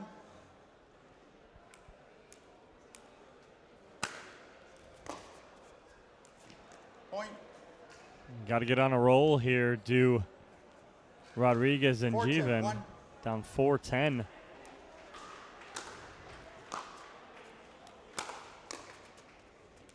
That's how you do it. Put a couple together in a row. Yeah. You can only get 1 point at a time. There's no bonus points in pickleball. You've got to earn them every single step of the way. Second serve.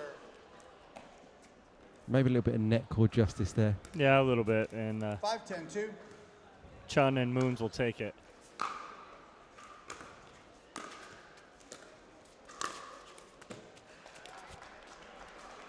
What's the call? Call was out. Point. Yeah, point. Oh, no, they What's your call? This call is out. Can't override it. Call stands. Uh-oh. Calls are getting tighter here at the end. Yeah. Calls are getting a little tighter. 6-10-2.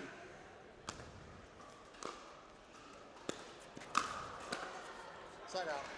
another big play there from Leo Chun's get the side out and put the match point ball on 10-6-1. Federica Moons' paddle. And that goes long. And that is match point and game to Leo Chun and Federica Moons, who beat Ishan Jeevan and Tyler Rodriguez in the junior final at this year's English Open. Well played, everyone on court. We're now back to our next match, which will be very much a home match of Pei Chung Kwao versus Molly Nags. Two very close friends of my co-commentator, Sam Basford. So I'll have to keep Sam in check. There's Dom did keep myself in check on the last match. Thanks to Dom for taking part in the commentary on this, and hopefully we'll get you back on a couple more matches later in the day. Absolutely. Brilliant. So we're just going to throw to some adverts from our sponsors that have enabled us to stage this fantastic event, and we're back for the next match shortly. Yeah. Let's go. We just gotta go hard. I go the hardest. I bring the pain. Not what you used to. It's all part of the game. Yeah, I just gotta go hard. I just gotta go hard.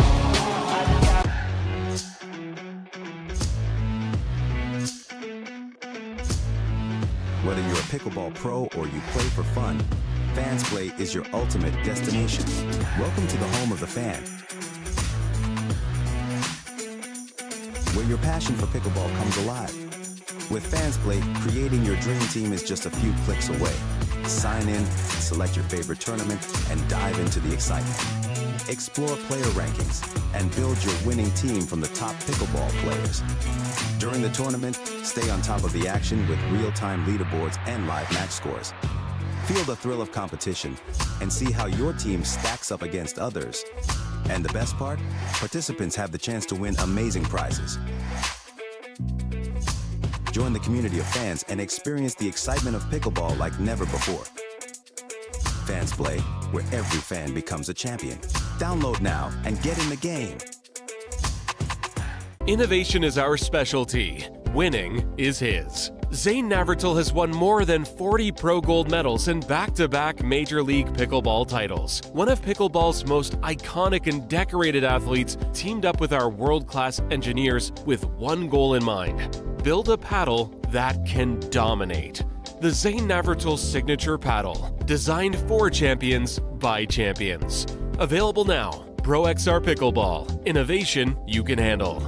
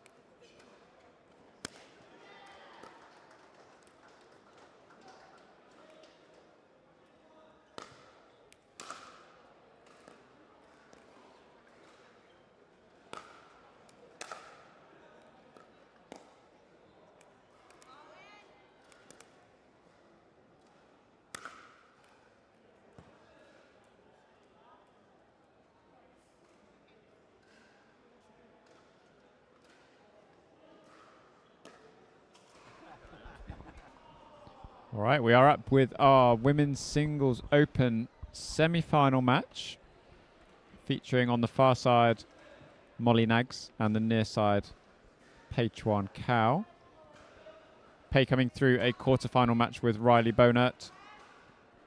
Molly taking down Susanna Barr in the quarter-finals to set up, I'm going to call it an all-British final. Pei originating from Taiwan, but definitely British for the purposes of the English Open at least.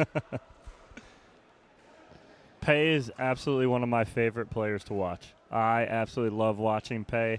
Every time I get a chance to see her, last time I got a chance to see her was in April when big contingent came over to the U.S. Open. She played incredible. She's a grinder and someone who will never quit on a point.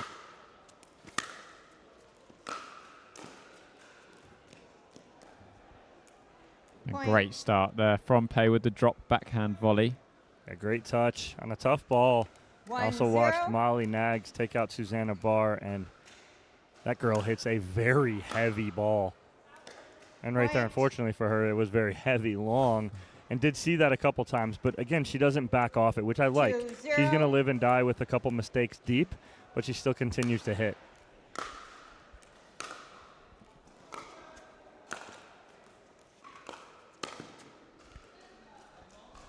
Volley goes long from Pei Chuan Cao. So first opportunity for Nags to get on the scoreboard here. Nags a different player too when I watched her. One-handed backhand mostly. She comes in, hits it hard, but she also cuts it and slices it. So she mixes up that backhand.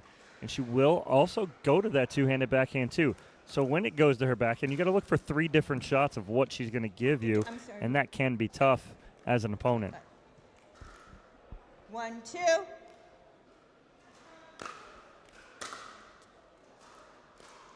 A big serve. We spoke about that right before this game. You saw it in the quarterfinal against Susanna Barr.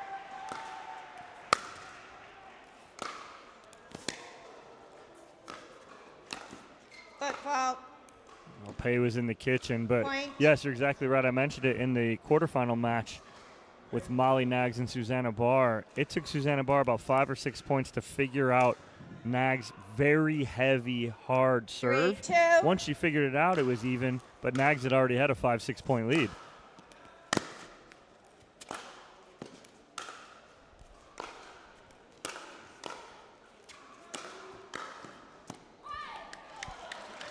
And great rally from both players.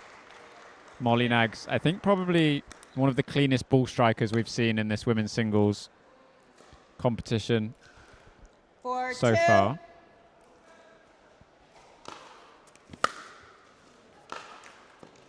Side out. Has the opening right there. Has Pei on full movement. If she can just make that ball, even if Pei gets it back, she's dead sprint to her left. The whole right side of the court's open. 2, 4. Those are the ones you really want back because you see the open court.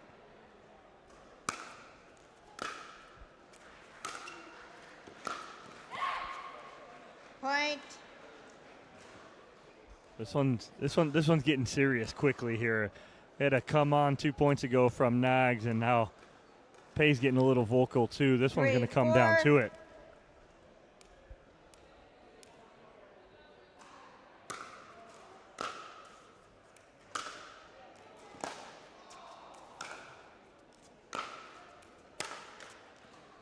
Again, you described Nags' serve as heavy. It's the same on the backhand and the same on the forehand. It's just so difficult to deal with as an opponent. And we're talking about heavy for you guys at home, talking about as that ball gets to you, it almost seems to be speeding up as it gets to you. It doesn't die down. And what makes it so difficult is that as it's getting to you, it almost feels like it's speeding up. So now you almost feel late on it.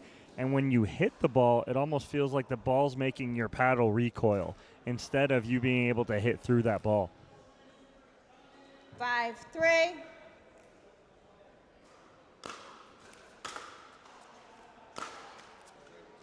Side out.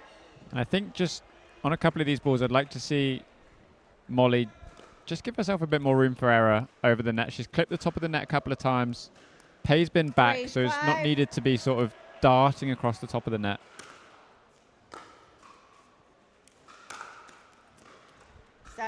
almost a bait ball right there for Pei, because Nags just floats this backhand with a lot of cut on it.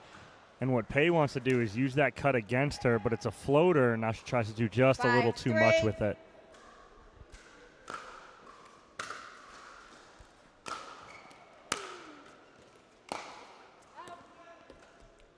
Side out. Again, Pei dealing really well with those big forehands. It feels a bit like Pei is going to just let Molly get a couple of those balls out, try and stay in the point, and just take advantage of a sort of a lack of movement on the other side.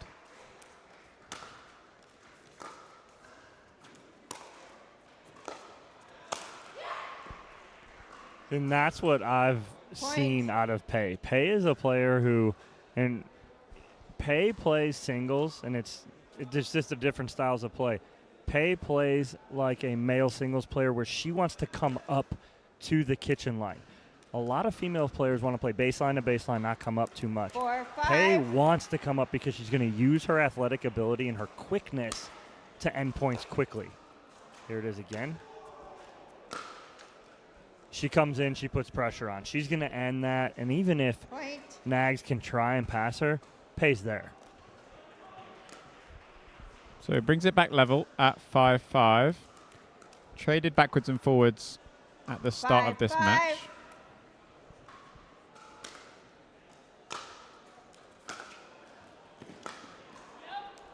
Yeah, and big emphasis on Pei, looking a bit bigger on the serve. A couple of these returns starting to land shorter from Nags. 5.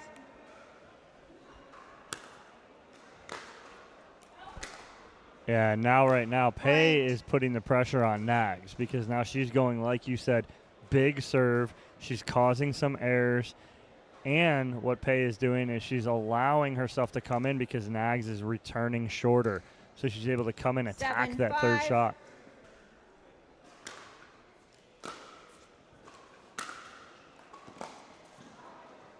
Foot fault. Left foot. Foot Side fault out. called by Pei. Sorry, on Pei.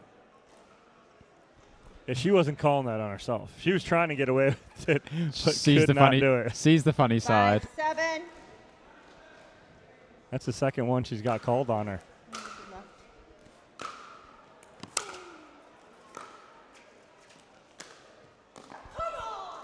See, that's a tough Side approach out. right there from Nags. Issue being is Nags puts Pei in a corner here. Watch this, right? What happens here is she opens up the court, though, for Pei when you put her in a corner. When you approach the net in singles, more times than not, you want to return 7, to the 5. middle and eliminate those angles for your opponents. And Nags Point. just wide Time on the out. forehand. So switch of ends at 8-5. 8-5.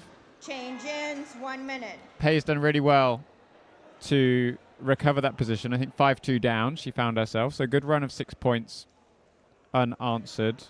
Anything you'd want to see different from Molly Nags in the second half of this game? Well, the tough part right now is that Pei is dictating play, and she's dictating play because she's gotten bigger with her serve. From the left side, Pei is dropping that serve in the back corner and putting Nags on her heels. So she's not allowing her to really step into the ball. And it's really tough to do that. So what Nags has got to do is she's got to take a step back on her return, be able to step into it and get inside that baseline and put pressure on Pei, because right now it's all Pei with all the pressure. And like you mentioned, it's a 6-0 run as Nags looked like she was in control with a 5-2 lead, but all of a sudden Pei flipped a switch, started to return that pressure, and now has an 8-5 lead on the end change. You could just move the towel. For those of you watching at home who wish to keep up to date with 15 seconds. the fixtures and results of your friends and family, you can do so on the Pickleball England website. All results Time in. and categories are uploaded onto that tournament 8-5. software.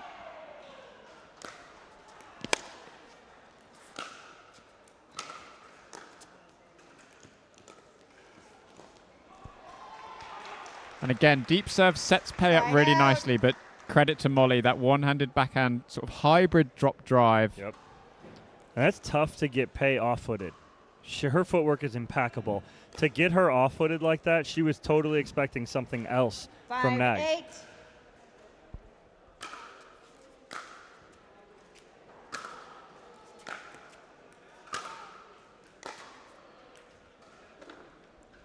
great depth from Molly Nags on that forehand. It's been a little bit lacking the last sort of 5 minutes or so. She's found that radar again, pushing the ball deeper. And right there, too, it looked like Pei was expecting it to go long. So that's a hard part. When you're expecting a ball to go long and it doesn't, now you have to flip the switch in your mind to get back into playing, and that's very tough to do. Oh, rushed it. She was trying to get up before she hit the ball.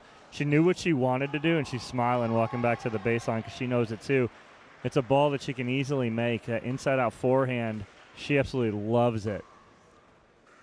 It's a money shot.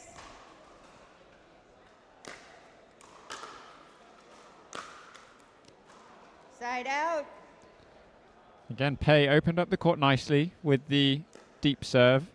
Sort of like we've said a few times, didn't need to be perfect on that third shot. Can set up really nicely with a slightly more topspin heavy approach. I love how you talked about like her money shot being that inside out forehand. And when we went into the match with Susanna Barr, we watched some video and watched some film. And my biggest takeaway was if Nags runs around her forehand, she's probably about 80% of the time going 80% of the time going inside out. If I was working with her, I'd say, hey, we got to get that to about 60-40, 65-35, because what was happening was Barr was fixating on it and figuring out that she would go inside out more, so she was guessing right more times than not. Like, that's the ball I want her to hit. That's a setup.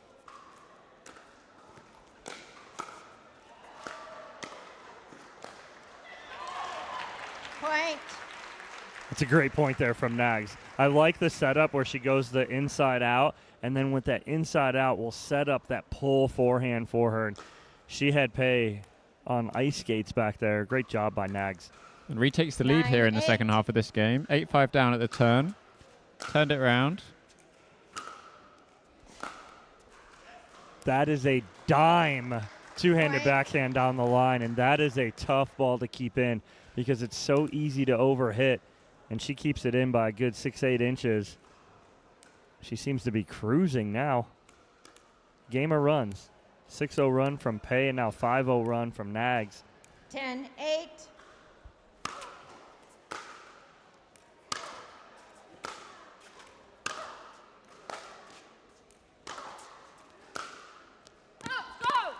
And again, you know, same difference.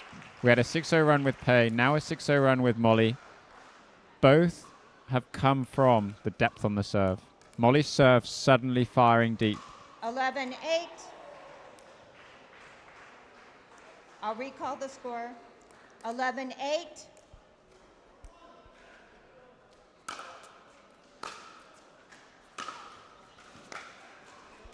That point set up, huge serve. I mean, Pei's almost off the blue and the black and on the gray concrete back there because of the depth of Nag's serve, forcing Pei into a timeout here.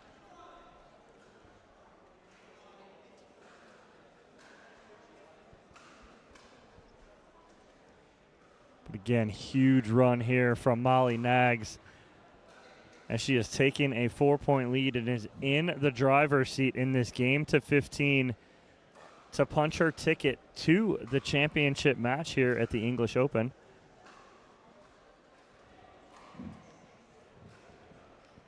Good timeout from Pei. Good timing, do you think? Love it right there. There's kind of checkpoints that I have in a game to 15. First one is the end change. Can you have the lead on the end change? Next one is at 10 points. Who can get to double digits first? The third checkpoint, which for me is very crucial, is who gets to the teens first. So who can get to 13? Pei stops her right here at 12. Once you get to 13, you're like tasting victory. You're right there. You're 2 points away. Right here, Nags, 3 points away. It's still a lot of work to do. 2 points a lot closer. So I like this timeout at this time from Pei.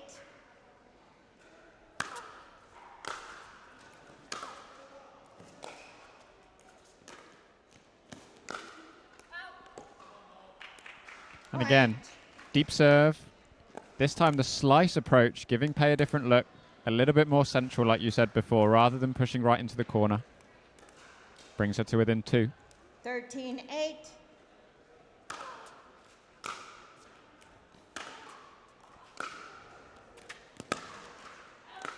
Great adjustment on a missed bounce back there from Pei just to stay in that point. Great job there from Pei. But right now, the biggest thing is, can she answer on her serve? Has not scored since we changed ends.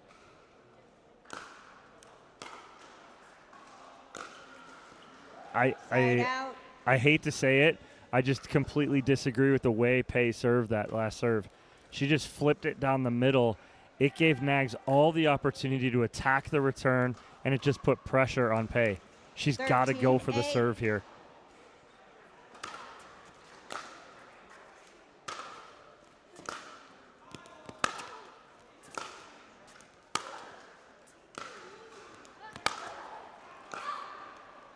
Side out. It was just long. Would have liked that one to have gone cross court for me.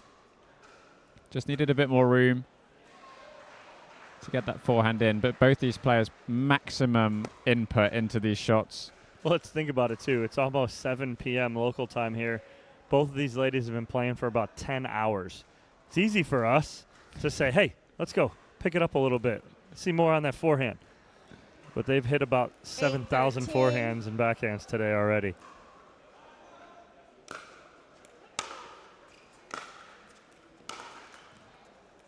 Point. Just catches the top of the net. Better serve from Pei, a little bit deeper. It's these small margins now that are going to be crucial as we head into the business end of this semi-final. 9-13. I'll recall the score. 9-13.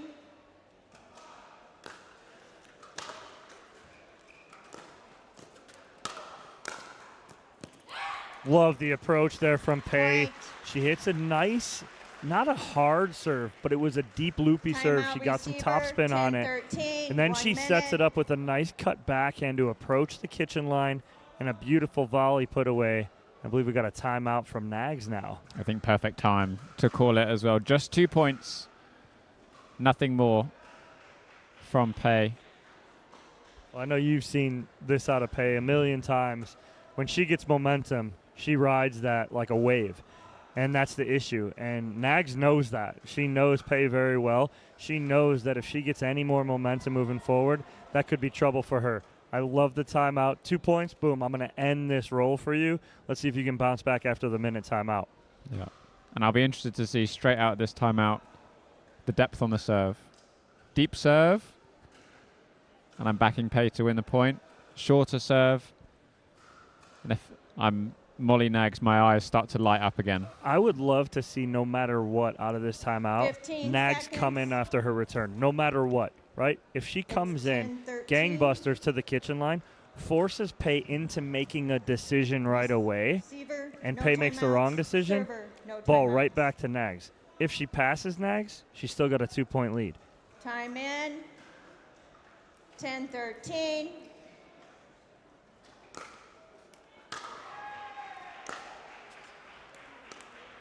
Side out. Adjusts to a slightly different bounce than she was expecting. Again, 13-10. always want to sort of see the funny side.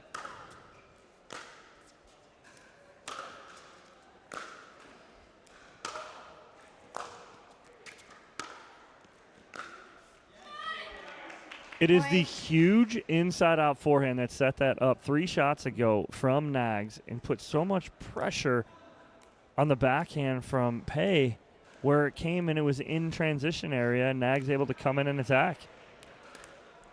14-10.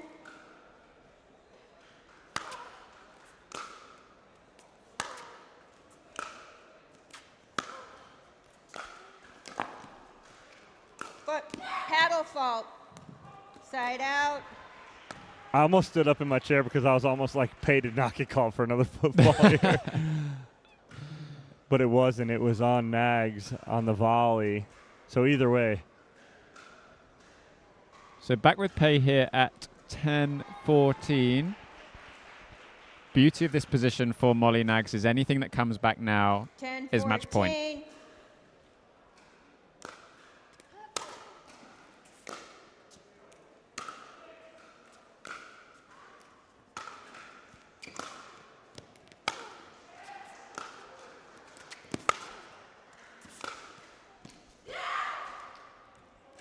Side out. It was. Pei thought she had it. She tried to sell it. It was close. It was very close. Tough angle for us, but again, all that'll give right now is Nags another 14-10. opportunity.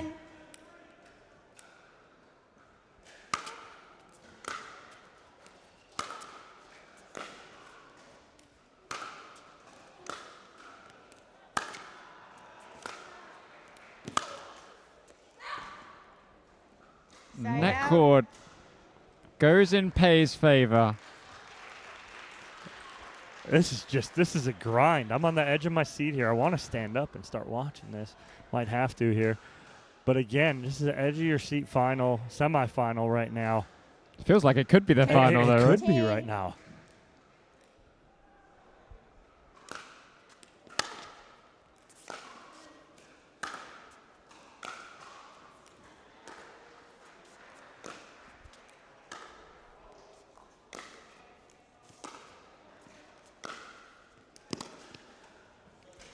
Just back from Pei.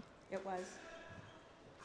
Pei thought it was Side in out. again, but Nags called that one out. And I Yeah. thought Pei had a couple opportunities right there. She needs to really attack that slice backhand from Nags. And she did twice, but she hit it right back to her instead of trying to push that up the line. Nags taking her time getting back to the 14-10. baseline. Third game point here for Molly Nags.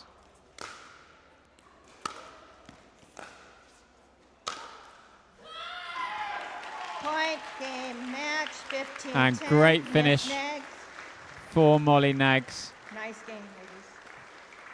What a match, Dom. It's tough to end that way. I would have liked to see Pei just try and drop that in. She threw up a Hail Mary, and the last thing I want to see is a overhead from Molly Nags, because she hits such a heavy ball. The overhead's going to be even heavier right there. But great fight from Pei. Try and come back, but too much Nags, and she is moving on to the gold medal match. And a great win for Nags. We've seen Pei before in the final last year at the English Open. Often dominated the singles scene in Europe.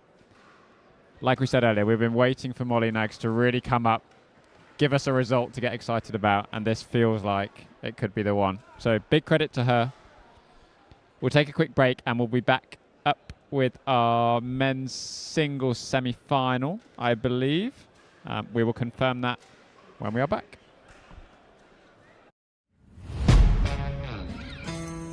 Yeah. Let's go. We just gotta go hard. I go the hardest. I bring the pain. Not what you used to. It's all part of the game. Yeah, I just gotta go hard. I just gotta go hard.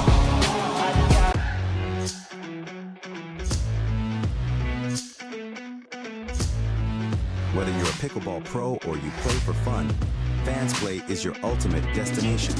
Welcome to the home of the fan, where your passion for pickleball comes alive. With Fans Play, creating your dream team is just a few clicks away. Sign in, select your favorite tournament, and dive into the excitement. Explore player rankings and build your winning team from the top pickleball players. During the tournament, stay on top of the action with real-time leaderboards and live match scores. Feel the thrill of competition and see how your team stacks up against others. And the best part? Participants have the chance to win amazing prizes. Join the community of fans and experience the excitement of pickleball like never before. Fans Play, where every fan becomes a champion. Download now and get in the game. Innovation is our specialty. Winning is his. Zane Navratil has won more than 40 pro gold medals in back-to-back Major League Pickleball titles. One of pickleball's most iconic and decorated athletes teamed up with our world-class engineers with one goal in mind: build a paddle that can dominate. The Zane Navratil Signature Paddle, designed for champions by champions. Available now. Pro XR Pickleball. Innovation you can handle.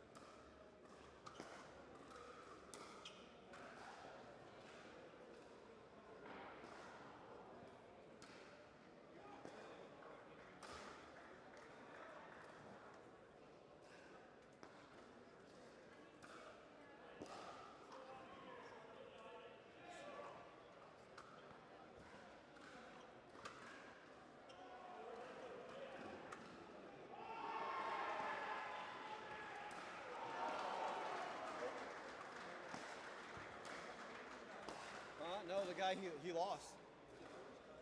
Yeah, the Polish guy was good. That was a battle.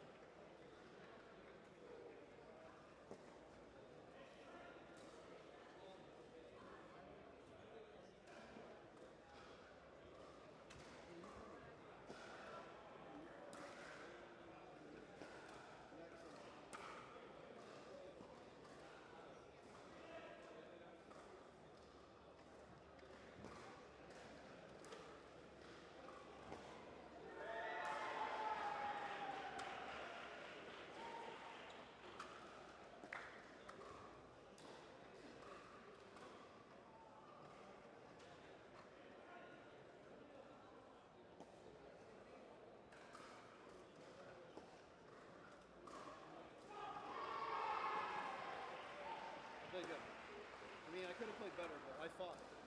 I battled. It's all right here. Singles is.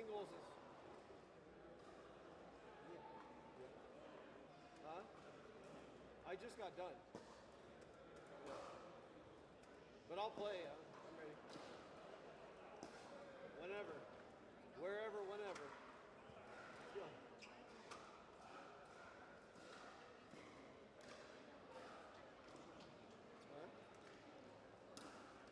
Sobek, William Sobek. He's super fast. Yeah, he's good. Everybody's good. Semi-final. He's good. Yeah. Super fast. Yeah. Not tennis player, pickleball player. Like everything soft. Yeah. Yeah.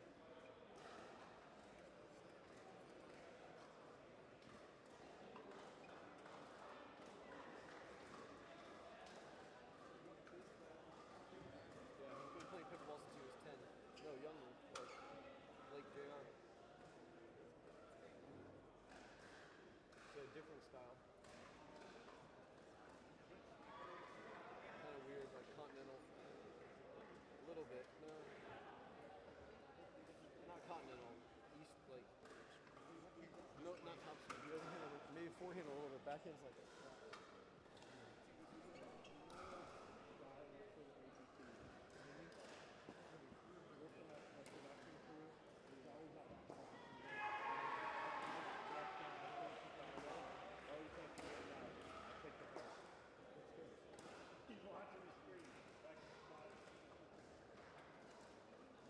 Don't want to let him down.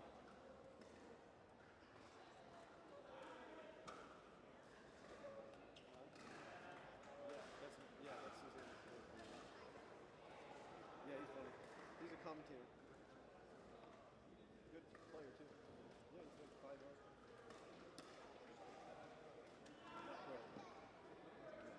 Five yards up. Good, very good.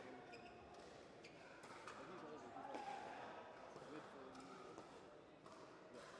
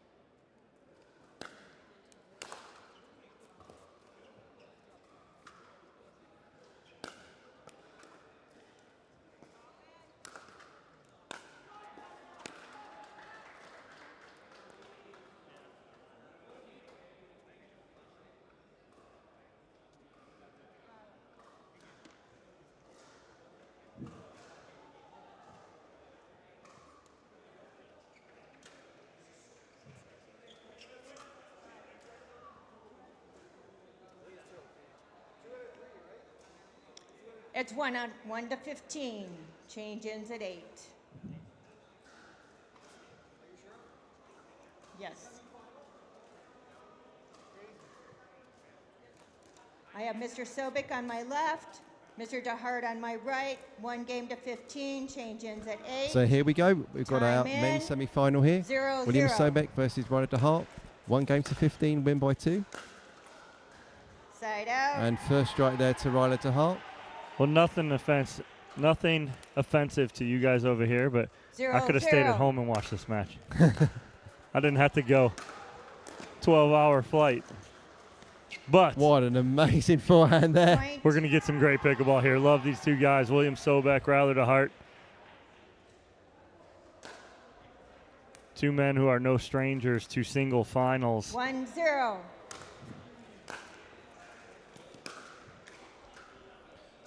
Yeah, Side good deep out. ball there from Will Sobek.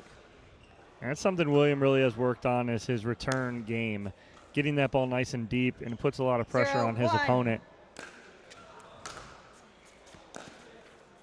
Dummy hits a kind Side of out. screwballish kind of serve, a bit inside out. That He's a kind of return. screwballish kind of player, and that's what makes him tough, is that William 1-0. Sobek doesn't come from a racket sports background other than pickleball. That's his difference, is he Point. grew up pickleball. He grew up breathing, sleeping, eating pickleball in Key West, Florida, and that's all he knows. 2-0.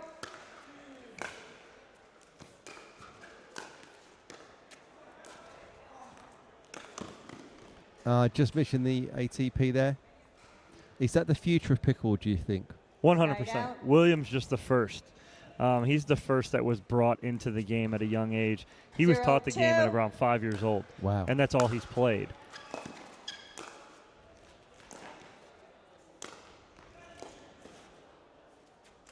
And so he knows the game Side inside and out. out. He's learned the ground stroke of pickleball.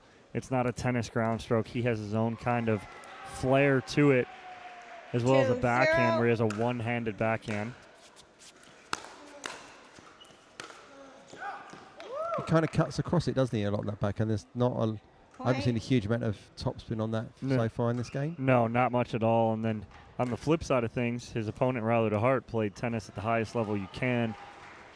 Played in 3-0. majors, on the ATP Tour. Played against Rafa Nadal on Point. center court at the U.S. Open years ago. Standout tennis player at the University of Illinois.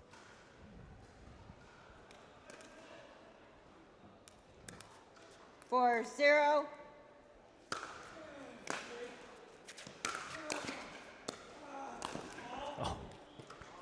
Side out. Wow, step in there from William Sobek. Again, very unconventional, but it works. Yep. Pickleball is very much outcome based. We're very much 0-4. adaptive of technique. It doesn't have to be that classical shot you will tend to see in tennis. Point.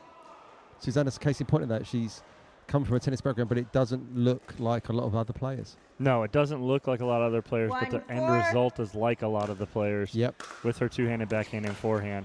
They're just a little, Side out. I say, unconventional, Yeah. as opposed to a lot of the players that do come from a tennis background are very conventional. They're very 4-1. predictable. Hers isn't as predictable. Oh, Point. good job getting out of the way there, William Sobek. DeHart comes in, and I think he thought Sobek was going to go to the right, and Sobek kind of stayed planted. 5-1. Just a little long there. Side out. I think that the Yes, sir. the ability to adapt technique from other racket sports or just something new is really refreshing in pickle. I think it's what it makes people find it so 1-5. accessible. They can play this game. That's one of my things is when you have these people coming Point. in and they'll go to someone to learn pickleball and they come from a tennis 2-5. background. Continue this as DeHart goes long, but Point. they come from a tennis background and they go to a coach and the coach goes, well, I have to teach you everything brand new. 3-5. Forget about tennis. Walk away from that coach. Yeah. Because if the coach isn't helping you adapt your tennis game to pickleball, there's an issue.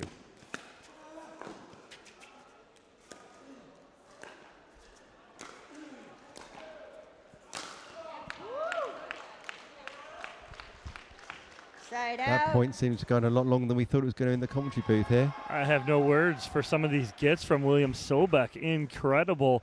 But again, that is what he does. He annoys opponents enough that they're going to miss-hit a ball. DeHart under control right there, has that put away nicely. But again, still only a 2-point lead here for DeHart. A great hand control there from William Sobek. So many times I want to say that's not a good shot, but Sobek hides it so well, and he deadens that ball into the kitchen. Lovely loose grip pressure to make that ball just land. Side out. The net could just disrupt the rhythm, not always on the side of the court where it lands. It can always have a weird thing on your timing and rhythm. No, 100%. Again, even if it does come over and drops, could have some weird, funky spin on it. Point. Could have some top spin, some back spin, depending on the stroke of your opponent. 6-3.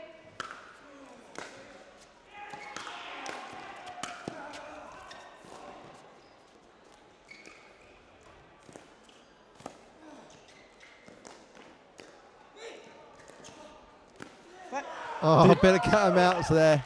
Did Sobek call me like to his fake partner going, I got this. I'm here. Don't worry about it. But as Sobek leans in, he's smiling at DeHart, almost going, why don't you just come through me?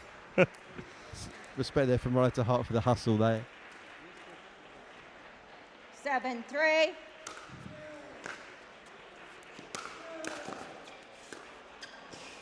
Oh. That's going wide. Side Again, out. right there, DeHart, that ball had to bounce, right? It was tough for him to take out of the air. He wanted to take it out of the air, but had to let it bounce. When that bounces, it's hard for him to roll that. When he cuts that, as he cuts that backhand, because he's lefty, that ball's going to sail wide right there. So tough ball.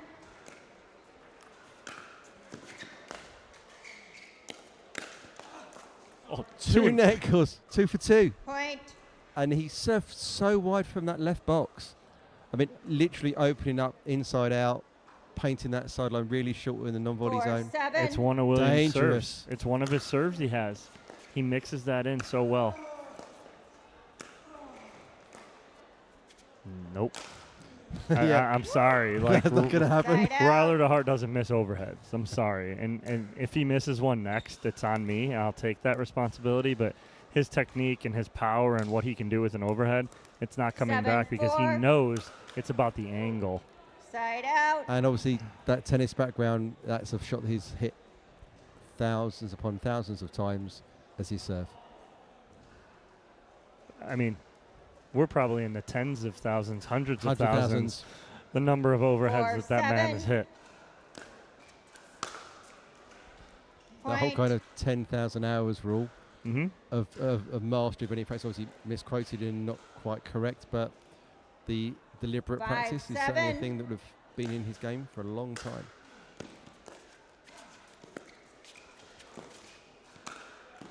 Yeah, I like Side out. that play to go back cross court, but what's the AP's? No, ATP's not on there, is it? He's too far out. wide. No, it wasn't there. And if he tries to flip down the line, it's going to be tough. It's the high part of the net. Ooh, nice volley there from William Sobek. That looks like it took Side the out. outside of the sideline. Perfect calibration there.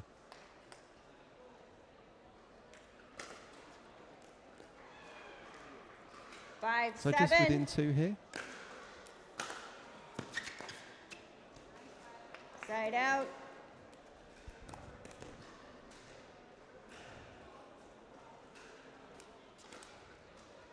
Seven, 5. Ah, good misdirection Point. on that forehand. Timeout. Change ins. 8-5. We're over 1 to minute. the timeout halfway through the match. What do you think William Sobek needs to do to change his fortunes in the second half of this game? Well, he's just got to bring a little more funk to his game, right? And what I mean by a little more funk is he's got to get DeHart to the kitchen line. William Sobek is one of the great kind of masters up at the kitchen line playing that cat and mouse game. What I mean by cat and mouse is that dinking game one-on-one in singles. If he can get DeHart there and move him around a little bit, that's going to be his key. And I think that's what Rosti Sobek, his dad right there, is telling him. You got to get him to the line. Because if you rely on playing against Rattler to Hart's forehand drive, hey, good luck because it's one of the best in the game. It's one of the hardest in the game, and you're not going to come out on top of that many times. So obviously Rusty is responsible 15 seconds. for bringing William into the game. Well, we talk about Rattler to Hart went to the University of Illinois, played tennis there. William Sobek went to the Sobek Pickleball Academy. That's where he was born and raised. He was born and raised in pickleball.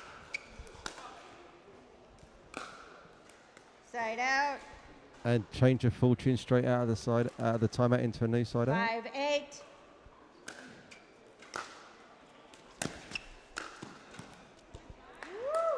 Tom, I thought I noticed something Side earlier, out. that there's a slight change in the number of times that William Sobek taps his paddle before he serves. And I'm not sure if there's a different number of taps that he doesn't realise possibly sells whether he's going underspin or topspin on his return, on his actual serve. I need to get a little bit more metrics and some tape on it when I finish this. I'll go and watch it some point. I think there might be an extra tap when the top spin's coming. It's an interesting thought. It's an interesting thought because a lot of players do have tells that, you know, with taps, with the way they set up their body. We're constantly looking for that. Oh, what a get from William Sobek there. Fully stretched back to the net. But again, that's exactly what we were talking about on the end change, is that William Sobek's got to get that ball to the kitchen line. Where was he? He brought DeHart in. He was in. Created some funk right there. Oh.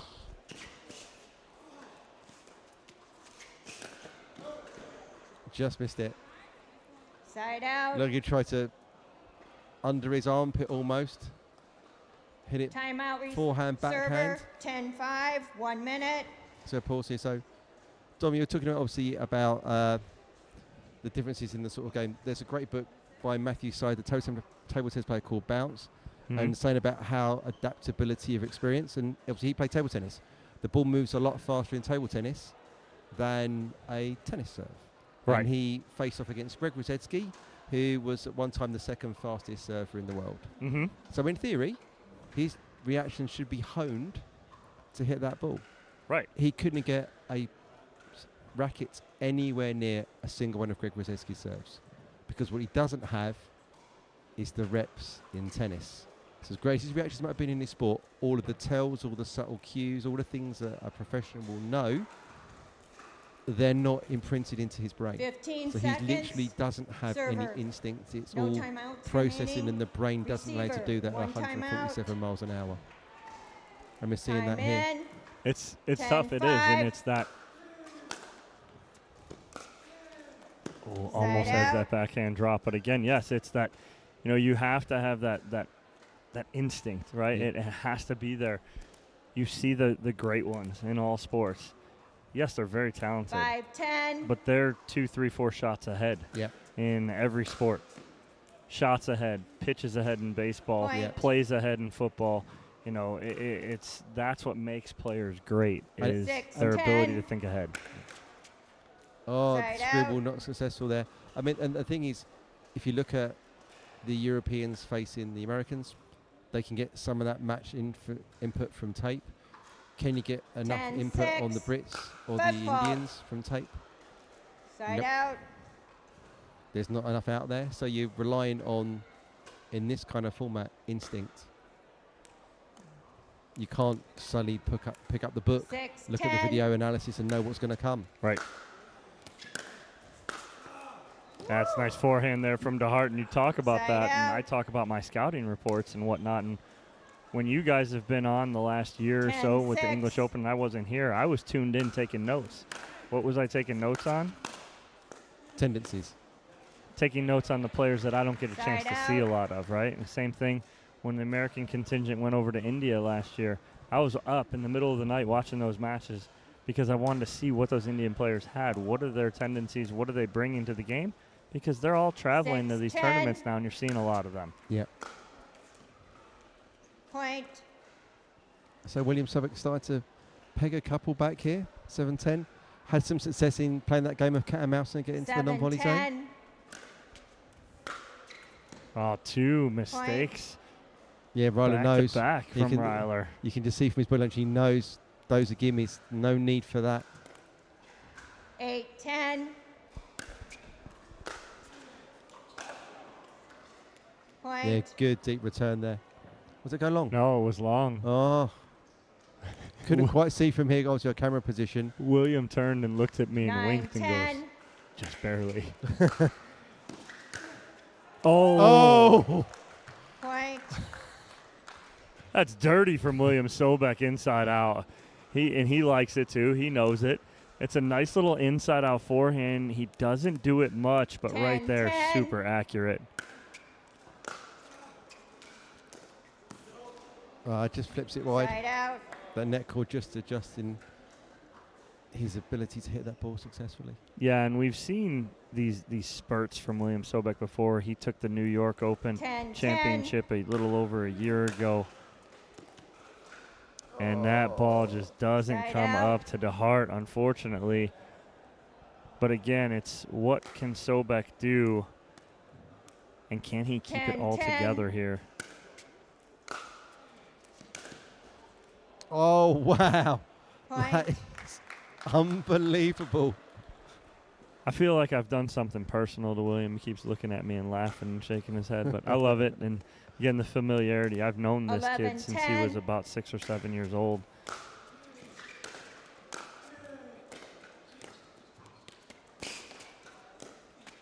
He's there. Yeah, he's got it. Oh, he mishit it. He mishit it. He got there. He did all the hard work. So many times it's the easy one. He got there within plenty of time, but then as he tries to hit through this, he gets it off the edge guard. But 10, don't 11. look now. It's a 5-0 run from William Sobek. Side out. Do you think Ryler pulled up a little bit early on that? A little bit, and right there, Ryler's got to use the legs. And again, we talked about it in the women's semifinal. 11, These 10. guys have been out here playing for about 10 hours today. I know they're tired, but legs got to come back here. Yeah, that's gone. Side out. As we said, don't put that ball up. The Hart gets his ball on the forehand. Good night.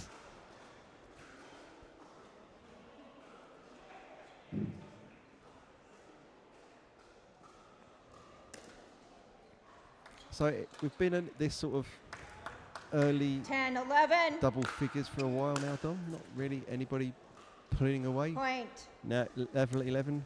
No, it was a 10-6 lead for DeHart. Looked like he was cruising in control, and then 11, Sobek with the 11. 6-0 run, and now DeHart ends that.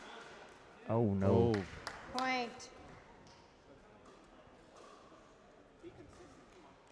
They say pickleball is a game of runs. 12, 11. Constantly.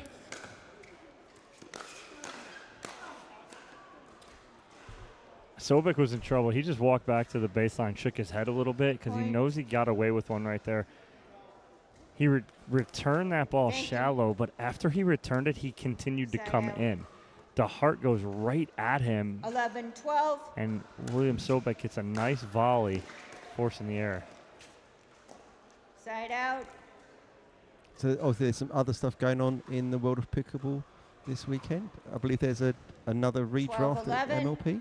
Yes, there is. The waiver wire is open on the challenger side of things. Big forehand Whoa. winner from DeHart down the line Point. as he gains momentum back on his side. But there's been a lot of 13, action 11. today on that MLP wire for challenger. Just sailing long. Side Or is out. that wide or both? I think a little bit of both, maybe. DeHart trying to go corner pocket 11, right there. 13.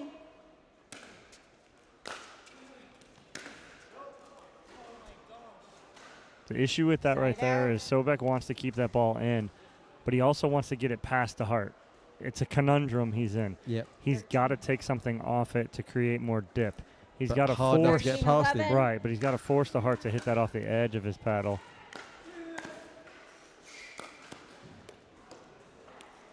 Ryder Side DeHart out. knows he got there. Could have done more with that. Yeah, he was there. Nice slide into his shot right there, but I think he 11, got a little loose 13. on the swing.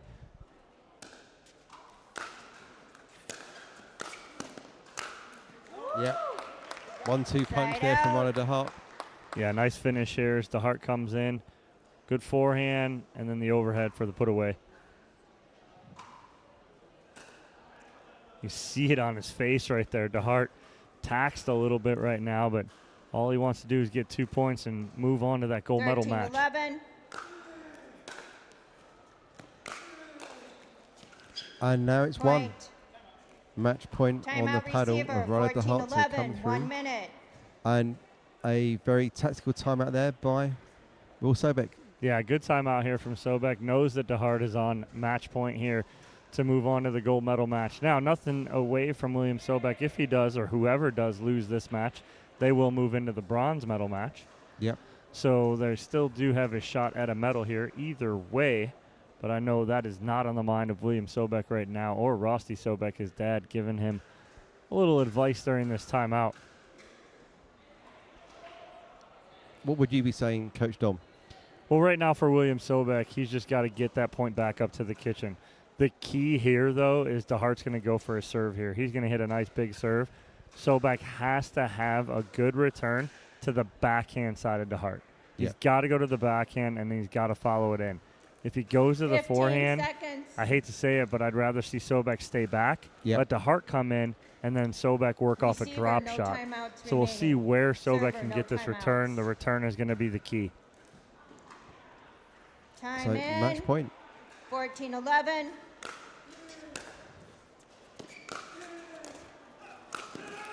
And there we go. Point game match, 15-11. Mr. DeHart. Riley DeHart advances to the final of the English Open 2024 men's singles, beating William Sobek 15-11. Yeah, nice match there from DeHart. Cleaned it up a little bit. Looked like he was going to give that one away, but cleans it up nicely, comes back, and now we'll move on to that gold medal match. Wow, we've got coming up next Alexa Shaw versus Molly Nags. It's going to be a phenomenal women's singles open final. We'll be back after this short message from our sponsors.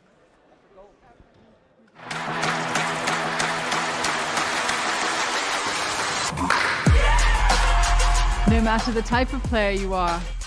Junior, for now. No matter where you're from. אני מישראל, שלום. No matter your gender. No matter your age. No matter what tour you play on or who you play with. What matters is your love of the game. Celebrating the sport. And knowing your level so that you can keep pickleball fun and fair for everyone. What matters is you. Things have a funny way of sneaking up on us. You play once, and you want to play again and again and again. You find yourself in driveways, courts, clubs, tournaments. You ask friends, colleagues, or even someone new. Today and every day, we celebrate the athlete in all of us. It's time to get out and play. Innovation is our specialty. Winning is his. Zane Navratil has won more than 40 pro gold medals and back-to-back Major League Pickleball titles. One of pickleball's most iconic and decorated athletes teamed up with our world-class engineers with one goal in mind: build a paddle that can dominate. The Zane Navratil Signature Paddle, designed for champions by champions. Available now. Pro XR Pickleball. Innovation you can handle.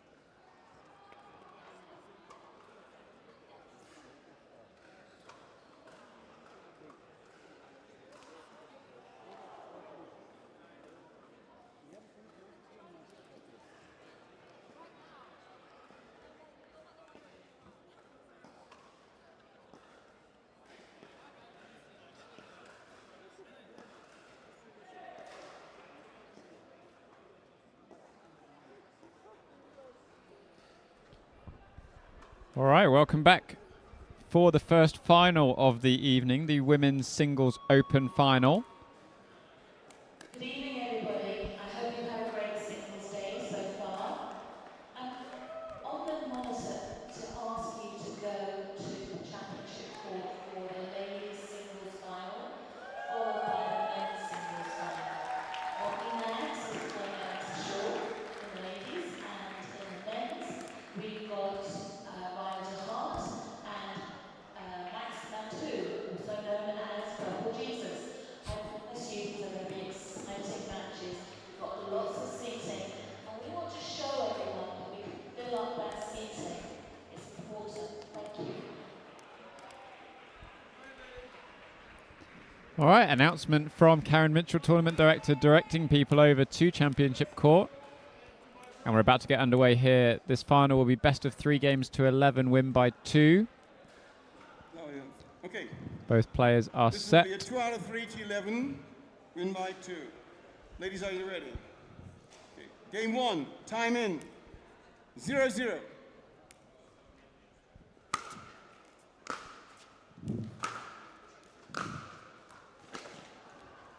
Side out. And again, what you're going to get here is 2 very heavy-hitting women. Alexa Scholl, one of the next-gen players from the APP. 0-0. Hits the ball as hard as they come. And then on the flip side, Molly Nags, same thing. Side you out. see Alexa Scholl go for that serve right here. Both these ladies going to go for their serves, 0-0. try and put pressure on one another. Side out. Trading missed serves. Both of them trying to dial it in right now. Neither one of them backing off. I think a great advert of what's to come, Dom. Heavy hitting. 0-0. No punches pulled.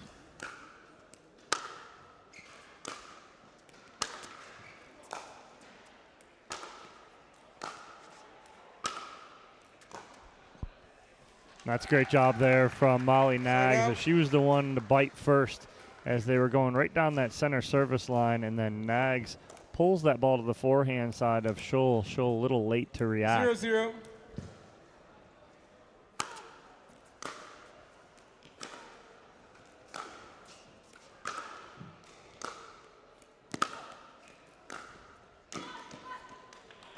Side out. Just catches the top of the net on the volley. It's going to be an interesting match here, Dom. I think both women happy to trade from the baseline, but equally both happy to approach on the right ball. And 0-0. do wonder if fatigue may start to creep in this final.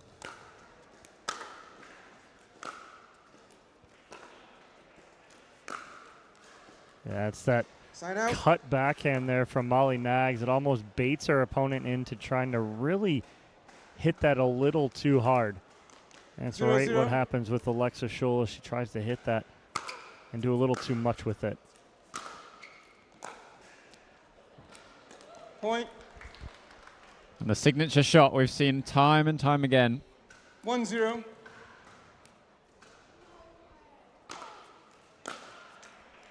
There's that huge serve we were talking about, and she's going to get some free points on Point. that, but I believe so will Alexa Scholl.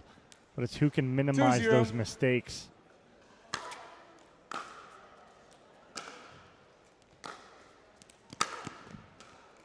Side out.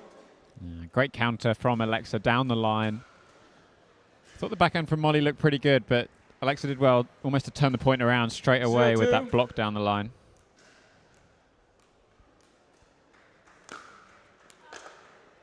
Side out.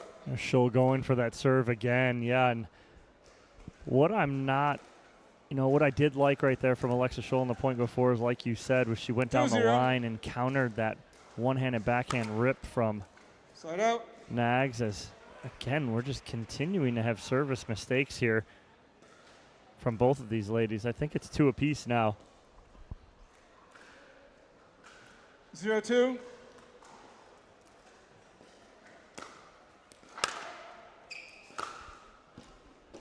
Side out. Just misfires. Going for that down the line shot again. Tense tapping going down the line just reduces the time for the opponent to react. It's a shorter 2-0. distance for the ball to travel.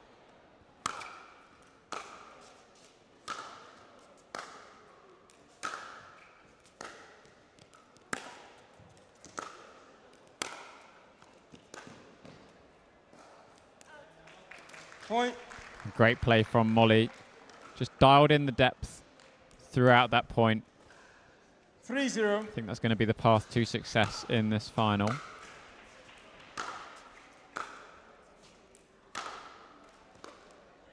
And again, Point. inside-out ball movement there from Nags as she goes heavy straight down the line, and then the inside-out forehand that you can almost put on a tennis, what we call a tennis baseball card. 4-0. Her trading card would be her inside-out forehand down that line. Point. Yeah, so good again. Finding that deep ball into the backhand side of Schull. 5-0. Options are so limited. Point. Timeout. Receiver. Big serve 6-0, prompts a 1 minute. timeout from Alexis Schull. So 6-0 up Molly Nags. Good run of momentum. When you see here two different camps, right, and this is what happens constantly, the camp that calls the timeout, that being Alexis Schull, she's getting a lot of information here. She's getting a lot of information because she is down. On the flip side of things, if we get a shot of Molly Nags' camp on the other side of things, it's more quiet. It's more a general conversation. Because if you're on her side, you're literally going, continue doing what you're doing. Do the same thing. Don't change a thing. Stay confident. You know, you just want words of encouragement on that side. The flip side of things, it's a little more, here, this is what we have to do. This is what we need to do. This is what we need to change. Much easier on the camp that is up 6-0. Your team comes over and you're like, hey, a little pat on the butt and go, hey, get back out there. You're doing a great job. Let's continue to do that. Receiver, you have 0 timeouts remaining. Let's see if we see any changes out of this timeout from Alexis Schull. 6-0.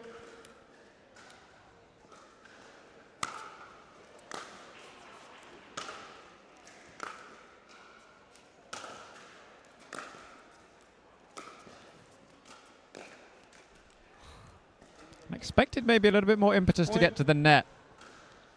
Well, you see Molly Nags comes in and looks like she's going to attack the forehand, and she just cuts it like 7-0. a knife.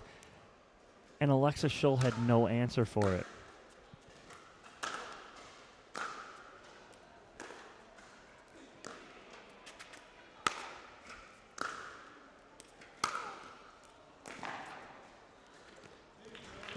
Point. That's just dirty down the line there from Molly Nags as she just paints the line. Alexis Schull has no chance right there to get that back. It's so tough. And these sort of odd slice shots, I think, setting Nags up quite well at the moment.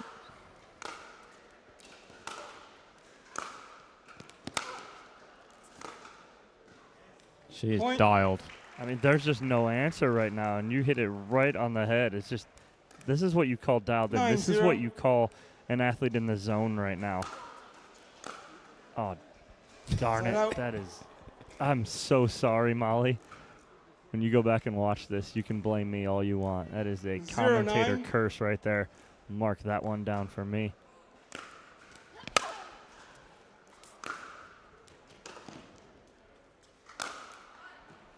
Yeah, very matter-of-fact smash from Schull. Both these women, I think every point I've watched where that ball's gone up in the air, there's not been a reply off the smash. So a little bit of a Hail Mary from Nags, but gets Schull on the board.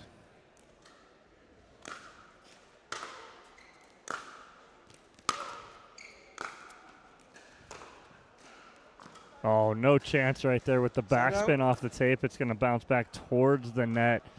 What I want to ask you is, do you think maybe a little bit of a match hangover here for Alexis Schull? She had a battle in the semifinals, 9-1, winning 15-13.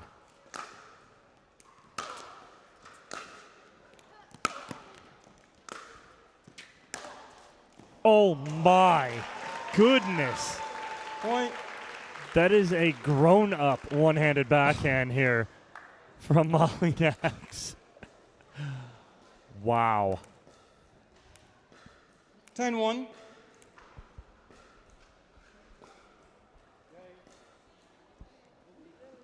I'll recall the score.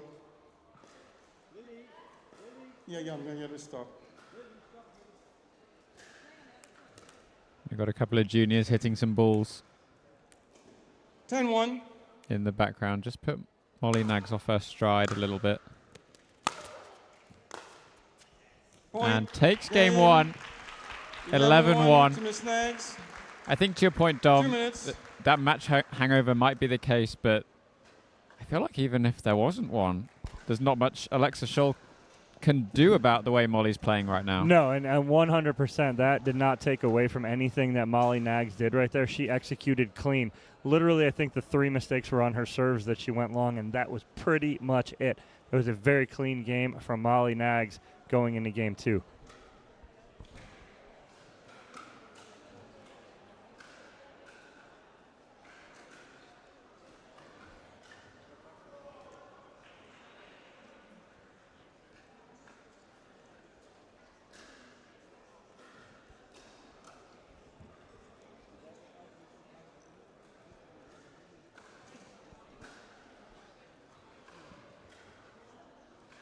So moving into game 2 here. Anything we can see Scholl in quite a lengthy conversation with your fellow co-commentator Chad Edwards and Lee Whitwell there. What do you think that conversation is looking like at the moment? The biggest thing right now, where people have had success on Molly Nags, and there hasn't been much at all today, is returning deep to her and keeping her back. If you can push her on her heels a little bit. We talked about the quarterfinal against Susanna Barr. She bullied Susanna Barr for the first 5 points, and then Barr figured it out.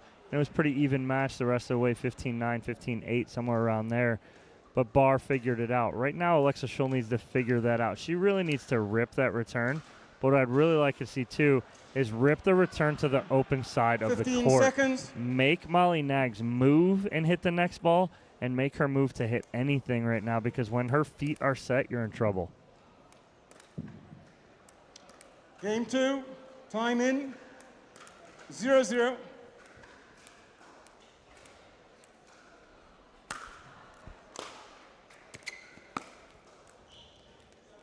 Scholl trying to go drop shot right there. Yeah, she had an attempt in the first game as well off the backhand side. Looked to sort of drop in short. 0-0. Found the net on that occasion as well. Yeah, great dart down the line from Alexa Scholl. The first time we've seen that in this game. It's something we've seen plenty of times throughout today. 0-0.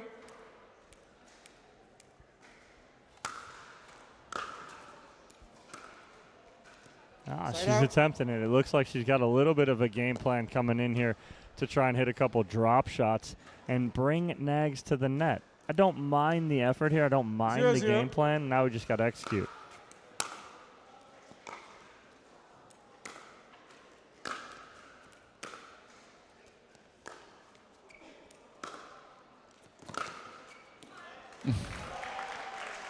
Point. I mean, Sam, when you're dialed in right now, and that is exactly Molly Nags. 1-0. Again, huge serve. Kicks up off the ground. And just so difficult for Alexa Scholl to do anything with that ball. 2-0. See lots of support in the crowd there for Molly Nags.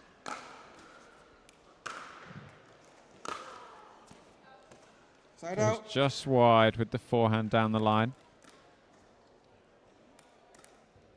The good thing for Nags now is the impetus is on Scholl to do something different in this game.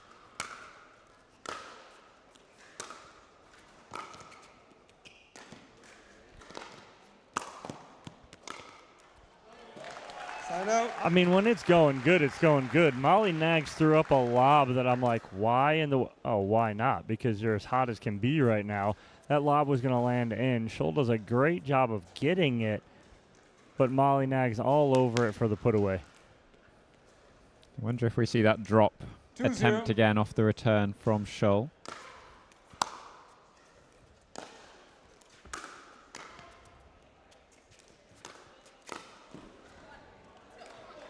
Side out. I mean, the fact that she got a paddle on it was impressive there from Nags. Certainly a concerted effort to drop this ball a little bit shorter in the second game from Scholl.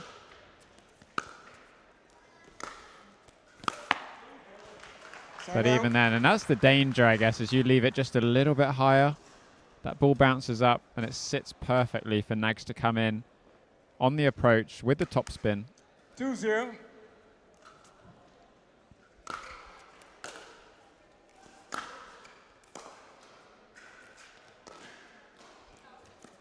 Side out. Change up from Nags, goes for this sort of short angled slice. 0-2.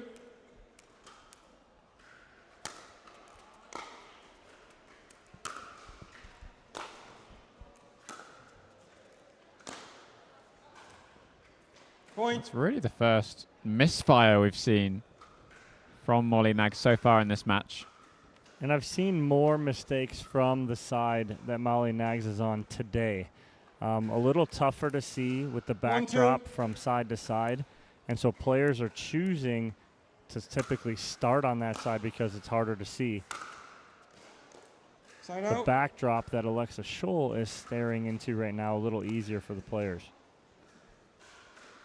2-1.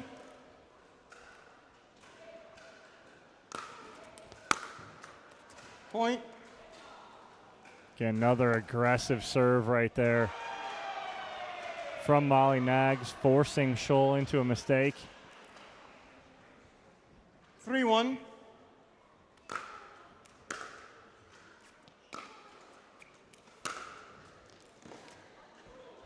Little kick up right out. there Great on ball. Nags. Great ball from Scholl. Really focused on that top spin, landed the ball just inside the baseline. 1-3. Applied a little bit more pressure to Molly Nags. Side out.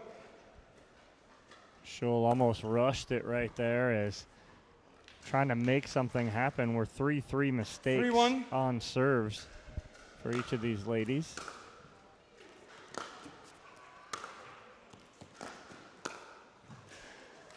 That's good approach right there from Alexa Scholl, but what did she do really well? Sideline to sideline for Nags and just opens up the court beautifully for Scholl with the put away. That's something we've spoken about quite consistently today. Sounds like a simple tactic, right? Just one side, the other side, the other side. It's so easy from us here in the 1-3. booth to see. For sure. So much harder to execute.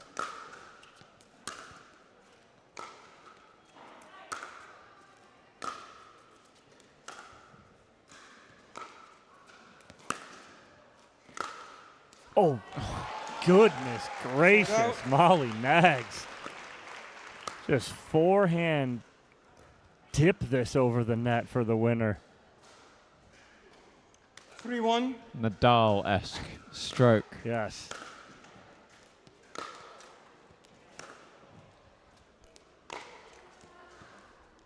Side out. Almost a little bait ball there from Scholl as she floats this cut backhand back to Nags. And just a touch off balance on that forehand wing. 1-3.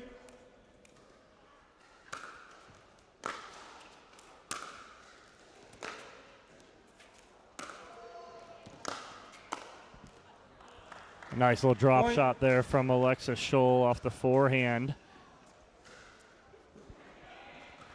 Last few points, bar the forehand passing shot from Nags. The last few points Scholl has moved into the net.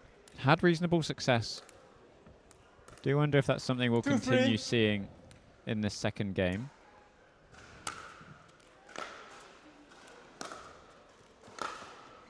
Yeah, starting to put pressure on Molly Nags right now as Scholl's approaching the net. When in doubt, want to end points early, get to the 3-3. kitchen line. You're either going to get something, it's going to be a pass, or it's going to be out.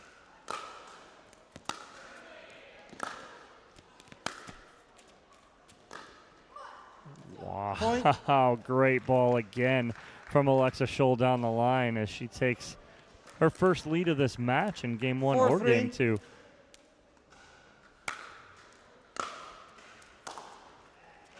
Side out. And so far we've had Nags fairly happy to stick around at the baseline. Do you think that might change with Scholl moving in a little bit more, almost a bit of a fight back from Nags on that She's front? going to have to change something up if it continues. Right now, I don't think she's in trouble. Right there again, just with the heavy forehand. Point. So stick to what got you here. If Scholl really starts to put a lot of pressure on, she did that last service game, but really wasn't anything that Nags couldn't handle as she comes out and answers and ties it up. So we'll see how that one kind of continues to play out.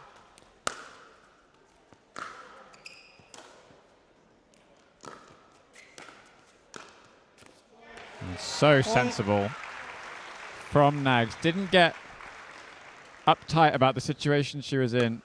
Just careful, considered net play. I was more impressed with not even the backhand winner, the little backhand cut winner. It was the forehand on the approach where she didn't do too much with it. She kept it under control and she kept it in. Point. And again, big Timeout serve. receiver, 6-4. Return goes into the net. Timeout called from Alexa Scholl. Yeah, and it's all confidence again here on the side of Molly Nags and her camp. Alexa Scholl did make a nice run here. It is back to a 2-point lead, but Scholl did have a 4-3 lead. Nags answers quickly, puts 3 on the board of her own to get back in control and up by 2. I do wonder if it's just going to be an attempt at returning to that, getting into the net, deep return. Yeah, I'd love to see Scholl continue to get up to the kitchen line to try and put pressure on. That was how she got back in this. That's how she took a lead in game 2. I'd like to see her continue to do that here seconds. halfway through game 2.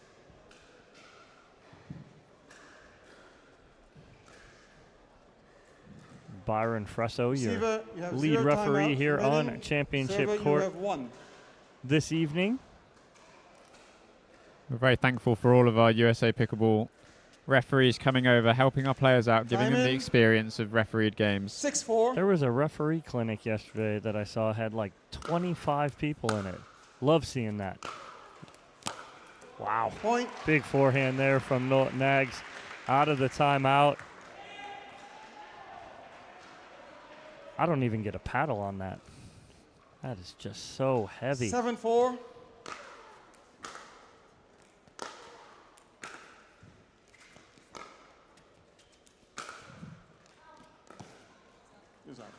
Believe just Point. missed that sideline right there. Does Scholl.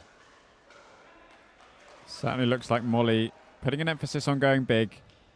Doesn't want a game 3 in this final. Craziest part about all of this, they've still got 2 days to play. We're just in the singles today.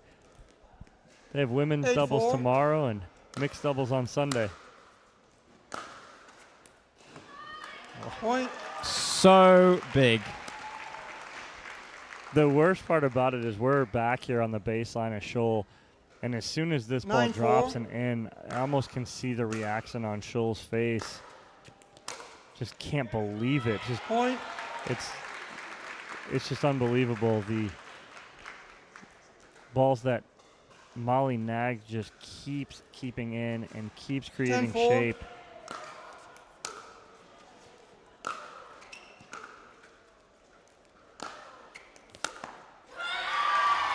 Point. Game. Match. Snags. And seals it 11-4. again with a big forehand. Congratulations.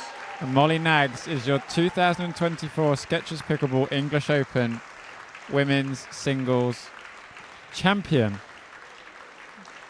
I mean, did she do some work today? She dismantled a lot of players through pool play, through the draw. Congratulations to Molly Nags. She is impressive, and she is here to stay. I say she will be taking names soon on tour and shocking a lot of people. Congratulations to her. Some big scalps today. Taken out Sabrina Mendez-Dominguez, The 2024 Susanna Barr, Women's Singles Final. Cal Pechuan, and now Alexa Scholl to go undefeated Nags. throughout the day. Hasn't dropped a set. What a phenomenal performance from Molly Nags. So, 1 down, 1 to go. Up next, we have our men's singles open final. Ryla DeHart versus Max Manthu coming up next.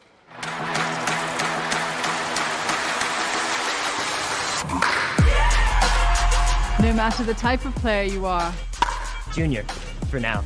No matter where you're from. אני מישראל, שלום. No matter your gender. No matter your age. No matter what tour you play on or who you play with. What matters is your love of the game. Celebrating the sport. And knowing your level so that you can keep pickleball fun and fair for everyone. What matters is you. Things have a funny way of sneaking up on us.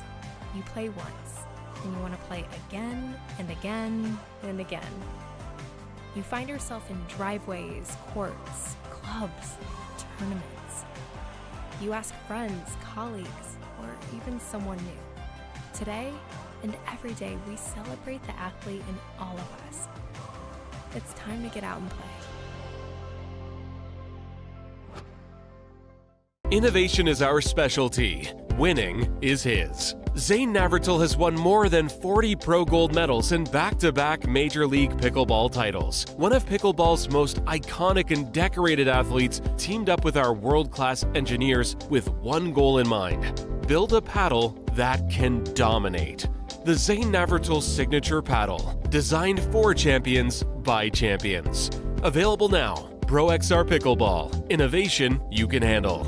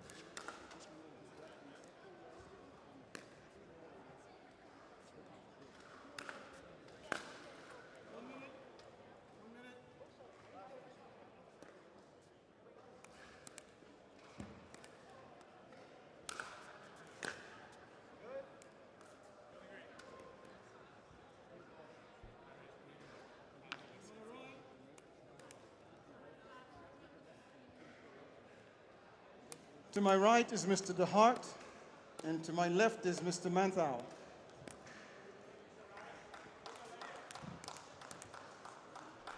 Men's singles. Welcome finals. back to the Skechers Pickleball English Open. Gentlemen, ready? We have our men's singles Game pro one, final. time Max in, Manthau, Ryler 0-0. DeHart. Ryler DeHart to serve.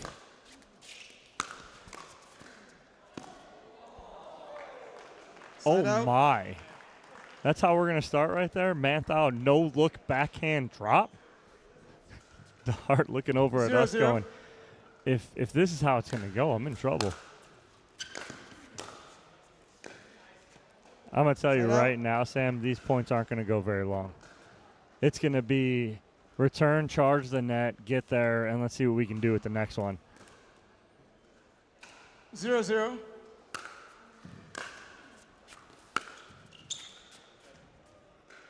Point.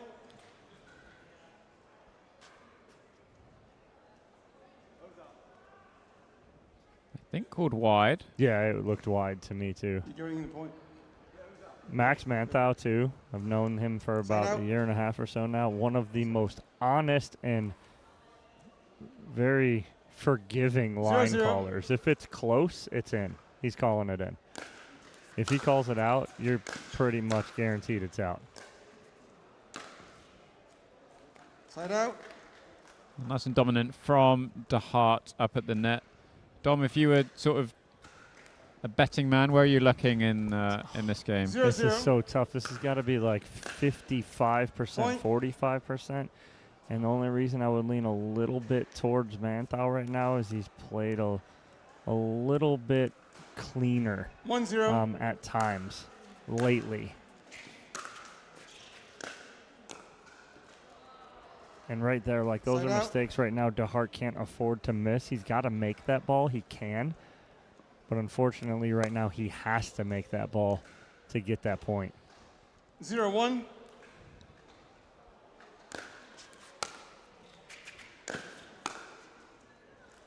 Point. Again, Manthau doing really well, getting that ball below the height of the net, forcing DeHart to lift the ball. 1-1. Side out. 1-1. Side out. Again, like we said, it's going to be quick points. Both of these gentlemen are going to get to the kitchen line as quickly as possible and try and end this after the return 1-1. serve.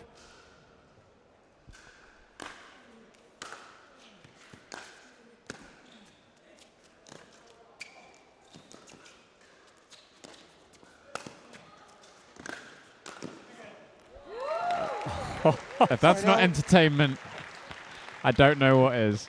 I mean, both of these guys, sideline. I mean, the fact that finally DeHart got a ball away from Manthau is 1-1. huge.